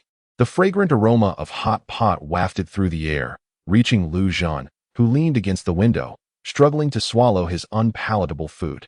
Suddenly, a rich scent of meat permeated the atmosphere. He sprang to his feet, inhaling deeply as he scanned his surroundings, ultimately honing in on the direction of the RV. The aroma was irresistibly potent. Lu Zhan couldn't help but leap from the 3rd floor, landing gracefully, inhaling a few more deep breaths. It was simply divine. Following the enticing scent, he meandered forward, eventually arriving near the RV. The closer he got, the more intoxicating the fragrance became, enveloping him in a world of delectable scents. His keen eyes quickly focused on the pot at the center of the RV's table, fully convinced that the enticing aroma emanated from it. At the same time, he scrutinized the 8 individuals seated around the table. Upon glimpsing the first person, his heart skipped a beat. Was that Shin Bing? Lu Zhan activated his holographic device and accessed the central base's official website, where the rankings of extraordinary individuals were prominently displayed. At the top was Chu Lixing, accompanied by an image of him, short cropped hair, clad in a black top, his expression inscrutable. As the scene unfolds, Shin Bing ranks 7th among the ice elementalists, his visage shrouded in a black cloak, revealing only his tightly pressed lips in the photograph. Is it truly Shin Bing? Lu Zhan pondered, contemplating whether Shin Bing is the proprietor of this RV. How many brothers would it take to contend with him? Glancing aside, he is struck with astonishment and hurriedly bows his head to navigate his holographic device. There, he discovers Luo Mu, ranked 17th, his golden hair strikingly conspicuous, grinning exuberantly. Whispers suggest the two are close friends, yet rumors also hint at an unspeakable connection. Who, after all, is the true owner of the RV? Regardless of the answer, Lu Zhan realizes he cannot match either. He quickly concedes defeat, yet remains, seeking a secluded corner to observe quietly. Amidst the enticing aroma of hot pot, he focuses intently on the RV, only to suddenly notice a glass room partially obscured by the vehicle. Having missed it earlier, Lu Zhan stealthily shifts his position to crouch down. Now, he can survey both the RV and the convenience store. With his keen eyesight and a slight exertion of energy, he grasps the contents of the convenience store with clarity, and to his astonishment, he gasps, "What on earth? Is that bottled water? And instant noodles too?" Inside the RV, after a delightful hot pot feast, Lu Li feels thoroughly satisfied. Across from her is the appetizing Shin Bing, and beside him, the equally enticing yet uncouth Luo Mu. The afternoon's business has progressed remarkably well, and with Luo Mu's playful banter, time passes swiftly. However, the revenue falls short of expectations, only reaching half of what the Hope base would generate in a mere half day. primarily due to the sparse population at the flowering base and the lingering distrust among the surrounding survivors. However, it matters not. Luli possesses an unwavering confidence that one day, everyone shall find themselves at the mercy of the lottery shop. After inviting a few acquaintances to partake in some light refreshments, she dismissed them. For reasons unknown, she felt particularly drowsy today. After hastily attending to her personal hygiene, Luli collapsed onto her bed, indulging in a brief moment of leisure before succumbing to a deep slumber. Observing this, Xiao Di and Zhang Ting instinctively softened their movements, quietly preparing themselves. Meanwhile, Xiao Lu and Nai Nai, while munching on cat food, exchanged soft meows, seemingly engaged in a discussion of sorts. In the urban village, Lu Zhen's three-story abode served as their stronghold. The first floor was bustling with activity, teeming with familiar faces, all expertly cloaked in black fabric. Lu Zhen stood at the forefront, his visage obscured, garbed in dark attire, appearing as though he sought to merge with the night itself. He raised his hand slightly, then brought it down decisively before turning to exit, followed closely by a throng of men clad in nocturnal garb. Remarkably, their footsteps were almost silent, their movements synchronized. Unless one observed closely, they would remain undetected. Thus, this assembly of figures stealthily approached the vicinity of the mobile home, where, aside from the illuminating searchlights of the blooming base, darkness prevailed. 2 o'clock, Lu Zhen whispered, prompting the message to echo among the group.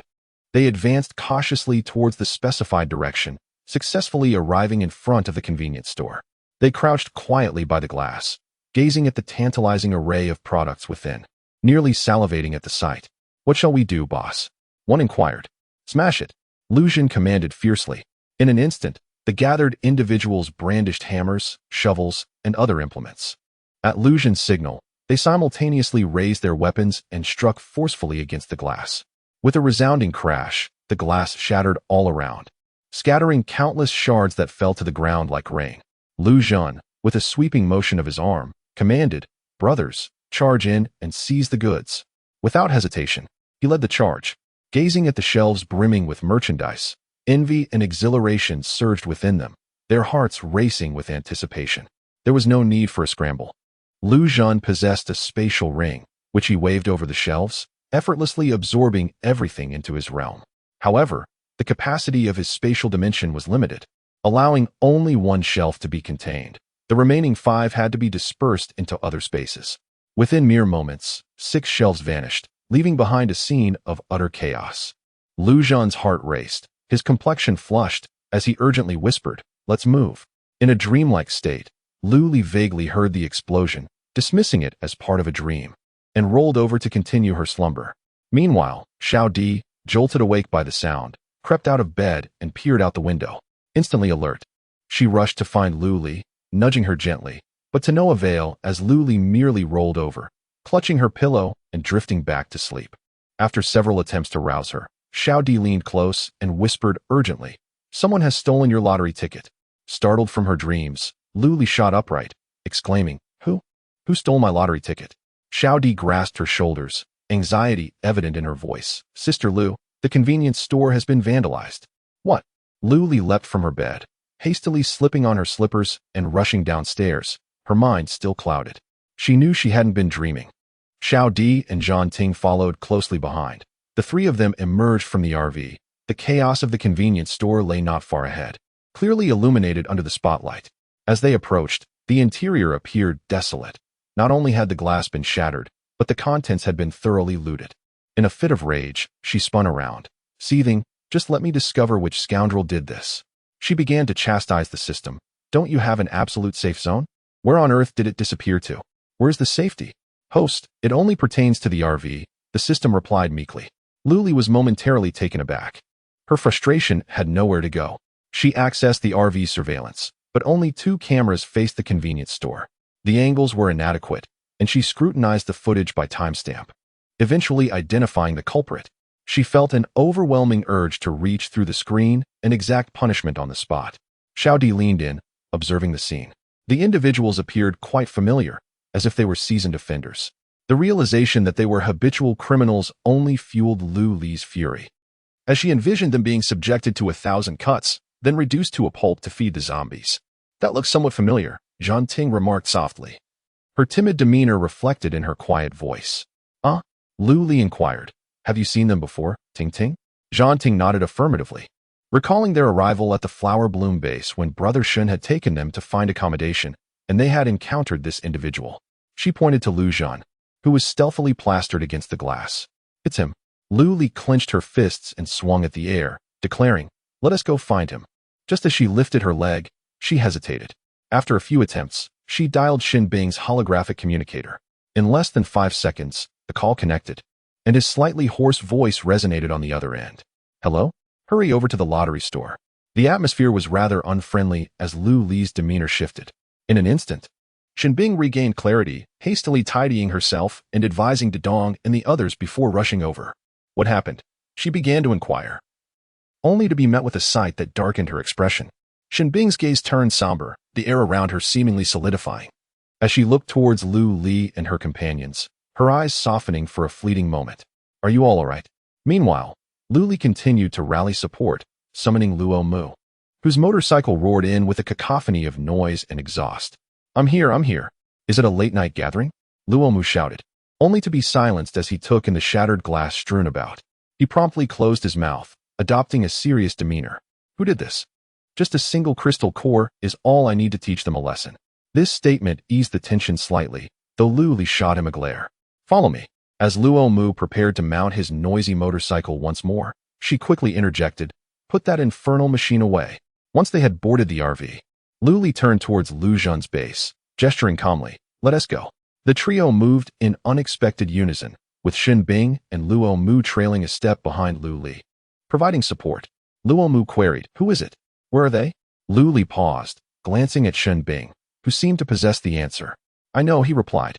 Ting Ting mentioned that when you took them to look for houses that day, you encountered a group led by a rather imposing figure. Lu Li succinctly summarized the situation. Thus, the three quietly made their way towards the urban village area, where Lu Zhan and his crew had just finished a significant heist, gathering on the 3rd floor. A group of individuals encircled the shelf, akin to moths drawn to a flickering flame, their voices rising in a cacophony of laughter and camaraderie. In the center stood Lu Zhan, his gaze fixated on the instant noodles, a glimmer of longing flickering in his eyes. With a sweeping gesture, he proclaimed, brothers, tonight we feast on instant noodles.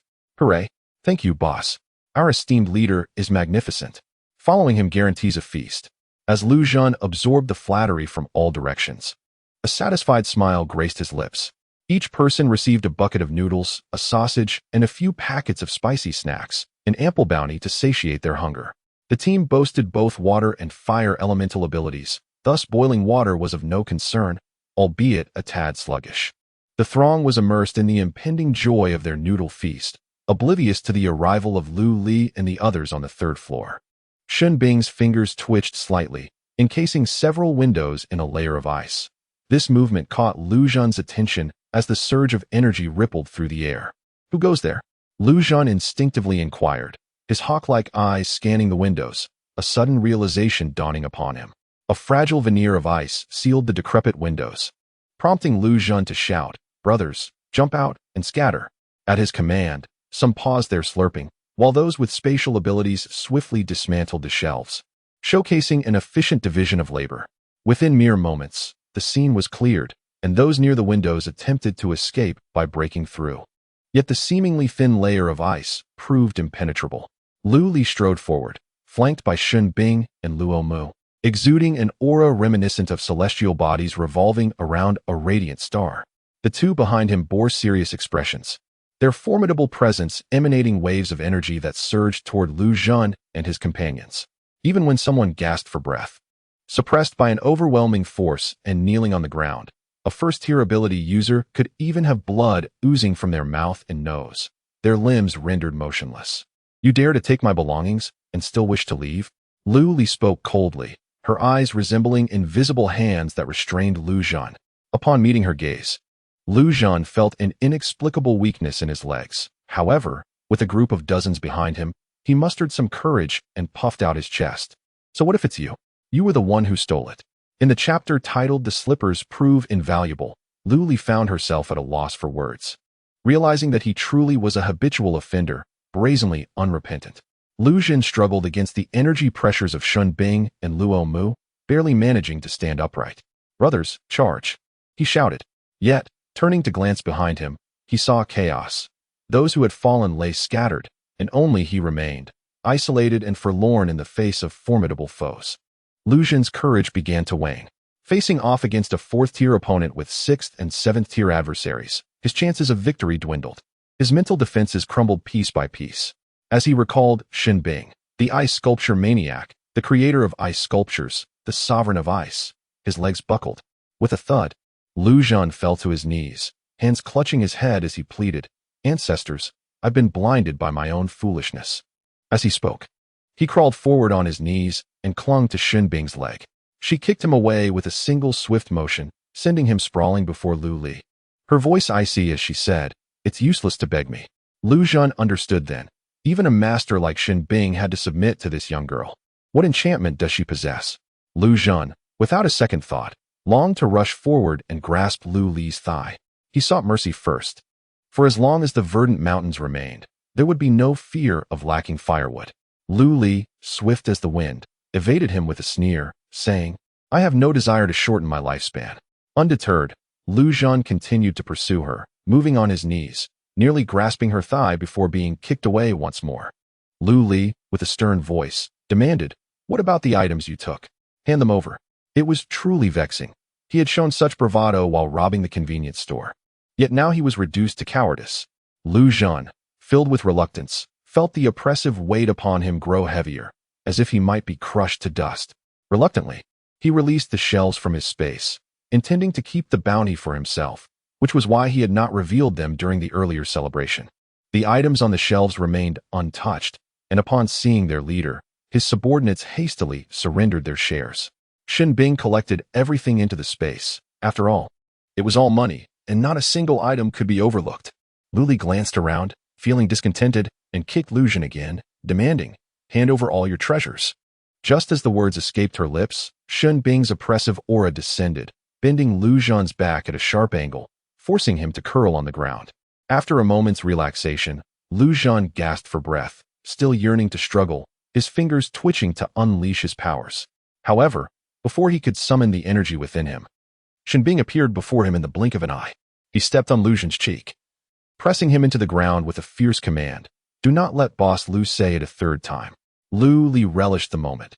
Having subordinates was indeed delightful, as it required no effort, merely the use of her voice to achieve her desires. No wonder so many prominent figures enjoy taking on younger subordinates. Lu Li observed Xin Bing's obedient hair and the model-like figure of Luo Mu standing beside her, silently resolving to herself. Lu Xun was filled with fear. The pressure stemming from the hierarchy loomed over him like an insurmountable mountain. His lips trembled involuntarily, his heart a tumult of dread and resentment. The crystals in the space around him spilled forth like a cascade of beans, crackling and clattering as they tumbled out. Among them were inevitably high-tier crystals. Xin Bing, seemingly from nowhere, produced a sack, and with a flourish, all the crystals were swept into it.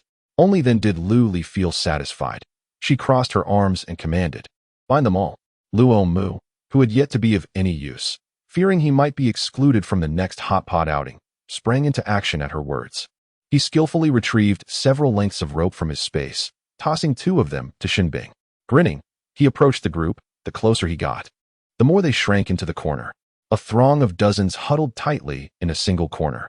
Seeing this, Lu Xun shouted, "It was all my idea. If anyone is to be bound, let it be me." Lu Li personally approached with the rope, kicking him twice in frustration, exclaiming, "This is what you get for smashing my convenience store and stealing my belongings. Everyone is to be tied up. Why the rush? If you have so much to say, go chatter to someone else instead of yelling here." As she scolded him, the rope in her hands mercilessly ensnared Lu Xun's body. Xin Bing, concerned he might struggle and harm Lu Li, deliberately applied pressure, rendering him unable to move, forcing him to comply with Lu Li's binding. Lu Li, merely an ordinary person and not one fond of physical exertion, exerted considerable effort to securely bind Lu Xun. Exhausted after the binding, I sat on the ground, panting heavily. As I watched Xin Bing and Luo Mu skillfully tie everyone together, they resembled pigs on a butcher's block, utterly defenseless, resigned to their fate. Ancestors, I was wrong. I shall strive to be a better person and will never steal or rob again. Lu Xun shouted, refusing to give up. He believed that, since she was a woman, she would surely soften and that pleading for mercy might yield some result. Lu Li, annoyed by his incessant whining, removed her slipper and forcefully stuffed it into his mouth, sternly ordering, "Shut up. Speak another word, and I shall cut out your tongue." Though Lu Jun's mouth was filled with the slipper, it was not entirely obstructed, leaving gaps through which he could only keep his mouth agape, drool uncontrollably trickling down. Since assuming the role of leader and gathering his followers, he had never felt so humiliated, especially at the hands of a seemingly frail woman. Lu Jun seethed internally. "Once I escape and reclaim my power, you will regret this." Just then, Lu Li lowered her gaze and met his fierce eyes. Feeling incensed, she removed the other slipper and tied it around his head with the hemp rope. This effectively blocked his vision and silenced his protests, leaving him in a state of utter frustration. Before long, Shen Bing and Luo Mu completed their task of binding. Shen Bing inquired, "What shall we do with them?" Lu Li's eyes glinted with a hint of ruthlessness as she replied, "For Lu Jun, we shall break his limbs and feed him to the zombies. As for the others, whichever hand was used to smash the convenience store, we shall sever that very hand." Upon hearing this, someone could not help but plead for mercy, exclaiming, I am merely a lowly errand boy following orders. Spare me. I have an elderly parent and young children relying on me. I cannot die." In an instant, the air was filled with pleas for mercy. Yet Lu Li felt no sense of relief.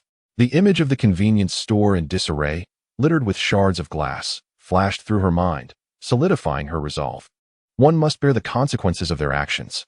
They had grown accustomed to their reckless behavior, emboldened by their numbers. This urban village had nearly succumbed to their pillaging. Some even took advantage of their leader Lu Jun, preying upon the women and girls among the survivors, committing heinous acts without remorse. Lu Li clenched her fists and coldly uttered, "Cut off that useless appendage beneath them." Shen Bing and Luo Mu exchanged a glance, a chill coursing through them. Yet they dared not voice dissent, only complying with her command.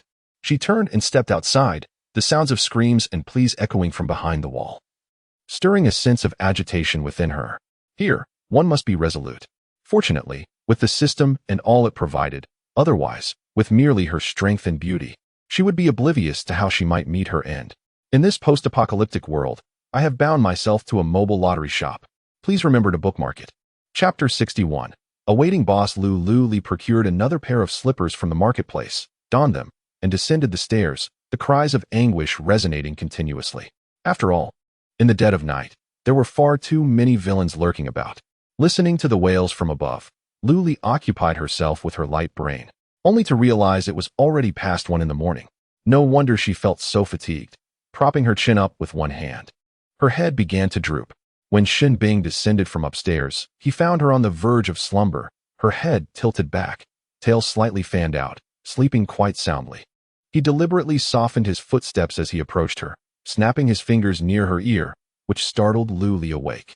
With slightly dazed eyes, she gazed up at Shen Bing, who, taken aback, feigned nonchalance and said, "Let's go." Lu Li, supporting herself against the railing, rose, a faint metallic scent wafting from her nostrils. Just as she intended to inquire further, Luo Mu eagerly interjected, "Boss Lu, please don't call on me for such tasks again. It's utterly revolting. Unless you promise to bring me along for every meal, then I shall certainly commit myself to your service. I would bravely traverse mountains of knives and seas of fire." Lu Li flashed him a slight smile, her lips parting to utter a single word, "Leave." Though Shen Bing walked ahead, her ears remained attuned to the conversation behind her. Upon hearing Luo Mu's bold declaration, her heart inexplicably tightened. It wasn't until she heard Lu Li's earnest retort that she finally exhaled, striding purposefully outward. Upon reaching a fork in the path, Shen Bing veered left while Luo Mu was about to turn right, only to glance back at his silhouette with a lingering gaze. As her figure appeared in the driver's seat, Xiao Di and another companion hurried over, eager to examine her closely. "Sister Lu, are you all right?" Xiao Di asked anxiously. "Who am I? Would I be in trouble?" Lu Li countered, playfully pinching the cheeks of both. After soothing them a bit, she retreated to the restroom, splashing her face with water several times until she felt fully alert. Gazing at her slightly haggard reflection in the mirror, she couldn't help but scorn inwardly. What was it to eliminate a few nefarious individuals? What was there to dwell upon? They were irredeemably wicked. Moreover, this was an apocalyptic world. There were no laws, no humanity. Lu Li successfully hypnotized herself, casting all thoughts aside, and after indulging in a refreshing shower, she climbed into bed, surrendering to sleep. The sun rises as usual, heralding a new day. Today marks the day when Lu Li is scheduled to visit the Huakai base, as agreed with the base leader, Lu Zhizhi. Lu Li estimates that the Huakai base will not be crowded and appears to have a modest purchasing power, thus she refrains from buying new scratch-off tickets, as the ones she purchased yesterday remain unsold. The two little ones have long been awake. After completing her morning routine, Lu Li descends to the first floor. Xiao Di and Zhan Ting are diligently engaged in cleaning, wielding mops and brooms taller than themselves in a spirited spring cleaning effort. Although the first floor is not particularly dirty, she feels a sense of satisfaction, as the training of the staff is evidently yielding results. Just as she intends to praise the two, Shenbing arrives, accompanied by 3 lively young boys, all brimming with energy. She decides to compliment them all and invites everyone to join for breakfast. Perhaps due to the events of the previous night, her appetite is temporarily diminished. "You're eating without me," comes the distant voice of Luo Mu, tinged with a hint of grievance. Upon hearing this, Lu Li quickly hides his portion. When he rushes to the RV, he finds everyone has a bowl of noodles except for him. His mouth pouts in dismay, and his mournful gaze pierces Lu Li like a laser. "We agreed to eat together." Before he can finish his sentence, a steaming bowl of noodles appears before him, and Luo Mu's expression brightens instantly, a smile gracing his face. He obediently beams at her and takes a seat to enjoy his meal. Lu Li chuckles resignedly, thinking to herself, "Were it not for your handsome visage, this bowl of noodles would have ended up on your face instead." Just as they are relishing their breakfast, Lu Zhizhi arrives, clad in her simple yet uniform base leader attire, which on her exudes elegance and grace. Lu Li finds it curious. She has seen Lu Hongtao wear the same outfit, but it makes him appear like an elderly man in his 60s or 70s. Indeed, the completion of fashion relies heavily on one's appearance. "Director, have you had breakfast?" Lu Li inquired as she rose to greet her. Lu Zhizhi couldn't help but recall the black jelly she had consumed that morning. It was utterly unpalatable yet remarkably filling. Her gaze inadvertently drifted towards Luo Mu, who was engrossed in savoring his noodles. The broth appeared rich and flavorful, adorned with a fried egg and vibrant green vegetables, even featuring a small portion of lean meat. Its aroma was intoxicating. Subsequently, her attention fell upon a large heap of shattered glass a mere 10 meters away, and she remained silent for a while. Lu Li waved her hand nonchalantly, making the shards of glass vanish from sight. Lu Zhizhi continued to wait, initially expecting a new convenience store to materialize. However, she was met with disappointment. Nothing appeared. She turned her gaze back to Lu Li. "Boss Lu, where's the convenience store?" Perched on a high stool, Lu Li stole a glance at Lu Zhizhi and then let out a deep sigh, her shoulders slumping. "It was smashed by a group of scoundrels last night," she lamented, clearly disheartened. Shenbing, seated at a table behind them, observed the sudden droop of Lu Li's shoulders, feeling an inexplicable pang of sorrow. Who did this? Was it Lu Zhen's gang or Xiao Dai's? Lu Zhizhi stepped closer, placing her hands on the table. Lu Li sat up abruptly, her eyes wide with excitement. It was Lu Zhen. Lu Zhizhi wore an expression of knowing assurance and reassured her, "Fear not. I shall send someone to apprehend him today." The residents near the base also fell under the jurisdiction of the director, possessing certain authorities without being stationed at the base, thus exempt from receiving allowances or completing tasks. Lu Li felt a twinge of guilt, thinking it unnecessary to trouble the director, considering that she had inadvertently killed Lu Zhen last night, and his gang members had all turned on each other in a fit of conscience. Lu Zhizhi. So, is this merely a performance for my benefit? Yet, she had long desired to deal with that group, but time had eluded her, as had the means to confront them with a steadfast guard. She clapped her hands together, sincerely praising, "Thank you, Boss Lu, for ridding us of this menace." Lu Li involuntarily smiled, a hint of shyness causing her to lower her head. It was only yesterday that she learned, through some enlightening discourse, that the nearby residents also fell under the jurisdiction of the base.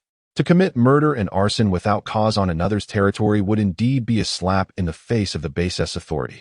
Thus, the beautiful sister is quite perceptive. Conversely, Lu Zhizhi felt a twinge of guilt. On her own territory, Boss Lu's shop had been vandalized. Surely, she wouldn't cease operations at the base, would she? Tentatively, she inquired, "Do you have time today, Boss Lu?" Lu Li nodded like a chick pecking at grains. Glancing at the time, 8:50, she replied, "At 10, I will be there promptly. Is that agreeable?" Lu Zhizhi readily acquiesced, smiling in agreement. Then I shall await your esteemed presence, Boss Lu. Apocalypse. I have bound a mobile lottery shop. Please save it. Apocalypse. I have bound a mobile lottery shop. Chapter 62. Is it muscle? After seeing Lu Zhizhi off, Lu Li hurriedly sought out Xin Bing, exclaiming, Quick, quick, let us spend some points to buy another convenience store. In her anxious grasp, she seized his arm, noticing its firmness. Oh, is this muscle? She pondered, uncertain, as she pinched it again. Indeed, it felt quite impressive. Neither too hard nor too soft. Xin Bing, caught off guard by her hold, instinctively tensed, raising his gaze to meet hers, where curiosity and exploration sparkled like stars in her eyes, accompanied by another playful pinch of his arm. Initially, I thought the situation had reached its conclusion, yet unexpectedly. This woman pressed further, her hands moving in tandem. As she spoke, she kneaded with a certain fervor. Xin Bing, did you hear that? Hurry up. Lu Li smacked her lips, savoring the unprecedented sensations beneath her palms, feeling an inexplicable itch of desire. Having remained single throughout her life, she found herself in this apocalyptic world, and a mischievous chuckle escaped her lips. The collective gaze of those around her turned toward her, each face marked with perplexity, except for Xin Bing, who discreetly lowered her head, her ears flushed with embarrassment. Indeed, it was possible to spend points to acquire another convenience store, with the added bonus of selecting its exterior design, aside from the most basic glass structure.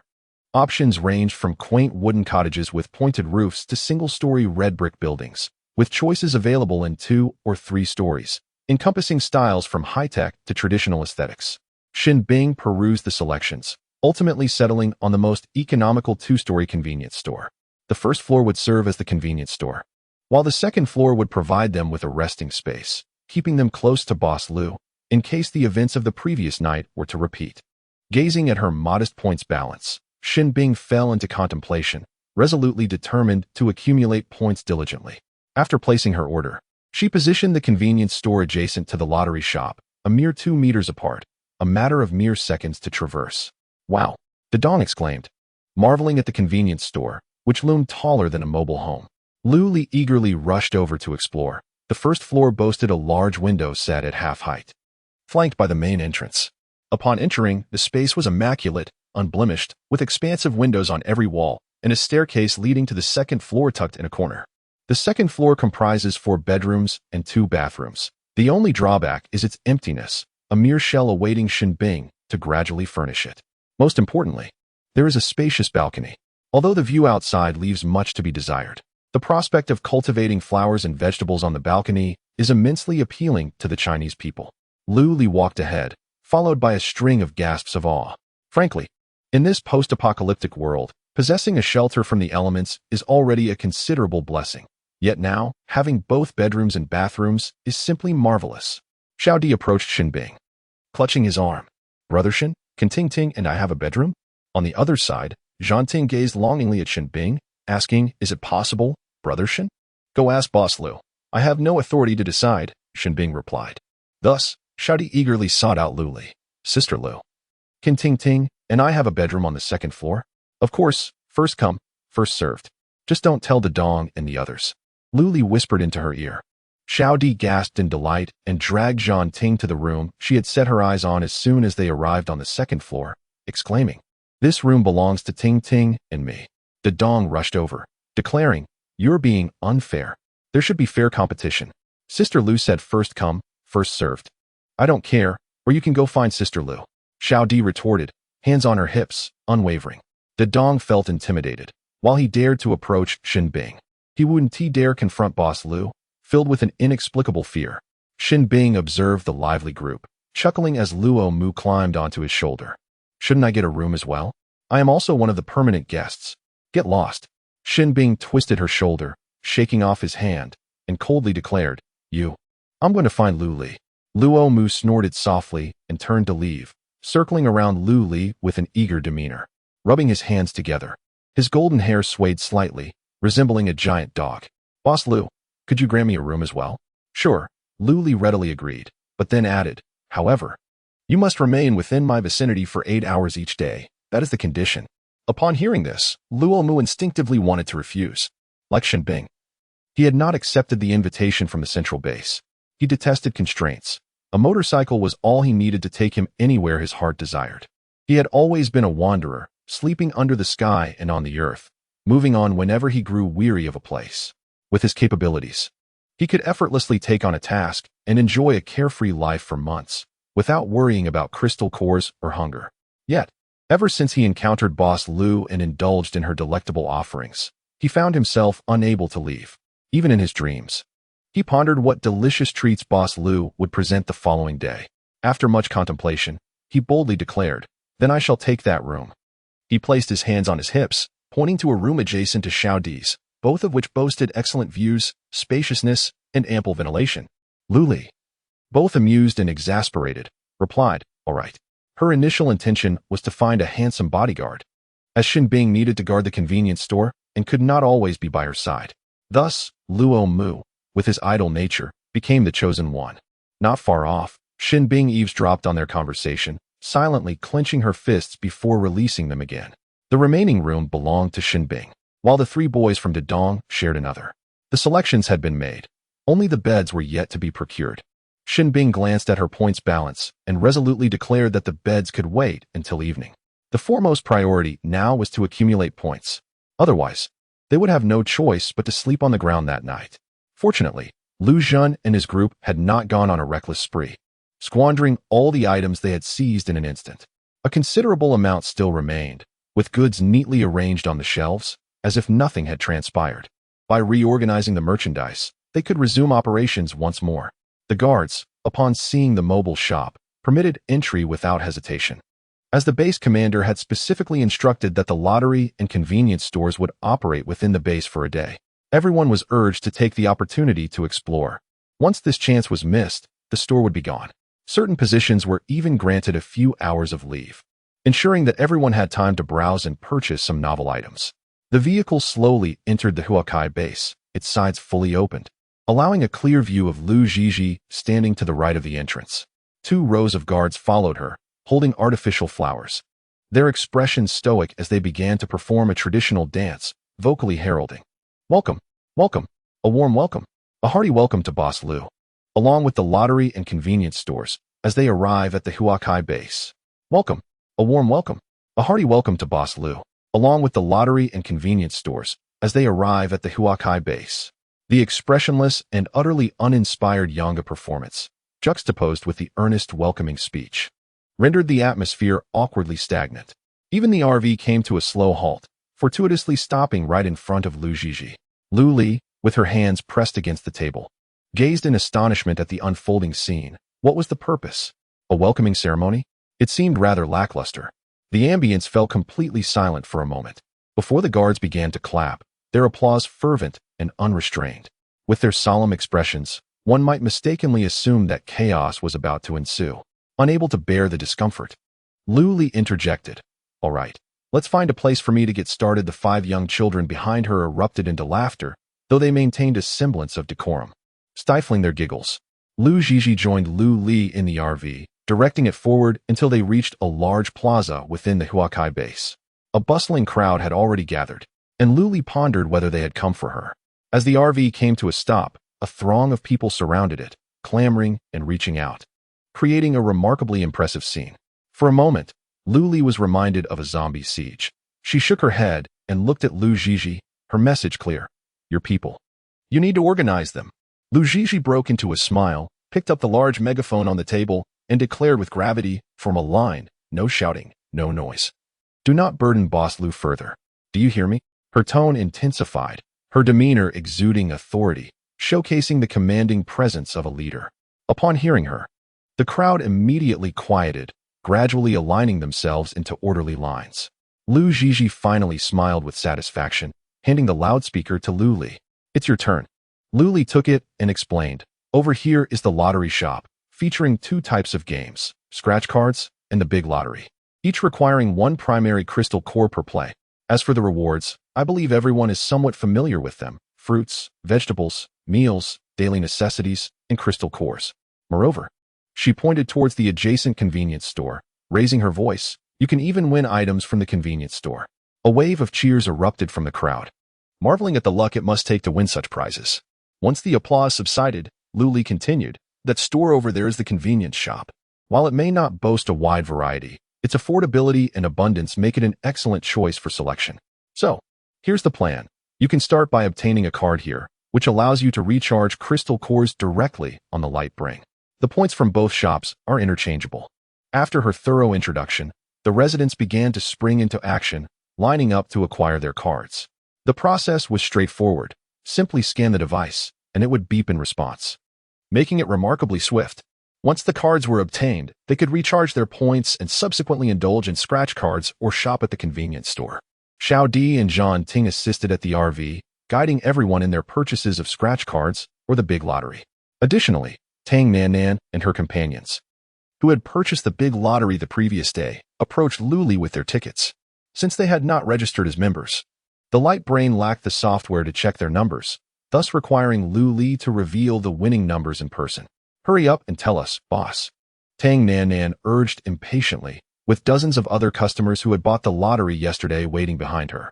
This small group formed a separate corner, pressing Luli for answers. Luli extended her hands downwards, urging everyone to remain calm. Let me take a look, she said as she opened the lottery shop to check the winning numbers from the previous day. She recited them one by one. 5, 9, 10, 13, 27, 31. Not only those from the flower-growing base participated, but she also hoped that individuals from the base would try their luck at the automatic scratch-off ticket machine. A gasp suddenly erupted from the crowd. Me? I matched 5 numbers. Envious glances were cast all around, and even the faintest hint of jealousy was swiftly subdued. Luli, holding a megaphone, announced, "Congratulations. Come claim your prize." The fortunate individuals squeezed forward, their lottery ticket somewhat dampened by perspiration. They tentatively handed it to Luli. Casting a cautious glance her way, Luli paid no mind. As long as the ticket remained intact, it was of no concern. Besides, the paper produced by this system was impervious to fire and water damage, unless one were to foolishly tear, bite, or swallow it, in which case, there would be nothing further to discuss. She took the ticket and placed it before the machine for scanning. With a beep, a stream of crystalline cores cascaded out from a small opening at the bottom, producing a delightful sound that brought joy to everyone present. A total of 300 crystalline cores emerged, and the winner promptly produced a sack to collect them, trusting Luli completely without even counting. Me too. I matched 3 numbers. I also have 3. Is there a prize? I actually matched 4. How many cores is that? Luli once more retrieved the rule board, displaying it for everyone to see, prompting another wave of astonished gasps from the crowd. Come. Those who have won, please line up to claim your prizes. For those who haven't won, do not lose heart. There is still the opportunity to purchase more tickets at Luli Dao. Upon hearing her words and witnessing the individuals from the same base who had indeed obtained hundreds of crystal cores, everyone eagerly rushed to queue. While waiting, they could also observe the delightful spectacle of crystal cores cascading down as they eagerly collected and counted them. It was truly magnificent. Everyone pondered whether they might become the next fortunate winner. With excitement in their hearts, they ventured to buy lottery tickets, even engaging in discussions with friends and family about how to allocate their winnings. Perhaps keeping 50 to indulge in scratch-off tickets, purchasing another lottery ticket, and spending the rest at the convenience store. The smiles on everyone's faces were infectious, overflowing with dreams, accompanied by a chorus of suppressed giggles. Lu Zhizhi stood within the caravan, gazing at the beaming faces of residents from every direction, and picked up her holographic device to capture videos and photographs from all angles. She casually shared them on her social media account, accompanied by the caption, "The lottery and convenience store have officially opened at the blooming base today." Each base leader maintained their own social media account to regularly post uplifting and positive messages. As soon as Lu Zhizhi's post was published, it immediately soared to trending status, inciting a flurry of comments below. Wow, they actually went to the blooming base. What's so special about the Shaoshan Carla base? Can you come and visit our nut base? It's definitely bustling with people and has immense purchasing power. It's the largest base in Luoding City. And our pomegranate base is quite nice too. Albeit a bit far, but we cannot be overlooked. I beheld an entire roasted chicken. How utterly fragrant. I gazed silently at the black milkshake in my hand. This black milkshake, akin to the dark jelly that Lu Zhizhi once drank, is bitter yet satiating. Ah, I am losing my mind. I see grapes, and I yearn to taste them. In this apocalyptic world, I have established a mobile lottery shop. Chapter 64. If one cannot lead a team, One must toil alone until death. Lu Zhizhi observed the rapidly accumulating comments on her holographic device, a smile playing at the corners of her mouth. Nowadays, all major bases are eagerly hoping for Boss Lu to grace their establishments. Securing his patronage depends solely on one's capabilities. The lottery shop was bustling, with 35 scratch cards sold out by noon after being purchased the previous morning. Subsequently, 70 additional tickets were acquired, along with 5 of each of the other 3 varieties. The convenience store was bustling, too, with no moment to spare. Initially, it was thought that the population at Huakai base was modest, hence only 6 shelves were stocked. Who could have anticipated that they would be cleared within half an hour? Xin Bing hastily utilized her earned points to procure new inventory, enlisting a few youngsters for assistance, and even recruiting the brawny Luo Mu, who had been idly wandering nearby. Luo Mu vehemently shook his head in refusal, declaring that he must remain close to Boss Lu, as he is an auxiliary member. Xin Bing, exasperated yet powerless, gave Luo Mu a swift kick to his rear, sending him off. The people of Huakai base exhibited an insatiable fervor for scratch cards, tirelessly indulging without the need for sustenance. Thankfully, Lu Li and the others had consumed breakfast earlier. Otherwise, they might have struggled to match the endurance of their companions, remaining occupied until nightfall. Upon noticing that darkness had enveloped the sky and glancing at the time, Lu Li exclaimed, "It is already 7:30. She hurriedly grasped Lu Zhizhi's hand, saying, "Director of the base, I can't continue any longer. Let's call it a day." Lu Zhizhi glanced at the throng of eager young women, and then at the weary and haggard Mr. Lu. She thought to herself that it would be unwise to push too hard, for what if Mr. Lu decided not to return in the future? The residents of the Huakai base were ardent supporters of Lu Zhizhi and naturally obedient. Upon hearing her words, they nodded in agreement. Swiftly, they finished the remaining tasks, exchanging prizes quietly without any complaints, and dispersed in an orderly manner. Seeing that the crowd had dispersed, Xin Bing planned to wrap up after selling the remaining goods on the shelf and close the store. As 8 o'clock approached, the square grew tranquil. Lu Zhizhi once again expressed her heartfelt gratitude, thanking Mr. Lu for instilling hope in them. Mr. Lu replied with a hint of surprise, "Ah, I merely came to earn points." In an attempt to deflect, he added, "It's a minor issue. It is what I should do." He then continued, "I won't be coming tomorrow, but I will be operating outside the base, so feel free to come by any time you wish." Lu Zhizhi felt a pang of regret, but accepted it with a nod, watching as the RV swiftly departed from the base. Once outside, Mr. Lu stretched lazily, sinking into his chair, reluctant to move. Realizing that he could not continue in such a manner, he thought, if one cannot lead a team, one will only work oneself to exhaustion. He needed to take charge and allow himself some leisure. This was the essence of being a boss. Xiao Di was a capable choice, possessing a clear mind, logical reasoning, and the ability to handle unexpected situations, not to mention his boldness. Dedong was also suitable.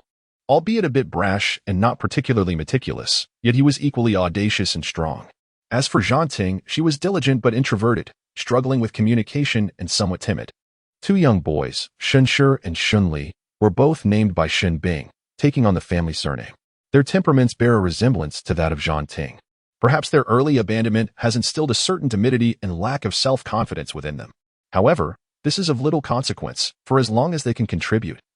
Lu Li harbors no disdain for them, especially now when assistance is desperately needed.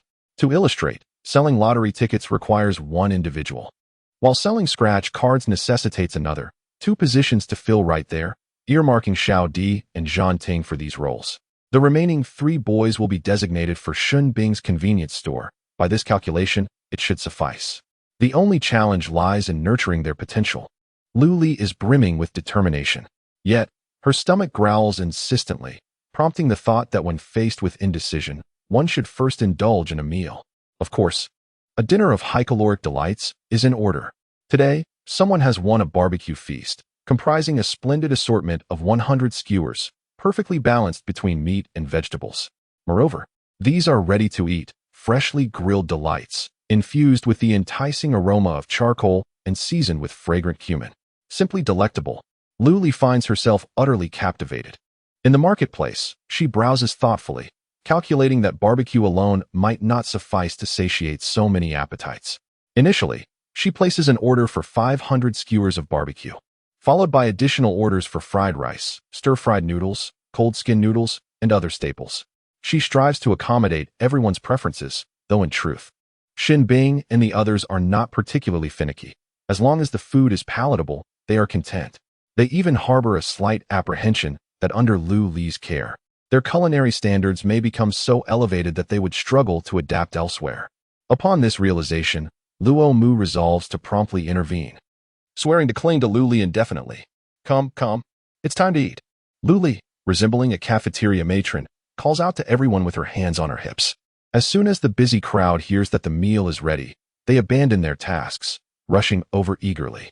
Gazing at the enticing and steaming barbecue laid out upon the table, Luo Mu found himself unable to resist salivating uncontrollably, his reaction bordering on the theatrical. His eyes were fixated on the tantalizing feast before him, having consumed it with his gaze countless times. Had he not feared a reprimand from Lu Li, he might have succumbed to temptation earlier. The spectacle of 500 skewers arranged together was indeed impressive, encircled by neatly placed boxes of stir-fried noodles and rice. Lu Li had thoughtfully provided beverages for everyone, for those who labored diligently deserved to indulge in hearty meals to replenish their strength. A few little ones sat together, hesitating to dive into the array of meats and vegetables before them. They quietly observed how Sister Lu consumed her feast, noting her technique as she lifted a skewer brimming with meat and deftly placed it into her mouth. With a decisive bite and a tug, a generous portion of meat disappeared, leaving her lips adorned with a hint of cumin seasoning. Inspired by her example, the young ones eagerly joined in, relishing the flavors and getting grease all over their faces. Dedong, amidst his indulgence, gasped as he alternated bites with sips of his drink to quell the spiciness. Lu Li, amused by his antics, inquired with curiosity, "Is it truly that spicy?" Dedong nodded fervently, stuffing more meat into his mouth, and managed to exclaim, "Spicy. Very spicy. Yet, it must be eaten, indeed." After savoring an extraordinarily delightful barbecue feast, everyone felt incredibly satisfied. Once their appetites were thoroughly satiated, Lu Li asked, "How much did we earn at the convenience store today?" Upon glancing at the screen, Xin Bing was taken aback by the 5-digit points balance. It is worth noting that he had expended all his points on the double-layer convenience store. In the near-expiry category, a bucket of instant noodles was merely 5 points. Yet it could be sold for a staggering 75 points. One could only ponder the profits reaped by the middlemen. Today, the most popular items were instant noodles and mineral water, both commanding the highest prices. After a brief calculation, he reported 20,250. Well, the nearby children gasped in astonishment, their eyes sparkling with admiration for Lu Li. Even Lu Li felt a tad bashful. After rewarding each child with a lollipop, she glanced at her points balance. Remarkably, after just 2 days at the flowering base, she had earned 60,000 points. It is evident that the spending power in this realm indeed relies heavily on the girls. Soon, she would be able to illuminate another star at the base. Lu Li thought joyfully when she felt a gentle pat on her shoulder. It was Xin Bing. Seemingly vexed, Lu Li could tell he sought something from her merely by the glance he cast. She feigned nonchalance, crossing her arms and crossing her legs, inquiring, "What is it?" Xin Bing leaned in closer, their heads nearly touching, and whispered, "Boss Lu, I cannot purchase furniture here." Lu Li understood. Within her convenience store, only food items were available, with no options for furniture. "Very well, you may use your own points," she replied, swiping her holographic device to access the furniture category and sharing the screen with him. Xin Bing called over a few children, and together they huddled to select their preferred bedding. Naturally, it couldn't be too expensive.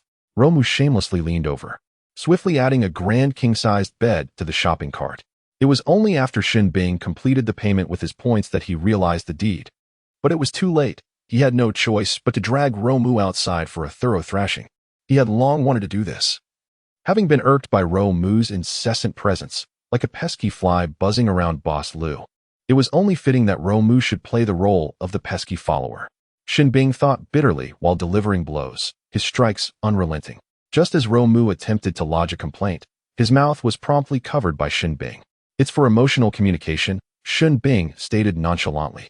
"What kind of emotional connection do we even share?" Romu mused inwardly, but knowing he was outmatched, he could only relent. However, their shopping list comprised not only the bed but an array of assorted items: pillows, sheets, toothbrushes, toothpaste, and more. To simplify matters, Xin Bing opted for a uniform selection. Indifferent to gender distinctions, to him, they were all the same. Once these daily necessities were purchased, and placed in the bathroom and bedroom, a warm, homely ambience began to manifest. Shin Bing meticulously inspected every corner, ensuring no detail was overlooked and no potential hazards remained before he proceeded to wash up. He seized Ro Mu, contemplating tossing him out the window, but Ro Mu's sudden declaration halted his actions. "You must like Boss Lu," Ro Mu affirmed with certainty. For a fleeting moment, Shin Bing felt a pang of panic and hesitation. Then, without a second thought, he flung open the window and tossed Ro Mu outside. "Get lost," he said impatiently. After securely closing the window, he raised a hand to touch his slightly flushed ears. Sitting on the edge of the bed to calm himself for a while, he mulled over Ro Mu's earlier words, realizing he seemed to harbor distinct feelings for Boss Lu. For instance, the desire to be his shadow grew stronger, yet others' proximity to her became increasingly irksome. The more Shin Bing contemplated, the more her cheeks flushed, prompting her to hastily quell her spiraling thoughts. That night, everyone slept soundly, everyone, that is, except Shin Bing. When she appeared before the group, her eyes shadowed with dark circles. Lu Li couldn't help but inquire, "Did you not sleep well? Are you unaccustomed to the bed?" She shrugged, casting a puzzled glance at the boy. Why were his ears so red? It was not that she intended to pry, but the redness was excessive, coupled with his youthful visage. He resembled someone who had been thoroughly bullied. She refrained from questioning him, but the moment she did, wouldn't the floodgates of conversation swing wide open? Lu Li contemplated this, and thus posed her question once more. "What is the matter? Did you not rest well?" To her astonishment, Shin Bing swiftly slipped away. This only piqued Lu Li's curiosity further. Just then, Luo Mu strolled by, hands tucked in his pockets, surveying the surroundings as if it were his own domain. She seized Luo Mu and inquired, "What is up with Shin Bing?" Although Luo Mu had been tossed out of a window the night prior, and scathed but seething with anger, he merely huffed, "Ask him yourself." What a pair of temperamental individuals. She decided to relinquish her curiosity and, suppressing her inquisitiveness, prepared to open for business. The hour was still early, and seeing no customers, Lu Li placed an order for 20 copies of a particular item and 5 of each of the other 3. She leisurely purchased a potato cake and a panini accompanied by soy milk, savoring her breakfast with a sense of ritual. The little ones gradually awakened and, in an endearing display of awareness, approached the caravan to greet her. Upon seeing them, Lu Li insisted that breakfast was a must, and with a wave of her hand, she placed an additional order for 5 servings of the same breakfast for them. Luo Mu also joined the fray, gazing at her with eager eyes. Lu Li, however, resolutely rebuffed him, opting to enjoy her own solitude. She was an expert at holding grudges and was determined to report him immediately. Luo Mu promptly seated himself beside her, tugging at her elbow playfully. "Hey, Boss Lu, let me tell you." Lu Li turned her head away, giving a dismissive huff, refusing to listen. Undeterred, Luo Mu shifted to her other side, employing the same tactics. As Lu Li observed his swaying golden locks, she couldn't help but chuckle. "Speak," she said, her tone laced with pretentious pride. "Well, it's about last night." Just as Luo Mu began to whisper, fate intervened, tightening its grip around his neck. In an instant, he, along with the chair, was hurled out of the caravan. After a brief moment of shock, he swiftly regained his composure, adjusting his body to land steadily in the chair. Rising to his feet, he placed his hands on his hips and directed an indignant shout at Shin Bing. "You shameless fiend." A few youngsters nearby made faces at him, nibbling on their potato cakes. Shin Bing, however, paid him no mind, cheerfully clapping his hands as he circumvented Lu Li to sit on her other side, causing her gaze to follow him as he settled down. "Why are you picking on Luo Mu?" Silence ensued, a prolonged stillness as she regarded him with displeasure. It was a perfectly valid reason, and Lu Li found herself at a loss for words, just as a customer arrived to purchase a scratch-off lottery ticket, diverting everyone's attention. Shin Bing subtly relaxed his grip on the potato cake in his hand, exhaling a long sigh of relief. The newcomer had a delicate appearance. Wearing a grimy baseball cap that obscured his eyes, his voice, much like his visage, carried a hint of shyness. "Is this where one can buy scratch-off tickets?" he inquired, exhibiting a commendable degree of politeness. Indeed, a primary crystal nucleus, a modest Xiao seated upon a high stool, attended to him. He exhibited no inclination to make a purchase, merely continuing to inquire, "What rewards can be scratched off? Can they be redeemed instantly? Will you abscond with the grand prize? Is there any guarantee?" A barrage of questions left Xiao utterly bewildered. The patrons she had encountered in recent days were decisive, eager to scratch off. at most inquiring about the price. Lu Li, holding a potato cake, rose and approached Xiao Di, casually wrapping an arm around her. In the apocalyptic setting, I have bound a mobile lottery shop. I implore everyone to bookmark it. In this realm, I have bound a mobile lottery shop. Chapter 66. The proprietor of this establishment disdainfully remarked, any reward can be scratched off, entirely reliant on personal luck. The notion of absconding is beneath me. My establishment is substantial and prosperous. His tone rose slightly, imparting an impression of wealth and affluence. The man, named Zhao Dajiang, paused momentarily before responding with composure. Then, I shall have one. Cautiously, he extracted a crystal nucleus, casually took a ticket, and turned to leave, leaving the others in a state of perplexity. Lu Li observed his slender silhouette, enigmatic in her musings. This individual is quite peculiar.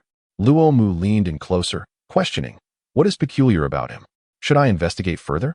The tone of his suggestion echoed a clandestine assassination plot. Lu Li shot him a disapproving glance and replied, within a minute, I require all his information. Boss Lu, I cannot accomplish that. Luo Mu exclaimed, dramatically covering his mouth with both hands, shaking his head in disbelief.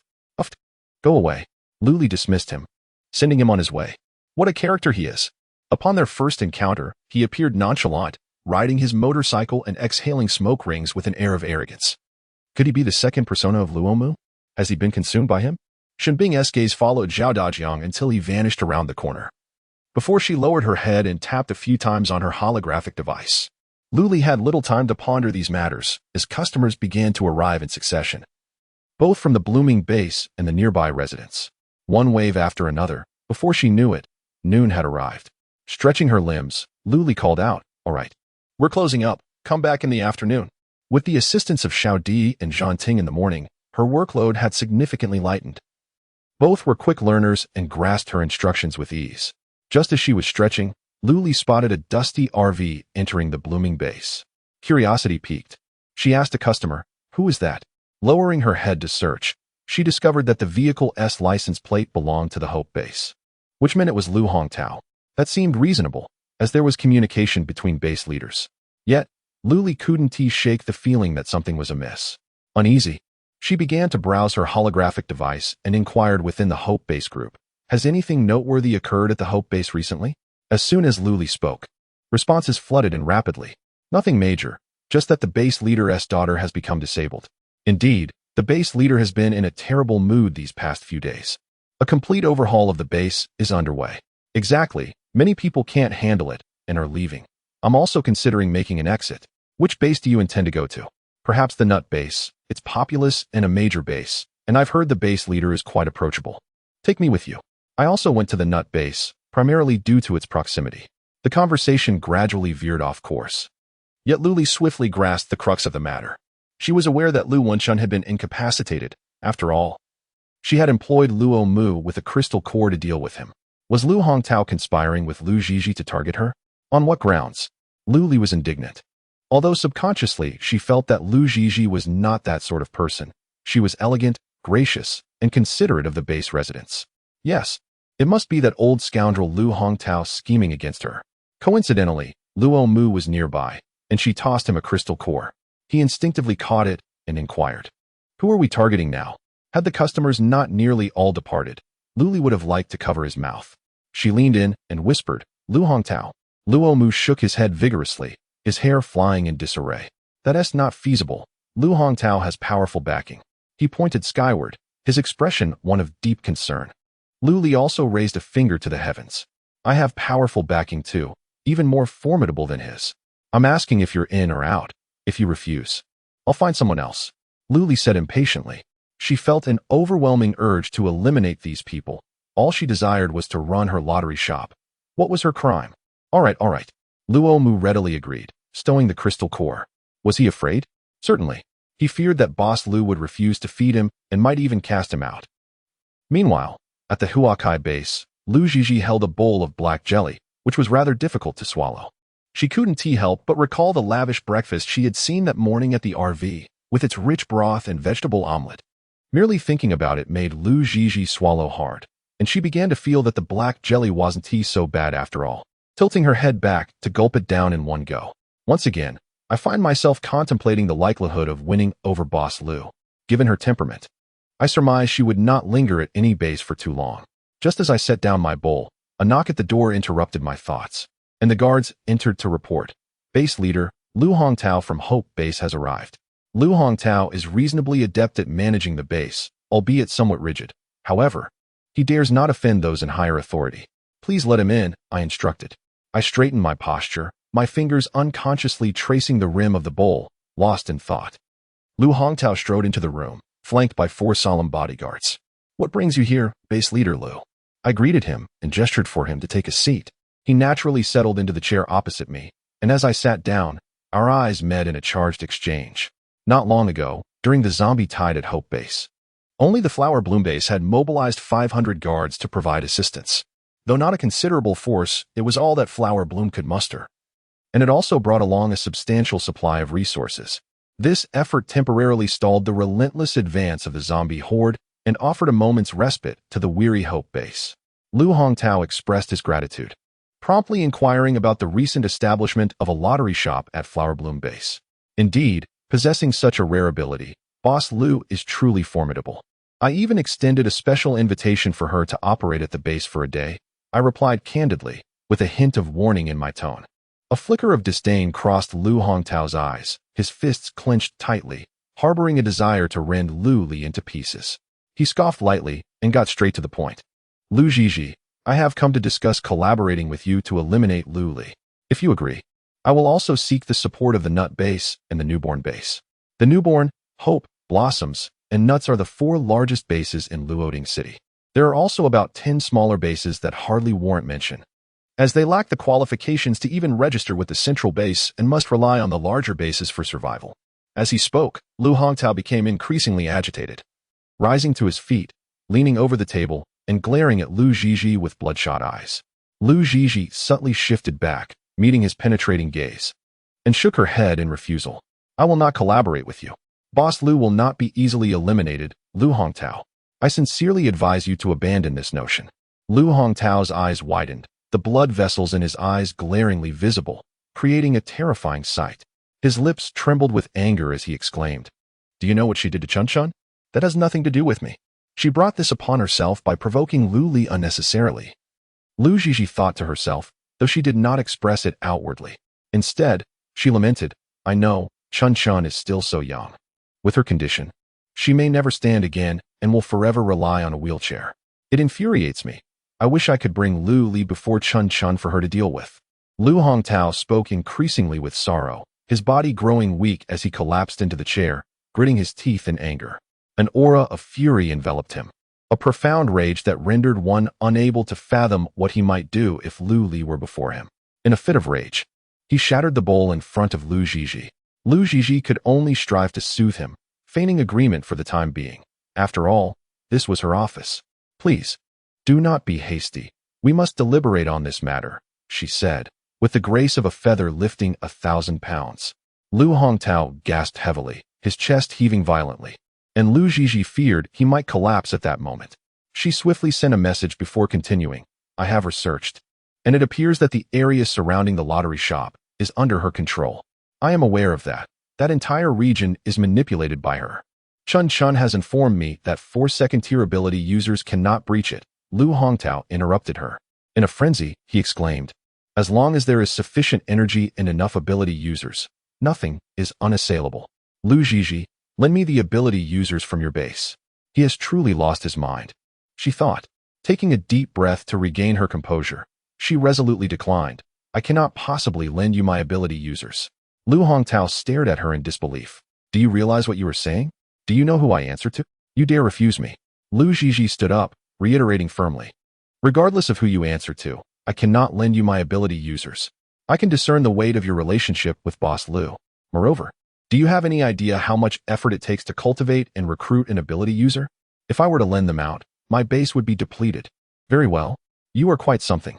Lu Hongtao, filled with fury, slammed his palm against the table. A fissure slowly crept outward from beneath his hand, and in an instant, the wooden table collapsed with a resounding crash. Lu Zhizhi exhaled, calmly extended her hand, and demanded compensation. Since the mask of civility was to be torn away, It might as well be done thoroughly. Lu Hongtao shot her a glare, warning her to wait for his retribution. In his anger, he turned away so hastily that he nearly tripped over himself. Lu Zhizhi stood on tiptoe and waved, reminding him, remember to pay. The bill will be sent to your holographic brain. Lu Hongtao exhaled heavily through his nostrils, his mind swirling chaotically like a tangled mess. He was taken aback that even Lu Zhizhi, that woman, was unwilling to assist him. Clenching his fists, he felt a suffocating pressure in his chest, caught in a state of uncomfortable agitation. As he drove the mobile home out of the base, Lu Hongtao caught a glimpse of a brand-new double-decker vehicle. Clearly seeing Lu Li's radiant smile, her dimples dancing at the corners of her mouth. Why should it be so? His precious daughter lay in a state worse than death on a hospital bed, while she basked in the sun, laughing joyously. In a fit of rage, Lu Hongtao spat out a mouthful of blood, staining the already drab sofa cover. After emptying his stomach, he felt his vision blur, his mind clouding over. And in the next moment, he succumbed to unconsciousness. Base Chief, the bodyguards exclaimed, rushing to his side. Fortunately, they possessed a modicum of medical knowledge and immediately initiated emergency measures. Lu Li watched as the familiar mobile home sped past her like a gust of wind, its pace alarmingly swift. Had they emerged so quickly? In less than an hour, had they reached an agreement, or had negotiations fallen apart? Lowering her gaze to her holographic brain, she suddenly noticed a message from Lu Zhizhi, consisting of just 5 brief words. Beware of Lu Hongtao. Based on her understanding of Lu Zhizhi's past messaging habits, the presence of punctuation indicated a sense of urgency in sending this message. Wonderful! Lu Li exclaimed in puzzlement. She recognized that Lu Zhizhi was attempting to curry favor with her, choosing her over Lu Hongtao. Lu Li felt a sense of satisfaction. She did not mind being someone else's second choice, as long as the choice was decisively in her favor. Resting her chin on her hand, she gazed towards the direction of the flower-blooming base, contemplating.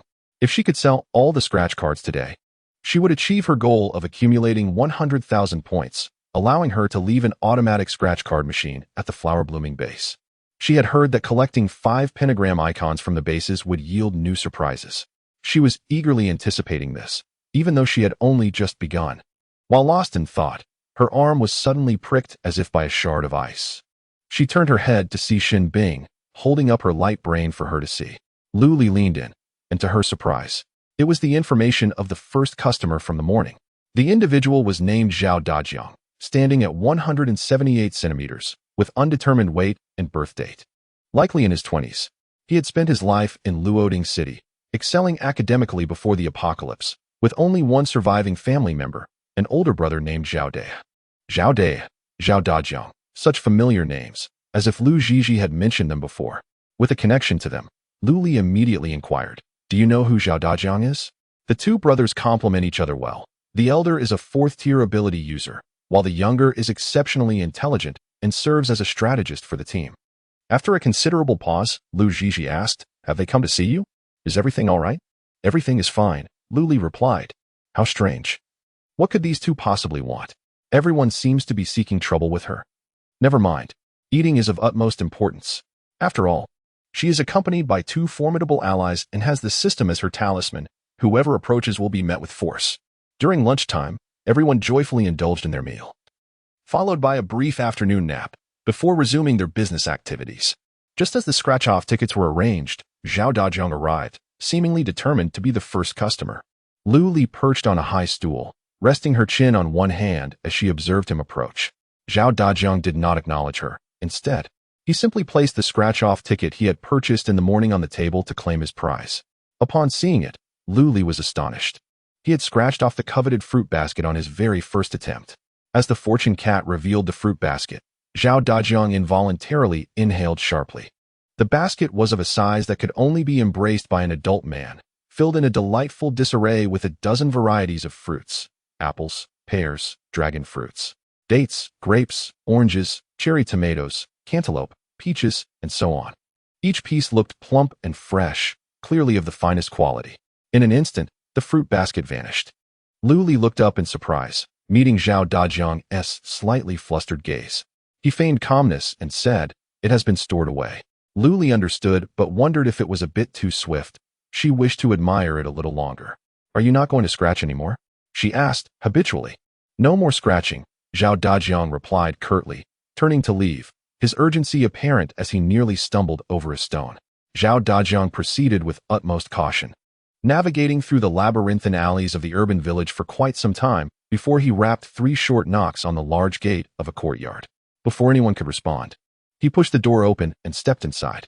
As he made his way into the main room, he tapped his fingers against the wall 3 times and stamped his foot thrice. In the next moment, the sound of a mechanism whirring to life echoed ahead of him. Zhao Dajiang remained unfazed, simply standing still in anticipation. Soon, a pitch-black, square-shaped opening materialized on the ground. A staircase led downward, gradually vanishing into the darkness, and Zhao Dajiang descended with a calm demeanor. Continuing down the staircase for approximately half a minute, it eventually leveled off, and after another minute of walking, he arrived at a door. A red light flickered to the right of the door. Zhao Dajiang pressed his light brain against it, and with a beep, the door swung open. Inside lay a scene of stark silence, yet it was brilliantly illuminated, resembling a miniature base, fully equipped and bustling with people. The moment the door creaked open, all eyes turned toward Zhao Dajiang at the entrance. They quickly surged forward, encircling him and shutting the door with a resounding thud. A cacophony of voices erupted, inquiring eagerly, "What happened? Can we truly exchange for supplies? What is the verdict? Speak up." Zhao Dajiang remained silent, merely unveiling the basket of fruit he had brought. Such an abundance of fruit. My heavens! Is this a model? Can it truly be consumed? Someone exclaimed. "Boss." A path swiftly opened in the crowd as Zhao De, his face stern and formidable, stepped forward. He approached Zhao Dajiang and directly tore open the plastic wrap encasing the basket, and immediately, the sweet aroma of the fruit filled the air, enveloping everyone's senses. He pinched a grape and popped it into his mouth, the juice bursting forth, releasing the unique fragrance of the fruit. Indeed, Zhao De glanced at Zhao Dajiang, excitement flickering in his eyes. He carefully handed the bunch of grapes to his trusted aide, sternly instructing, "Distribute them according to the number of people. Even if each person receives only one, it will suffice, for these are succulent, plump, seedless grapes." The crowd swiftly followed the aide's movements as he placed the grapes on a table, laying down 2 clean sheets of paper beneath them. He was aware of the total population at the base, 78 individuals, and wondered if this bunch would suffice for distribution. He began by handing out 1 grape to each person until only 5 remained, which he then reserved for Zhao De. Reluctant to indulge himself, Zhao De offered them all to Zhao Dajiang, saying, "You eat. I will have matters to discuss with you later." Zhao Dajiang was not one to hesitate. He stored 2 in his space and consumed 1, leaving 2 for his elder brother. What is the situation with that lottery store? Zhao De felt a sense of satisfaction, though his serious demeanor rendered him somewhat intimidating when he did not smile. At this moment, it appeared to be true. He had heard that the convenience store also dispensed rewards. Zhao Dajiang paused briefly before continuing. "I observed for half an hour, and it seems that all rewards are exuded from the mouth of that porcelain cat, including this fruit basket." As Zhao Dajiang articulated his analysis, Zhao De, filled with excitement, slammed the table, exclaiming, "Then we just need to seize that cat." However, Zhao Dajiang felt a subtle sense of unease, unable to pinpoint why. Logically, it made sense. But could it truly be that simple? If so, why had no one else thought of it? "Brother, I believe pursuing a collaborative approach would be more prudent," Zhao Dajiang advised. "No, once we have discerned the most viable path, we must pursue it. Tonight, we shall act," Zhao De declared, brimming with ambition. Zhao Dajiang suppressed his own thoughts, letting out a quiet sigh. Meanwhile, the lottery shop welcomed its second customer of the afternoon, Chu Lixing. "Oh, long time no see," Luli remarked nonchalantly, propping her chin on her hand while swinging her leg lazily. Chu Lixing responded with a soft acknowledgement, selecting scratch-off tickets, before finally saying, "You didn't say a word before leaving, Boss Lu." Luli, puzzled, replied, "I offered to register you as a member, but you declined. You wouldn't join the group, nor add me. How was I to inform you? By carrier pigeon?" After a brief silence, Chu Lixing acquiesced, "I will add you." He then accessed his device and awaited her response. The two successfully became friends, prompting Lu Li to ask, "Shall we join the group?" Chu Lixing shook his head, declining. It was then that Lu Li suddenly recalled the automatic scratch-off ticket machines at the Hope base. When she left, they had been fully stocked. Could it be they had sold out? She opened her device and navigated to the automatic scratch-off ticket machine page, where only a solitary Hope base remained listed. Upon clicking on it, She discovered that both machines were completely out of tickets. However, given that it had been 3 days since she last visited the Hope base, that seemed reasonable. The points earned from the machines required manual withdrawal, and the system would take a commission. The rationale was quite sound. A rule from the machine's manufacturer stipulated that each scratch-off ticket would yield 5 points. A machine can accommodate a maximum of 80 scratch cards, which means that in recent days, it has amassed an impressive 80,000 points. After deducting the negligible commission of 8,000 points, Luli felt elated, marveling at how technology benefits humanity. This further solidified her determination to illuminate various bases, allowing her to leisurely collect rent in the future. Once she sells off these desktop items, she can ignite the flourishing base, and merely contemplating this prospect fills Lu Li with boundless motivation. Just then, a steady stream of customers arrived, and Lu Li busily attended to them, momentarily casting aside her grand ambitions. Unbeknownst to her, Chu Li had already redeemed his reward, selected his scratch card, and after feeding the fortune cat, departed. The hours flew by, and before she knew it, night had fallen. Lu Li stretched her shoulders and neck, realizing that purchasing a massage chair was a necessity. Not far away, in an apartment, brothers Zhao De and Zhao Dajiang were vigilantly monitoring their RV. A growing sense of unease settled in Zhao Dajiang's heart. He suspected that the lottery shop owner was not as simple as he appeared. He urged, "Brother, let us not act impulsively. Let us observe for another day. Have you forgotten Lu Zhen's tragic fate?" Zhao De paused, a vivid image flashing in his mind of Lu Zhen, ravaged by zombies, his remains utterly unrecognizable. His brother continued, "Do you wish for us to become the next Lu Zhen?" Instinctively, Zhao De shook his head, insisting, "No, absolutely not. Lu Zhen's downfall was due to his arrogance. Can you defeat Xinbing? Can you overpower Lu Omu?" Zhao Dajiang struck a nerve with his words. Chapter 69. Thank you for your patronage. Merely contemplating the abundance of supplies and delectable treats available at the lottery shop and convenience store. Capable of providing a hearty meal for the brothers, one might overlook the fundamental disparity in strength. In a direct confrontation, even Xun Bing alone would prove formidable. Perhaps if all the ability users at his base joined forces, there might be a glimmer of hope.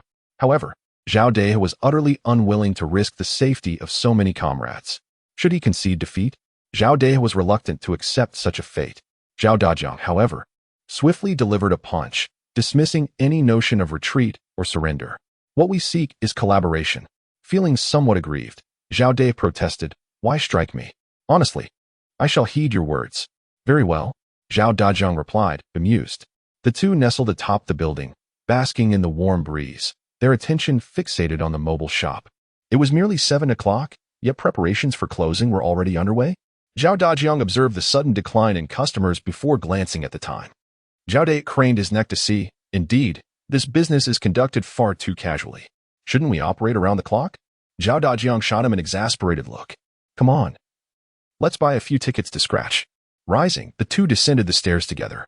Upon reaching the mobile shop, only a handful of reluctant customers remained, still scratching their tickets. Luli cast a sidelong glance at Zhao Dajiang, silently asserting, "I have thoroughly investigated your background." Rather than approaching directly, they opted to wait until the last of the customers had departed. Then, Zhao Dajiang stepped forward and declared, "Boss, we'll take the remainder." Luli responded cheerfully, "Certainly." Meanwhile, Xiao Di and Zhang Ting displayed remarkable perceptiveness, promptly gathering all the scratch-off tickets from their surroundings, stacked together and handed to Luli. She took a cursory glance and estimated there were about 10 to 20 tickets. Upon counting, she found there were 22 and promptly relayed this to the two individuals, with Zhao De tasked with retrieving the crystal cores. "Go ahead." Luli raised her eyebrows, eager to discern the intentions of these two. In front of the caravan, there were several sets of tables and chairs available for customers to play scratch cards, and the two settled nearby to begin scratching. 22 tickets, neither too many nor too few, were scratched for about 5 minutes. However, the atmosphere was somewhat subdued.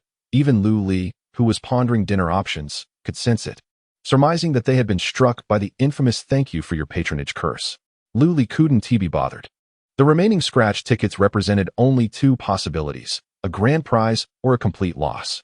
As expected, after scratching all 22 tickets, Zhao Dajiang nearly wore the words "wasted crystal cores" on his face. With a somewhat ashen complexion, he clutched 5 winning tickets for redemption. Lu Li stifled a laugh. It was impolite to mock customers to their faces. Meanwhile, Zhao De was even more incensed. Having spent 22 crystal cores, he had only managed to uncover 5 winning tickets. What a calamity! These crystal cores had all been painstakingly extracted from the heads of zombies. He crossed his arms in frustration, turning his back to Lu Li, radiating irritation. Unable to contain herself, Lu Li burst into laughter, despite her hurried attempt to stifle it, her giggles escaping nonetheless. Zhao De turned around in disbelief, glaring at her. You. He looked extremely aggrieved, casting a pleading glance at his brother. Turn around, Zhao Dajiang said helplessly, then turned back to Lu Li with an apologetic smile. He has a bad temper. It's all right. It's for the redemption, right? Lu Li accepted the 5 scratch cards, not bothering to examine them, and directly stuffed them into the mouth of the fortune cat. Soon, the rewards were promptly dispensed. There are both good and bad aspects. Perhaps the best estimate is merely a bag of apples, while the rest is hardly worth a glance. Even Zhao Dajiang seemed disinterested, taking only the apples and leaving the remaining 4 rewards abandoned on the table. Such a pity. Lu Li mumbled softly, gathering the 4 rewards into a large storage box, which contained a hodgepodge of discarded prizes, such as ear scoops, rubber bands, keychains, and mice. All right, let's be content. 100 crystal cores might not even suffice to procure apples, Zhao Dajiang consoled. He fell silent afterward, his gaze fixed intently on the RV. From this angle providing a complete view of its interior. Lu Li stretched languidly before sinking back into her chair, while 2 young girls busily tidied up around her. Gradually, a few boys dashed from the convenience store towards the RV, followed closely by 2 large men. They recognized them as Shun Bing and Luo Mu, baffled as to why these 2 prominent figures would willingly work for Lu Li.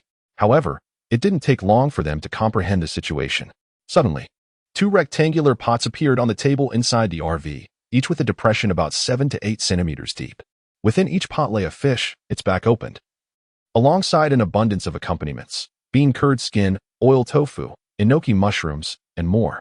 Soon, the enticing aroma wafted through the air, both fragrant and spicy, causing mouths to water in anticipation. Zhao De's eyes widened, feeling the distance was too great.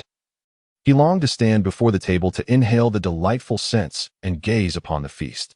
As Lu Li and the others took their seats, there were plenty of washed and chopped accompaniments beside the pots, ensuring that after enjoying the grilled fish, they could continue feasting. Let us eat, Lu Li declared, deftly placing the most tender piece of fish into her bowl. Others eagerly picked up their chopsticks, and before long, the 2 fish had been entirely devoured. Even the fish head snatched away by Luo Mu. They feasted joyfully, while Zhao De and his brother watched with anxiety, though they were at a distance. The faint flavor wafted towards them, tantalizing Zhao De and compelling him to stretch his neck forward, almost causing him to tumble down. Had it not been for Zhao Dajiang's steady grip on him, he would have undoubtedly leaped into the RV, plunging headfirst into the pot. I understand now. This is the allure of Boss Lu, Zhao De murmured. He was exceedingly generous and protective towards his own, conjuring up whatever delicacy one desired. His disposition warm and approachable. Despite being aware of the tension between the 2 brothers, he still smiled and conducted business with them. How many possess such magnanimity? Concern began to brew within him. Brother, do you think we could approach Boss Lu for collaboration? Would he agree? Zhao Dajiang replied bluntly, not likely. Zhao De's spirits immediately sank. Then what should we do? I really want to try that grilled fish. The others at the table began discussing the Zhao brothers. Lu Li remarked, what are they up to? I've heard they frequently engage in violence. Murder and arson are mere trifles for them, and they do so without a moment's hesitation. Shin Bing calmly analyzed. They probably wish to collaborate with us. End of the world. I have linked a mobile lottery shop. Please save it. End of the world. I have linked a mobile lottery shop. Chapter 70. Nut Base. Collaboration? Lu Li glanced towards the flower cultivation base and shrugged. Then why would I choose a small gang known for violence over a larger base? So, they seek an alternative path. Luo Mu interjected. What a peculiar path. Lu Li glanced at him, her lips tinged with red from the spiciness, gasping for a drink. Noticing that there was still half a cup in Dedong's hand, she seized it and took a sip. Dedong's eyes widened in astonishment as she held his head down with one hand, her arms too short to reach him, flailing helplessly in the air. You give that back to me, Dedong exclaimed. He was reluctant to part with it, savoring every small sip until only a little remained, only to have it snatched away by this mischievous uncle. Unable to bear the sight, Shin Bing stood up and pulled Luo Mu away, returning the cup to Dedong, though it was completely empty. Even if there had been a drop left, he would have disdainfully refused to drink it. Luli shot him a glance, acknowledging his knack for trivial banter. After their meal, Luli discussed her plans with Xinbing. I intend to visit the nut base tomorrow. Having spent 3 days at the flower base and accumulated 100,000 points, she felt ready to shift her focus. Although it was framed as a discussion, it was more of a notification, considering they all resided in a convenience store, which had to be within 10 meters of the lottery shop. Xinbing found no reason to refuse, promptly agreeing, I will accompany you. She ascended to the second floor and collapsed onto the sofa, purchasing 5 automatic scratch-off machines, which she promptly arranged outside the RV, neatly lined up against the vehicle. Why only 5? Because each base had a limit of 5 machines, increasing to 10 upon reaching level 5. Does that seem reasonable? After acquiring 5 machines, Luli recalled the 2 solitary ones at the Hope base and immediately ordered 3 more to place outside it. The advantage of this setup was the ability to reposition, filling the scratch-off tickets, all managed through her holographic interface, akin to playing a simulation game, without the need for physical presence. 8 machines swiftly depleted the balance of Luli, yet if they were replenished and subsequently sold, a staggering profit of over 700,000 points could be realized. A fortune. The thought thrilled Luli, who cradled the small deer in her arms, playfully ruffling its fur and daydreaming. I'll buy you both the finest cat food. The 2 kittens mewed at her in disdain. Unfazed, Luli drifted into her reverie. Once her points reached 1 million, she could ascend to the next level, though this would require a hefty expenditure of 500,000 points. It felt as if all her hard-earned points were merely funneled back into the system's coffers. When would she be able to lounge and reap the rewards of her investments? In pursuit of this goal, Luli resolved to take a refreshing bath and enjoy a good night's sleep, planning to venture to the nut base the following morning to secure a substantial profit. Rumor had it that the patrons there were affluent, indulgent, and eager to sample delicacies from the civilized era, even willing to shatter crystals in their quest. After a restful slumber, Luli awoke revitalized and checked the scratch-off tickets within the 5 machines. Excellent, they were brimming with potential, allowing her to depart with confidence. She sent a message to Xinbing. Are you up? Ready to set off? Taking her place at the driver's seat, she set the destination to the nut base and pressed the start button. In an instant, the vehicle began to move, yet inside, it was as if they were stationary. However, to an observer outside, the RV and its accompanying convenience store appeared to teleport, swiftly covering 10 meters, then another 20. Within 10 minutes, the RV arrived outside the nut base, halting 100 meters from the entrance. The hour was still early, the gates firmly shut, but the guards remained steadfast at their posts. The motorhome, accompanied by a convenience store, stood out conspicuously. The vigilant squad leader, stationed high above, caught sight of it in an instant, his heart racing with alarm as he swiftly retrieved his communicator. He connected directly with the highest authority, reaching the personal assistant of the base commander. After a brief exchange, the call was transferred to the commander's holographic interface. Are you certain it is that motorhome? The commander reiterated, seeking confirmation. The squad leader promptly activated the holographic camera, directing it towards the motorhome and convenience store outside the base. The fleeting image was barely discernible, yet it convinced the commander of its authenticity. With a stoic expression, he terminated the call, silently issuing a directive. Outside the base, Luli was meticulously arranging the scratch-off lottery tickets, eagerly anticipating the arrival of customers. She also took a moment to send a message in the group chat. We have arrived at the nut base, welcoming both new and returning customers. The group chat erupted with enthusiasm from those hoping for a connection between the nut base and the flowering base, while the most disheartened were from the flowering base itself. A flurry of messages flooded the chat, filled with familiar, pleading words. Boss Lou, please don't leave. I can't bear to be without you. How will I survive without you? Such sentiments were met with indifference, as Luli simply closed the holographic interface, focusing intently on awaiting new patrons. The lottery shop and convenience store were fully prepared, merely awaiting customers. However, half an hour passed without a single soul emerging from the nut base. Only the silhouettes of the guards stationed at the gates could be seen against the walls. Glancing at the holographic interface, Luli murmured, It's already 9 o'clock. Why is no one coming out? Are there no tasks to attend to?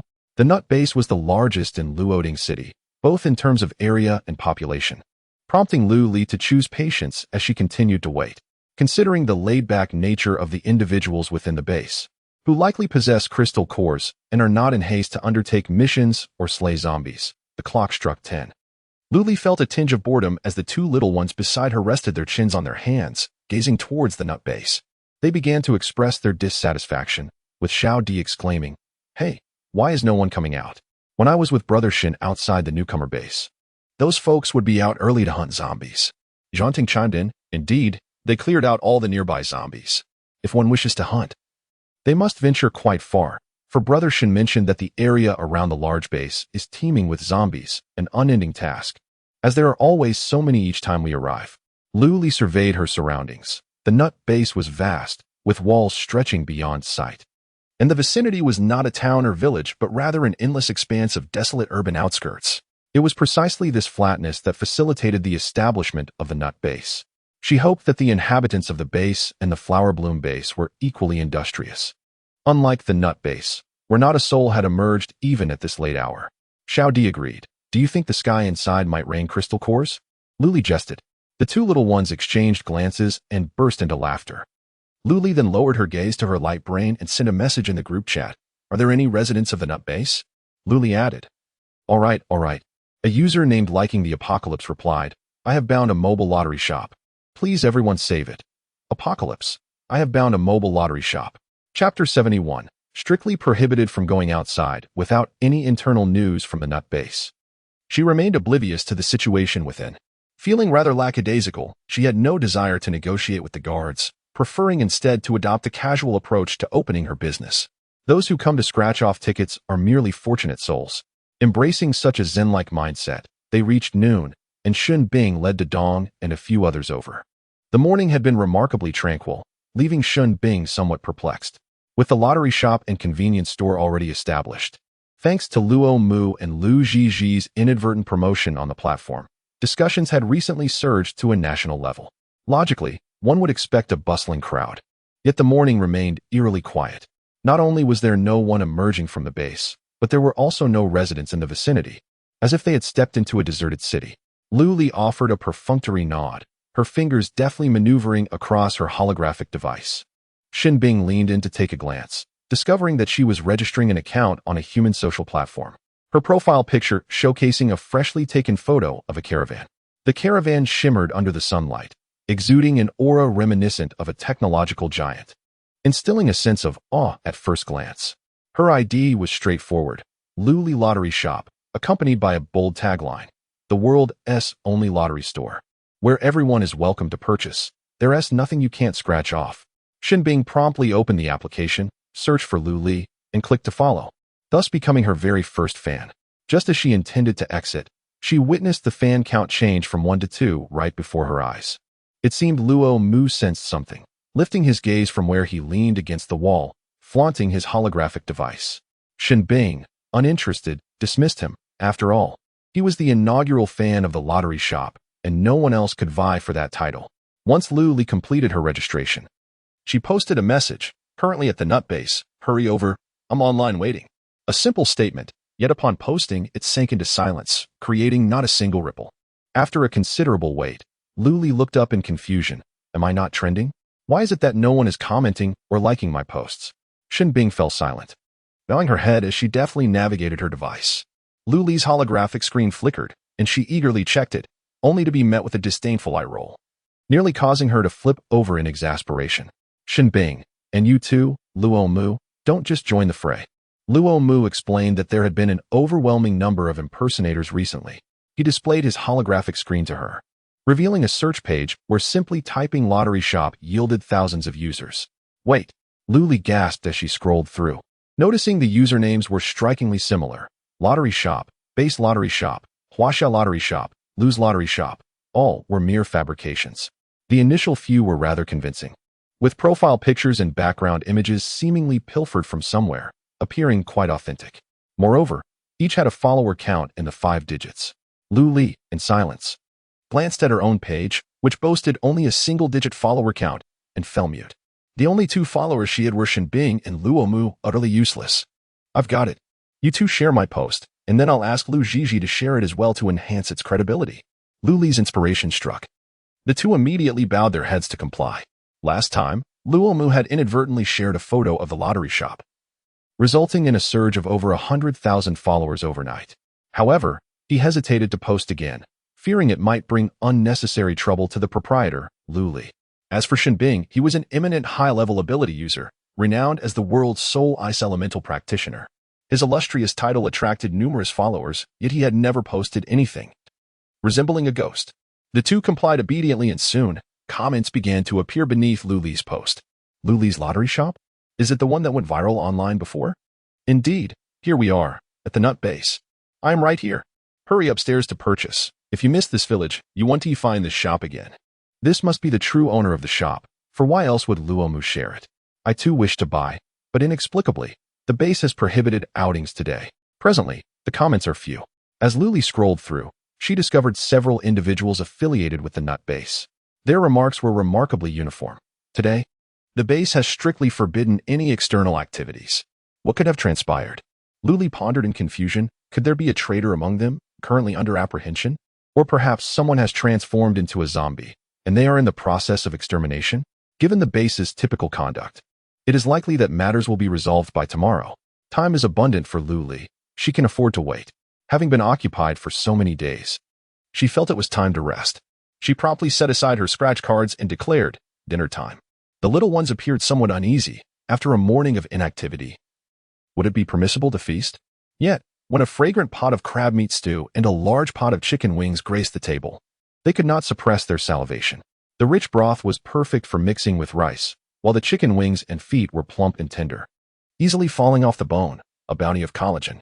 After the meal, they exclaimed in delight. Despite indulging in sumptuous food and drink for several days, their appetites remained robust.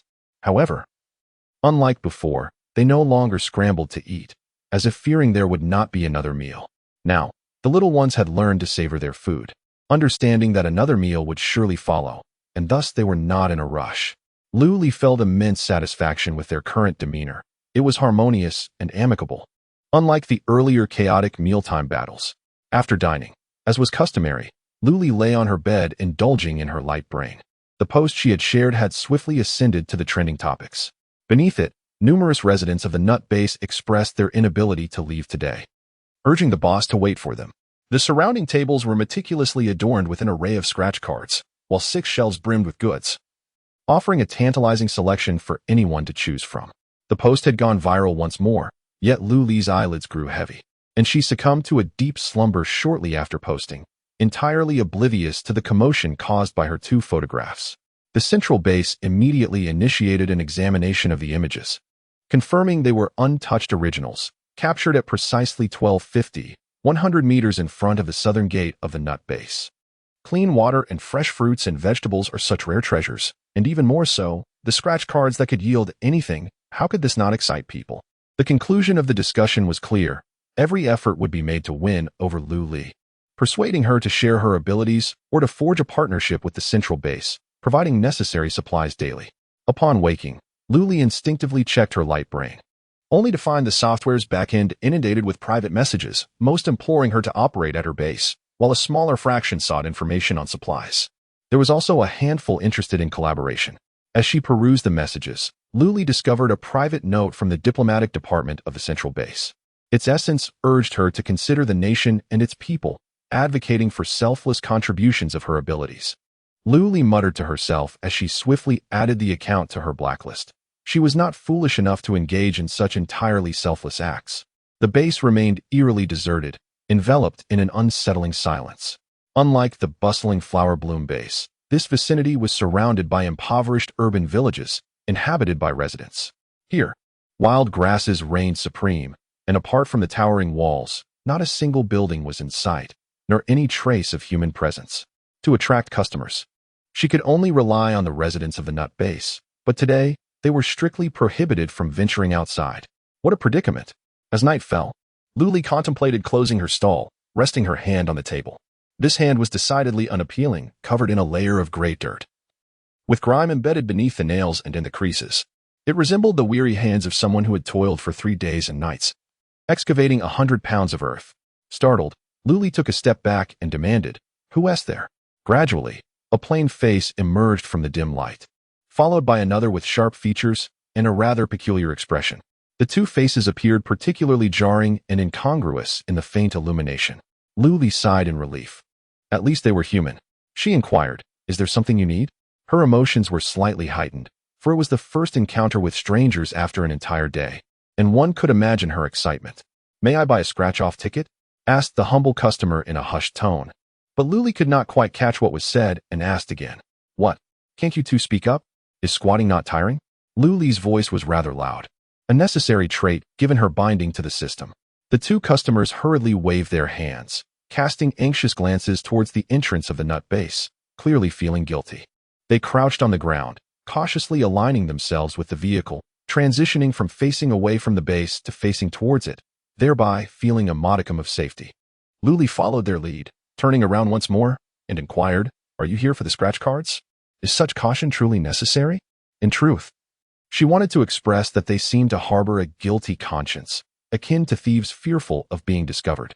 The simple customer nodded repeatedly, exclaiming excitedly, "Yes, yes. The scratch cards. Could you please fetch us one, dear boss?"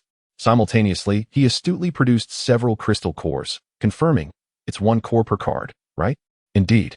Luli took a few scratch cards and invited them to select freely, collecting 2 crystal cores in return. Upon seeing the scratch cards, the customer's eyes sparkled with delight, and they hastily grabbed one, eagerly beginning to scratch. Realizing that crouching was rather uncomfortable for such an activity, they leaned over the table and got to work. As they became engrossed in the joy of scratching and let down their guard, Luli seized the opportunity to inquire, "Are you from the nut base?" "Yes, indeed." The sharp-nosed customer replied instinctively. "What transpired at the base today? Why is no one coming out?" Luli gently prodded. At the mention of this, the simple customer grew quite agitated, abandoning the scratch card to sit upright and vent his frustrations. "There was a rumor this morning that you were operating outside the nut base, so a few of us decided to come out. But instead, we've been locked inside the base all day." His anger surged, veins bulging on the back of his hand, as if he were about to bend the little golden shovel in half. Luli quickly reassured him, "It's all right. It's all right. You're out now, right? They released you in the evening?" The sharp-nosed customer continued to curse. "What nonsense. It was a tiny hole left by the previous people. We dug for half the day before we finally managed to get out. Behold our hands," they exclaimed in unison, extending their palms with the backs facing upward, revealing the crevices filled with dust and yellow earth. Indeed, as Luli had surmised, they had transported 100 pounds of soil. Yet, there lingered a sense of accomplishment, for it was remarkable that individuals would go to such lengths for a mere scratch card. The allure of food is undeniably potent. Luli poured each of them a glass of water, evoking tears of gratitude. However, they hesitated to grasp the cups with their soil-stained hands, attempting to wipe them on their clothes, only to discover that their garments were even dirtier. Luli then turned to fetch 2 straws, encouraging them to drink without reservation. Their gratitude deepened. Even though the first card was filled with nothing but thanks, it did not diminish their enthusiasm. "Boss, just wait. The main crowd is on their way," exclaimed a discerning customer. Luli was about to inquire further when she heard someone calling for the boss behind her. Turning around, she was astonished to see a throng of people, approximately 30, crowding the entrance, all emerging from the small hole. "They're coming. They're coming." Luli beamed as she approached them. Zhan Ting and Xiao Di also sprang into action, the convenience store, initially poised to close, unexpectedly illuminated with the arrival of so many patrons. Upon spotting Luli, they greeted her as if she were family, chattering excitedly. "Hello, Boss Lu." Listening to their grievances about the nut base, the anger etched on their faces appeared genuine. As she welcomed them and absorbed their tales, Luli gradually pieced together the unfolding events.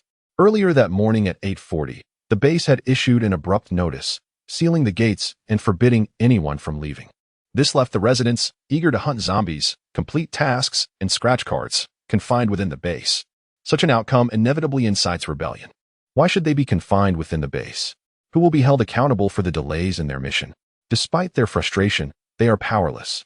Within the confines of the base, the commander's authority reigns supreme, and all must heed his commands. Moreover, the security forces have intensified their patrols, guarding the 4 main entrances with unwavering vigilance, allowing not a single soul to escape. It is only when night falls that the patrols begin to relax slightly. Having successfully excavated small holes throughout the day, after a day spent on scratch cards, the moment they exit the base, they hurriedly make their way over. Upon hearing this, Luli is left speechless. Could this truly be the result of Lu Hongtao's collaboration with the nut base? Severing the source of customers at its root to thwart her profits, how cunningly effective. Yet, as Luli gazes at the throngs of customers surrounding the RV. With more trickling in from a distance, it becomes clear that the base's day-long lockdown crumbles under the cloak of night. They tread cautiously, minimizing their movements and volume to evade detection by the searchlights stationed 100 meters away. As the clock strikes past midnight, Luli stifles her fifth yawn. While all the customers remain enthusiastically engaged in their scratching, she does not wish to dampen their spirits. After all, they have endured an entire day of restraint, and this opportunity must be savored. Luli cannot help but think of Lu Hongtao. How furious would he be to learn of the plan's failure? Just the thought of it elicits a chuckle from her. What a delightful notion. Feeling a surge of clarity, she approaches the initially modest customer and the sharp-tongued one, inquiring what might happen if they were discovered. They respond nonchalantly, "Well, worst comes to worst, we die." Chapter 73. The zombie scratch card. The individuals nearby echoed in agreement.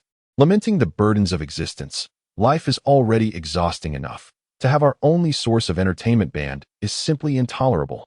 Indeed, the more they forbid us from scratching, the more we shall do so. This is truly a splendid opportunity, one exclaimed with fervor. The gazes of those around swiftly turned towards the scratch card, their faces and eyes brimming with envy. Once again, a magnificent fruit basket appeared, reminiscent of the one owned by Zhao Dajiang, its rich fragrance wafting through the air. Amidst the envious glances of the crowd, the individual hastily tucked it away into their space and made a clever escape amidst the chaos. The revelation of the fruit basket incited even greater excitement among the onlookers. Time swiftly passed, and soon it was 2 o'clock. Luli could no longer endure the fatigue. She stifled a yawn, noticing the 2 children beside her struggling to keep their eyes open. Yes, we must be cautious of Lin Jian, our base leader. He is quite repugnant. Do be wary, they cautioned. We shall return tomorrow evening. Let us meet at our usual spot. No one shall be absent, Luli acknowledged, beginning to form a preliminary understanding of base leader Lin Jian. With no desire to tidy up, everyone decided to wash up and retire for the night. Luli contemplated that since they would return in the evening, there was little to occupy her during the day. She fell into a deep slumber, awakening refreshed at 11 o'clock, having enjoyed a truly restful sleep. The convenience store had opened its doors, the 6 shelves neatly arranged with goods, awaiting the arrival of customers. Luo Mu and Xin Bing had somehow procured 2 loungers, each reclining comfortably at the entrance, basking in the sunlight, with bottled water and snacks at hand. Watching them made Luli feel a twinge of envy. They also purchased an opulent lounge chair, complete with a sunshade and a small table. Furthermore, they bought fruits and chilled beverages from the mall, reclining comfortably in front of a convenience store. The 3 of them lay side by side, their eyes slightly squinted, thoroughly enjoying the moment. Although they had just awakened, a gentle breeze swept by, coaxing them back into a state of drowsiness. Luli's eyelids fluttered with fatigue when she suddenly glanced towards the diagonal front, puzzled, and asked, "Is there a customer approaching?" Shinbing narrowed her eyes and casually replied, "What customer? That essay zombie." Yet, upon reflection, she realized she was flanked by 2 capable companions who were sitting calmly. Why should she be alarmed? The figure before them appeared whole, lacking no limbs, but the exposed skin on his arms bore the marks of gnawing. Luli, it seemed, was able to converse in the language of zombies. As it drew nearer, she could engage in dialogue. "Hi." The zombie paused, looking around in confusion, ultimately fixing its gaze upon the human girl. In the eyes of the zombie, there was no distinction of beauty. The only consideration was whether the human's blood was fragrant or if the flesh was tender. The woman before it appeared particularly succulent, and her blood seemed especially enticing. The zombie approached a few steps, closing the distance to merely 2 meters from the trio lounging in their chairs. Xin Bing and Luo Mu had grown accustomed to the presence of zombies, hardly fazed by the encounter, with Luo Mu even commenting nonchalantly, "This zombie seems quite intact." Xin Bing, however, was disinclined to engage, offering only a perfunctory response. Meanwhile, Luli continued her peculiar exchange with the zombie, asking, "Where do you come from? Where are you headed?" Xin Bing exchanged a glance with her. What was Luli babbling in that strange tongue? They could see her lips moving, yet the words were utterly incomprehensible. The zombie pondered for a moment, then slowly replied, "I do not know, nor do I remember, but I must consume flesh." As the human, Luli found the conversation futile and waved it off, saying, "You may go, I shall not harm you." Suddenly, an idea struck her. Her eyes sparkled with excitement. "Would you like some scratch-off tickets?" The zombie paused, bewildered, feeling as though her flesh had become even more delectable. She recalled having seen scratch-off tickets specially designed for zombies in a shopping mall, with rewards that were suitable for their kind. For instance, there were pills that, when ingested, could refresh the mind and suppress the urge to feast on human flesh. However, these pills did not starve zombies. Rather, they provided them with energy and vitality. The zombie hesitated but ultimately nodded, aware that acquiring such items required payment. It rummaged through its belongings and finally broke off one of its long, sharp nails to offer to Luli. Luli fell silent, staring at the elongated nail that was nearly the size of her palm, its overall hue a milky white, slightly curved at the tip yet exceedingly sharp. A mere touch could potentially transform one into a zombie. Upon seeing this, Shinbing quickly stood up, took the nail from her palm, and inquired, "Are you redeeming points?" The nail was placed into the mouth of a fortune cat, which after a moment announced, "Wang Yang." 100 points. To their astonishment, who would have thought such a broken nail could be worth 100 points? The trio stood in collective shock, realizing that it was more valuable than the crystal cores within the zombie's brain. A warm reminder from the system followed. This is due to the nail harboring a mysterious virus, and its material is both hard and sharp, making it a sought-after resource. However, should the quantity become excessive, its value may diminish, unlike that of the crystal cores. Luli understood and purchased a specially designed scratch card for zombies from the mall, scratching one for him. Just as she was about to use a small golden shovel to assist him, she noticed his adeptness as he scraped it with his nails. The sound of his nails scraping against the covering film sent shivers down Luli's spine, reminiscent of a zombie scraping against her skull, evoking an unsettling chill. He quickly finished and returned the card, stammering, "What is this?" Luli couldn't decipher it either, but handed it to Zhao Kai, who swiftly produced a small self-sealing bag containing 5 tiny pills. The bag bore a label with a product description, "Blood pill, effective only for zombies. Provides 15 days of vitality." Zombies crave human flesh not merely for its taste, but rather to absorb blood to replenish their energy. The blood pill serves precisely this purpose. If they refrain from consuming human flesh for too long, they become unbearably hungry, though they do not perish. Instead, they languish in a state of lethargy. "Here, take one," Luli urged, offering the entire supply. Perhaps it was because the human before him spoke words he could comprehend, or perhaps it was the irresistible allure of her flesh. Without hesitation, the zombie pinched a pill with his elongated nails and placed it in his mouth, where it melted instantly. In an instant, the zombie's eyes sparkled, and his skin radiated with vitality, as if he were rejuvenated. He exclaimed with exuberance, "Ah, I feel so invigorated. I could devour 100 humans."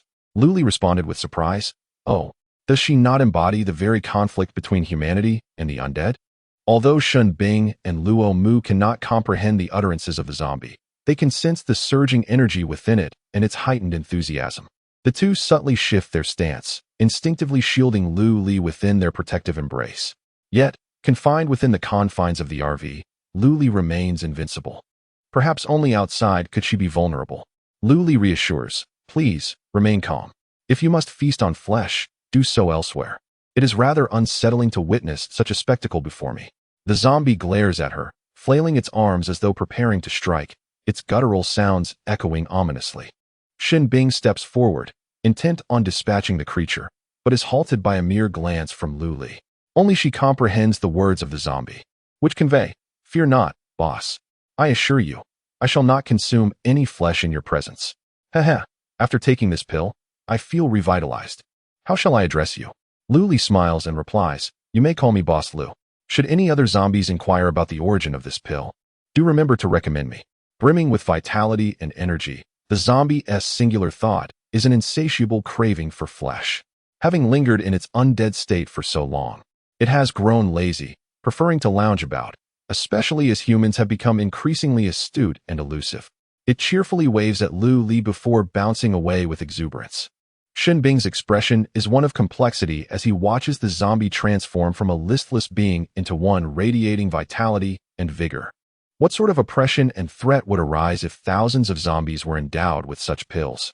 Luo Mu, seemingly untroubled by these implications, is simply captivated and eagerly approaches Lu Li. "Boss Lu, what did you give that zombie? How did it suddenly come to life?" Luo Mu inquires, filled with curiosity. Lu Li playfully remarked, "Just stretch your legs and glare, that's all." With that, she winked at him. Luo Mu was taken aback, his mind blanking as he pondered questions he had intended to ask, ultimately muttering, "So, that's how it is." Xin Bing observed their interaction, exasperatedly rubbing her forehead, thinking him a fool for only considering the most superficial layer of the matter. Yet, in a way, how could this not be deemed joyful? As noon approached, the most pressing concern was, of course, lunch. Upholding the principles of fairness and transparency, Lu Li symbolically inquired what the two wished to eat. Xin Bing tentatively responded, "Anything is fine, it's up to you."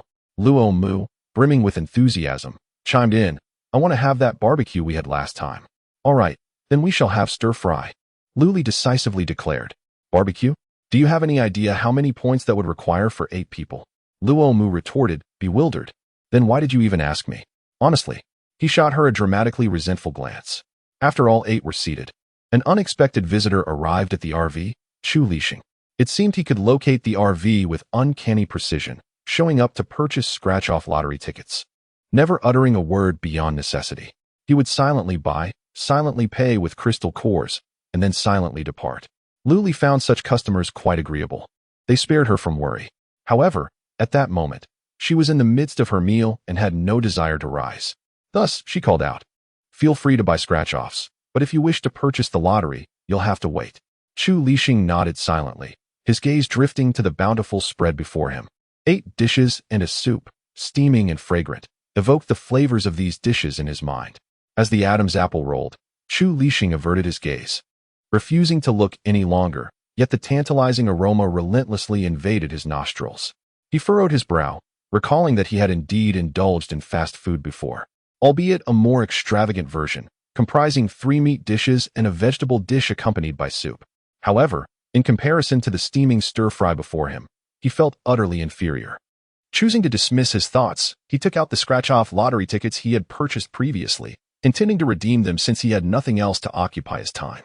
One by one, he fed the tickets to the fortune cat, his eyes occasionally drifting towards the dishes on the table and the graceful deer pair. His impression of the deer proprietor had always been characterized by words such as fair-skinned, amiable, gentle, and decisive. Yet today, he found himself adding another commendation, her delightful eating manner, which could indeed stimulate one's appetite. Just then, the fortune cat dispensed a bowl of mixed noodles, and he expertly tossed them together before finding a spot to sit and enjoy his meal. By the time he finished, the deer pair had also completed her meal. Sipping water, she inquired, "Which numbers did you buy?"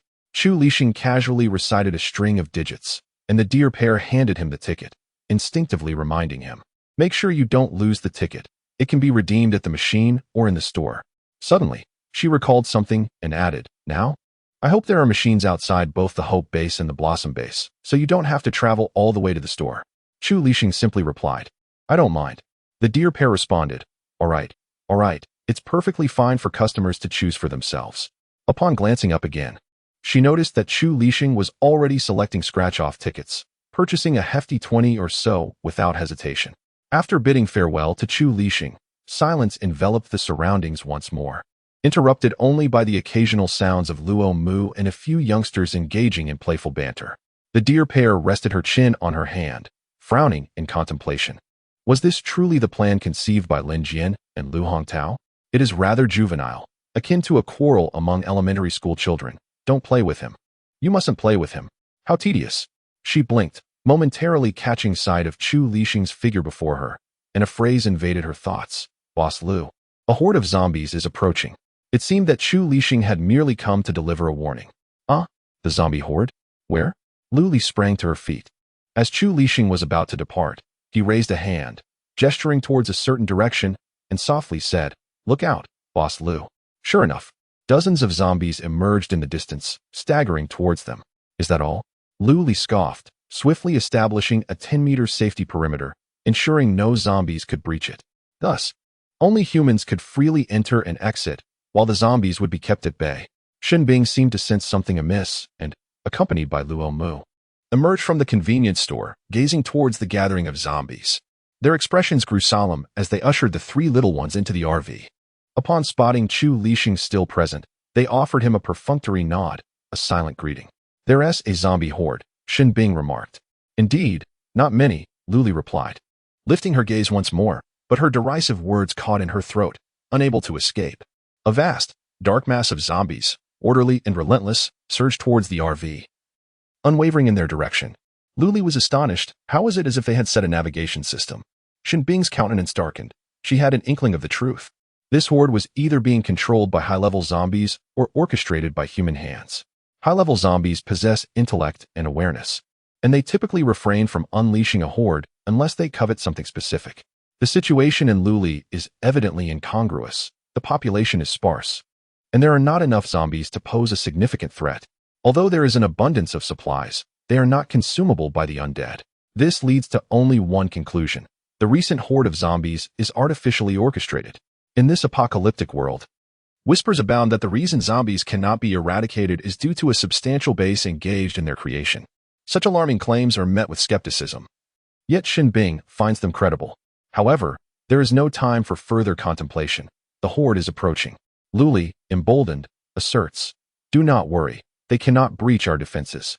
As Luli stated, the zombies congregate a mere 10 meters away, flailing their arms and baring their teeth, yet they cannot cross an invisible barrier, as if an ethereal wall is preventing their advance.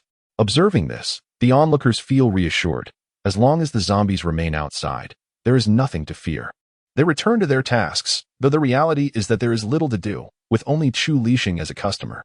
In the core area of the nut base, within the office of the base leader, a diminutive man reclines on a plush sofa, a lightly dressed woman nestled in his embrace.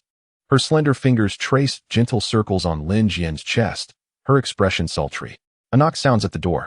A subordinate enters, eyes cast downward, striving to avoid any distracting glances. Base leader, the zombies have surrounded us.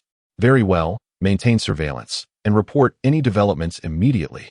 Lin Jian scoffs lightly, lifting the woman's chin with his fingers and scrutinizing her. The subordinate then retreats. In the expansive office, only Lin Jian and a woman remained, their passions igniting as the temperature steadily rose. Just as the last piece of fabric clung precariously to the woman's form, a knock echoed at the door once more. Lin Jian furrowed his brow, casting an impatient glare at the intruder. The person, trembling under the weight of Lin Jian's energy, stammered as clearly as possible. The guards have reported that they spotted zombies encircling the RV just a few meters away, but they cannot get in. With that, he collapsed to his knees, unable to meet Lin Jian's gaze. Lin Jian abruptly rose, his face darkened with anger, completely unclothed. The woman, perceptive to the situation, swiftly offered him his garments. As his expression softened slightly, he allowed her to dress him before saying, "Stand up and lead me there." The man, visibly relieved, lowered his head and walked ahead, continuing to report, "Commander, it is indeed as stated. I have witnessed it myself. There seems to be a barrier around the RV, preventing the zombies from entering." Lin Jian snorted in disbelief, questioning, "Is there truly such a phenomenon? Perhaps the zombies are malfunctioning?" The man fell silent, continuing to walk ahead. When they both stood atop the wall, gazing toward the RV, they were simultaneously struck with astonishment. Before them lay a mass of zombies, densely packed, numbering in the thousands. In the center, there was a deliberately cleared circular space, as the zombies pressed forward, yet could not breach this invisible barrier. Lin Jian, believing that all things in the world possessed their flaws, pondered deeply, while the surrounding guards held their breath in trepidation. This was due to Lin Jian's volatile temperament. When angered, his countenance darkened, and he could take a life at the slightest provocation. Under his command, one is perpetually on edge, fearing that a mere misstep in words might cost them their life. "Command the zombies to climb the ladder," Lin Jian instructed. "Yes," replied a nearby individual, who, with a peculiar seal in hand, muttered incantations under his breath. Suddenly, the surrounding zombies began to ascend, stepping onto the bodies of their fallen comrades. What initially appeared as a single layer of zombies gradually transformed into 2, then 3, as they clambered towards the RV. Inside, Luli watched in astonishment as the zombies constructed a towering structure, seemingly unfazed, joking about the situation. Remarkably intelligent, these zombies displayed unexpected cunning, yet with a sudden thud, one of them tumbled inside. Bewildered, it glanced around, momentarily confused by its surroundings. In an instant, its eyes sparkled with clarity as it staggered towards the RV. With one zombie, there soon followed another, as they built their tower, surpassing the invisible barrier. Luli's words caught in her throat as she stared, dumbfounded, at the encroaching zombies. Suddenly, She sprang to her feet, and with a mere thought, the zombies were reduced to ash, one by one. In this domain, Luli wielded absolute control, but it required her direct intervention. Just as Shen Bing contemplated taking action, the zombie vanished before his eyes. He turned to Luli, noticing the smile playing at the corners of her mouth, and understood. No sooner had he spoken than several more zombies fell inside. Luli raised an eyebrow, and once again, the zombies disappeared. Lin Jian, a fifth-tier ability user, concentrated his energy around his eyes, gaining a clear view of the situation within the RV. With a flick of his hand, he bellowed in frustration, "Useless. Worthless." However, mere criticism will not resolve anything. As the leader of the base, he cannot confront the rising star of the apocalypse openly. Not only must he refrain from opposition, but he must also appear to support her. As explicitly instructed by the central base, he understands that various bases are eager to court Luli. He must act swiftly and claim her for himself. Contemplating this scenario, Lin Jian's lips curled into a cruel smile as he commanded, "Let the zombies continue. Let us see how long she can endure." The person beside him responded quietly, wiping the sweat from his brow, and continued his incantation. Inside the mobile home, Luli skillfully handled the situation, eliminating one zombie after another with ease. After 10 minutes, a thin sheen of sweat appeared on her brow, her focus wavering, her eyes growing dazed. The system weakly remarked, "That does not imply you can act with impunity. Controlling the area demands concentration. You are not even an ability user, and managing to maintain focus for 10 minutes is already quite impressive." Luli had no retort. Since the onset of the apocalypse, this was indeed her first experience with such intense area control. She rubbed her temples, and Xiao Di, filled with concern, approached her. "Sister Lu, are you all right?" "I'm fine, just need a moment's rest." "Shen Bing, you all go ahead." Luli waved her hand dismissively. Shen Bing and Luo Mu nodded simultaneously, their forms shifting as a gust of wind swept past, and they were out of the mobile home.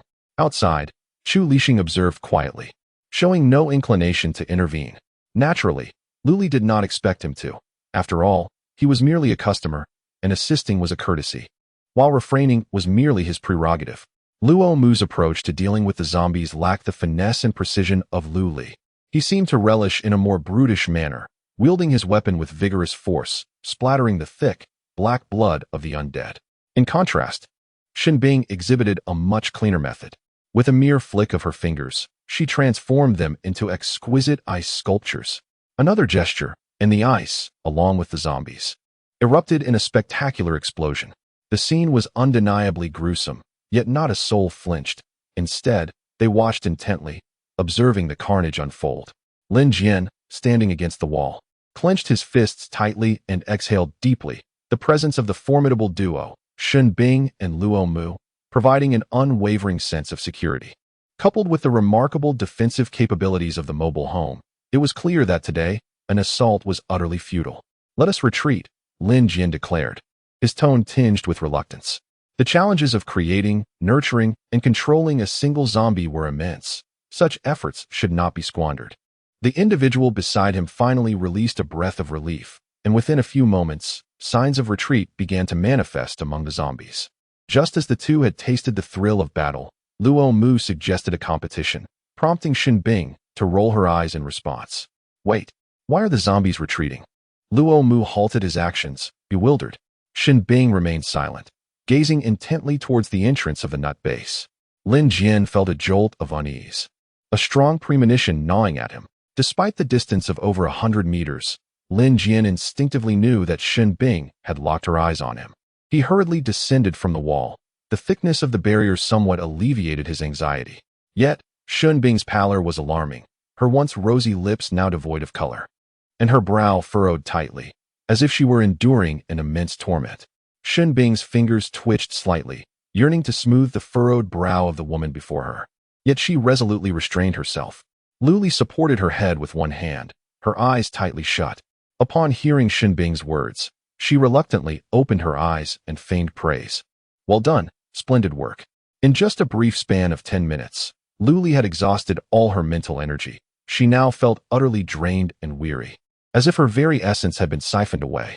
"I'm going to take a nap," Luli declared, rising unsteadily, only to be steadied by Xiao Di at the last moment. Xiao Di turned to Shen Bing, saying, "I'll help Sister Lu upstairs." Zhan Ting also stood to assist from the other side. Shen Bing nodded, her anxious gaze trailing them closely. The pair carefully guided Lu Li to the driver's seat and pressed the button. One by one, they maneuvered her onto the bed, removed her shoes and socks, and poured a glass of warm water to place on the bedside before descending. Upon their return, Shen Bing immediately rose to inquire, "How is Lu Li? Is she all right?" Xiao Di replied, "She fell asleep the moment she touched the bed." Luo Mu remarked, "She must have overexerted herself. She shouldn't have had to lift a finger." Shen Bing sighed in frustration, acknowledging that he could have resolved matters swiftly on his own. Yet, witnessing her spirited demeanor, he found it hard to interrupt, even wishing to steal a few more glances. Outside the RV, aside from the dismembered limbs of zombies strewn across the ground, the atmosphere was eerily tranquil, as if nothing had ever transpired. Chu Li seemed to have vanished without a trace. After a brief moment of frustration, Shen Bing led the group of youngsters to gather crystal cores, which were vital and ought not to be squandered. However, despite scouring through all the zombies present, not a single crystal core could be found. Shen Bing exchanged a glance with Luo Mu, silently affirming their unspoken suspicions. However, it had only been a few hours since they had awakened, and none of them were prone to excessive drowsiness. They began to tidy up the battlefield. Shen Bing and Luo Mu joined in, quietly conferring on some matter. "Do you think this zombie outbreak was instigated by the nut base?" Luo Mu inquired. He scratched the back of his head, a smile forming, but then he realized, "Why do I feel like you're insulting me? Are you indeed cursing me? Beware, or I shall alert Boss Lu." "Go ahead," Shen Bing replied fearlessly. Luo Mu found himself at a loss. The one thing that could usually sway Shen Bing was now ineffective. Why would the nut base resort to such actions? Do they wish to eliminate Boss Lu? What benefit would they derive from that? Can't we pursue a mutually beneficial cooperation? Luo Mu continued, perplexed. Shen Bing elucidated. "What do you think? How many eyes are fixed on the lottery shop, all yearning to claim it for themselves? They have no desire for collaboration." Luo Mu instinctively defended. "I won't permit it. This is the only utopia I have in this apocalyptic world, a sanctuary of peace that I will not allow to be shattered." Shen Bing assured him softly, "Rest assured, I shall not permit it either." Luo Mu glanced at him, feeling reassured, despite being younger. Shen Bing's reliability and sense of responsibility instilled a sense of security. He then made his way to the nut base, locating the office of the base leader, where he unleashed all the remnants of zombies contained within the space. Only when the vast office was entirely filled did he clap his hands in satisfaction and turn to leave. As he twisted the doorknob and opened the door, a torrent of corpses surged toward him, overwhelming several people in an instant. A tremendous burst of energy erupted as the bodies that pressed upon him were flung away, and Lin Jian stood up, his face ashen. "Help me up." A voice trembled from behind. Lin Jian's expression shifted to one of displeasure as he swiftly turned and delivered a kick, furiously rebuking. "Have you grown too comfortable cooped up in the base? Are you so feeble that encountering a corpse makes your legs turn to jelly?" The man was propelled several meters away, finally coming to a halt against the wall, beads of cold sweat forming on his forehead, yet he dared not retaliate. Lin Jian surveyed the office, now teeming with zombies, the atmosphere thick with tension as those around him remained silent. Even a grotesque face, missing teeth and an eye, appeared to taunt him. "Who is on duty today?" Lin Jian turned, his countenance darkening further, his voice strained with suppressed rage. Just then, someone rushed in, hastily adjusting their trousers, visibly flustered. With a piercing scream, their head was severed from their body, the legs continuing to run forward. Lin Jian inhaled deeply, struggling to quell the fury within him, his gaze glinting coldly. "Bring someone to clean this up," he commanded icily. "Yes," came the prompt reply, as those present complied. The higher-ups of the base watched Lin Jian's slender yet striking figure depart. After a prolonged silence, they finally exhaled in relief, murmuring, "Phew, that was terrifying." "Keep your voice down, you might lose your head," one warned. Who would be so audacious? Without needing to ponder, they all knew it was the group outside the base. The upper echelons engaged in a hushed discussion before dispersing to attend to their respective duties. The efficiency of the nut base was commendable. Within half an hour, several squads of guards had restored the office to its former state. "Haha, did you really overturn their office?" With his narrow-mindedness, he could easily drive one to exasperation. Luo Mu laughed heartily, slamming the table. "The more exasperated, the better," Shen Bing retorted with a dismissive scoff, her brows raised in disdain.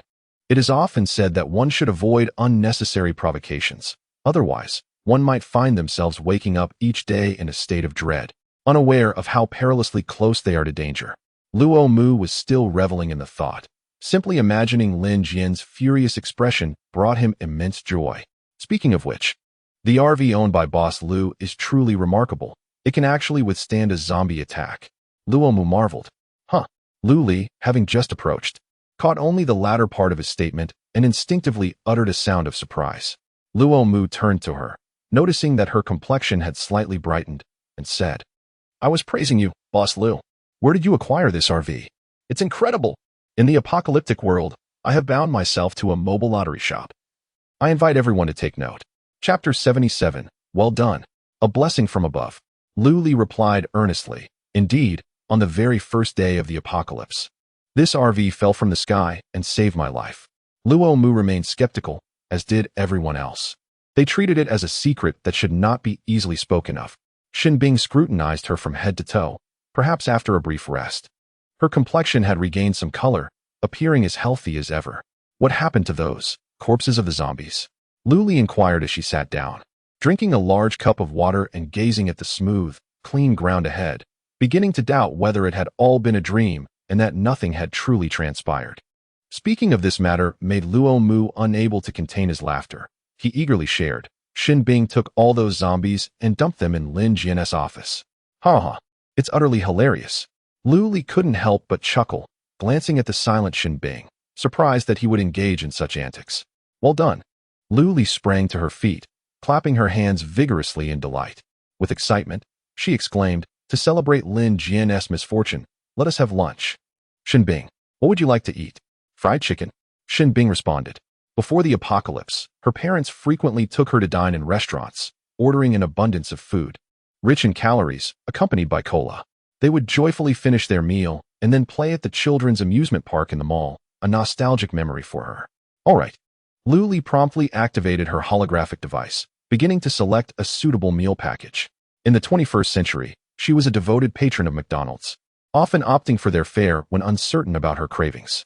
She skillfully ordered a generous spread based on the number of people, including various platters and family-sized buckets. Ultimately, the table was filled to the brim, with burgers and colas for everyone, and an array of condiments like ketchup, sweet and spicy sauce, sweet and sour sauce, and chili powder laid out. Who could resist such high-calorie delights like fried chicken? Lu Li adored it, beckoning everyone to take their seats and dig in. The crispiness and juiciness remained unchanged, with ample portions to satisfy. She savored spicy wings paired with cola, relishing the moment. Outside, the weather was sweltering, but the temperature inside the RV was just right, making the experience utterly delightful. With their presence, Lu Li no longer had to fret over portion sizes. They would devour everything. Before long, in less than half an hour, very little remained on the table, and Dong and Xiao Di even engaged in a playful dispute over the last French fry. After finishing their meal, the clock read just before 4 o'clock. With 3 hours left until nightfall, an arduous wait. The scratch-off tickets from the previous day had sold out by dawn, prompting Lu Li to place an order for new ones, maintaining her usual combination, 20 of the big ones and 5 each of the remaining 3 varieties. She also realized that upon reaching level 5, the scratch card game is undergoing significant changes. The existing rules have been completely overturned, and everything has been redefined. For instance, there will now be 4 price options for the scratch cards: 25, 50, 100, and 150 points. Naturally, the rewards obtained from scratching will vary in tier. A scratch card purchased for 25 points will yield only the most basic daily necessities. As the price of the scratch cards increases, the points that can be exchanged for crystal cores will also rise, with a first-tier crystal core being able to redeem 100 points eventually. However, this is still a distant prospect, as there remains a staggering 950,000 points to reach the required 1 million for promotion to level 5. Lu Li purchased a deck of playing cards and taught them how to play. The loser would have to give a crystal core, and time passed swiftly. As 7 o'clock approached, the first customer arrived, and his first words were, "Boss Lu, why does this place smell so strongly of zombies?" He sniffed inquisitively, but did not dwell on it too long, exclaiming impatiently, "Hurry, I want to buy a scratch card." He also inquired, by the way, "How is the situation at the base today?" The man anxiously selected his card, frequently glancing nervously over his shoulder, as if he were a thief. Upon hearing this, Luli feigned curiosity. "Oh, what happened?" The man lowered his voice dramatically, despite being 100 meters away from the base. "I heard that the base leader got really angry today. The guards are in for it." Luli, maintaining her pretense of intrigue, asked, "What happened?" The man lowered his voice even further and recounted, "It seems someone played a trick on the base leader." "What kind of trick?" Luli struggled to suppress a smile. "I heard that someone sent zombies to the base leader's office, and it was completely packed," he said earnestly. Unbeknownst to him, another person had approached. Their voice lowered in expression intricate, occasionally glancing back. "Where did you hear that?" The two engaged in a spirited exchange, neglecting their tickets and instead raising their voices in discussion. Gradually, more individuals arrived under the cover of night. Upon hearing the topic at hand, they eagerly joined the fray. The conversation became fervent, with the initial purpose of their gathering fading into oblivion. Luli, yearning for a morsel of gossip, found the tales becoming increasingly outrageous, with every conceivable version emerging. Some even claimed that when Lin Jian opened the door, he sustained grave injuries, leaving one leg crippled and one eye blinded. Luli mused, "These men are insatiably curious." The searchlights atop the base's walls swept in circles, while the guards, drowsy, remained blissfully unaware of the commotion merely 100 meters away. Lin Jian lay in bed, tossing restlessly, his anger towards the day's events intensifying with each passing moment. Not only had he lost a significant portion of zombies, but he had also been outmaneuvered, losing both face and dignity. On the vast bed, two beauties flanked him, observing his restless movements.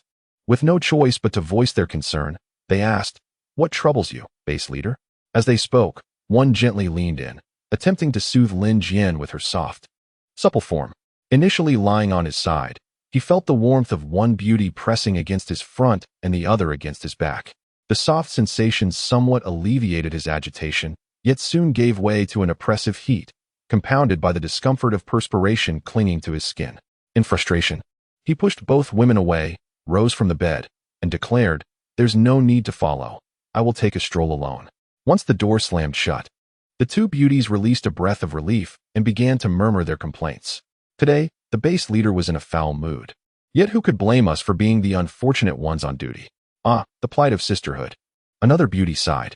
For Lin Jian's sole passion lay in his admiration for beautiful women. Thus, a dedicated building within the base housed his beloved maidens, reminiscent of ancient emperors selecting their favorites. On days when his spirit soared, he might summon 2 or 3. When they plummeted, he could call upon 5 or 6. Being endowed with extraordinary abilities, these women were robust and enduring, often left utterly exhausted by the end of the night. As time passed, the number of his companions steadily increased, and wherever he went, he would be accompanied by 1 or 2 beauties. Despite this, Lin Jian never treated them poorly, providing them with the finest delicacies and nurturing them into his preferred shapes. 2 maidens lay upon the bed, gazing at the ceiling, both exhaling a synchronized sigh. Who knows when this existence will find its conclusion? Word had it that a lottery shop had recently opened outside the base, run by a remarkable young woman, who had even managed to outsmart the base leader. Is that true? Pray do tell. Such an impressive figure exists. As they continued their conversation, they became increasingly engrossed, completely forgetting about Lin Jian, who was wandering alone outside. By an uncanny twist of fate, Lin Jian found himself at the perimeter wall, startling the guards into alertness. Was there something amiss? Lin Jian inquired sharply. "Everything is normal," the guards replied, their voices trembling, their heads bowed, unable to meet his gaze. Lin Jian rested his hands upon the wall, directing his attention toward the location of the motorhome, the sole beacon of light in the enveloping darkness. The night was heavy, and the energy had yet to coalesce in his eyes, rendering it difficult for Lin Jian to discern the situation there. He casually inquired if there were any abnormalities at the lottery shop. The guard felt increasingly uneasy, his Adam's apple bobbing as he swallowed nervously and replied, "Everything is normal." Lin Jian, placing his trust in the guard, was about to turn away when a searchlight swept across the RV. In an instant, Lin Jian sensed something amiss. What were those figures densely surrounding the RV? They resembled zombies, yet they also appeared human. Unwilling to remain in ignorance about matters he could not grasp, Lin Jian focused his energy in his eyes and peered intently at the RV, his heart jolting in alarm. The figures surrounding the RV were indeed human.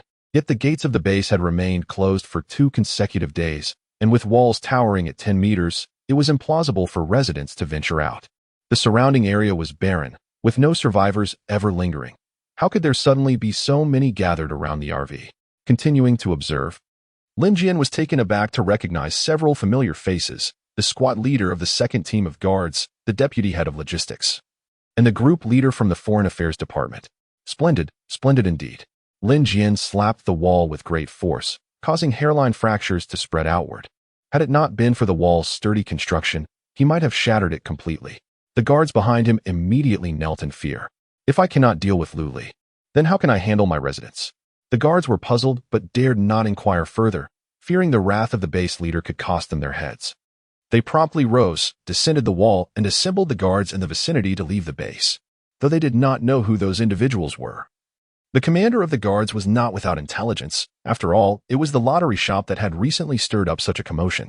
Upon exiting the base, hundreds of guards sprinted towards the only glimmer of light in the dark night.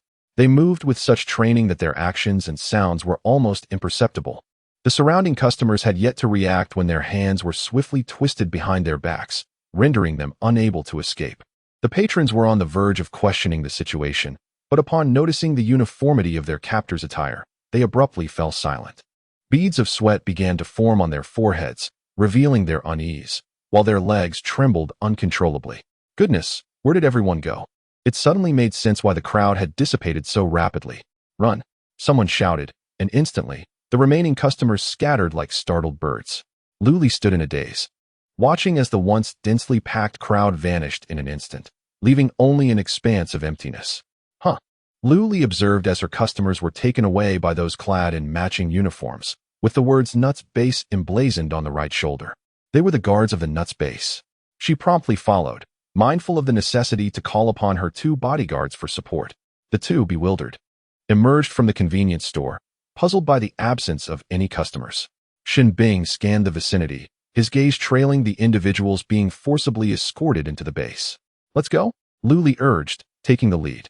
As expected, her bodyguards followed closely behind, bolstering her confidence. However, she knew this reliance on others could not be a permanent solution. She needed to cultivate her own means of self-defense. Seizing a moment, she inquired of the system, "Can I awaken a superpower?" Lu Li asked eagerly. "No, host. Upon examination, your physiological mechanism does not meet the criteria for superpower awakening." The response was utterly heartless, nearly implying that she was simply not cut out for it. Lu Li quickly browsed through the array of diverse superpowers available, ranging from speed and strength to enhanced senses, each with varying price points. The more formidable the ability, the higher the cost. A cursory glance reveals approximately 10,000 distinct powers. Even Shen Bing's ice-related ability is available for purchase, albeit at an exorbitant price, 10 minutes for 100,000 points. She swiftly disregarded that option. Instead, she opted for the more economical speed and strength abilities, which only required 500 points for a full 24 hours of usage, a veritable bargain that delighted Lu Li. The trio stealthily joined the throng of captured individuals, led by the guards, as they entered the base. It was a vast expanse, where Lin Jian, petite in stature, stood at the forefront. Yet, his presence exuded an aura akin to that of a towering figure, as he surveyed the crowd with a stern countenance, commanding respect without uttering a word. Approximately 200 to 300 residents had sneaked out, encircled by the guards who vigilantly kept watch over them. The atmosphere was thick with silence, an invisible pressure enveloping everyone present. Lu Li and her companions pressed against the wall, shrouded in darkness, striving to diminish their visibility. "Who led the escape?" Lin Jian inquired, his voice amplified with energy, resonating powerfully in the ears of each individual present. "I shall ask once more, who led the escape?" Silence reigned, and as a consequence, he declared, 1 random execution per minute. Lin Jian began to pace within a limited radius.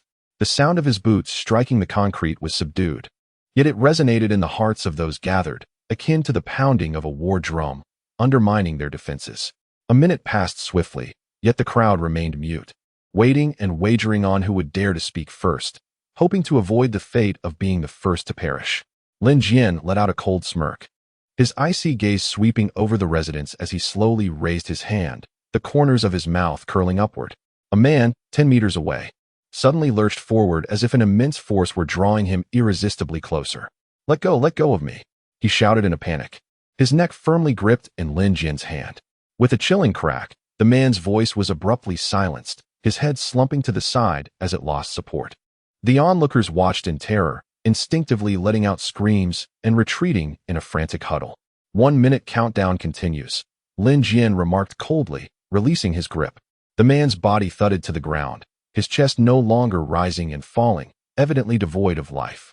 In mere seconds, a life had been extinguished. It was both a warning and a demonstration for the residents and Lu Li to witness. In this base, who truly held the power? Concealed in the shadows. Lu Li seethed with rage, cursing under her breath. Lin Jian is truly a beast. He doesn't regard people as human. The urge to slap him and kick him repeatedly surged within her, wishing for him to experience the taste of being overpowered. Fortunately, among the residents, there were those of valiant spirit who could no longer endure Lin Jian's tyrannical rule. Years of pent-up animosity and his inhumane management style finally erupted at this moment. Brothers, he is merely a 6th-tier ability user. With so many of us, are we truly afraid of him? Someone shouted. This declaration ignited the flickering flames of defiance within the crowd, blending their fear with burgeoning anger, waiting for a catalyst to rise against their oppressor. Indeed, came the resounding agreement from the crowd. Brothers, charge with me. A voice rang out, and dozens of individuals surged through the defenses of the guards, all rushing towards Lin Jian, unleashing a myriad of extraordinary abilities. In an instant, the night was illuminated with vibrant colors, resembling an extravagant fireworks display, symbolizing the collective resolve to resist. Lu Li couldn't help but feel a pang of anxiety for them. Suddenly, her eyes sparkled as she utilized her speed ability to swiftly blend into the crowd. Xin Bing and Luo Mu exchanged a glance, sighed in resignation, and said, "Let us follow them." Perhaps due to the guards' own discontent with Lin Jian, their defenses were easily breached, and in no time, dozens surrounded him completely. Lin Jian maintained a cold smile, looking disdainfully at the indignant residents. "Is this all you've got? Where are the guards? Enough talking, just attack." The bold one from earlier shouted again, leading the charge. He was a time manipulator, capable of slowing down the actions of a chosen individual, currently a 2nd-tier ability user. He could only reduce the speed to 0.85 times, with a shorter duration for higher-tier opponents. Although they were all 1st and 2nd-tier users, they should not inflict significant damage on Lin Jian. However, the sheer number was overwhelming. Each person hurled an attack toward him, and even the mightiest would feel some pain. Lin Jian shifted from an active aggressor to a forced defender. A faint yellow aura enveloped him, capable of negating 50% of attacks below the 4th tier. Lu Li also joined the fray, occasionally accelerating her movements and delivering a powerful kick with her strength ability. This incident belonged to the category of minor harm, but significant insult, with even the guards covertly taking advantage of the chaos to deliver a few kicks. It is evident how poor Lin Jian's reputation was within the base. They complied outwardly, but harbored resentment within. Xin Bing, blending into the crowd, felt reassured upon seeing that Lu Li was unharmed and even enjoying herself.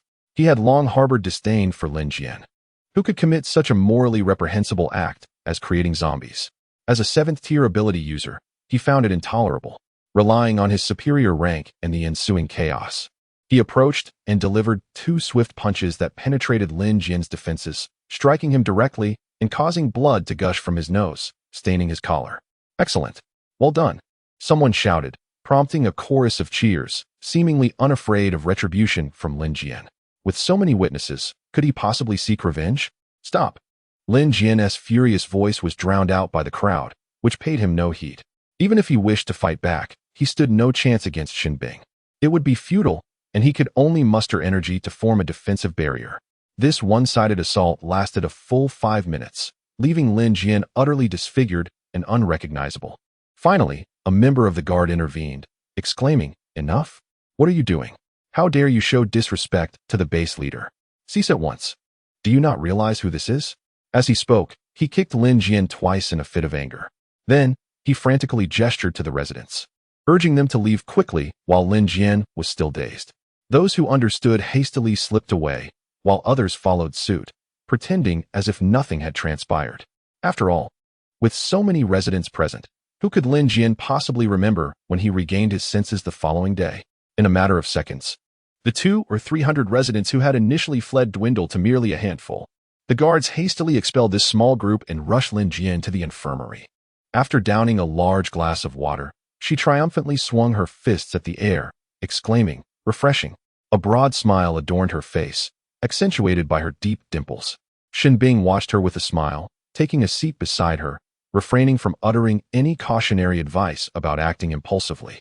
He could discern that in a few fleeting moments earlier, there had been a palpable surge of energy emanating from her, indicating her capacity for self-defense, which emboldened her to act. Moreover, with him and Luo Mu present, Lin Jian was hardly worth mentioning, were it not for her status as the base leader. She would not even warrant a glance. Luo Mu, equally buoyant, exclaimed, "I'm absolutely delighted to see Lin Jian in a spot of trouble." The two engaged in a lively discussion, noting that Lin Jian's injury, despite her being a Tier 6 ability user, would necessitate several days of recuperation. As night deepened, laughter and merriment occasionally echoed within the RV, while Luli remained somewhat engrossed in the earlier chaotic melee. Everyone's objective was strikingly unified, to subdue Lin Jian, adhering to the directive from the central base that mandated no fatalities. Thus, they approached the task with intentions to incapacitate rather than kill. And given her status as a Tier 6 ability user, her resilience was exceptional, prompting them to strike without restraint. As the commotion settled, the clock inched toward 11 o'clock, and Lu Li, brimming with energy, chattered incessantly. Shen Bing and Luo Mu, gallantly engaging in light banter, found Lu Li ordering barbecued delights and beer. The three inexplicably began to drink, and Lu Li raised her beer in a toast, proclaiming, "To this damned apocalypse." Though slightly inebriated, she still managed to articulate her innermost thoughts with clarity. "Indeed, let us toast to this damned apocalypse and the formidable individuals within it." Luo Mu, invigorated by the atmosphere, downed his drink in one go. To honor the occasion, Shen Bing, a man of few words, merely clinked glasses with the two, his gaze vigilant upon Lu Li's state. Noticing her eyes drifting into a haze, he timely cautioned, "Drink less." In her daze, Lu Li caught the faint admonition against further drinking. With a sharp glare, she clutched her glass closer, defiantly slurring, "No way," as she shielded the cup with her embrace, fearful that it might be snatched away. Shen Bing could only chuckle helplessly, refraining from further persuasion. Meanwhile, Luo Mu, thoroughly intoxicated, indulged without restraint, for in this post-apocalyptic world, alcohol was a rare and precious commodity. Chapter 80. Your father is dying. Such a rare opportunity to indulge in drink had Luo Mu reveling with abandon, showing no restraint. Yet, for a youth unaccustomed to alcohol, his tolerance was woefully inadequate. The outcome was that he slumped over the table like a ragdoll, muttering incoherently. Shen Bing cast a glance his way, uninterested in his plight, and returned his focus to Lu Li. Observing her fidgeting on her chair, swaying unsteadily, it became evident that she was quite inebriated. He rose and stepped closer, placing his hands gently upon her shoulders, lifting her with care. "You've had enough to drink. Let us ascend to rest, or rather, I shall escort you to your chambers." As he drew nearer, the delicate fragrance emanating from her enveloped him, causing a faint blush to bloom upon his cheeks, leaving him momentarily at a loss for words. He gently positioned Lu Li in the driver's seat, consumed by worry. How could he possibly get in after she settled down? Surely, he could not allow her to remain seated there throughout the night. With one hand supporting her to prevent her from toppling over, he contemplated in silence for a considerable time. Ultimately, he decided to shift her slightly aside, taking a seat on the edge of the driver's seat, and pressed the button. After a brief moment of dizziness, they arrived on the second floor of the RV. Shen Bing assisted her in standing and guided her to the bedside. Lu Li complied, feeling a persistent dizziness, with everything appearing to sway in her vision. Even the slightest mental exertion intensified her disorientation. She was acutely aware of someone beside her, providing support, which gave her a sense of reassurance as she leaned against him. As soon as she touched the bed, Lu Li could no longer control herself and fell back, overwhelmed by dizziness, yearning for sleep. Shen Bing grasped her slender, warm wrist, forcing her to remain seated. "No, not yet. You haven't washed your face. Don't lie down just yet." Lu Li covered her face with one hand, her voice escaping begrudgingly between her teeth. I want to wash it. I just want to sleep. I need to wash. Otherwise, I fear you will scold me mercilessly tomorrow." He hastily and roughly wiped her face, and Lu Li, too exhausted to resist or struggle. Felt as though her skin might be abraded. After finally finishing with her face, Shin Bing deemed it sufficient, relieved that she was wearing breathable shoes. Making it easier to assist her, he lifted her onto the bed, threw a blanket over her haphazardly, and gazed at her serene sleeping visage. Satisfied as he clapped his hands and left. On the first floor of the RV, Luo Mu was still slumbering like a heap of mud. Shin Bing, feeling quite impatient, dragged him entirely away, directly to his room, tossing him onto the bed, closing the door behind him, and turning to wash up. The sun bathed the earth in its golden glow, heralding the dawn of a new day. Luli was abruptly roused from slumber, blinking in confusion. His recollections of the preceding night were faint, almost non-existent, leaving him utterly bewildered as to how he had found himself in this bed, the covers meticulously arranged. It was evident that Shin Bing must have called Xiao Di and Zhan Ting for assistance. Otherwise, as a minor, he could hardly fathom such intimacy. Even the slightest proximity to others would leave him blushing crimson, a clear indication of his youth. He dismissed the notion of engaging in such an intimate act as helping someone into bed. After freshening up and descending the stairs, Luli's gaze immediately fell upon Shin Bing. Their eyes met momentarily, but as he prepared to greet her, her gaze swiftly averted, revealing an unmistakable sense of guilt. Shin Bing found it difficult to meet his eyes, her thoughts drifting back to the previous night, recalling her soft, melodic voice and the faint fragrance that clung to her. She turned her head, feigning nonchalance as she sipped water, though her heart raced uncontrollably. The tranquility between them was abruptly shattered by a furious outburst from Luo Mu, who leaped from the second-floor balcony of the convenience store, clutching his neck with one hand while bracing his waist with the other. He stormed directly in front of Shin Bing, unleashing a torrent of anger. "You, Shin Bing. My back is in agony from last night. And I've even woken up with a crick in my neck." Shin Bing responded coolly, "What does that have to do with me?" Luo Mu retorted, "If you hadn't carelessly tossed me onto the bed and left me in an awkward position all night, would I be suffering like this?" He leaned closer, raising his voice in an attempt to rattle her. Shin Bing tilted her upper body away from him, maintaining her composure like a resilient weeble. "What does that have to do with me?" Luo Mu, exasperated, exclaimed. "You." With a dismissive huff, Luli turned away, choosing not to observe the two. Unbeknownst to her, upon her turning, Shin Bing shot an angry glare at Luo Mu, swiftly covering his mouth, urging him to lower his voice. A sharp pang in his waist sent shockwaves throughout his body, causing him to weaken and fall against Shin Bing with a pained groan. Indeed, it was intentional. Luli glanced back to witness the two in a tight embrace. Luo Mu's upper body slumped against Shin Bing's shoulder, his expression one of agony. Shin Bing's shoulder was neither broad nor narrow, perfectly accommodating Luo Mu's weight, which irked him, prompting him to push away. Yet, Luo Mu refused to budge, intent on avenging last night's grievances, clinging stubbornly around his neck. This was becoming entertaining. Luli watched with keen interest as their playful scuffle unfolded, ordering a portion of soy milk with fried dough sticks, munching as she observed. The tantalizing aroma wafted towards them, drawing their attention.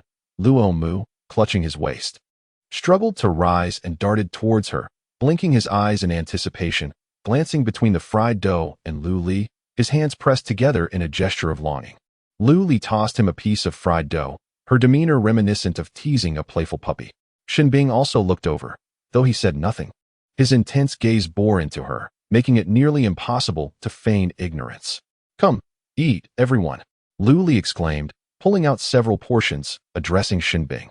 He was taken aback, pleasantly surprised, and rose to join her, only to be met with a loud chorus of gratitude from Dedong and his companions. "Thank you, Sister Lu," they exclaimed, rushing over with impeccable manners to partake in the feast.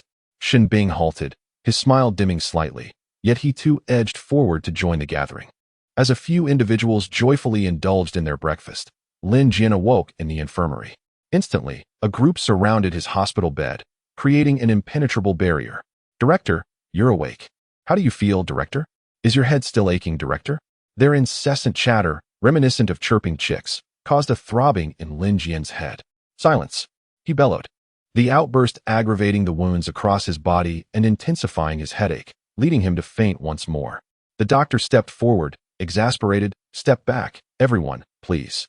He maneuvered his way to the front, employing the simplest methods of observation and inquiry to assess Lin Jian's condition.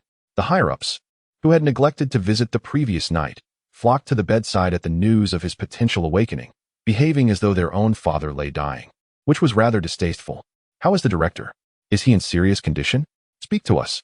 Lin Jian's trusted aide, Qian Ling, implored anxiously. The doctor was hesitant to speak bluntly, aware that each of them held a higher position and possessed greater abilities than he. He could only softly explain, "Please maintain silence. I need to conduct a thorough examination of the director." He was a healer, albeit of a low rank, struggling to advance his abilities, currently at the second tier. He could only tend to superficial wounds. Thus Lin Jian appeared outwardly intact, while internally he was in disarray, with some areas still bleeding. He dared not speak of the dire circumstances, opting instead to convey a more favorable outlook. There was no significant harm, and the base commander merely needed to harness energy autonomously to clear the meridians. Within a week, recovery was assured. The extraordinary individuals possessed skeletal structures and meridians far superior to those of ordinary people, coupled with an enigmatic energy within that enabled self-healing, albeit requiring time and the assistance of healing specialists. That is reassuring, indeed. The senior officials of the base collectively exhaled in relief, gathering around the bedside to engage in conversation, a display of concern. Although the commander lay in a state of unconsciousness, appearances had to be maintained, for each high-ranking official bore a multitude of concerns. A misstep could lead to repercussions at the commander's expense, resulting in a true loss outweighing any gains. Gradually, the assembly dispersed. The vast base required management and operation, and it was impractical for all to remain gossiping in one place. Lin Jian slowly regained consciousness, his head pounding relentlessly. Weakly, he raised a hand and uttered, "Water." Yet even this minor gesture sent waves of pain coursing through him, his head, limbs, every part of him clamoring in agony. "Painkillers," Lin Jian murmured feebly, mustering the strength to lift his heavy eyelids and scan the room, only to find it vacant. Ordinarily, he would be surrounded by a throng of people at any time. Where had they all gone? Lin Jian dared not dwell on the thought, for merely thinking brought forth beads of sweat upon his brow, soaking his back entirely. He ceased contemplating and summoned all his strength to press the call button beside him. The shrill alarm reverberated throughout the room, and soon, several doctors clad in white coats rushed in. "The base commander has regained consciousness. Hurry, conduct an examination." The doctors surrounded him, their hands a flurry of activity as they conducted their assessments, completely disregarding Lin Jian's desire for water and pain medication. They relentlessly continued to change his for and administer injections while performing examinations. In the midst of this turmoil, Lin Jian once again fainted. Externally, he appeared to be relatively unscathed, albeit somewhat pallid. Yet only the physician was aware of the severity of Lin Jian's internal injuries. Unless a healer of the 5th tier or above was summoned, his self-healing abilities alone would likely result in lasting repercussions and lifelong disabilities. With the head of the base incapacitated, the nut base became akin to a headless chicken, floundering without direction. When provoked by dissent, the gates of the base were thrown open, reinstating the old regime.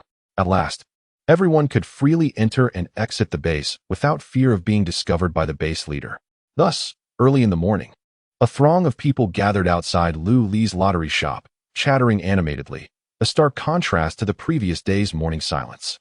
Lu Li sensed something amiss and inquired, "I heard something significant occurred in the base last night." A customer raised a finger to their lips, wearing a mysterious and evasive expression, cautioning, "Boss Lu, you'd best not pry too deeply, or you might find your head in jeopardy." Lu Li raised an eyebrow, intrigued. "I would like to see how my head could possibly be in danger." The individual fell silent, at a loss for words, wondering how this person could be so oblivious to the implicit warning. Another bystander joined the conversation, more forthright, stating, "Isn't it precisely the trouble you stirred up, Boss Lu?" Lu Li pointed incredulously at his own nose, exclaiming, "Me? How is this related to me?"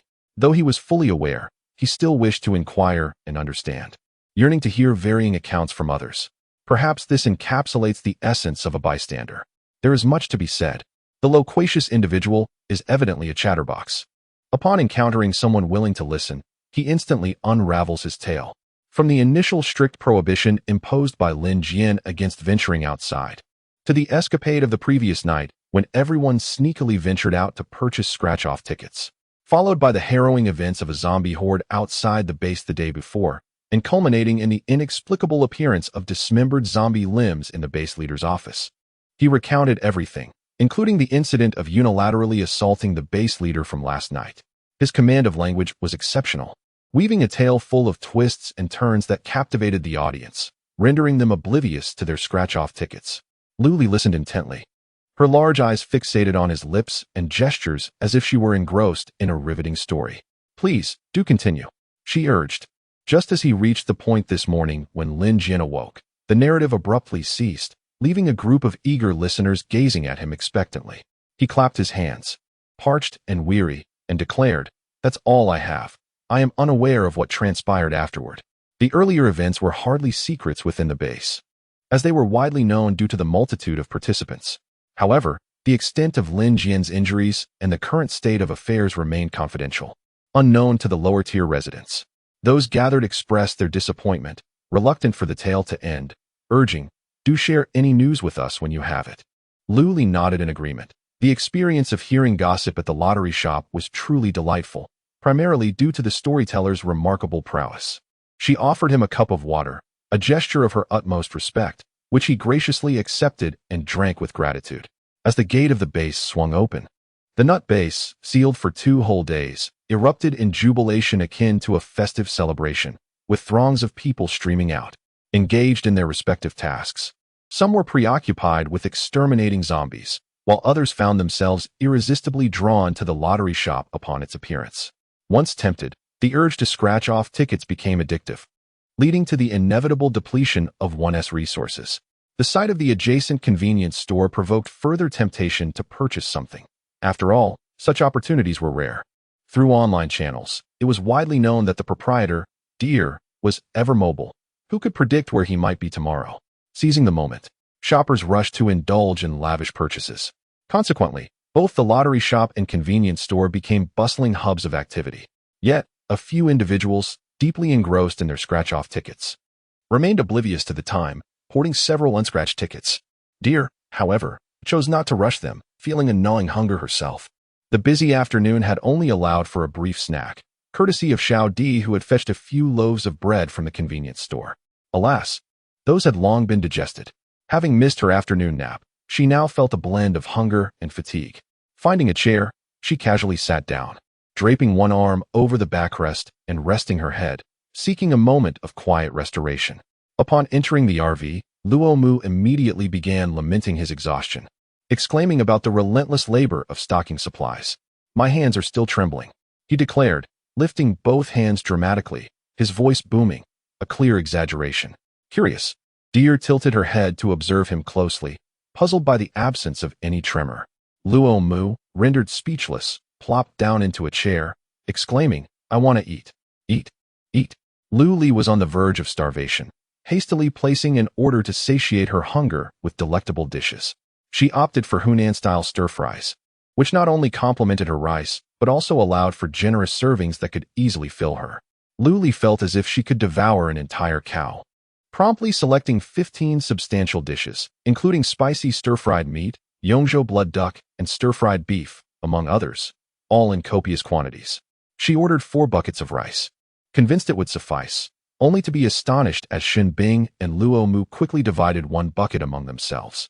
Though taken aback, Lu Li found solace in the thought that she was still growing and reassured herself that they were all working for her.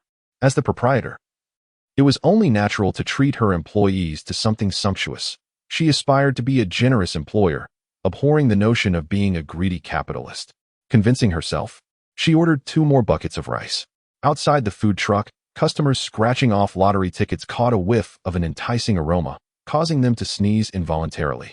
The scent, both pungent and irresistible, compelled them to pause their activities in an effort to trace its source. Their gaze soon landed on the food truck, which was unmistakably vibrant and inviting, with the doors ajar and lights glowing brightly within. A table of 8 was bustling with activity, each diner devouring their meals with an insatiable appetite, reminiscent of having starved for centuries. As one customer swallowed hard, he realized he was the one truly famished. He approached, eager to glimpse their feast. Upon closer inspection, tears welled in his eyes as he choked back emotion, snapping photos of the 10 dishes laid out on the table, still intact from their recent arrival. The spread was a feast for the senses, and he captured the moment with his mind's eye, wishing to preserve it forever.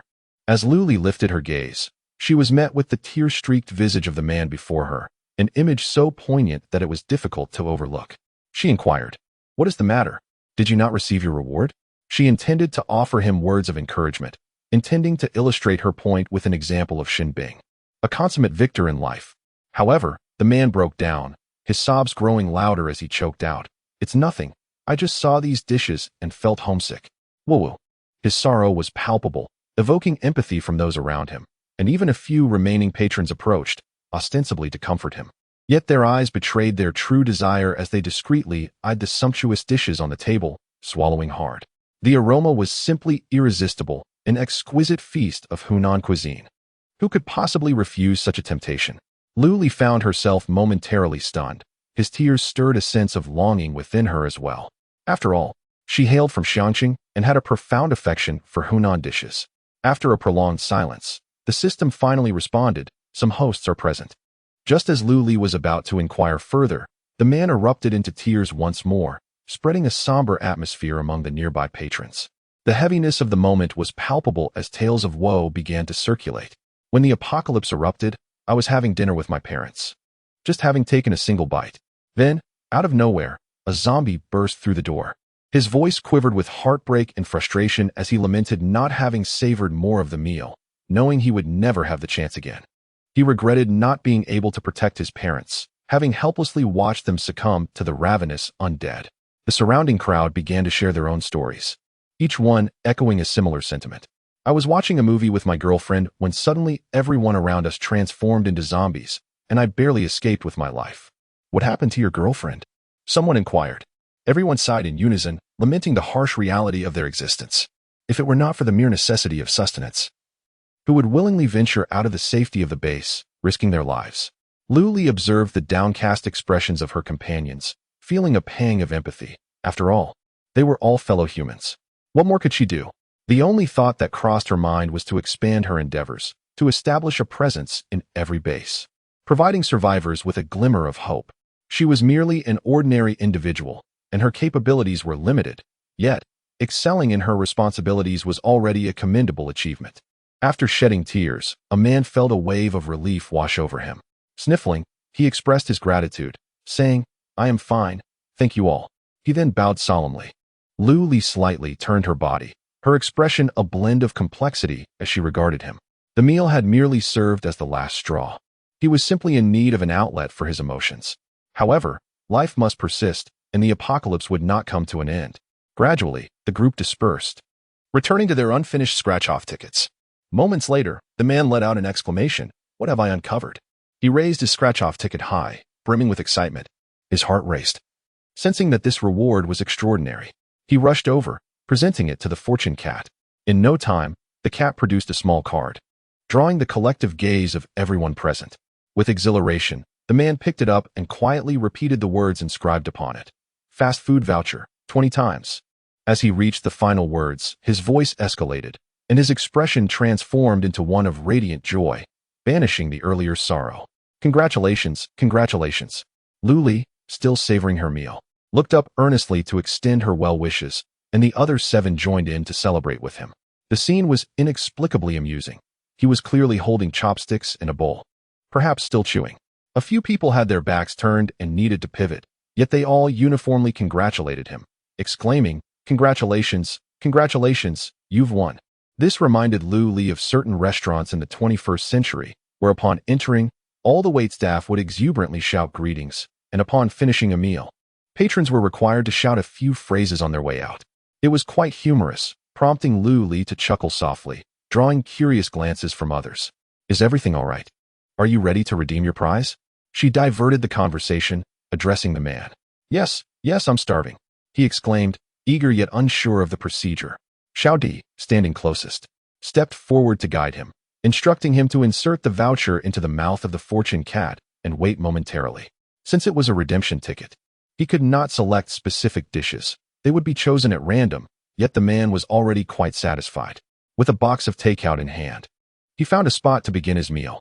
Someone approached, sniffing eagerly, eyes fixed on the food, inquiring, "Brother, are you selling that?" The meal consisted of 3 meat dishes, 1 vegetable, a bowl of soup, and a large chicken leg. Visually appealing, aromatic, and ample in portion, enough to satisfy an adult male. With his mouth stuffed with rice, the man shook his head, indicating it was not for sale. The onlooker, captivated by the delicious sight, could not resist and attempted to snatch a handful of rice. However, upon merely touching the takeout box, he was unexpectedly flung backward.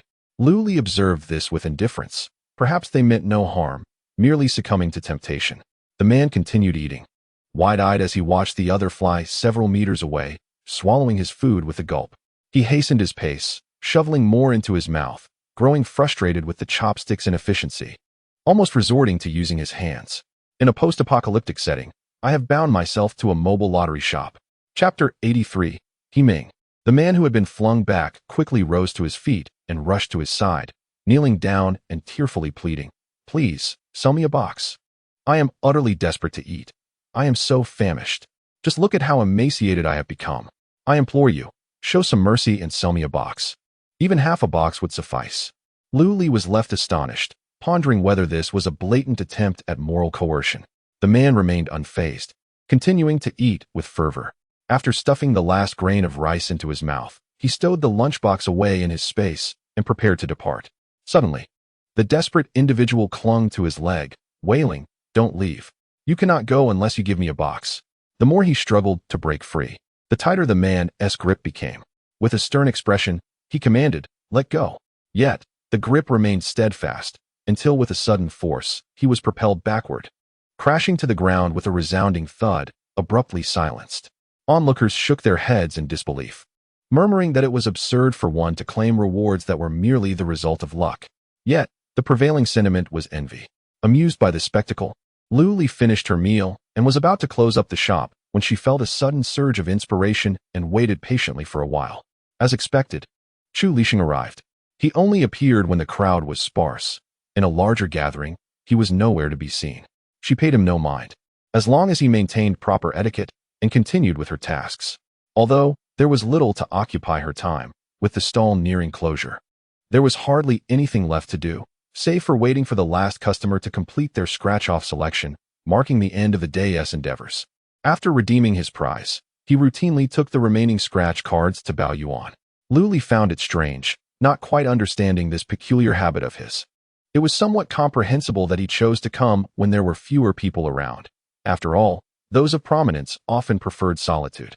Yet, everyone else perceived these cards as cast-offs, devoid of any rewards, whereas he claimed them all. Luli was genuinely grateful to him for preventing her from closing up in despair.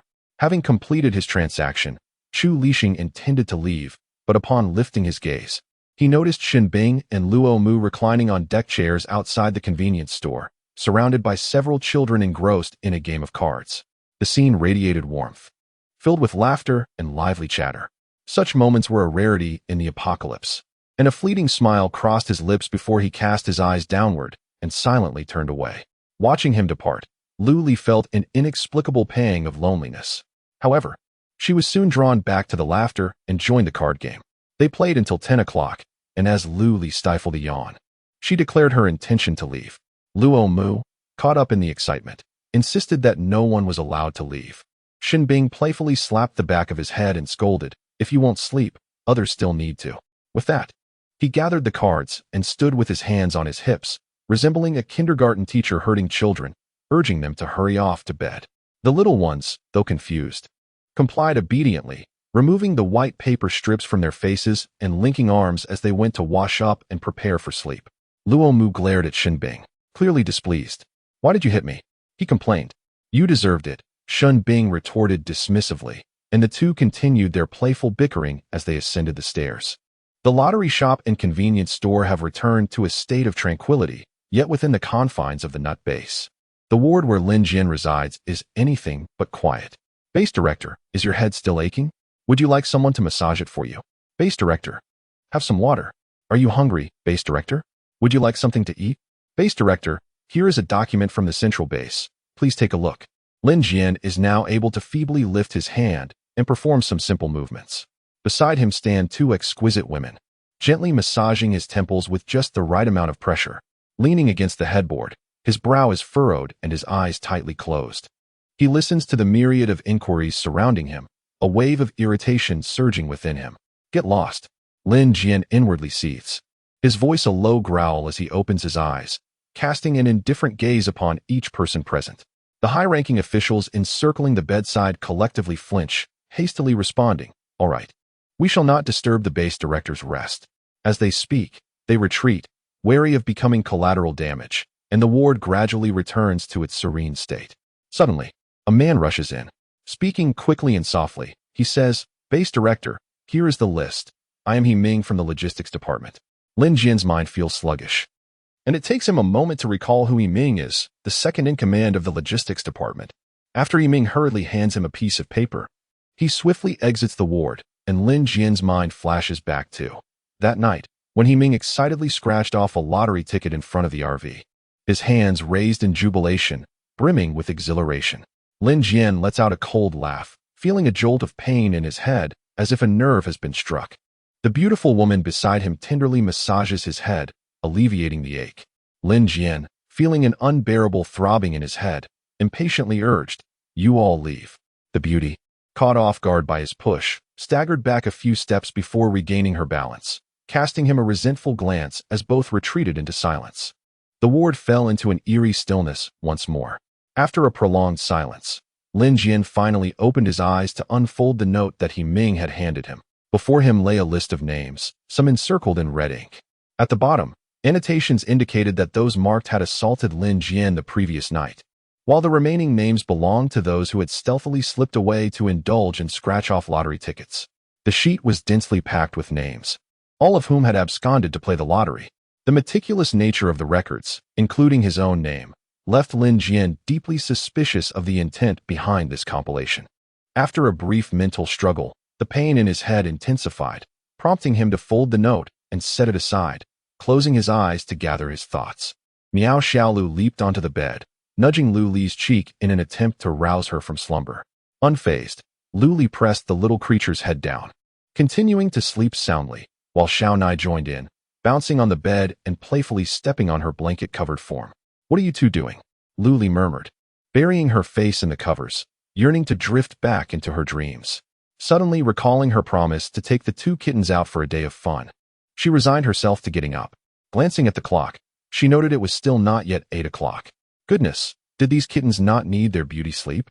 In the midst of this, the narrative shifts to an intriguing post-apocalyptic scenario, where Lin Jian's circumstances have taken a bizarre turn. Yet, having already risen, with Little Deer and Xiao Nai circling her feet, meowing and urging her to hasten, Lu Li settled into the driver's seat, cradling the two kittens. As soon as she descended, they dashed away with unrestrained glee. She proceeded to tally her earnings, having purchased 60 scratch cards the previous day, all of which had been sold out amidst the enthusiastic support of the residents at the nut base. This had garnered her a total of 60,000 points, meaning she had amassed a remarkable 130,000 points at the nut base. A fleeting shock coursed through Lu Li, swiftly replaced by a radiant smile, enhancing her spirits as she activated another 5-point star. She continued to place an order for 60 more scratch cards, waiting for customers to arrive. However, she found it peculiar that the base gates had yet to open by noon. Lu Li pondered whether it might be a repeat of the previous incident. The medicine. In the flurry of recent days, she had neglected to establish a chat group for the nut base, failing to add even a single friend, thus remaining blissfully unaware of the unfolding events within. Just as she exhaled a sigh, a sudden explosion erupted from the direction of the base gates, startling her and interrupting her breath. The individuals emerging were disheveled and panic-stricken, as if they were being pursued by ferocious beasts. Lu Li wished to call out and inquire about the situation, asking why they were fleeing and what calamity had befallen the base. Yet, no one lingered. They could only spare a moment to shout as they rushed past her vehicle. "Run, Boss Lu. The base leader has gone mad. He has gone insane. He wants to kill us all." Lu Li was left bewildered. Why would anyone wish to commit murder when he was supposed to be bedridden? One by one, more individuals burst forth, each wearing a look of distress, but outside the base lay an endless expanse of plains. Where could they possibly run to? Immediately, a battalion of guards emerged, their expressions grave, clutching long rifles and equipped with loudspeakers. "Halt! Do not run. Remain in place. You are not permitted to flee." The implication was clear. Either one must sprint swiftly to evade capture or submit obediently. Those bold enough to dash away were undoubtedly astute, and upon hearing the commands, they hastened their pace until they vanished from sight. Luli watched as resident after resident rushed past her, aware they had no time to pause. She could only cheer them on, waving her arms, urging, "Go on, run faster. Don't let them catch you." Xiaodi and Zhanting, puzzled, glanced at Luli and then at the fleeing inhabitants, joining in the encouragement. The three of them resembled a spirited cheerleading squad, waving flags and shouting, which drew the attention of Shen Bing and his companions from the adjacent convenience store. "What are they doing?" Shen Bing inquired. "I don't know. I heard Lin Jian has gone mad and intends to kill them all," Luli replied. Shen Bing and Luo Mu exchanged incredulous looks. "Such audacity!" Shen Bing exclaimed, promptly exiting the RV and hastening towards the base. Coincidentally, the speed-enhancing ability he had purchased the previous day had yet to expire, and Lu Li, intrigued, followed closely behind. Luo Mu, realizing he could not miss such an event, set off as well. However, he recalled something and turned back to the 5 pairs of bright eyes watching him. "You 5, do not leave the RV. Stay here and keep watch," he instructed. The 5 little heads nodded in unison, leaning on the table, eagerly watching Luo Mu. Unfazed, he turned away and departed. Shen Bing and Lu Li entered the base in succession. Normally, the entrance would be guarded, but it stood vacant, allowing free passage for all. The base was engulfed in chaos, resembling a scene that had just endured a fierce and smoky battle. Lu Li seized a familiar resident attempting to flee and inquired, "What has happened? Boss Lu, we must leave at once. The nut base is no longer safe. Lin Jian has gone mad, ordering the execution of over 200 people this morning." The individual spoke with palpable emotion and fear, breaking free from Lu Li's grasp and hastily rushing away. A sense of foreboding gripped Lu Li. Could those individuals have snuck out at night to purchase scratch-off tickets? Once that thought took root, it rapidly burgeoned in her mind, and she felt an 80% certainty it was the case. Yet, an irrational guilt weighed on her. If someone were to be executed for merely buying a ticket from her shop, would she not be complicit in their fate? To hell with that. Lin Jian was the true culprit. Soon, Shen Bing and Luo Mu joined her, relaying the information they had gathered. Their accounts mirrored what Lu Li had just heard. Lin Jian was indiscriminately condemning lives. She wished to intervene, and Shen Bing and Luo Mu supported her. The trio followed the residents' directions to the square within the base. Suddenly, a gunshot rang out. Lu Li's eyes widened in shock as she beheld a man kneeling nearby, a crimson flower blossoming from his chest. His body, propelled by inertia, fell forward with a thud, crashing to the ground, his chest ceasing to rise and fall, breath extinguished. Many others, like him, knelt in the square awaiting their judgment, bound tightly with hemp rope imbued with energy, making escape nearly impossible. Once again, a gunshot reverberated across the sky, followed by the muted thud of a heavy object striking the ground. Dear Pear could not bear to look. She slightly turned her head and met Shen Bing's anxious gaze, as a frigid hand gently covered her eyes. "Do not look," Shen Bing whispered. A warmth surged within her, and she reached up to remove his hand, offering him a faint smile before turning her head to observe again. Shen Bing was momentarily taken aback, acutely aware for the first time of his heart's vigorous rhythm, beating fiercely, as if proclaiming something profound. Luo Mu cast a curious glance at the two, ultimately settling his complex gaze on Shen Bing. In the expansive square, Lin Jian sat in a wheelchair, surrounded by layers of bodyguards clad in black. These were not mere guards, but rather loyal protectors whom Lin Jian had meticulously trained himself.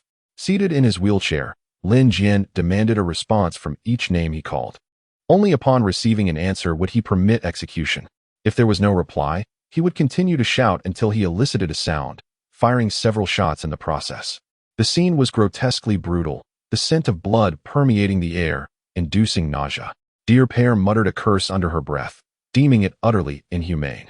She turned to Shen Bing and inquired, "Is this behavior justifiable in the apocalypse?" "Unjustifiable," Shen Bing replied, meeting her clear gaze, instinctively shaking his head. Though the leaders at the base typically wielded absolute power, yet one cannot treat people as mere livestock, executing them on a whim. Dear Pear exclaimed, her thoughts evidently still entrenched in the era of civilization. "Murder is a crime," she lamented. "However, this is the apocalypse. While killing may be unreasonable, it is not illegal." Shen Bing's eyes sparkled as she whispered, "Last year, the central base issued a new law, emphasizing the sanctity of life and the importance of avoiding unnecessary bloodshed. Only with talent can there be hope for the future of Huaxia. Understood. Lu Li activated the recording function of her holographic device, capturing the distant scene of executions. Lin Jian's face, adorned with an air of arrogance and disdain for life, was meticulously documented. Before him lay residents, struck by bullets and kneeling in anguish, unable to escape. Behind him stood his haughty bodyguards. The video lasted 5 minutes, documenting the execution of 18 individuals, during which Lin Jian grew impatient, prompting his bodyguards to showcase their skills: 1 bullet, 2, or even 3 victims. The bodyguards wore expressions of smug satisfaction. Luo Mu observed her filming and subtly tugged at Xin Bing, who shook her head in response, signaling him to remain silent. Thanks to her efforts over the past few days, she had garnered over 300,000 followers, predominantly women who envied her freedom and nonchalance. Once the video was released, it caught the attention of the central base, which had been monitoring her account. As civilization crumbled, many laws and regulations had been lost to the annals of history. Yet, a decade into the apocalypse, efforts had been made to restore order. With 70% of humanity transformed into zombies and an additional 10% infected, the population had drastically diminished over the past 10 years. The central base feared the extinction of humankind, and the sanctity of human life remained paramount above all else. If this individual has indeed committed heinous acts, it is within the purview of the base to address such matters. However, the apparent frivolity with which life is treated in this instance is utterly unacceptable to the central base. Immediately, a relevant authority contacted Lin Jian. Just 5 minutes after Lu Li uploaded the video, Lin Jian called for an end to this farce, addressing the holographic interface with utmost respect. Soon after, his face turned ashen as he terminated the communication, maintaining a stern demeanor as he instructed the guard to untie their bindings, declaring, "Today, you shall be spared. Should there be a next time, the consequences will be far graver than a mere execution." Lin Jian's tone was ominous, his gaze, akin to that of a serpent, instilled a sense of dread among the onlookers. Once liberated from their restraints, they collapsed to the ground, relieved yet exhausted, taking a considerable time to muster the strength to rise. Had Lin Jian not been so cunning, having laced the water distributed at the base with a sedative that morning, they would not have found themselves in such a dire predicament, resulting in the loss of dozens of compatriots. Seated in his wheelchair atop the elevated platform, Lin Jian looked down upon them with disdain. Suddenly, his gaze shifted to the right, landing upon a cluster of small structures at the entrance of the square, designated for the rest of the duty personnel and guards. His eyes narrowed. Something felt amiss. "Go investigate," he commanded. The bodyguards complied, dispatching 5 individuals to check the situation. Prior to Lin Jian's glance, Xin Bing had already departed with 2 others. Once outside the base, Lu Li remained seething with indignation. Even though Lin Jian had spared them this time, what of the next? Or the time after that? Would he continue to exhibit such benevolence? She recited her thoughts fervently, for the first time feeling an impulse to bring Lin Jian down from his position. No, this matter must be escalated. Xin Bing exchanged a glance with Luo Mu, pondering how to convey to her that this is the apocalypse, this is the norm, where the sanctity of life is but an empty phrase. Many systems remain unrefined, and in the eyes of the powerful, trampling on human life is utterly commonplace. Yet she seemed filled with hope for humanity's future, believing that such a state of affairs is unjust and necessitates intervention. She was passionate and impulsive, like a vibrant flame ablaze. Xin Bing mused that it had been quite some time since he had encountered such purity and innocence. He lowered his gaze and continued to operate his light brain, discovering that the video had once again surged to the forefront of trending topics, with numerous comments flooding in below. Which base is this? How can they engage in such acts? Can't they see the enormous 4-character sign in the square? Nut base, truly treating people like animals. Requesting a thorough investigation by the central base. How can such scum hold the position of base leader? Indeed, with the population already scarce, his actions will inevitably lead to humanity's demise. Everyone wake up. This is the apocalypse. 2 contrasting ideologies collided in the comment section. One side argued that in an apocalypse, why bother adhering to so many principles when there are plenty of villains? The other side contended that even in such dire times, we must not indulge in indiscriminate slaughter, but rather cherish life and preserve the essence of human civilization. Lu Li watched with keen interest, Liking the comments that articulated their points well, the ensuing discord would generate heat and attract the attention of influential figures. As anticipated, the backend received a private message from the central base, inquiring about the circumstances surrounding the matter and indicating that they had already contacted the higher-ups at the nut base. Consequently, Luli recounted the entire story truthfully, from beginning to end. After all, she had nothing to fear, for the wrongdoings lay solely with Lin Jian. Amused, Luli realized that the investigation was only being conducted out of consideration for her. What did that mean for the common folk? Luomu leaned in to observe. Expressing surprise, I know this person, the head of the diplomatic department at the central base. I've heard he is rather arrogant, yet he speaks to you so amicably. He continued to read further, astonished that he was even willing to investigate this matter. Such a rarity, indeed. Previous incidents at other bases had been hastily dealt with. His words suggested a serious intention to intervene. Upon hearing this, Shin Bing looked up. He Luo? Luomu nodded vigorously. Yes. It was he who invited me to join the central base initially, but I declined, and he has held a grudge ever since. Luli recoiled in shock, exclaiming, Does that mean my refusal will also earn me his resentment? Absolutely, Luomu affirmed. Upon hearing this, Luli lowered her head to compose a message, sending, All right. Please ensure a thorough investigation. We can discuss collaboration later. She decisively declined the offer. Meanwhile, Luo at the central base darkened, realizing that despite his courteous tone, she had the audacity to refuse his overtures. After all, what was so remarkable about merely possessing a lottery shop that could yield wealth? Indeed, it was impressive. Luo thought to himself, adjusting his mindset as he continued to reach out to Lu Li, hoping to persuade her through reason and emotion. The videos released by Lu Li have gained tremendous popularity online, sparking intense discussions. The central base perceives this as an excellent opportunity for rebranding. It serves to inform the numerous survivors that the central base indeed values the lower class, while simultaneously instilling fear in those who act with impunity. Additionally, it grants Lu Li a sense of importance, fostering a more favorable impression of the central base. Consequently, the central base swiftly dispatched relevant personnel aboard helicopters. As Lu Li awakened from her afternoon nap, she was greeted by the thunderous sound of helicopters overhead. To her surprise, several helicopters were landing at the nut base, leaving her to wonder what turmoil might ensue. However, Lu Li felt that her role in this situation had reached its conclusion, and she could no longer influence the unfolding events. Leaning against the table, the others engaged Lu Li in conversation, asking if she could perhaps scrape up a house or something similar. Lin Jian, a rather unscrupulous character, had been withholding supplies, providing only 40 milliliters of water instead of the promised 50 milliliters per day. Listening to the grievances of her companions, Lu Li retrieved some scratch-off tickets, proclaiming, Here we go. 1 ticket to change a life, 2 tickets to alter fate. Success or failure rests upon this moment. The slogan proved to be quite enticing, prompting everyone to chant, Scratch, scratch, scratch. Let us see if we can change our destiny. Chu Lixing quietly approached, observing the gathering crowd, and opted to shift to another side, patiently waiting.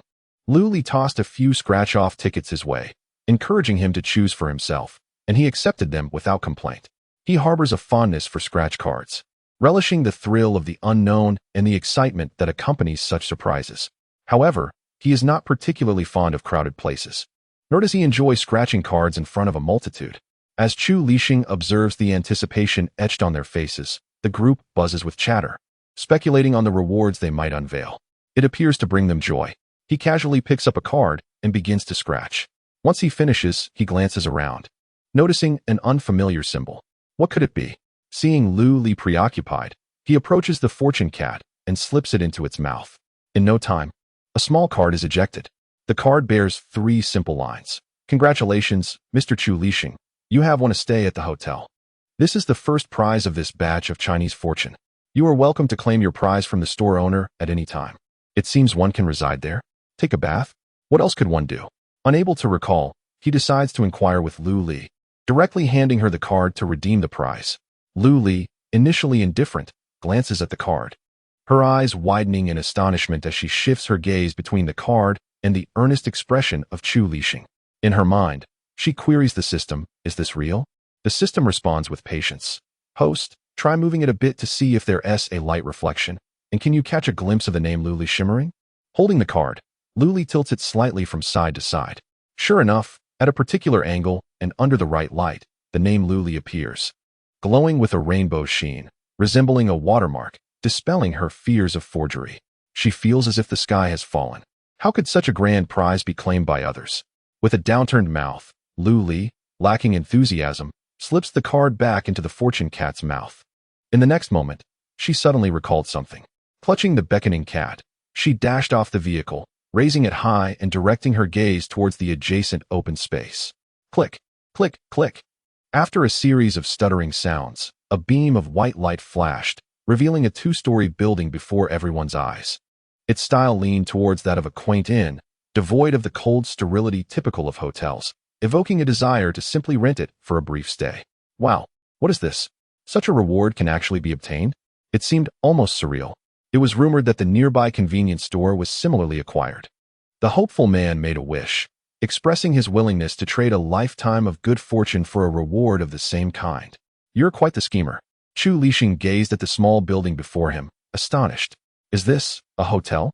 How many people can stay here? And such a splendid reward. Does it truly belong to me? A sense of disbelief washed over him. He couldn't help but ask mine. Luli had come to terms with it. After all, they were all working for her, so why not embrace it? She nodded with a cheerful smile. Yes, it's yours. However, upon seeing her radiant expression, a flicker of unease crossed Chu Lixing's mind. As expected, Luli leaned closer and added, but the hotel cannot be situated more than 10 meters away from the RV. The faint, delicate fragrance emanating from her resembled an ethereal kitten, brushing gently against his face, causing Chu Lixing to frown. He turned his head, focusing intently on her words. Moreover, I shall take a share. I will claim 80% of the profits you earn. Chu Lixing stared at her in astonishment, instinctively uttering the words, profiteer. Luli grinned widely. Thank you for the compliment. Chu Lixing couldn't help but reflect. Am I actually praising her? Clearly, I am scolding her. Can I refuse? Chu Lixing remarked. He understood that Shen Bing's convenience store was also a reward extracted from the system, though he was uncertain how much commission Luli received. But it surely wasn't insignificant. And he wondered if the products within were supplied by Luli. One thing was evident. This was a lucrative venture. Otherwise, Shen Bing, being so astute, would not work for nothing. However, once bound to this arrangement, it felt akin to losing one's freedom, confined to the convenience store day in and day out, toiling from dawn till dusk. Chu Lixing paused, realizing this was precisely the kind of life many yearned for now, no longer risking their lives to acquire crystal cores. Unbeknownst to Luli, within those fleeting moments, he pondered profoundly, while she too inquired of the system, did they possess the right to decline? Of course not. Their winning the grand prize signifies that this fate is inextricably linked to their lives. So, I would die. They would also perish. Luli was taken aback, realizing her influence was so profound that it could unconsciously affect the lives of others. It seemed somewhat unethical. Once the reward was revealed, the two had quietly bound themselves together. Aware of this reality, Luli shook her head at him, signaling disapproval, her face adorned with a gentle smile. Just as Chu Lixing was about to voice his thoughts, his heart began to race, and an alien consciousness emerged within his spiritual sea. Every ability user possessed a spiritual sea, akin to the crystal core of a zombie, serving to store the most intricate energies within. It was the most vital aspect for an ability user, yet now, another's consciousness intruded upon his spiritual sea. This was a grave taboo. Chu Lixing calmed his mind to perceive a gentle strand of consciousness floating above his spiritual sea, devoid of any malice. It lingered insistently, as if intent on taking root and flourishing within him, which unsettled him. When he glanced back at Luli, an inexplicable emotion stirred within him, a stark contrast to the earlier unfamiliarity and detachment he had felt. It was as though he could construct a bridge to her mind, establishing a profound connection. I accept, he murmured softly, his eyes glimmering with the anticipation of exploring new realms. He tried to penetrate her spiritual sea, yet found himself thwarted. This bridge could only be traversed halfway, the other half remaining inaccessible. Was this what he meant by being unable to refuse? Chu Lixing gained a tangible understanding that they seemed bound by some form of covenant, one he could not breach. Simultaneously, he found himself intrigued by her abilities. He reminded the two youngsters to keep an eye on the lottery shop, and to seek out Shen Bing or Luo Mu if any issues arose. Then, with a light-hearted gait, she bounded over to his side, her ponytail swaying loosely, causing a slight discomfort. She casually tugged at it, opting to let it cascade freely. With a wave towards Chu Lixing, she turned with an air of nonchalance and declared, "Let us go inside." Her hair flowed smoothly and softly, akin to the finest silk. The two entered the hotel in sequence, the lobby's dimensions reminiscent of a modern-day RV's first floor, not overly spacious, yet not claustrophobic and suffused with light. However, it was stark and empty, devoid of any furnishings. Upon entering, to the right lies a staircase that ascends to the second floor. The first floor is rather unremarkable and can be surveyed in a glance, prompting the two to ascend the stairs.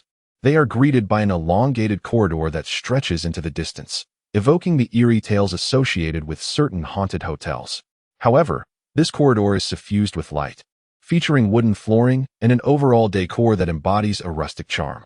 A delicate, sweet fragrance of fruit wafts through the air, creating a refreshing ambience. Rooms line either side, numbered 201, 202, and so forth. Luli casually pushes open the door to room 201, revealing a spacious area graced by a large, bright, operable floor-to-ceiling window. This room is considerably more expansive than the lobby below. Centrally positioned is a bed, flanked by bedside tables, while the wall near the entrance houses a wardrobe and other storage solutions. Further along, to the left, is a bathroom, featuring a clean and tidy design with a separate wet and dry area and a showerhead. As Luli opens the floor-to-ceiling window, she discovers a semi-enclosed balcony and a kitchen equipped with essential facilities such as a water heater and air conditioning, though it remains largely unfurnished, lacking bed linens, slippers, and towels. However, Chu Li's attention is drawn to the kitchen, where he casually turns on a faucet. A cascade of crystal-clear water flows freely, filling the pristine sink, a sight that captivates him. He quickly shuts off the tap, astonished by the seemingly endless supply of such pure water. Glancing at Lu Li with a hint of surprise, he ponders her true background, recalling that he has visited the central base. Yet even the finest establishments in all of Huaxia do not permit such extravagant water usage. Each individual is allotted a limited amount per day, while those with extraordinary abilities enjoy a relatively more lenient allocation. Ascending to a higher tier increases this allowance, yet it remains subject to certain restrictions. Is that water? Chu Lixing inquired cautiously. He pondered the possibility of being charged thousands of crystal cores for its usage, which he could indeed manage, albeit reluctantly. Lu Li, however, seemed unconcerned, casually dismissing the matter. Aren't hotels like this? It's not like renting an apartment where you have to pay for utilities. He suppressed his astonishment and casually flicked the switch on the wall with a resounding click. The overhead light illuminated, thus ensuring the provision of both water and electricity. Chu Lixing couldn't help but wonder how many crystal cores it would cost to stay in this room for a day. The thought flitted through his mind before he quickly quelled it. Did he truly wish to lead such a mundane, laborious existence? Yet, there was a certain appeal to it, having water and electricity, sustenance and safety, devoid of peril, and free from the treachery of deceit and manipulation. Was this not what he despised most? After considerable contemplation, he resolved firmly, turning to Lu Li. "Boss Lu, let us embark on this collaboration with mutual satisfaction." The two clasped hands, formally sealing their agreement. Like Shenbing, Chu Lixing was a taciturn individual, perhaps a consequence of the decade endured in a post-apocalyptic world where few were left to converse with, leading him to gradually withdraw from dialogue. Lu Li, respecting their nature, proactively suggested, check if there's an additional software on the Lightbring. Following his advice, he discovered a new application labeled Lu Li Hotel on the homepage. Upon clicking it, a two-story building materialized on the screen, and upon zooming in, he could discern the layout of the lobby and each room on the second floor. One could even manipulate the layout on the luminous brain. He attempted to long press the bed in room 201, dragging it slightly to the right, and upon clicking confirm, the two observed in astonishment as the bed shifted a few centimeters to the right. Chu Lixing was once again taken aback. This extraordinary ability could undoubtedly be deemed the most formidable in the world. "I understand now," he remarked. He lowered his head to meticulously study the page, filled with numerous gray, non-clickable icons, yet there was one resembling a marketplace. Upon opening it, he found it to be just as he suspected. It offered a selection of bedding and daily necessities, essentially everything one might find in hotels or guest houses, though food items were conspicuously absent. Moreover, the prices were modest. coupled with commendable quality. Lu also leaned in to take a look, and the two of them perused the options. She was particularly drawn to a few sets of light yellow checkered bed linens and a set adorned with delicate green flowers. Her choices were entirely guided by her personal preferences, exuding a refreshing charm that seemed to brighten the mood at the mere thought of snuggling beneath them. In contrast, Chu Lixing favored a more minimalist approach, opting for pure black and light gray sets, devoid of any patterns, yet undeniably aesthetically pleasing. When it came time to place the order, a notification appeared indicating insufficient balance. Chu Lixing glanced at Lu Li and tentatively inquired, "Shall I pay?" Lu Li raised an eyebrow, crossing her arms in a manner that implied it was only natural. Of course, it's your hotel. Who else would pay? Such reasoning was sound. Yet she would be taking an 80% cut of the earnings. A set of 4 pieces cost 10 points, which was not exorbitant, especially considering that such items had ceased production in the apocalypse. Chu Lixing located the section for recharging crystal cores within the software and swiftly extracted dozens of crystal cores from his space, which clattered to the ground with a resounding noise. Seems like quite a wealthy individual, Lu Li mused. Utilizing the infrared sensing of the optical brain directed at the crystal nucleus, he awaited its disappearance to confirm the successful recharge. As Chu Lixing observed his balance instantaneously transform into a 4-digit figure, a sense of relief washed over him. He proceeded to place an order for the 4-piece set that both he and his companion had previously admired, totaling 8 sets, amounting to 80 points. Subsequently, he perused additional household necessities such as disposable toothbrushes, slippers, and towels, which were even more affordable, particularly since he purchased them in larger quantities, securing even better prices. As for the subsequent matters, Lu Li chose to remain uninvolved, as the hotel was entrusted to Chu Lixing for management, and it was more prudent for her to await her share of the profits each month. Apocalypse. I have bound a mobile lottery shop. Please save it. In Chapter 88. The hotel grand opening prompted curious inquiries from the crowd. Boss Lu, what is that? Indeed, what new venture has emerged? They clamored with excitement and admiration, as Boss Lu seemed to possess an innate ability to conjure miracles. The onlookers gasped, exchanging astonished glances. In each other's eyes, they discerned disbelief. Isn't Chu Lixing the top one? Who else could it be but Chu Lixing? He is truly a significant figure. My goodness, how did Chu Lixing manage to associate with Boss Lu? Wait, I also want to know, does Boss Lu favor him purely for his looks and prowess? Isn't it obvious? Just look at Shun Bing, Luo Mu, and Chu Lixing, each one a handsome gentleman. Boss Lu, it seems, is indeed a person swayed by beauty. Lu Li responded, what nonsense. This is how rumors begin, isn't it? At that moment, Chu Lixing emerged from the hotel lobby, the golden rays of the setting sun cascading softly behind him.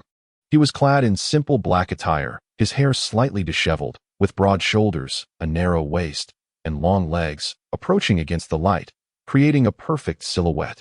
Lu Li was momentarily entranced. Indeed, he was the top contender, and his assessment was remarkably fair and just. She scrutinized him from head to toe and remarked, not bad. Chu Lixing inexplicably felt like a piece of pork stripped of its skin, laid bare on a chopping board for inspection. Yet, this sensation was confined solely to Lu Li. In the presence of others, he seemed to possess an extraordinary barrier, impervious to the envious and adoring gazes that usually surrounded him. With a sense of ease, he ascended the mobile home, and Lu Li found nothing amiss. Having worked for her, they were akin to family, free to come and go. Customers quickly gathered before the two, chatter filling the air. Boss Lu, what do you mean by that hotel? Yes, do enlighten us. Can we stay there? Right. We have nowhere else to go. If the price is reasonable, it would be perfect. They hesitated to direct their inquiries at the aloof and taciturn Chu Lixing, opting instead to approach the amiable Lu Li. She glanced at Chu Lixing, shrugged, and encouragingly patted his arm, saying, go ahead, it's your hotel. Though I take 80%. Chu Lixing stepped forward, falling into silence as the atmosphere grew increasingly awkward. After a lengthy pause, he finally spoke. A single room is 188 points per day. A double room is 288 points per day. That is approximately equivalent to 3 crystal nuclei, which is quite reasonable considering a single scratch-off ticket cost 1 crystal nucleus. Was he contemplating the pricing? This thought flickered through Lu Li's mind. She refrained from intervening in these matters, content as long as Chu Lixing felt he was not at a loss. The crowd, being regular patrons of the lottery shop, could easily calculate the situation in their minds. They began to inquire about the contents of that place. Surely, it could not be an empty room. Based on their understanding of Boss Lu, he would never be so stingy. It would undoubtedly exceed their expectations. Chu Lixing, weary of explanations after an abundance of words that day, nonchalantly replied, "Follow me." With that, he descended from the vehicle and headed towards the hotel. The crowd exchanged glances, uncertain of his intentions. It was Lu Li who reminded them. "He is taking you for a tour. Hurry and keep up." She waved her hand to usher them along. She observed that there existed a natural apprehension towards formidable individuals like Xin Bing and Chu Lixing. Perhaps it was their taciturn nature and stern demeanor that made them appear unapproachable. Indeed, that seemed to be the case. As the clock approached 6, mealtime drew near, prompting Xin Bing and the others to exit the convenience store. Upon stepping outside, they were struck by a sudden revelation. A two-story building had appeared not far away. What was this? Had Boss Lu acquired something new? With curiosity piqued, Luo Mu rushed over to ask questions, while Xin Bing listened intently. When he learned that Chu Lixing was the one in charge, his heart skipped a beat. Did that not place him on equal footing? He pondered the significance of Chu Lixing's status in Lu Li's eyes. Stealing a glance at her, he noticed no change in her expression. She still wore a smile. Her dimples faintly visible, seemingly unaffected by Chu Lixing's arrival. His fragile heart quietly settled as he listened intently to the unfolding narrative. So it was, he mused, hardly worth mentioning. He reassured himself. By the time the tale was fully recounted, Lu Li's mouth had gone dry. What business did a grown man have gossiping like this? As she sipped her water, Chu Lixing emerged from the hotel, flanked by a dozen individuals, his expression impassive and tinged with impatience. The crowd behind him buzzed with animated discussions, their faces alight with excitement. As they drew nearer, Lu Li could faintly catch snippets of their conversation. "This hotel is truly remarkable. Are you planning to stay? I certainly intend to experience it for a night. How could one resist? It's been years since I've enjoyed a hot shower. I haven't felt the comfort of air conditioning in ages. Indeed, have you tried that bed? It is so soft. With Boss Chu here, I didn't dare sit on it. Just how soft is it?" Lu Li nearly burst into laughter. This group was both endearing and pitiful. Initially, she had envisioned a modest ceremony for the official opening tomorrow, but it seemed that everyone was already eager to check in. Suddenly, she recalled something and leaned closer to Chu Lixing, saying, "You should inform them that both long-term and short-term rentals are available, with discounts for long-term stays. It could feel just like home, and they can conveniently purchase any daily necessities at the nearby convenience store." "How convenient is that?" Chu Lixing merely nodded, glancing at Xin Bing in the distance, who happened to be looking back at him. It didn't matter. He was at the 8th level, while he was only at the 7th, a chasm as vast as Mount Tai. In terms of strength, Chu Lixing held a measure of confidence. "Did you hear that?" Lu Li nudged him with her elbow. He acknowledged. Having allied with Lu Li, he understood the importance of mutual support in their partnership. A group of survivors, nervously rubbing their hands together, pushed forward, each urging the other. "Boss Lu, Boss Chu, may we take up residence today?" After exchanging a glance with Lu Li, who nodded in affirmation, Chu Lixing replied, "Yes." Lu Li added, "Today marks the grand opening of our new establishment, and we are offering a discount for stays of 5 days or more." "What kind of discount?" they inquired eagerly. "I have linked a mobile lottery shop. Please remember to support it," one mentioned. In the 89th chapter, titled Hotel Opening, she turned her gaze to Chu Lixing, who calculated briefly before announcing. "The discounted price for 5 days is 888 points, and you will also receive a complimentary printed lottery ticket." Originally, the cost for 5 days would have been 940 points, but for the sake of a more memorable and auspicious figure, they settled on 888. Moreover, a lottery ticket was included. "That's worth a crystal core," one exclaimed without hesitation. "I will rent for 5 days," Lu Li observed, feeling a sense of familiarity. Perhaps this was a loyal customer, hence the trust. The others nearby hesitated. Considering that 3 crystal cores was not a trifling amount. "Let us just stay for 1 day to start," they decided. "Very well, let us assist them with the check-in," Lu Li instructed. "What is the process?" Chu Lixing asked, his inquiry perfectly reasonable. Lu Li excused his naivety. After all, he was new and undeniably charming, making it difficult to harbor any annoyance. She led the group to the hotel front desk, while Luo Mu, filled with curiosity, pulled Xin Bing along to observe. Xin Bing lamented her earlier busyness that had caused her to overlook the grand opening promotions. A throng of people gathered in the hotel lobby, which seemed somewhat cramped in that moment. The entrance of the hotel faced the reception desk, a slightly elevated table accompanied by a chair beneath it. Upon the desk rested a computer, accompanied by a scanner. These two items appeared rather rudimentary, yet their simplicity was inconsequential. "Come forth," the first guest called Lu Li as she took her seat, exuding an air of ease. It was, in fact, her inaugural experience with this process. But was it not straightforward? One merely needed to place the guest's neural interface upon the scanner for a brief moment. Once the computer recognized the individual's information, she would manually input the number of nights for which the guest intended to stay, subsequently collecting the corresponding credit points. The procedure was swift and efficient. Even the collection of points was as simple as placing them on the scanner, which would automatically convert them into the guest's credits. Presently, the loyalty points from the lottery shop, convenience store, and hotel were interchangeable. However, Lu Li contemplated the necessity of a tangible card to facilitate true universal credit exchange. Indeed, she resolved to investigate the matter further. The first guest's check-in was successfully completed, with room number 201 assigned. There was no need for a key card, as access could be gained via the neural interface. "Proceed up the stairs. The first room on the left is yours," Lu Li instructed. "Very well, I shall ascend," replied the guest, who had previously indicated a 5-day stay and had duly paid for it. The hotel provided disposable slippers, toothbrushes, and amenities such as shampoo and body wash daily.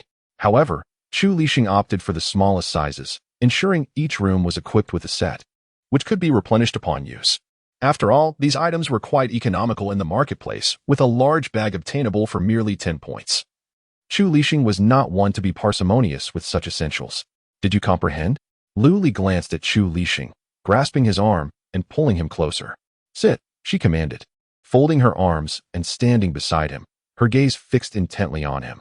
An inexplicable chill crept down his spine, and he acquiesced with a simple mm. He then raised his head, his tone icy as he stated, "Next." The atmosphere shifted, as if he had ominously summoned the next contender for demise. "Come on. You go up. You go first. Oh, please don't push me." One individual was thrust onto the stage, awkwardly chuckling as he stammered, I need to stay for a day." The overwhelming tranquility in Chu Lixing's eyes was disconcerting, as he regarded the man with a gaze so profound it felt like an abyss, poised to engulf him at any moment. "Very well," Chu Lixing said, pointing at the scanner, succinctly instructing, "Place the light brain there." Instantly, the man pressed his wrist-mounted device against the scanner, and soon, his personal information appeared on the screen. Chu Lixing entered the number of days, then looked at him. The man, bewildered at first, suddenly comprehended and retrieved for crystal cores. A wave of relief washed over him. Had he not been astute, would Chu Lixing have cast him aside? 202, Chu Lixing stated flatly. All right. The man replied, promptly making his way forward. Just then, he encountered a familiar face from 201, and his heart raced as he inquired, "What's going on? Is there a shortage of water or electricity? Were we just misled during the tour? Is it limited to certain hours?" The customer from 201 shot him a glance. "What are you thinking? It's open 24 hours. Feel free to use it. I just want to go to the convenience store to buy a cup of instant noodles." That's good. The man replied, visibly relieved. The guest numbered 202 evidently belonged to a type characterized by a cautious and jittery demeanor. He observed guest 201 descending the stairs before utilizing his neural interface to unlock the door, revealing a space that felt exceptionally bright and spacious. The bed was adorned with a set of pure black linens, yet under the brilliant illumination, it did not evoke a sense of oppression. After taking a brief tour of the room, he finally paused before the faucet, gingerly turning it to release a trickle of clear tap water. He treated the droplets that fell into his somewhat parched palm as if they were precious gems, savoring every bit and refusing to waste a single drop. Meanwhile, the guests waiting downstairs had completed their check-in, all opting for single rooms for the day, likely seeking to experience the accommodations before making further decisions. Seizing the opportunity, Lu Li established a subgroup for the lottery store and nut base, inviting these guests to join. He encouraged them to bring along friends and family as well. The earlier groups, Blossom, Hope, and Renewal, were situated in another cluster. Presently, the hotel's second floor had only opened 20 single rooms and 20 double rooms. Only upon full occupancy and a cumulative revenue of 100,000 would further rooms be unlocked. Each single room could accommodate a maximum of 2 guests, and out of the 20 single rooms, 8 had already been booked, leaving 12 available. Chu Lixing also spent 5,000 points to activate a one-click cleaning function, which, when pressed, would refresh the bed linens and sanitation of the room. Each use incurred a cost of 1 point. A far more efficient solution than having Chu Lixing bend over backwards to clean himself. No, he would not undertake such labor, had it not been for this function. He would have hired someone to do it. Observing this, Xun Bing felt a pang of envy and, after some contemplation, discovered a one-click restocking feature within the software. However, unlocking it required an astonishing 10,000 points. Why is it half as expensive? There are small prints below. Due to the need for categorizing listed products and indicating prices, the costs are relatively higher. If this bothers you, please refrain from subscribing. In a fit of frustration, Xun Bing declared that if it's not meant to be, then so be it. After all, I have plenty of helpers. Let us go, let us eat. I'm starving. The pure hunger warrior, Lu Li chimed in. Chu Lixing sat upright in his chair, unmoving at the words, while Lu Li approached him, urging him to join her for a meal. Am I going to? Chu Lixing asked, slightly surprised that they were already going to eat. He had thought it would take a few more days. Of course, Lu Li replied, unless you intend to feast on air here. She treated all her good employees equally. They must all eat, drink, and rest well. With this thought, she turned to Chu Lixing and said, choose a room for yourself as a bedroom. Feel free to decorate it however you wish, as long as you have enough points. Chapter 90. He nodded in agreement. And the group made their way to the RV, where Xiao Di and Zhan Ting remained dutifully at their posts. As night fell, and everyone had nearly finished their tasks, Lu Li began to signal for closing time. Once inside the RV, Chu Lixing instinctively found a seat, with Xun Bing and Luo Mu sitting opposite him. Their gazes met in the air, and an inexplicable tension lingered, as if a storm was brewing. Luo Mu leaned closer to Xun Bing and whispered, does this guy only value being around Boss Lu for the food and drink? After all, that's just how he is. He is so devoted, it's simply too tempting. Did you think everyone was as superficial as you? Xun Bing cast a skeptical glance at him, clearly unconvinced. He must have ulterior motives. Xun Bing resolved to watch him closely, eager to uncover his schemes. Once Lu Li finished her minor tasks, she intended to join them at the table, and immediately, the trio's gazes shifted to her. As she approached, she inquired, what would you like to eat today? How about hot pot to celebrate Chu Lixing's arrival? Adhering to the principle of proximity, she seated herself beside Xun Bing, and soon after, she perceived a quiet sigh of relief from the person next to her. What was that sigh about? Sure. Luo Mu was the first to respond. Indifferent to the menu, willing to accept whatever was served. All right. Lu Li sensed an odd tension in the atmosphere, yet her obliviousness prevented her from discerning its source. So she decisively ordered a 12-person hot pot set. In no time, an abundance of ingredients and 2 divided pots adorned the table, nearly overflowing, accompanied by a 3-tiered cart brimming with more delicacies. Chu Lixing couldn't help but swallow, a purely physiological reaction, as his mouth watered uncontrollably. How many years had it been since he had indulged in such a lavish hot pot feast?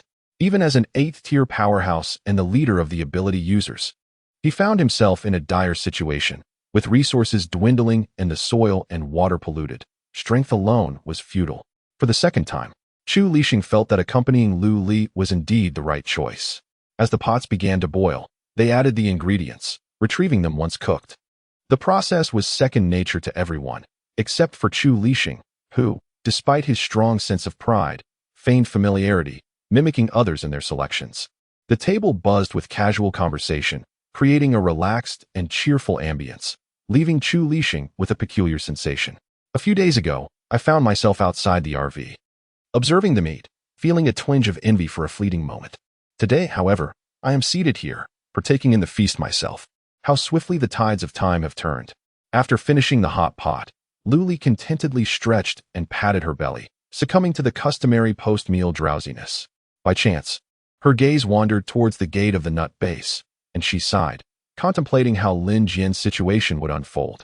Would he face suspension for investigation, or perhaps imprisonment? Chu Lixing remarked nonchalantly, is there still imprisonment in this apocalypse? Lu Li inquired, astonished.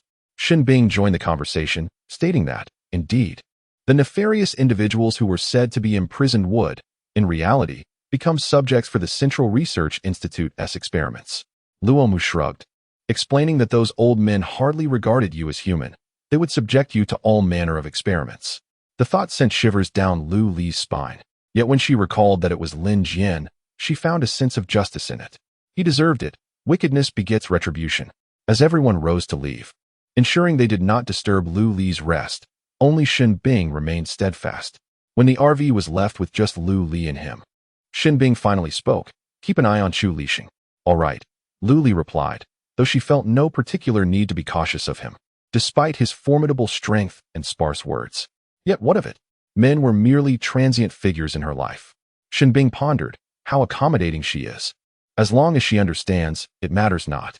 My concern lies with Chu Lixing's beguiling charm potentially luring away our boss Lu. You, my friend, if you hold affection for boss Lu, why not say it directly? It is quite vexing to witness. Luo Mu exclaimed, shaking him vigorously. This statement left Shin Bing momentarily speechless. Despite being shaken, he did not resist. He had never contemplated voicing it. Even when Luo Mu pointed it out so directly, he dared not imagine it. It was better to maintain the status quo. He feared that once spoken, he might lose even the opportunity to work for her, though work would indeed continue. However, the nature of their relationship would likely change drastically. Whether she would feel awkward remained uncertain, but he was certain he would be mortified. He shook his head vigorously, breaking free from Luo Mu's grasp. Standing firm as he declared no, Luo Mu, exasperated and frustrated, pointed at him, exclaiming, You. If you won't say it, then I won't bother with you. As if I need your concern. Shin Bing retorted defiantly, turning to leave, his stubborn silhouette lingering. A night passed uneventfully until dawn arrived. Lu Li opened the doors as usual, and the hotel guests, having enjoyed a refreshing slumber, felt rejuvenated. It had been far too long since they had indulged in such a liberating, luxurious hot bath, and even longer since they had slept on such a sumptuous bed. They reveled in the freedom to toss and turn without fear of reprimand, free to do as they pleased within the confines of their rooms. It was pure bliss. Survivors, stifled for years under the myriad rules of the base, found true liberation in the hotel. They yearned to stay forever. However, this bliss required a substantial amount of crystal cores. Hence, they planned to venture out early to hunt zombies. They also intended to buy a scratch card and a lottery ticket, hoping to enhance their luck for the day and prepare for future wealth. The gates of the nut base remained tightly shut, likely still dealing with the aftermath of Lin Jian's situation, resulting in a scarcity of customers at the lottery shop. Lu Li contemplated that if this continued, they would need to find a new base to operate from by tomorrow. Regardless, this could serve as a place for the automated scratch card machine, not hindering her continued earnings from the nut base. As noon approached, the gates of the nut base slowly creaked open, revealing an old-fashioned sedan that emerged from within. The vehicle came to a gentle halt before the caravan, evoking a sense of the small facing the grand. The window was rolled down, unveiling the visage of a middle-aged man. His countenance was stern and devoid of mirth, with a few more creases at the corners of his eyes than one might expect, yet his gaze radiated a benevolent warmth directed towards Lu Li. Lu Li, perched upon a high stool, greeted him with a playful enthusiasm. Hello, scratch card? She quipped. 1 ticket can change your life, and 2 can alter your destiny. He stepped out of the car, clad in casual attire that suggested a person of discernment, his appearance notably immaculate. In contrast to the surrounding dreariness, he made his way towards the caravan with deliberate steps. Following him, a few robust men disembarked from the sedan, trailing closely behind him. The man was named He Luo, and he strode confidently to the front of the caravan, taking in the neatly arranged scratch cards on the table. He then glanced around the interior of the caravan, which was both clean and well-lit, noting a faucet in the corner that appeared to be slightly ajar. Every now and then, a droplet would fall into the basin below, with the water pipe seemingly leading to an unknown destination. Unable to restrain himself, he remarked, Your faucet is not tightened. Realizing the abruptness of his observation, he quickly added, Could you please hand me a ticket? Thank you. He Luo signaled to a nearby associate, who promptly produced 2 crystal cores and placed them upon the table. Lu Li, seated on her stool, collected the crystal cores and rested her chin on her hand, scrutinizing him with curiosity. Observing the individual, one could tell they were not an ordinary resident. The imposing figure trailing behind seemed to be a bodyguard, prompting curiosity about this person's identity. He Luo found it increasingly difficult to restrain herself, stealing glances at the faucet intermittently. Finally, unable to contain herself any longer, she addressed the shopkeeper with a slightly assertive yet humble tone. I have someone who can fix the faucet. Would it be possible for him to assist? The duality of her demeanor was surprisingly harmonious. Luli paused, comprehension dawning, and replied with a nod, "All right," just as she consented. One of the men behind Hiluo stepped forward, entering through the car door. Equipped with tools, he swiftly repaired the faucet with a few deft movements, leaving Luli in awe. Only then did Hiluo feel a sense of relief. She selected 2 tickets that caught her eye and began to scratch them off. After examining the results from beginning to end, she was perplexed. What did the images represent? They resembled fruits, yet bore the semblance of vegetables. She handed the tickets to Luli and inquired with casual curiosity, "What do these symbols signify?" Glancing briefly, Luli replied in a flat and dismissive tone, "Oh, a fruit basket and a bunch of Shanghai greens. Shall we redeem them now?" Hiluo's eyes sparkled with suppressed excitement as she nodded emphatically, "Yes." Luli then placed the tickets into the mouth of the beckoning fortune cat. Hiluo and the men behind her simultaneously focused their gaze on the cat. In a short while, a lavish fruit basket and a vibrant bunch of Shanghai greens appeared upon the table, accompanied by an intoxicating aroma of fresh fruit. Hiluo eagerly leaned in for a closer look, her eyes gleaming with wonder. She had never encountered such succulent fruits even at the Central Research Institute. Could they cultivate such produce? Would their yield possess this same luscious quality? As Hiluo contemplated, his heart surged with excitement. The ability to cultivate one would inevitably lead to the cultivation of another, symbolizing the potential for countless more. Was this not the very hope for humanity's future? His gaze upon the fruit basket intensified with fervor. Yet, upon reflection, he lamented the dire state of the soil in Huaxia, now rendered unsuitable for planting due to pervasive pollution, incapable of yielding any vegetation. His spirits momentarily dampened. He consoled himself with the thought that as long as there were seeds, hope would endure. Luli observed him closely, noting the swift fluctuations of his emotions, from the brilliance in his eyes to a sudden void, and then back to radiance again. In a mere few seconds, this man's emotional state proved to be remarkably volatile and capricious. Hiluo peeled back the plastic covering of the fruit basket and retrieved an apple, its form perfect and color vibrant. Holding it to his nose, he inhaled deeply, savoring the rich, sweet aroma that beckoned him to take a bite. With a crisp snap, he sank his teeth into the fruit, juice bursting forth in a perfect arc, revealing the succulent flesh within. The skin was thin, crisp, and juicy, while the flesh offered a delightful balance of sweetness tinged with a hint of tartness, harmonizing beautifully. Each bite compelled him to continue, rendering him unable to stop. In less than a minute, he had devoured the entire apple. The few bodyguards nearby, unable to suppress their desire, swallowed hard. Trained to resist temptation and avert their eyes, they found themselves captivated by the exquisite flavor. Hiluo carefully stored the apple core, along with the fruit basket and Shanghai greens, in his spatial compartment. As Luli was attending to other guests, she heard the crisp sound of someone biting into an apple and turned to ask if they wanted to wash it. Hiluo remarked, "Each of you scratch 1 ticket. Regardless of the outcome, it belongs to you. Consider it a means of relaxation." A soft cheer arose from the crowd behind him. They surged forward, encircling Hiluo, each brandishing a crystal core, eagerly selecting and scratching their tickets. Naturally, the results varied, with each participant uncovering fruit, leaving Luli pondering the future of her business. Once everyone had finished scratching and redeeming their prizes, Hiluo wandered into a convenience store. His hands itched to shop, and he filled several baskets unexpectedly full of bargains. He yearned once more, wishing the lottery shop and convenience store were situated in the central base. He glanced at Luli, who was smiling gently within the RV, contemplating how to persuade her to collaborate with the central base. He sensed that Luli was not easily swayed. Today's encounter hinted at a certain bias. Though she appeared warm and amiable, often adorned with a smile, it rarely reached her eyes. He concluded that it would be challenging to connect with her on a deeper level. Instead of immediately approaching Luli, Hiluo directed his steps toward a building to the left of the RV. It resembled a quaint guest house from a bygone civilization, devoid of any signs or plaques. Upon entering the first floor, he was greeted by the sight of a familiar face. Chu Lixing? What was he doing here, sitting so obediently at a computer? This scenario seemed utterly implausible to Hiluo. He hastened forward, noting that the screen was illuminated and Chu Lixing appeared entirely engrossed. "Welcome to the Dawn Hotel." A voice suddenly emerged from an unknown source, startling Hiluo, who, upon regaining composure, felt an even greater astonishment. A hotel? Was this truly a hotel?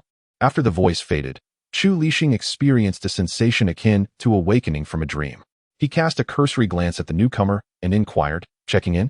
His tone conveyed a distinct air of indifference, almost suggesting an ultimatum, stay or leave. "Chu Lixing, do you not recognize me?"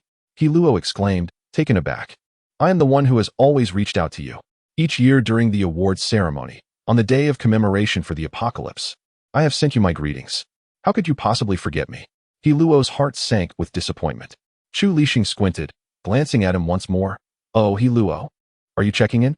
He seemed like a non-playable character, bound by a script, with tasks to accomplish, keywords to trigger, and lines to recite. "Is this truly a hotel? How does one check in? What are the prices? What amenities are available?" He Luo bombarded him with questions. Chu Lixing merely thrust a laminated information sheet at him, exuding a sense of professionalism and formality. It was evident that he had utilized his points on a software application to obtain it, clearly preferring to avoid answering others' inquiries. The details on the sheet were exhaustive, outlining prices, room types, and included facilities. Was it really as splendid as it seemed? There was no point in overthinking it. Perhaps it would be wise to check in for a night to ascertain the reality. Saving money was of utmost importance. Everyone needed to utilize the light brain for this purpose. Chu Lixing propped his head up with one hand while languidly pointing at the scanner with the other. He Luo and the others followed suit, swiftly entering their information. Chu Lixing handed the room card to He Luo, instructing him to find room 213 upstairs. He had no desire to utter another word, and He Luo, well accustomed to his demeanor, accepted the card and ascended the stairs. As they traversed the corridor, they marveled at their surroundings, eventually locating room 213. The card could unlock the door, as well as activate the scanner. Upon entering, their mouths fell agape at the spacious and bright interior. The double room was significantly larger than the single, with two 1.5-meter beds positioned centrally. 3 bedside tables flanked the beds, and the wardrobe was notably expansive, with a bathroom and kitchen on the left, complete with air conditioning and all essential amenities. The more they explored, the wider their eyes grew, especially upon witnessing the continuous flow of tap water from the faucet, as well as the functioning air conditioning, lights, and water heater. One individual timidly inquired whether they would be charged exorbitant fees upon checking out. "Not at all," came the reassuring reply. The bodyguards finally exhaled in relief. "Minister He, there's a kettle here. Shall we prepare instant noodles?" one suggested. "Indeed, everyone is famished. Let us add some ham as well," He Luo replied. He was quite generous to his subordinates, understanding that they were tasked with protecting his life. Neglecting them could result in their abandoning him in a crisis. "Thank you, Minister He," the bodyguards expressed in unison. They set to work with clear rolls, some boiled water, while others unwrapped the instant noodles, opting for the larger double-serving packages, accompanied by 2 ham sausages. Once prepared, the 4 gathered around the small dining table, filled with excitement as they began to eat. The sound of noodles being slurped reverberated, igniting an insatiable appetite. Indeed, food appears far more delectable when savored by others. Throughout the meal, silence reigned as everyone devoted themselves to the consumption of instant noodles, a testament to the utmost respect for their sustenance. Once finished, a numbing expression enveloped their faces, as if they had been spellbound. Murmurs of delight escaped their lips, so fragrant, so delicious. He Luo added, "I used to consider instant noodles as mere junk food, but now they seem divine." Having lived nearly 30 years, the past decade in this post-apocalyptic world had aged him by 2 decades. Tasting these noodles evoked a sensation of having traversed through time. Suddenly invigorated, He Luo rose, instructing before his departure, "There's no need to follow me. I just need to step out for a moment." His strides were purposeful, revealing an urgency as he exited the hotel and headed straight for the RV. "Boss Lu, I have matters to discuss with you." He Luo, unable to contain his eagerness, clapped his hands on the table, producing a significant sound that successfully captured Lu Li's attention. She thought to herself, "Here he comes, he can no longer hold back." In that same storeroom, with the familiar set of tables and chairs, the only difference being the absence of fruit and water on the table, they sat facing each other, their gazes meeting in silence, neither willing to break the stillness. Ultimately, it was He Luo who faltered first. "Boss Lu, are you interested in conducting business outside the central base?" "No," Lu Li replied without a moment's hesitation, her response unwavering. He Luo felt a pang of defeat, reminiscent of his encounters with Chu Lixing, The usual eloquence that characterized his interactions with others had abandoned him in this moment. However, he has always excelled at perseverance, pressing on with determination. Why is that, Boss Lu? The population is large, and the purchasing power is strong. It will surely enable you to earn abundant crystal cores. Lu Li once again resolutely declined. I will not go. She added, I will go, but not tomorrow. It is a matter of time. I understand your urgency, but please, do not rush. He Luo was indeed quite anxious, primarily wishing for the researchers to thoroughly study Lu Li. How soon is eventually?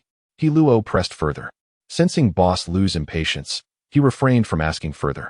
Yet the instinct ingrained in his DNA compelled him to say, Then, Boss Lu, I shall await you at the central base. Shall we connect our light brains? He stated earnestly. All right, by the way, how do we handle Lin Jian? Lu Li inquired as she activated her light brain. He Luo hesitated. This information was classified. Yet he had come to disclose the findings to her. Overwhelmed by the gravity of the situation, he momentarily forgot everything else. He replied, We have discovered that Lin Jian has kept over 100 women at the base and has also killed more than 100 residents. This is unforgivable.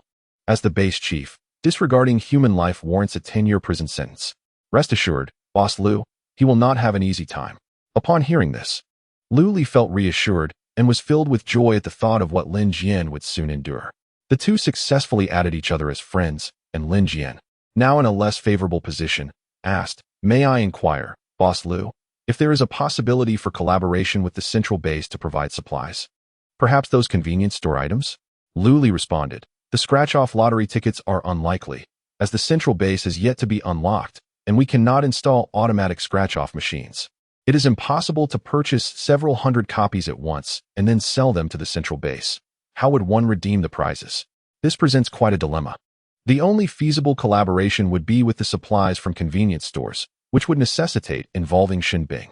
A minute later, Shenbing sat beside Lu Li, both of them wearing expressionless faces, arms crossed as they regarded He Luo. He Luo understood that if he remained silent, they would never speak up, so he inquired, Does Boss Shen have any intention of cooperating with the central base? I just spoke with Boss Lu, and she is interested. Mentioning the big boss, He Luo observed as Shen Bing's demeanor softened slightly, showing signs of willingness. However, Lu Li interjected, I have no interest, it's up to you. In an instant, Shen Bing's expression turned icy, as he asked, How does Minister he propose we collaborate? Speak your mind. If I find it unsatisfactory, I shall dismiss you immediately. He Luo carefully considered his words, suggesting a daily provision of necessary supplies, such as 500 bottles of mineral water and 1,000 buckets of instant noodles, or something along those lines. In truth, the quantities would be much larger, measured in the thousands, given the substantial population of the central base. What price? Shen Bing cast a sidelong glance at him, casually inquiring. I see you have marked prices on your shelves. I propose adding 10 points for each item. He Luo felt quite generous. Yet, in this apocalyptic era, those items, though commonplace in convenience stores, were exceedingly rare outside. Suddenly, Shen Bing scoffed lightly. Casting a disdainful glance in his direction, and with a slight shift of his weight, he stood up and made to leave. He Luo, feeling anxious, crossed the table and grasped his arm, urging him to calm down and sit for a proper discussion. I am not trying to give you room to inflate the price. Look at you, leaving at the slightest disagreement. Double? He Luo inquired cautiously, poised to rise and pull him back, scrutinizing his expression. Shen Bing remained silent, contemplating the offer. The price was indeed quite favorable. It promised effortless profit. He instinctively glanced at Lu Li, who nodded encouragingly, affirming, This is your convenience store. You call the shots. She was only concerned with her commission, as long as he did not incur losses. All right, Shen Bing replied with a subtle nod. But how will you retrieve the goods? It's impractical to dispatch helicopters daily. That would be wasteful, especially since very few functional ones remain in all of Huaxia. This posed a significant challenge, He Luo pondered. The distance to the central base was 1,500 kilometers. A helicopter would take 2 hours, while an ordinary person on foot would require at least 400 hours. Not accounting for potential obstacles, which were incalculable. Even for a speed-oriented ability user, they would still take 2 to 3 days, excluding rest periods. Lu Li and Shen Bing exchanged glances, rising and looking at He Luo. The implication was clear. Their conversation had concluded, and it was time for him to leave. The remaining two sat in silence, yet an unspoken understanding pulsed between them. Lu Li remarked. The demand is likely to be substantial. Be prepared. Meanwhile, He Luo entered the hotel lobby, approaching Chu Lixing with familiarity. Where did you acquire this hotel? He inquired. Scratched it out, Chu Lixing replied. You mean you won it from a scratch-off lottery? He Luo was astonished, and he inquired for confirmation. Chu Lixing cast him a glance, as if to say his exaggerated reaction was rather embarrassing. Indeed, if one could truly extract all things, would that not include helicopters, atomic bombs, seeds, and soil? Yet, it appeared the probability was exceedingly low. He Luo continued to engage Chu Lixing, asking various questions, to which Chu Lixing merely needed to nod or utter brief acknowledgments. The rest he would embellish in his imagination. He vividly detailed the happenings in Lu Li, recounting the lottery shop, convenience store, and hotel with meticulous attention to detail, complemented by photographs he had taken. This allowed those perusing the report to feel as if they were truly present. The two reports were simultaneously dispatched to all upper-level leaders, who, as if afflicted by selective blindness, unanimously bypassed the report concerning Lin Jian and opened the lottery shop report instead. They perused it multiple times, lamenting the absence of a sensory device capable of detecting sense. They could not help but marvel at how the world outside had evolved to such an extent. An unending supply of pristine tap water, outrageously inexpensive bottled water, instant noodles, sausages, and bread, all basic sustenance. And there were even scratch cards capable of yielding unimaginable treasures. How fantastical! The senior leaders, gazing at the high-definition images within the report, found themselves swallowing hard. Under the same sky, yet living such disparate lives. They began to question whether she was trapped in an apocalyptic existence, whether they shared the same temporal space. Far beyond at the nut base, He Luo mused. At this juncture, perhaps it was best to rest. After a day spent addressing the Lin Jian affair with little sleep, He Luo lay upon the soft, clean bed, inhaling the faint fragrance of the quilt, and gradually drifted into slumber, while the other three bodyguards took turns resting and keeping watch. The nut base, with Lin Jian having been dismissed, is temporarily under the joint management of senior leaders, and a new base chief is expected to arrive shortly.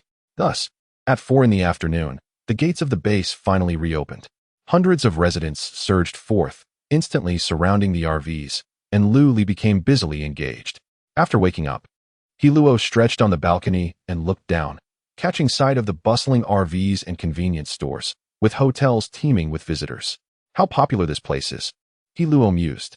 She could thrive in business anywhere, so why confine herself to the central base?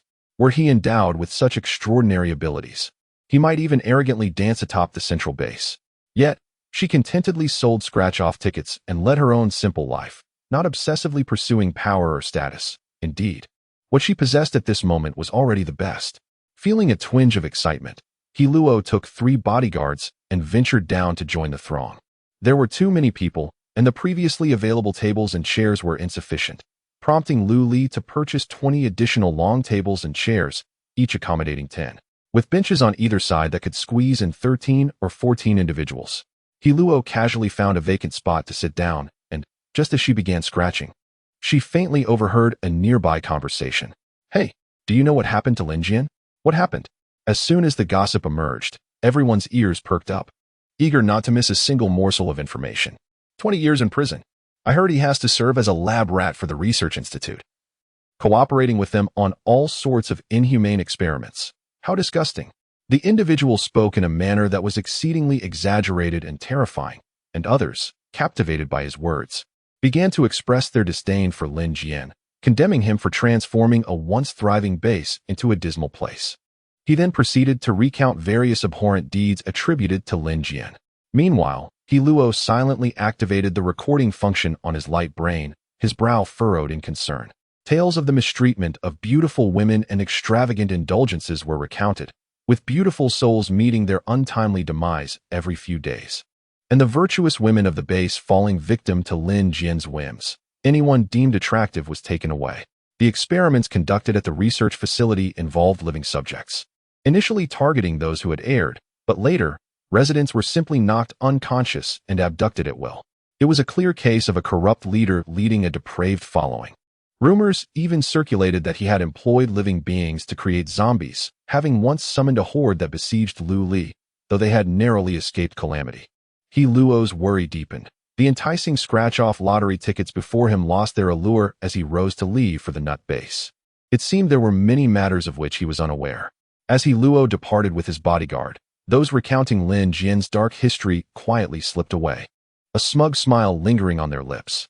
She repeatedly emphasized the need to pay before scratching, threatening that if one scratched without payment, they should beware of winning a grand prize that she would not recognize.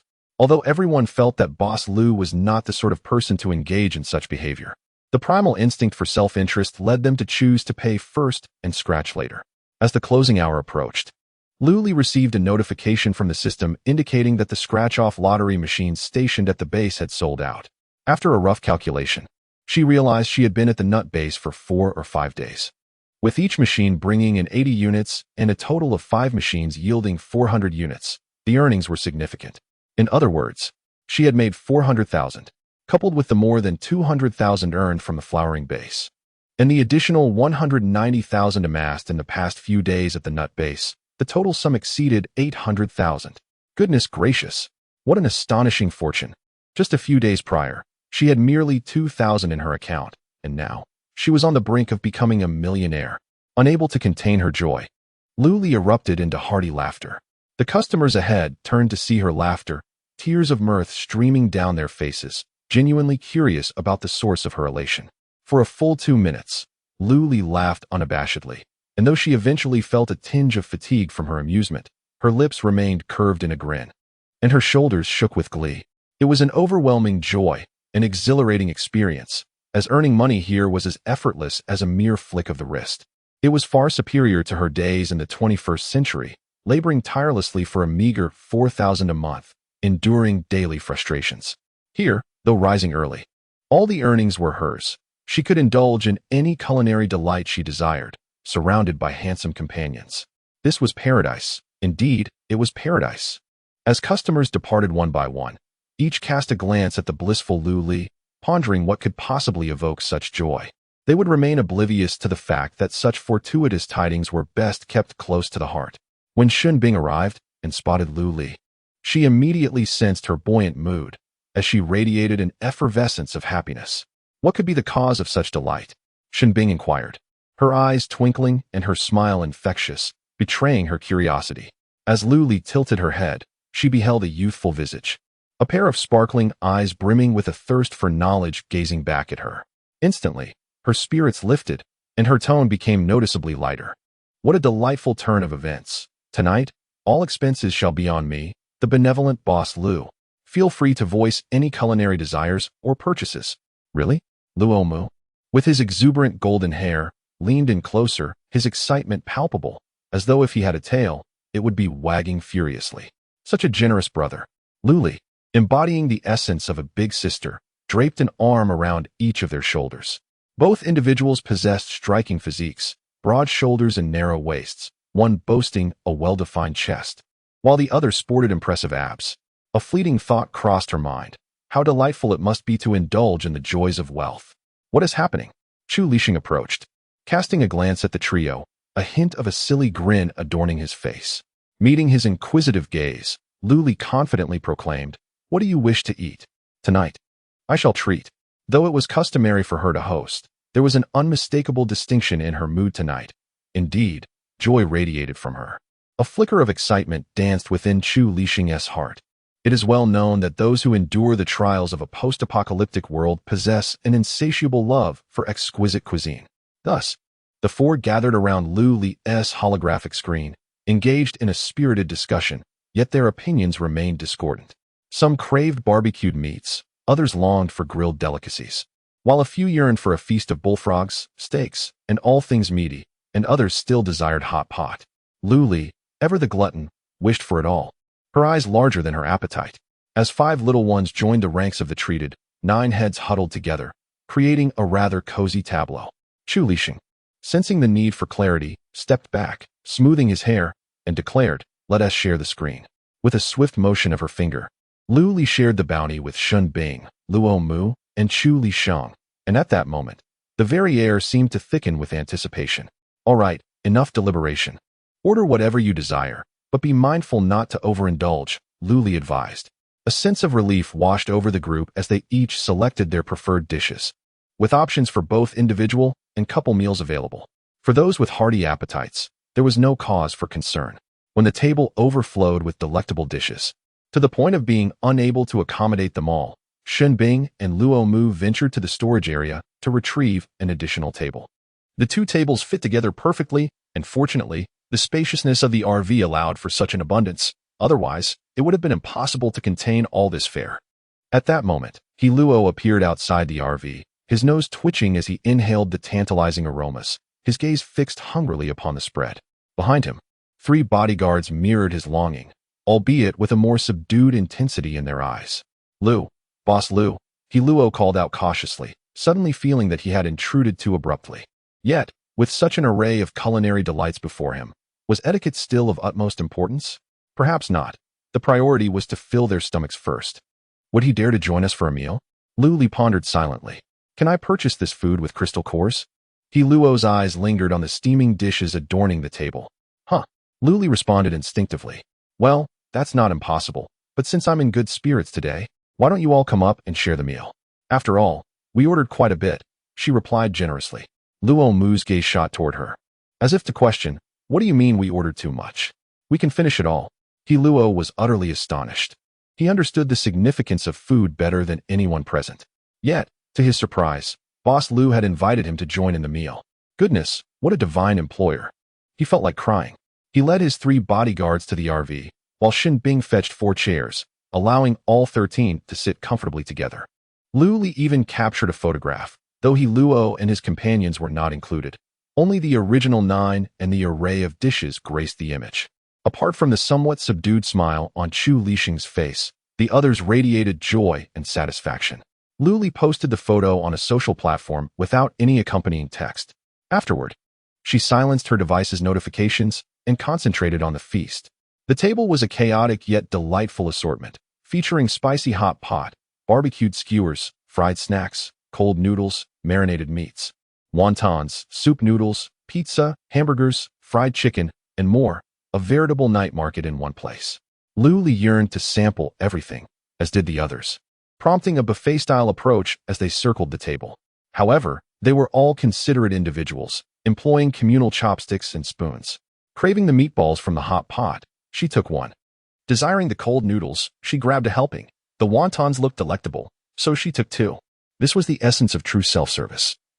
And each person indulged in the meal with immense happiness and satisfaction.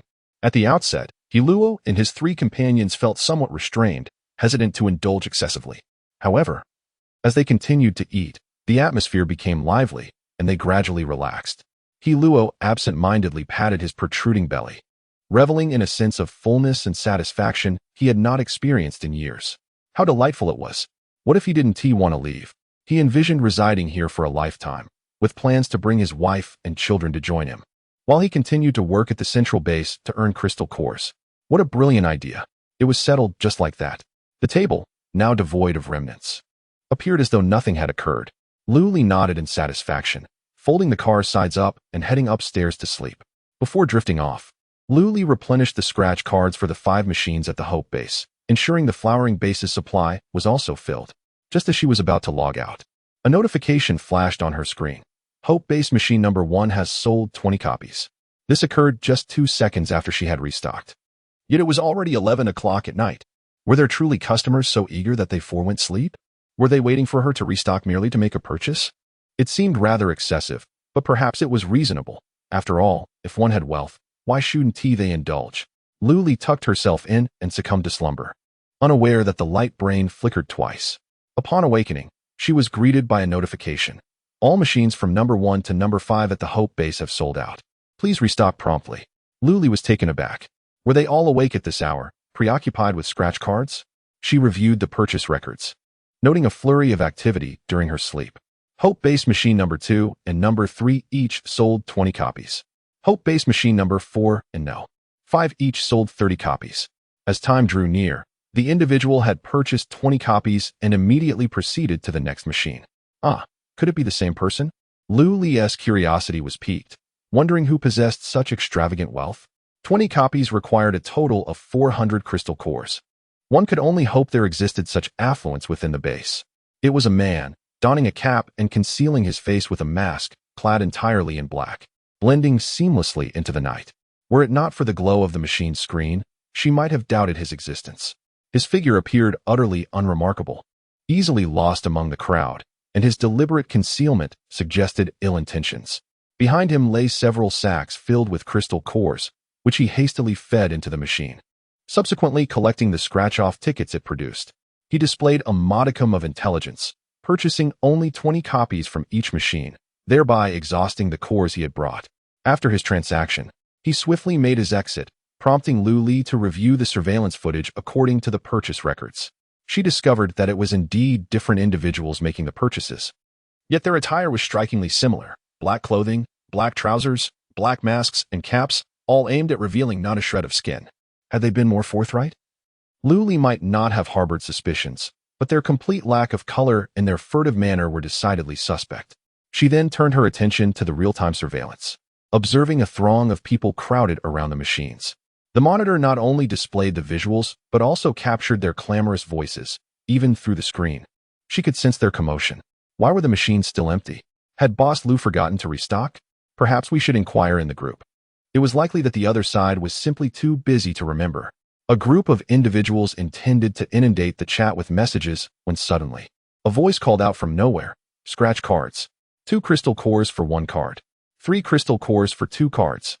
Lu Li manipulated the camera to locate the source of the sound, and soon spotted several burly men setting up a stall nearby. Their setup rather rudimentary. A mere table sufficed. There were no scratch cards in sight. The commotion arose solely from the vendors' shouts. The customers, initially gathered around the machine, surged towards him, demanding, "Where did you get these scratch cards? Indeed, on what grounds do you sell 1 for 2 crystal cores? Are you robbing us? Did you buy up all the scratch cards from the machine?"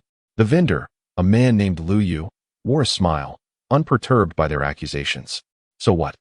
If you wish to scratch, you must purchase from me. Otherwise, go seek Boss Lu at the nut base." Some were rendered speechless by indignation. "Hurry and hand over the scratch cards, or we want to hold back." The crowd encircled him, their faces dark with menace. Lu Yu, unfazed, disdainfully waved a hand at them, taunting, "If you dare, come at me together. I have the base leader backing me." Upon hearing this, the crowd exchanged glances and whispered among themselves, "Lu Hongtao? It must be that scoundrel. Who else would stoop to such despicable acts?" They had long known of the discord between him and Boss Lu, yet they hadn't anticipated such cowardice, resorting to underhanded tactics only after their departure. What shall we do? We still need to survive at the Hope base. Within a base, the authority of the base leader was considerable. To offend him was essentially to forfeit one's livelihood, leaving one vulnerable to all manner of torment. As long as one does not act as recklessly as Lin Jian, displaying arrogance and disdain for others. And given that Lu Li happened to capture the moment, along with her recent surge in popularity, it seems that hardly anyone will intervene. We simply refuse to purchase. Let Lu Hongtao, that scoundrel, deal with the consequences of his actions. The scratch-off tickets from the 5 machines have all been sold out, and they certainly do not come cheaply. Indeed, we shall not buy, we shall leave. Whoever wishes to purchase can consider themselves a fool. Anyone who steps outside risks being bitten by zombies. The onlookers, engaged in brief discussions, gradually dispersed, leaving Lu Li with nothing but a frustrated silhouette.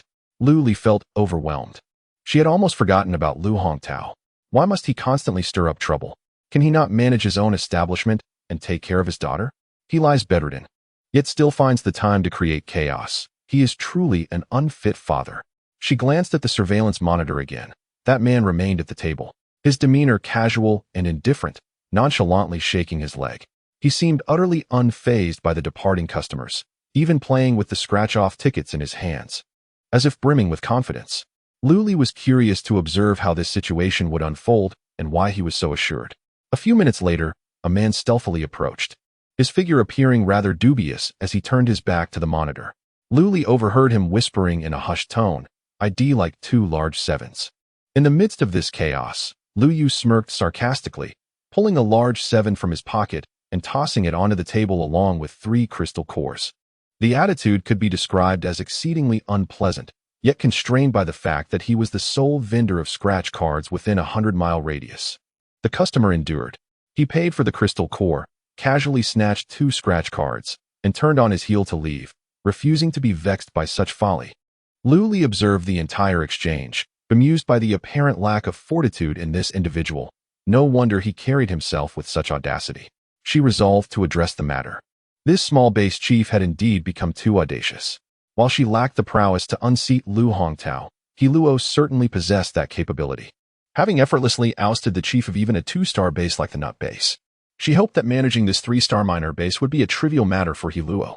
With that thought, she shut down her holographic device, swung her legs over the side of the bed, freshened up, and descended to the first floor, opening the vehicle's sides. Customers were already awaiting outside. Upon seeing the door open, they sprang from their seats, excitement akin to that of dogs spotting food. Each greeted her with beaming smiles, genuinely appreciative of how Lu, the proprietor, had improved their lives. A single crystal core, which could traditionally be exchanged for merely 5 milliliters of water, here transformed into a veritable cornucopia. Fruit baskets, vegetables, water, hot pot, barbecued meat, and even convenience store items were within reach. Unmatched value. Just then, He Luo emerged from the nut base, dark circles under his eyes, exuding an aura of exhaustion. Upon noticing the bustling crowd in front of the vehicle, a smile involuntarily graced his face. It felt like a sanctuary amidst the apocalypse, and he fervently wished for it to endure. He adjusted his emotions slightly and joined the throng, casually purchasing a scratch card, intending to discuss matters with the proprietress. In a few days, he planned to bring his wife and child over and hoped to secure a double room for them. It is incredibly bustling here, and I fear that if I vacate my room, it will be immediately reserved by someone else. He casually entered the vehicle. Upon seeing him, Lu Li's eyes sparkled with excitement. She was about to speak when she heard his voice. "What, Lu?" They both spoke simultaneously, their voices blending together. Lu Li said, "You go ahead. Do you need something from me?" There was even a hint of anticipation in her tone. "If you require my assistance, it would be easier for me to share my own matters." He Luo immediately nodded. "Yes, in a few days, I would like to bring my wife and child over. Could you kindly reserve a double room for me?" His sincerity was evident, and a touch of familial warmth shone through his eyes, devoid of any pretense. Lu Li readily agreed. "Certainly, no problem, but I would appreciate it if you could assist me with a favor." "Huh?" He Luo was momentarily taken aback, looking at her in surprise. Did the boss Lu actually have something for him to help with? He was almost ready to thump his chest, exuding a reassuring demeanor as he said, "Whatever it is, just let me know." Lu Li felt reassured and promptly showed him the surveillance footage. However, He Luo's main concern was whether these machines could be placed in the central base. It could be said that every base leader engages in such practices to earn a profit, but who could have anticipated that Lu Hongtao would impose this upon Lu Li?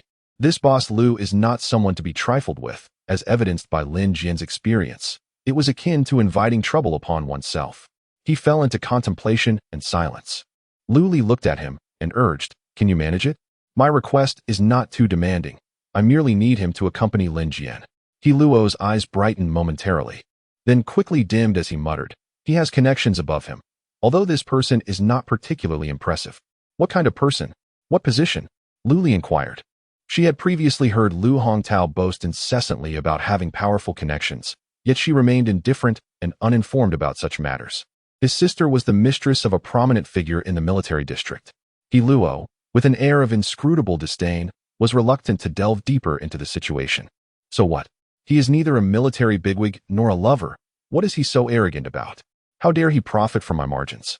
Who grants him such audacity? I wonder. Lu Li, hands on her hips, eloquently unleashed a barrage of retorts. He Luo found himself at a loss for words. He too was curious about who bestowed such confidence upon him. Wasn't Boss Lu a rising star in this apocalyptic world? "I will handle it," He Luo declared. "Time." Lu Li's round, glistening eyes fixed intently upon him. Regardless, if she chose not to take action, there would be others willing to intervene. Let those men deal with the nefarious individuals. All right, Lu Li acquiesced. Meanwhile, Lu Yu, engrossed in his sales, watched helplessly as several scratch-off lottery tickets vanished from the table. He was taken aback, scanning the surroundings before ultimately zeroing in on the few customers in front of him.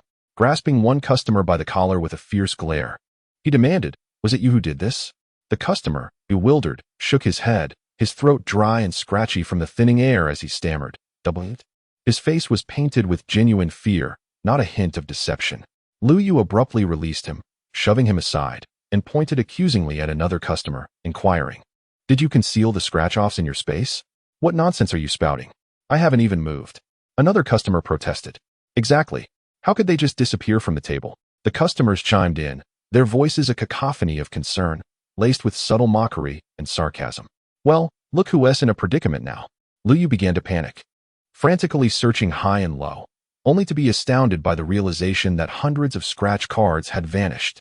The absence of those on the table could be attributed to the deceitful customers, but the space was inherently linked to humans, making it impossible for outsiders to enter. This was a disaster, an utter catastrophe.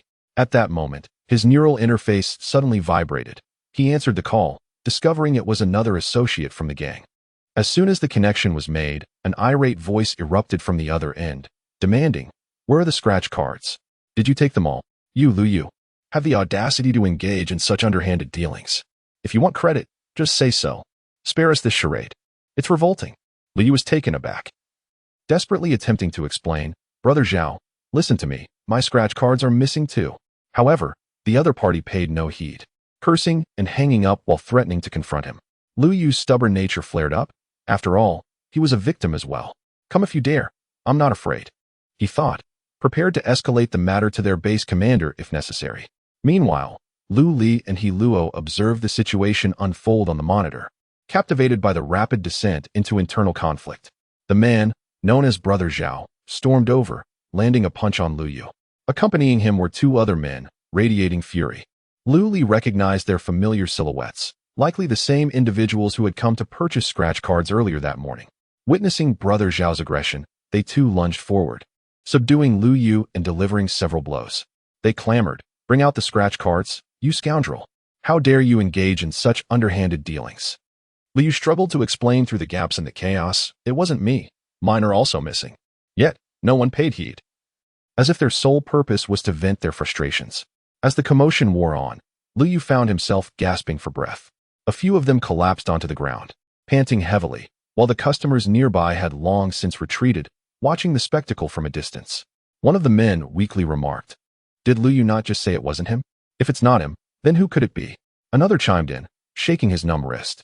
"He's always the one to engage in such petty antics," Brother Zhao declared with unwavering conviction.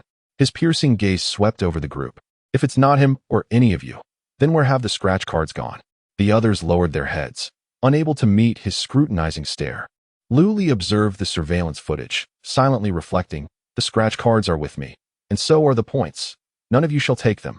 He Luo sighed, "Rest assured. Boss Lu, I will manage this matter appropriately. It will yield the outcome you desire." Lu Li nodded in agreement, continuing to watch the high-definition footage, which captured even the faintest sounds and could rotate a full 360 degrees, akin to watching a drama unfold. Suddenly, Brother Zhao's commanding voice echoed in the room, "Lu Yu, open your space for us to see." Lu Yu lay on the ground, clinging to life, utterly bewildered by how the situation had spiraled out of control. He was, after all, a victim himself, and his heart burned with indignation. However, at the command, he reluctantly opened his space for their inspection, revealing, with clarity, that not a single scratch card was to be found within. Brother Zhao fell into silence, consumed by anger. Where had that scratch card disappeared to? He exhibited no remorse for having assaulted Lu Yu, only an irrational fury. The others, fearful of incurring his wrath, hastily opened their spaces to show him, explaining, "We don't have it either. It seems to be missing for everyone." The subsequent events remained a mystery to Lu Li. As the camera was fixed to the machine and could not follow along, this scene was all she could witness. She had no choice but to wait until Brother Zhao departed before he could engage in his clandestine dealings. Last night, he had thoroughly investigated the repugnant deeds of Lin Jian, and today he planned to visit the Hope Base, where both bases would report and address the matter together. After packing his belongings and checking out, He Luo, accompanied by 3 bodyguards, set off in a small sedan towards the Hope Base. Lu Li watched him leave, awaiting his good news. "Boss Lu, what is this? Could you take a look for me?" a customer exclaimed. Lu Li, unable to discern its nature, casually inserted it into the mouth of the fortune cat, which promptly regurgitated a dark, obscure component. She examined it closely, yet it remained unrecognizable. After tapping the fortune cat on the head, it promptly announced, Congratulations to Sun Yejing for uncovering one of the helicopter parts. Upon hearing this, Sun Yejing disdainfully tossed it onto the table, exclaiming, "What use is this? Just a worthless part. I might as well request a whole helicopter." "A helicopter? Your aspirations are quite lofty," someone nearby jested, nudging him playfully. Sun Yejing expressed his disinterest, finding it all rather dull. Then, another individual seemed to have an epiphany, his eyes brightening as he leaned closer to Sun Yejing and whispered, "I'll offer you 2 crystal cores. Will you sell it to me?" Sun Yejing swiftly snatched the helicopter parts from the table and retorted, "You have quite the imagination. Go away. Did you not say it was meaningless and that you had no interest? If you're so disdainful, why not sell it to me?" The passerby shot him a glance, pondering for a moment, yet still feeling reluctant. 3 crystal cores were the limit. "Then I won't sell it to you." Sun Yejing was not foolish. Offering 3 crystal cores for such a trivial item suggested it held some value, and he had no intention of parting with it. Tucking it into his embrace, he blended into the crowd and slipped away. Lu Li paid little heed, as every day brought customers scraping together a myriad of peculiar items, everything imaginable, including even playful gadgets. It served to satisfy the boredom of many. Another day swiftly passed, and Lu Li replenished the 5 machines at the Hope base with scratch cards while imposing a purchase limit.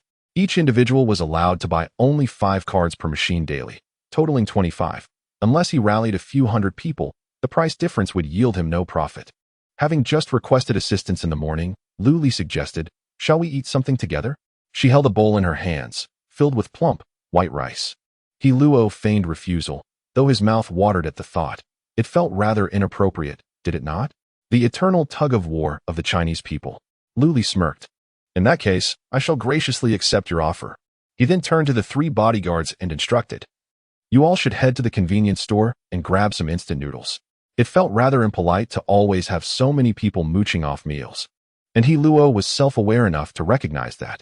Today's cuisine featured Hunan dishes, simply because Lu Li enjoyed them, and in turn, it endeared them to Shen Bing and the others as well. One day without indulging in spicy food leaves me feeling utterly discomfort. Here I am, with a table laden with a dozen dishes, 8 or 9 of which are infused with chili. He Luo, with an insatiable appetite, swiftly devoured a bowl of rice before slowing his pace. Glancing across the table at Shun Bing, Luo Mu, and Xu Lixing, they appeared unfazed by the extravagant delicacies before them. Their manner of eating was composed and graceful, savoring each morsel in a leisurely manner, emphasizing the joy of the dining experience. In stark contrast, he devoured his food ravenously, as though he had not encountered such a feast in ages. Indeed, he had never experienced such opulence. Who could resist a table overflowing with food? This disparity was striking. He Luo pondered silently, surmising that the ever-comfortable boss Lu must be accustomed to such lavish meals, hence his nonchalance. How enviable! With tears brimming in his eyes, he Luo managed to finish 2 more bowls of rice before finally setting down his utensils, having consumed every last morsel. Lu Li, taking her time, finished her main course and was now enjoying fruit for dessert, neatly washed and cut into small pieces. She raised an eyebrow at He Luo, inquiring, "So, what is the outcome?" He Luo wiped his mouth, instinctively straightened his posture, and reported, "If nothing unexpected occurs, he is much like Lin Jian. He has long oppressed the residents, plundering their resources to enrich his own coffers." He paused before continuing, "His daughter, emboldened by her father's status as the base leader, has wielded her power within the base, causing great harm to many young men and women. Such actions are utterly unforgivable." Lu Li nodded in satisfaction.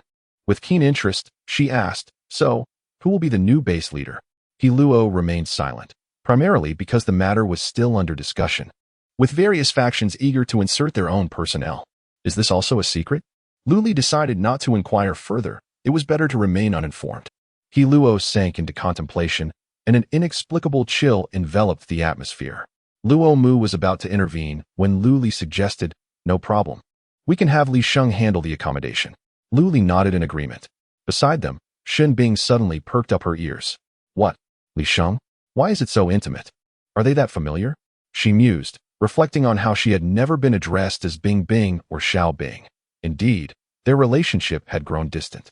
Shen Bing's shoulders slumped, feeling inexplicably lethargic, yet no one paid her any mind.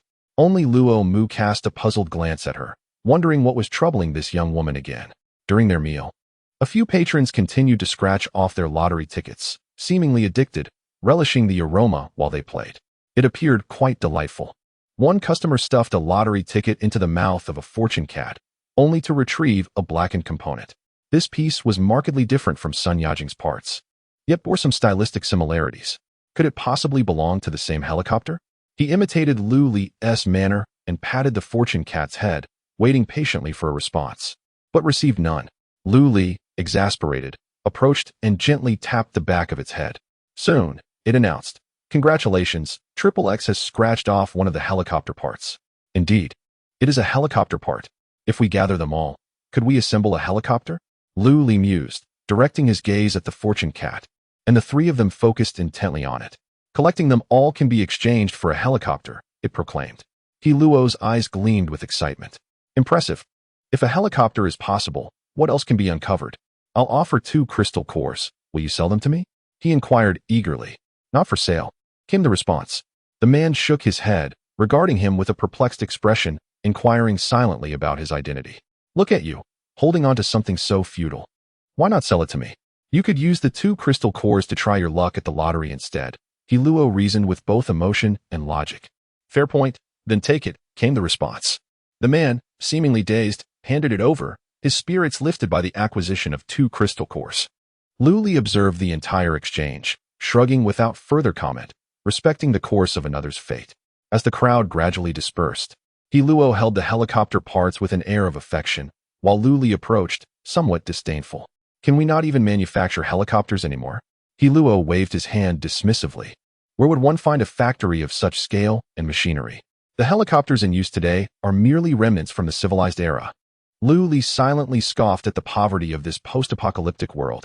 She then opened the marketplace on her holographic device, searching for helicopters, only to be dazzled by a lengthy string of numbers that lit up her screen. Closing it, she muttered to herself, what a pitiful existence for Lu Li. She then closed the 4-sided vehicle's body and ascended to the 2nd floor to wash up and retire for the night. Just as she lay down, a series of loud knocks echoed at the door. Frowning in annoyance, she reluctantly got up, donned her adorable animal-themed pajamas, and shuffled downstairs to open a small window. To her surprise, she was met with the unexpected visage of Lu Hongtao. Instinctively, she activated the highest security mechanism of the vehicle, enveloping it in a transparent membrane that barred entry to anyone. Once secured, Lu Li felt a sense of relief, gazing into Lu Hongtao's reddened eyes and suppressing her drowsiness. Asked, "What do you want?" The small window, as the name suggests, was indeed quite diminutive, measuring merely 40 by 40 centimeters, just sufficient to discern the features of the person opposite. Lu Hongtao's eyes were bloodshot, and the hand concealed behind his back clenched tightly into a fist. Seething with a desire to eliminate the person before him, he took several deep breaths, striving to calm his emotions, and attempted to speak in a placid manner. "Boss Lu, I apologize. Could you perhaps spare me at the behest of Minister He?" "Get lost," Lu Li replied tersely, abruptly lowering the window as if to shut him out entirely. Yet, he audaciously took advantage of the moment when the window had not fully closed, summoning all his strength to deliver a punch. The fist struck the air, as if ensnared by a thin membrane, sticky and resistant, yearning to advance, yet making not an inch of progress. Soon after, a thick, deep green liquid began to ooze forth, the decaying area gradually expanding. It slithered down to his wrist and small arm, winding upward like a serpent exuding an icy chill. Lu Hongtao screamed as he frantically shook his hand, exclaiming, "What the hell is this? Get away quick!" Hearing the cacophony of his anguished cries, Lu Li reopened the small window to relish in the spectacle of his desperate plight. With a mischievous grimace, Lu Li made a face at him, causing minimal harm but significant insult. Lu Hongtao was further provoked, jumping in place, desperately attempting to rid himself of the viscous, rotting green liquid, while simultaneously wanting to charge at Lu Li. "Come in. If you dare, come in." Lu Li, with utmost provocation, raised his middle finger at him, shaking his head mockingly. At the sound of Lu Hongtao's piercing scream, Shen Bing awoke from his slumber, having no time to change out of his pajamas, and hurried downstairs. In his haste, he arrived just in time to witness the scene of Lu Li defiantly gesturing at the agitated man. The charming figure swayed adorably, her hair cascading down in disarray, contrasting sharply with the neat bun she sported during the day. As I approached, I discerned that this person was Lu Hongtao. whose arms were coated in a repulsive, viscous substance. Lu Hongtao screamed, for not only was this substance revolting to the touch, but it also inflicted a searing pain. The agony was both itchy and excruciating, driving him to the brink of desperation. He felt as though he could sever his own hands in a bid for relief. Oblivious to the onlookers, he collapsed onto the ground, vigorously rubbing his arms against the sharp stones beneath him, finding a modicum of solace in the friction. Yet the pain persisted. The stones were jagged, and soon crimson lines marred his arms, blood streaming forth. The unsettling combination of red and green was disconcerting, and Lu Hongtao's piercing cries echoed ominously through the pitch-black night. "Boss Lu, please save me. I do not wish to perish," he implored, kneeling on the ground and inching forward on his knees. The relentless itch on his arms was compounded by a deep, penetrating pain that seemed to emanate from his very bones. The agony enveloped him entirely, rendering him profoundly uncomfortable, his mind buzzing with distress. He longed to plunge into icy waters for a moment of clarity. "No rescue," Luli declared resolutely. "You brought this upon yourself." Shin Bing delivered a swift kick, standing firmly by the window, her voice icy and unyielding. "Get away." "Understood," Luli replied, lowering her gaze to her tasks. Meanwhile, Lu Hongtao continued to writhe on the ground, the dark green substance steadily engulfing him, the relentless itch gnawing at his very being. He longed to shed his skin, to replace it with a new layer. A lamentable wail escaped his lips, sending a chill down the spine. Shin Bing caught a glimpse of Lu Li's furrowed brow and, with a hint of impatience, approached to unhinge his jaw, silencing him completely. The only sounds that emerged were muffled, saliva pooling as he stared blankly, lost in despair. Rolling on the ground in a daze, immersed in thoughts of how to escape his torment, a thick, dark green substance crept into his ear, sealing it off thoroughly. Luo, who had just awakened from slumber, was on the phone with his wife and child when he received the message. He quickly donned his coat and rushed over, accompanied by a bleary-eyed bodyguard, evidently roused abruptly from rest. The two hurriedly made their way to the scene. Upon surveying the chaos and spotting Lu Hongtao writhing on the ground, Luo's expression darkened instantly. "Take him away," he commanded. The bodyguard stepped forward, swiftly knocking Lu Hongtao unconscious with a kick, then retrieved a transparent long bag from his belongings, efficiently encasing him from head to toe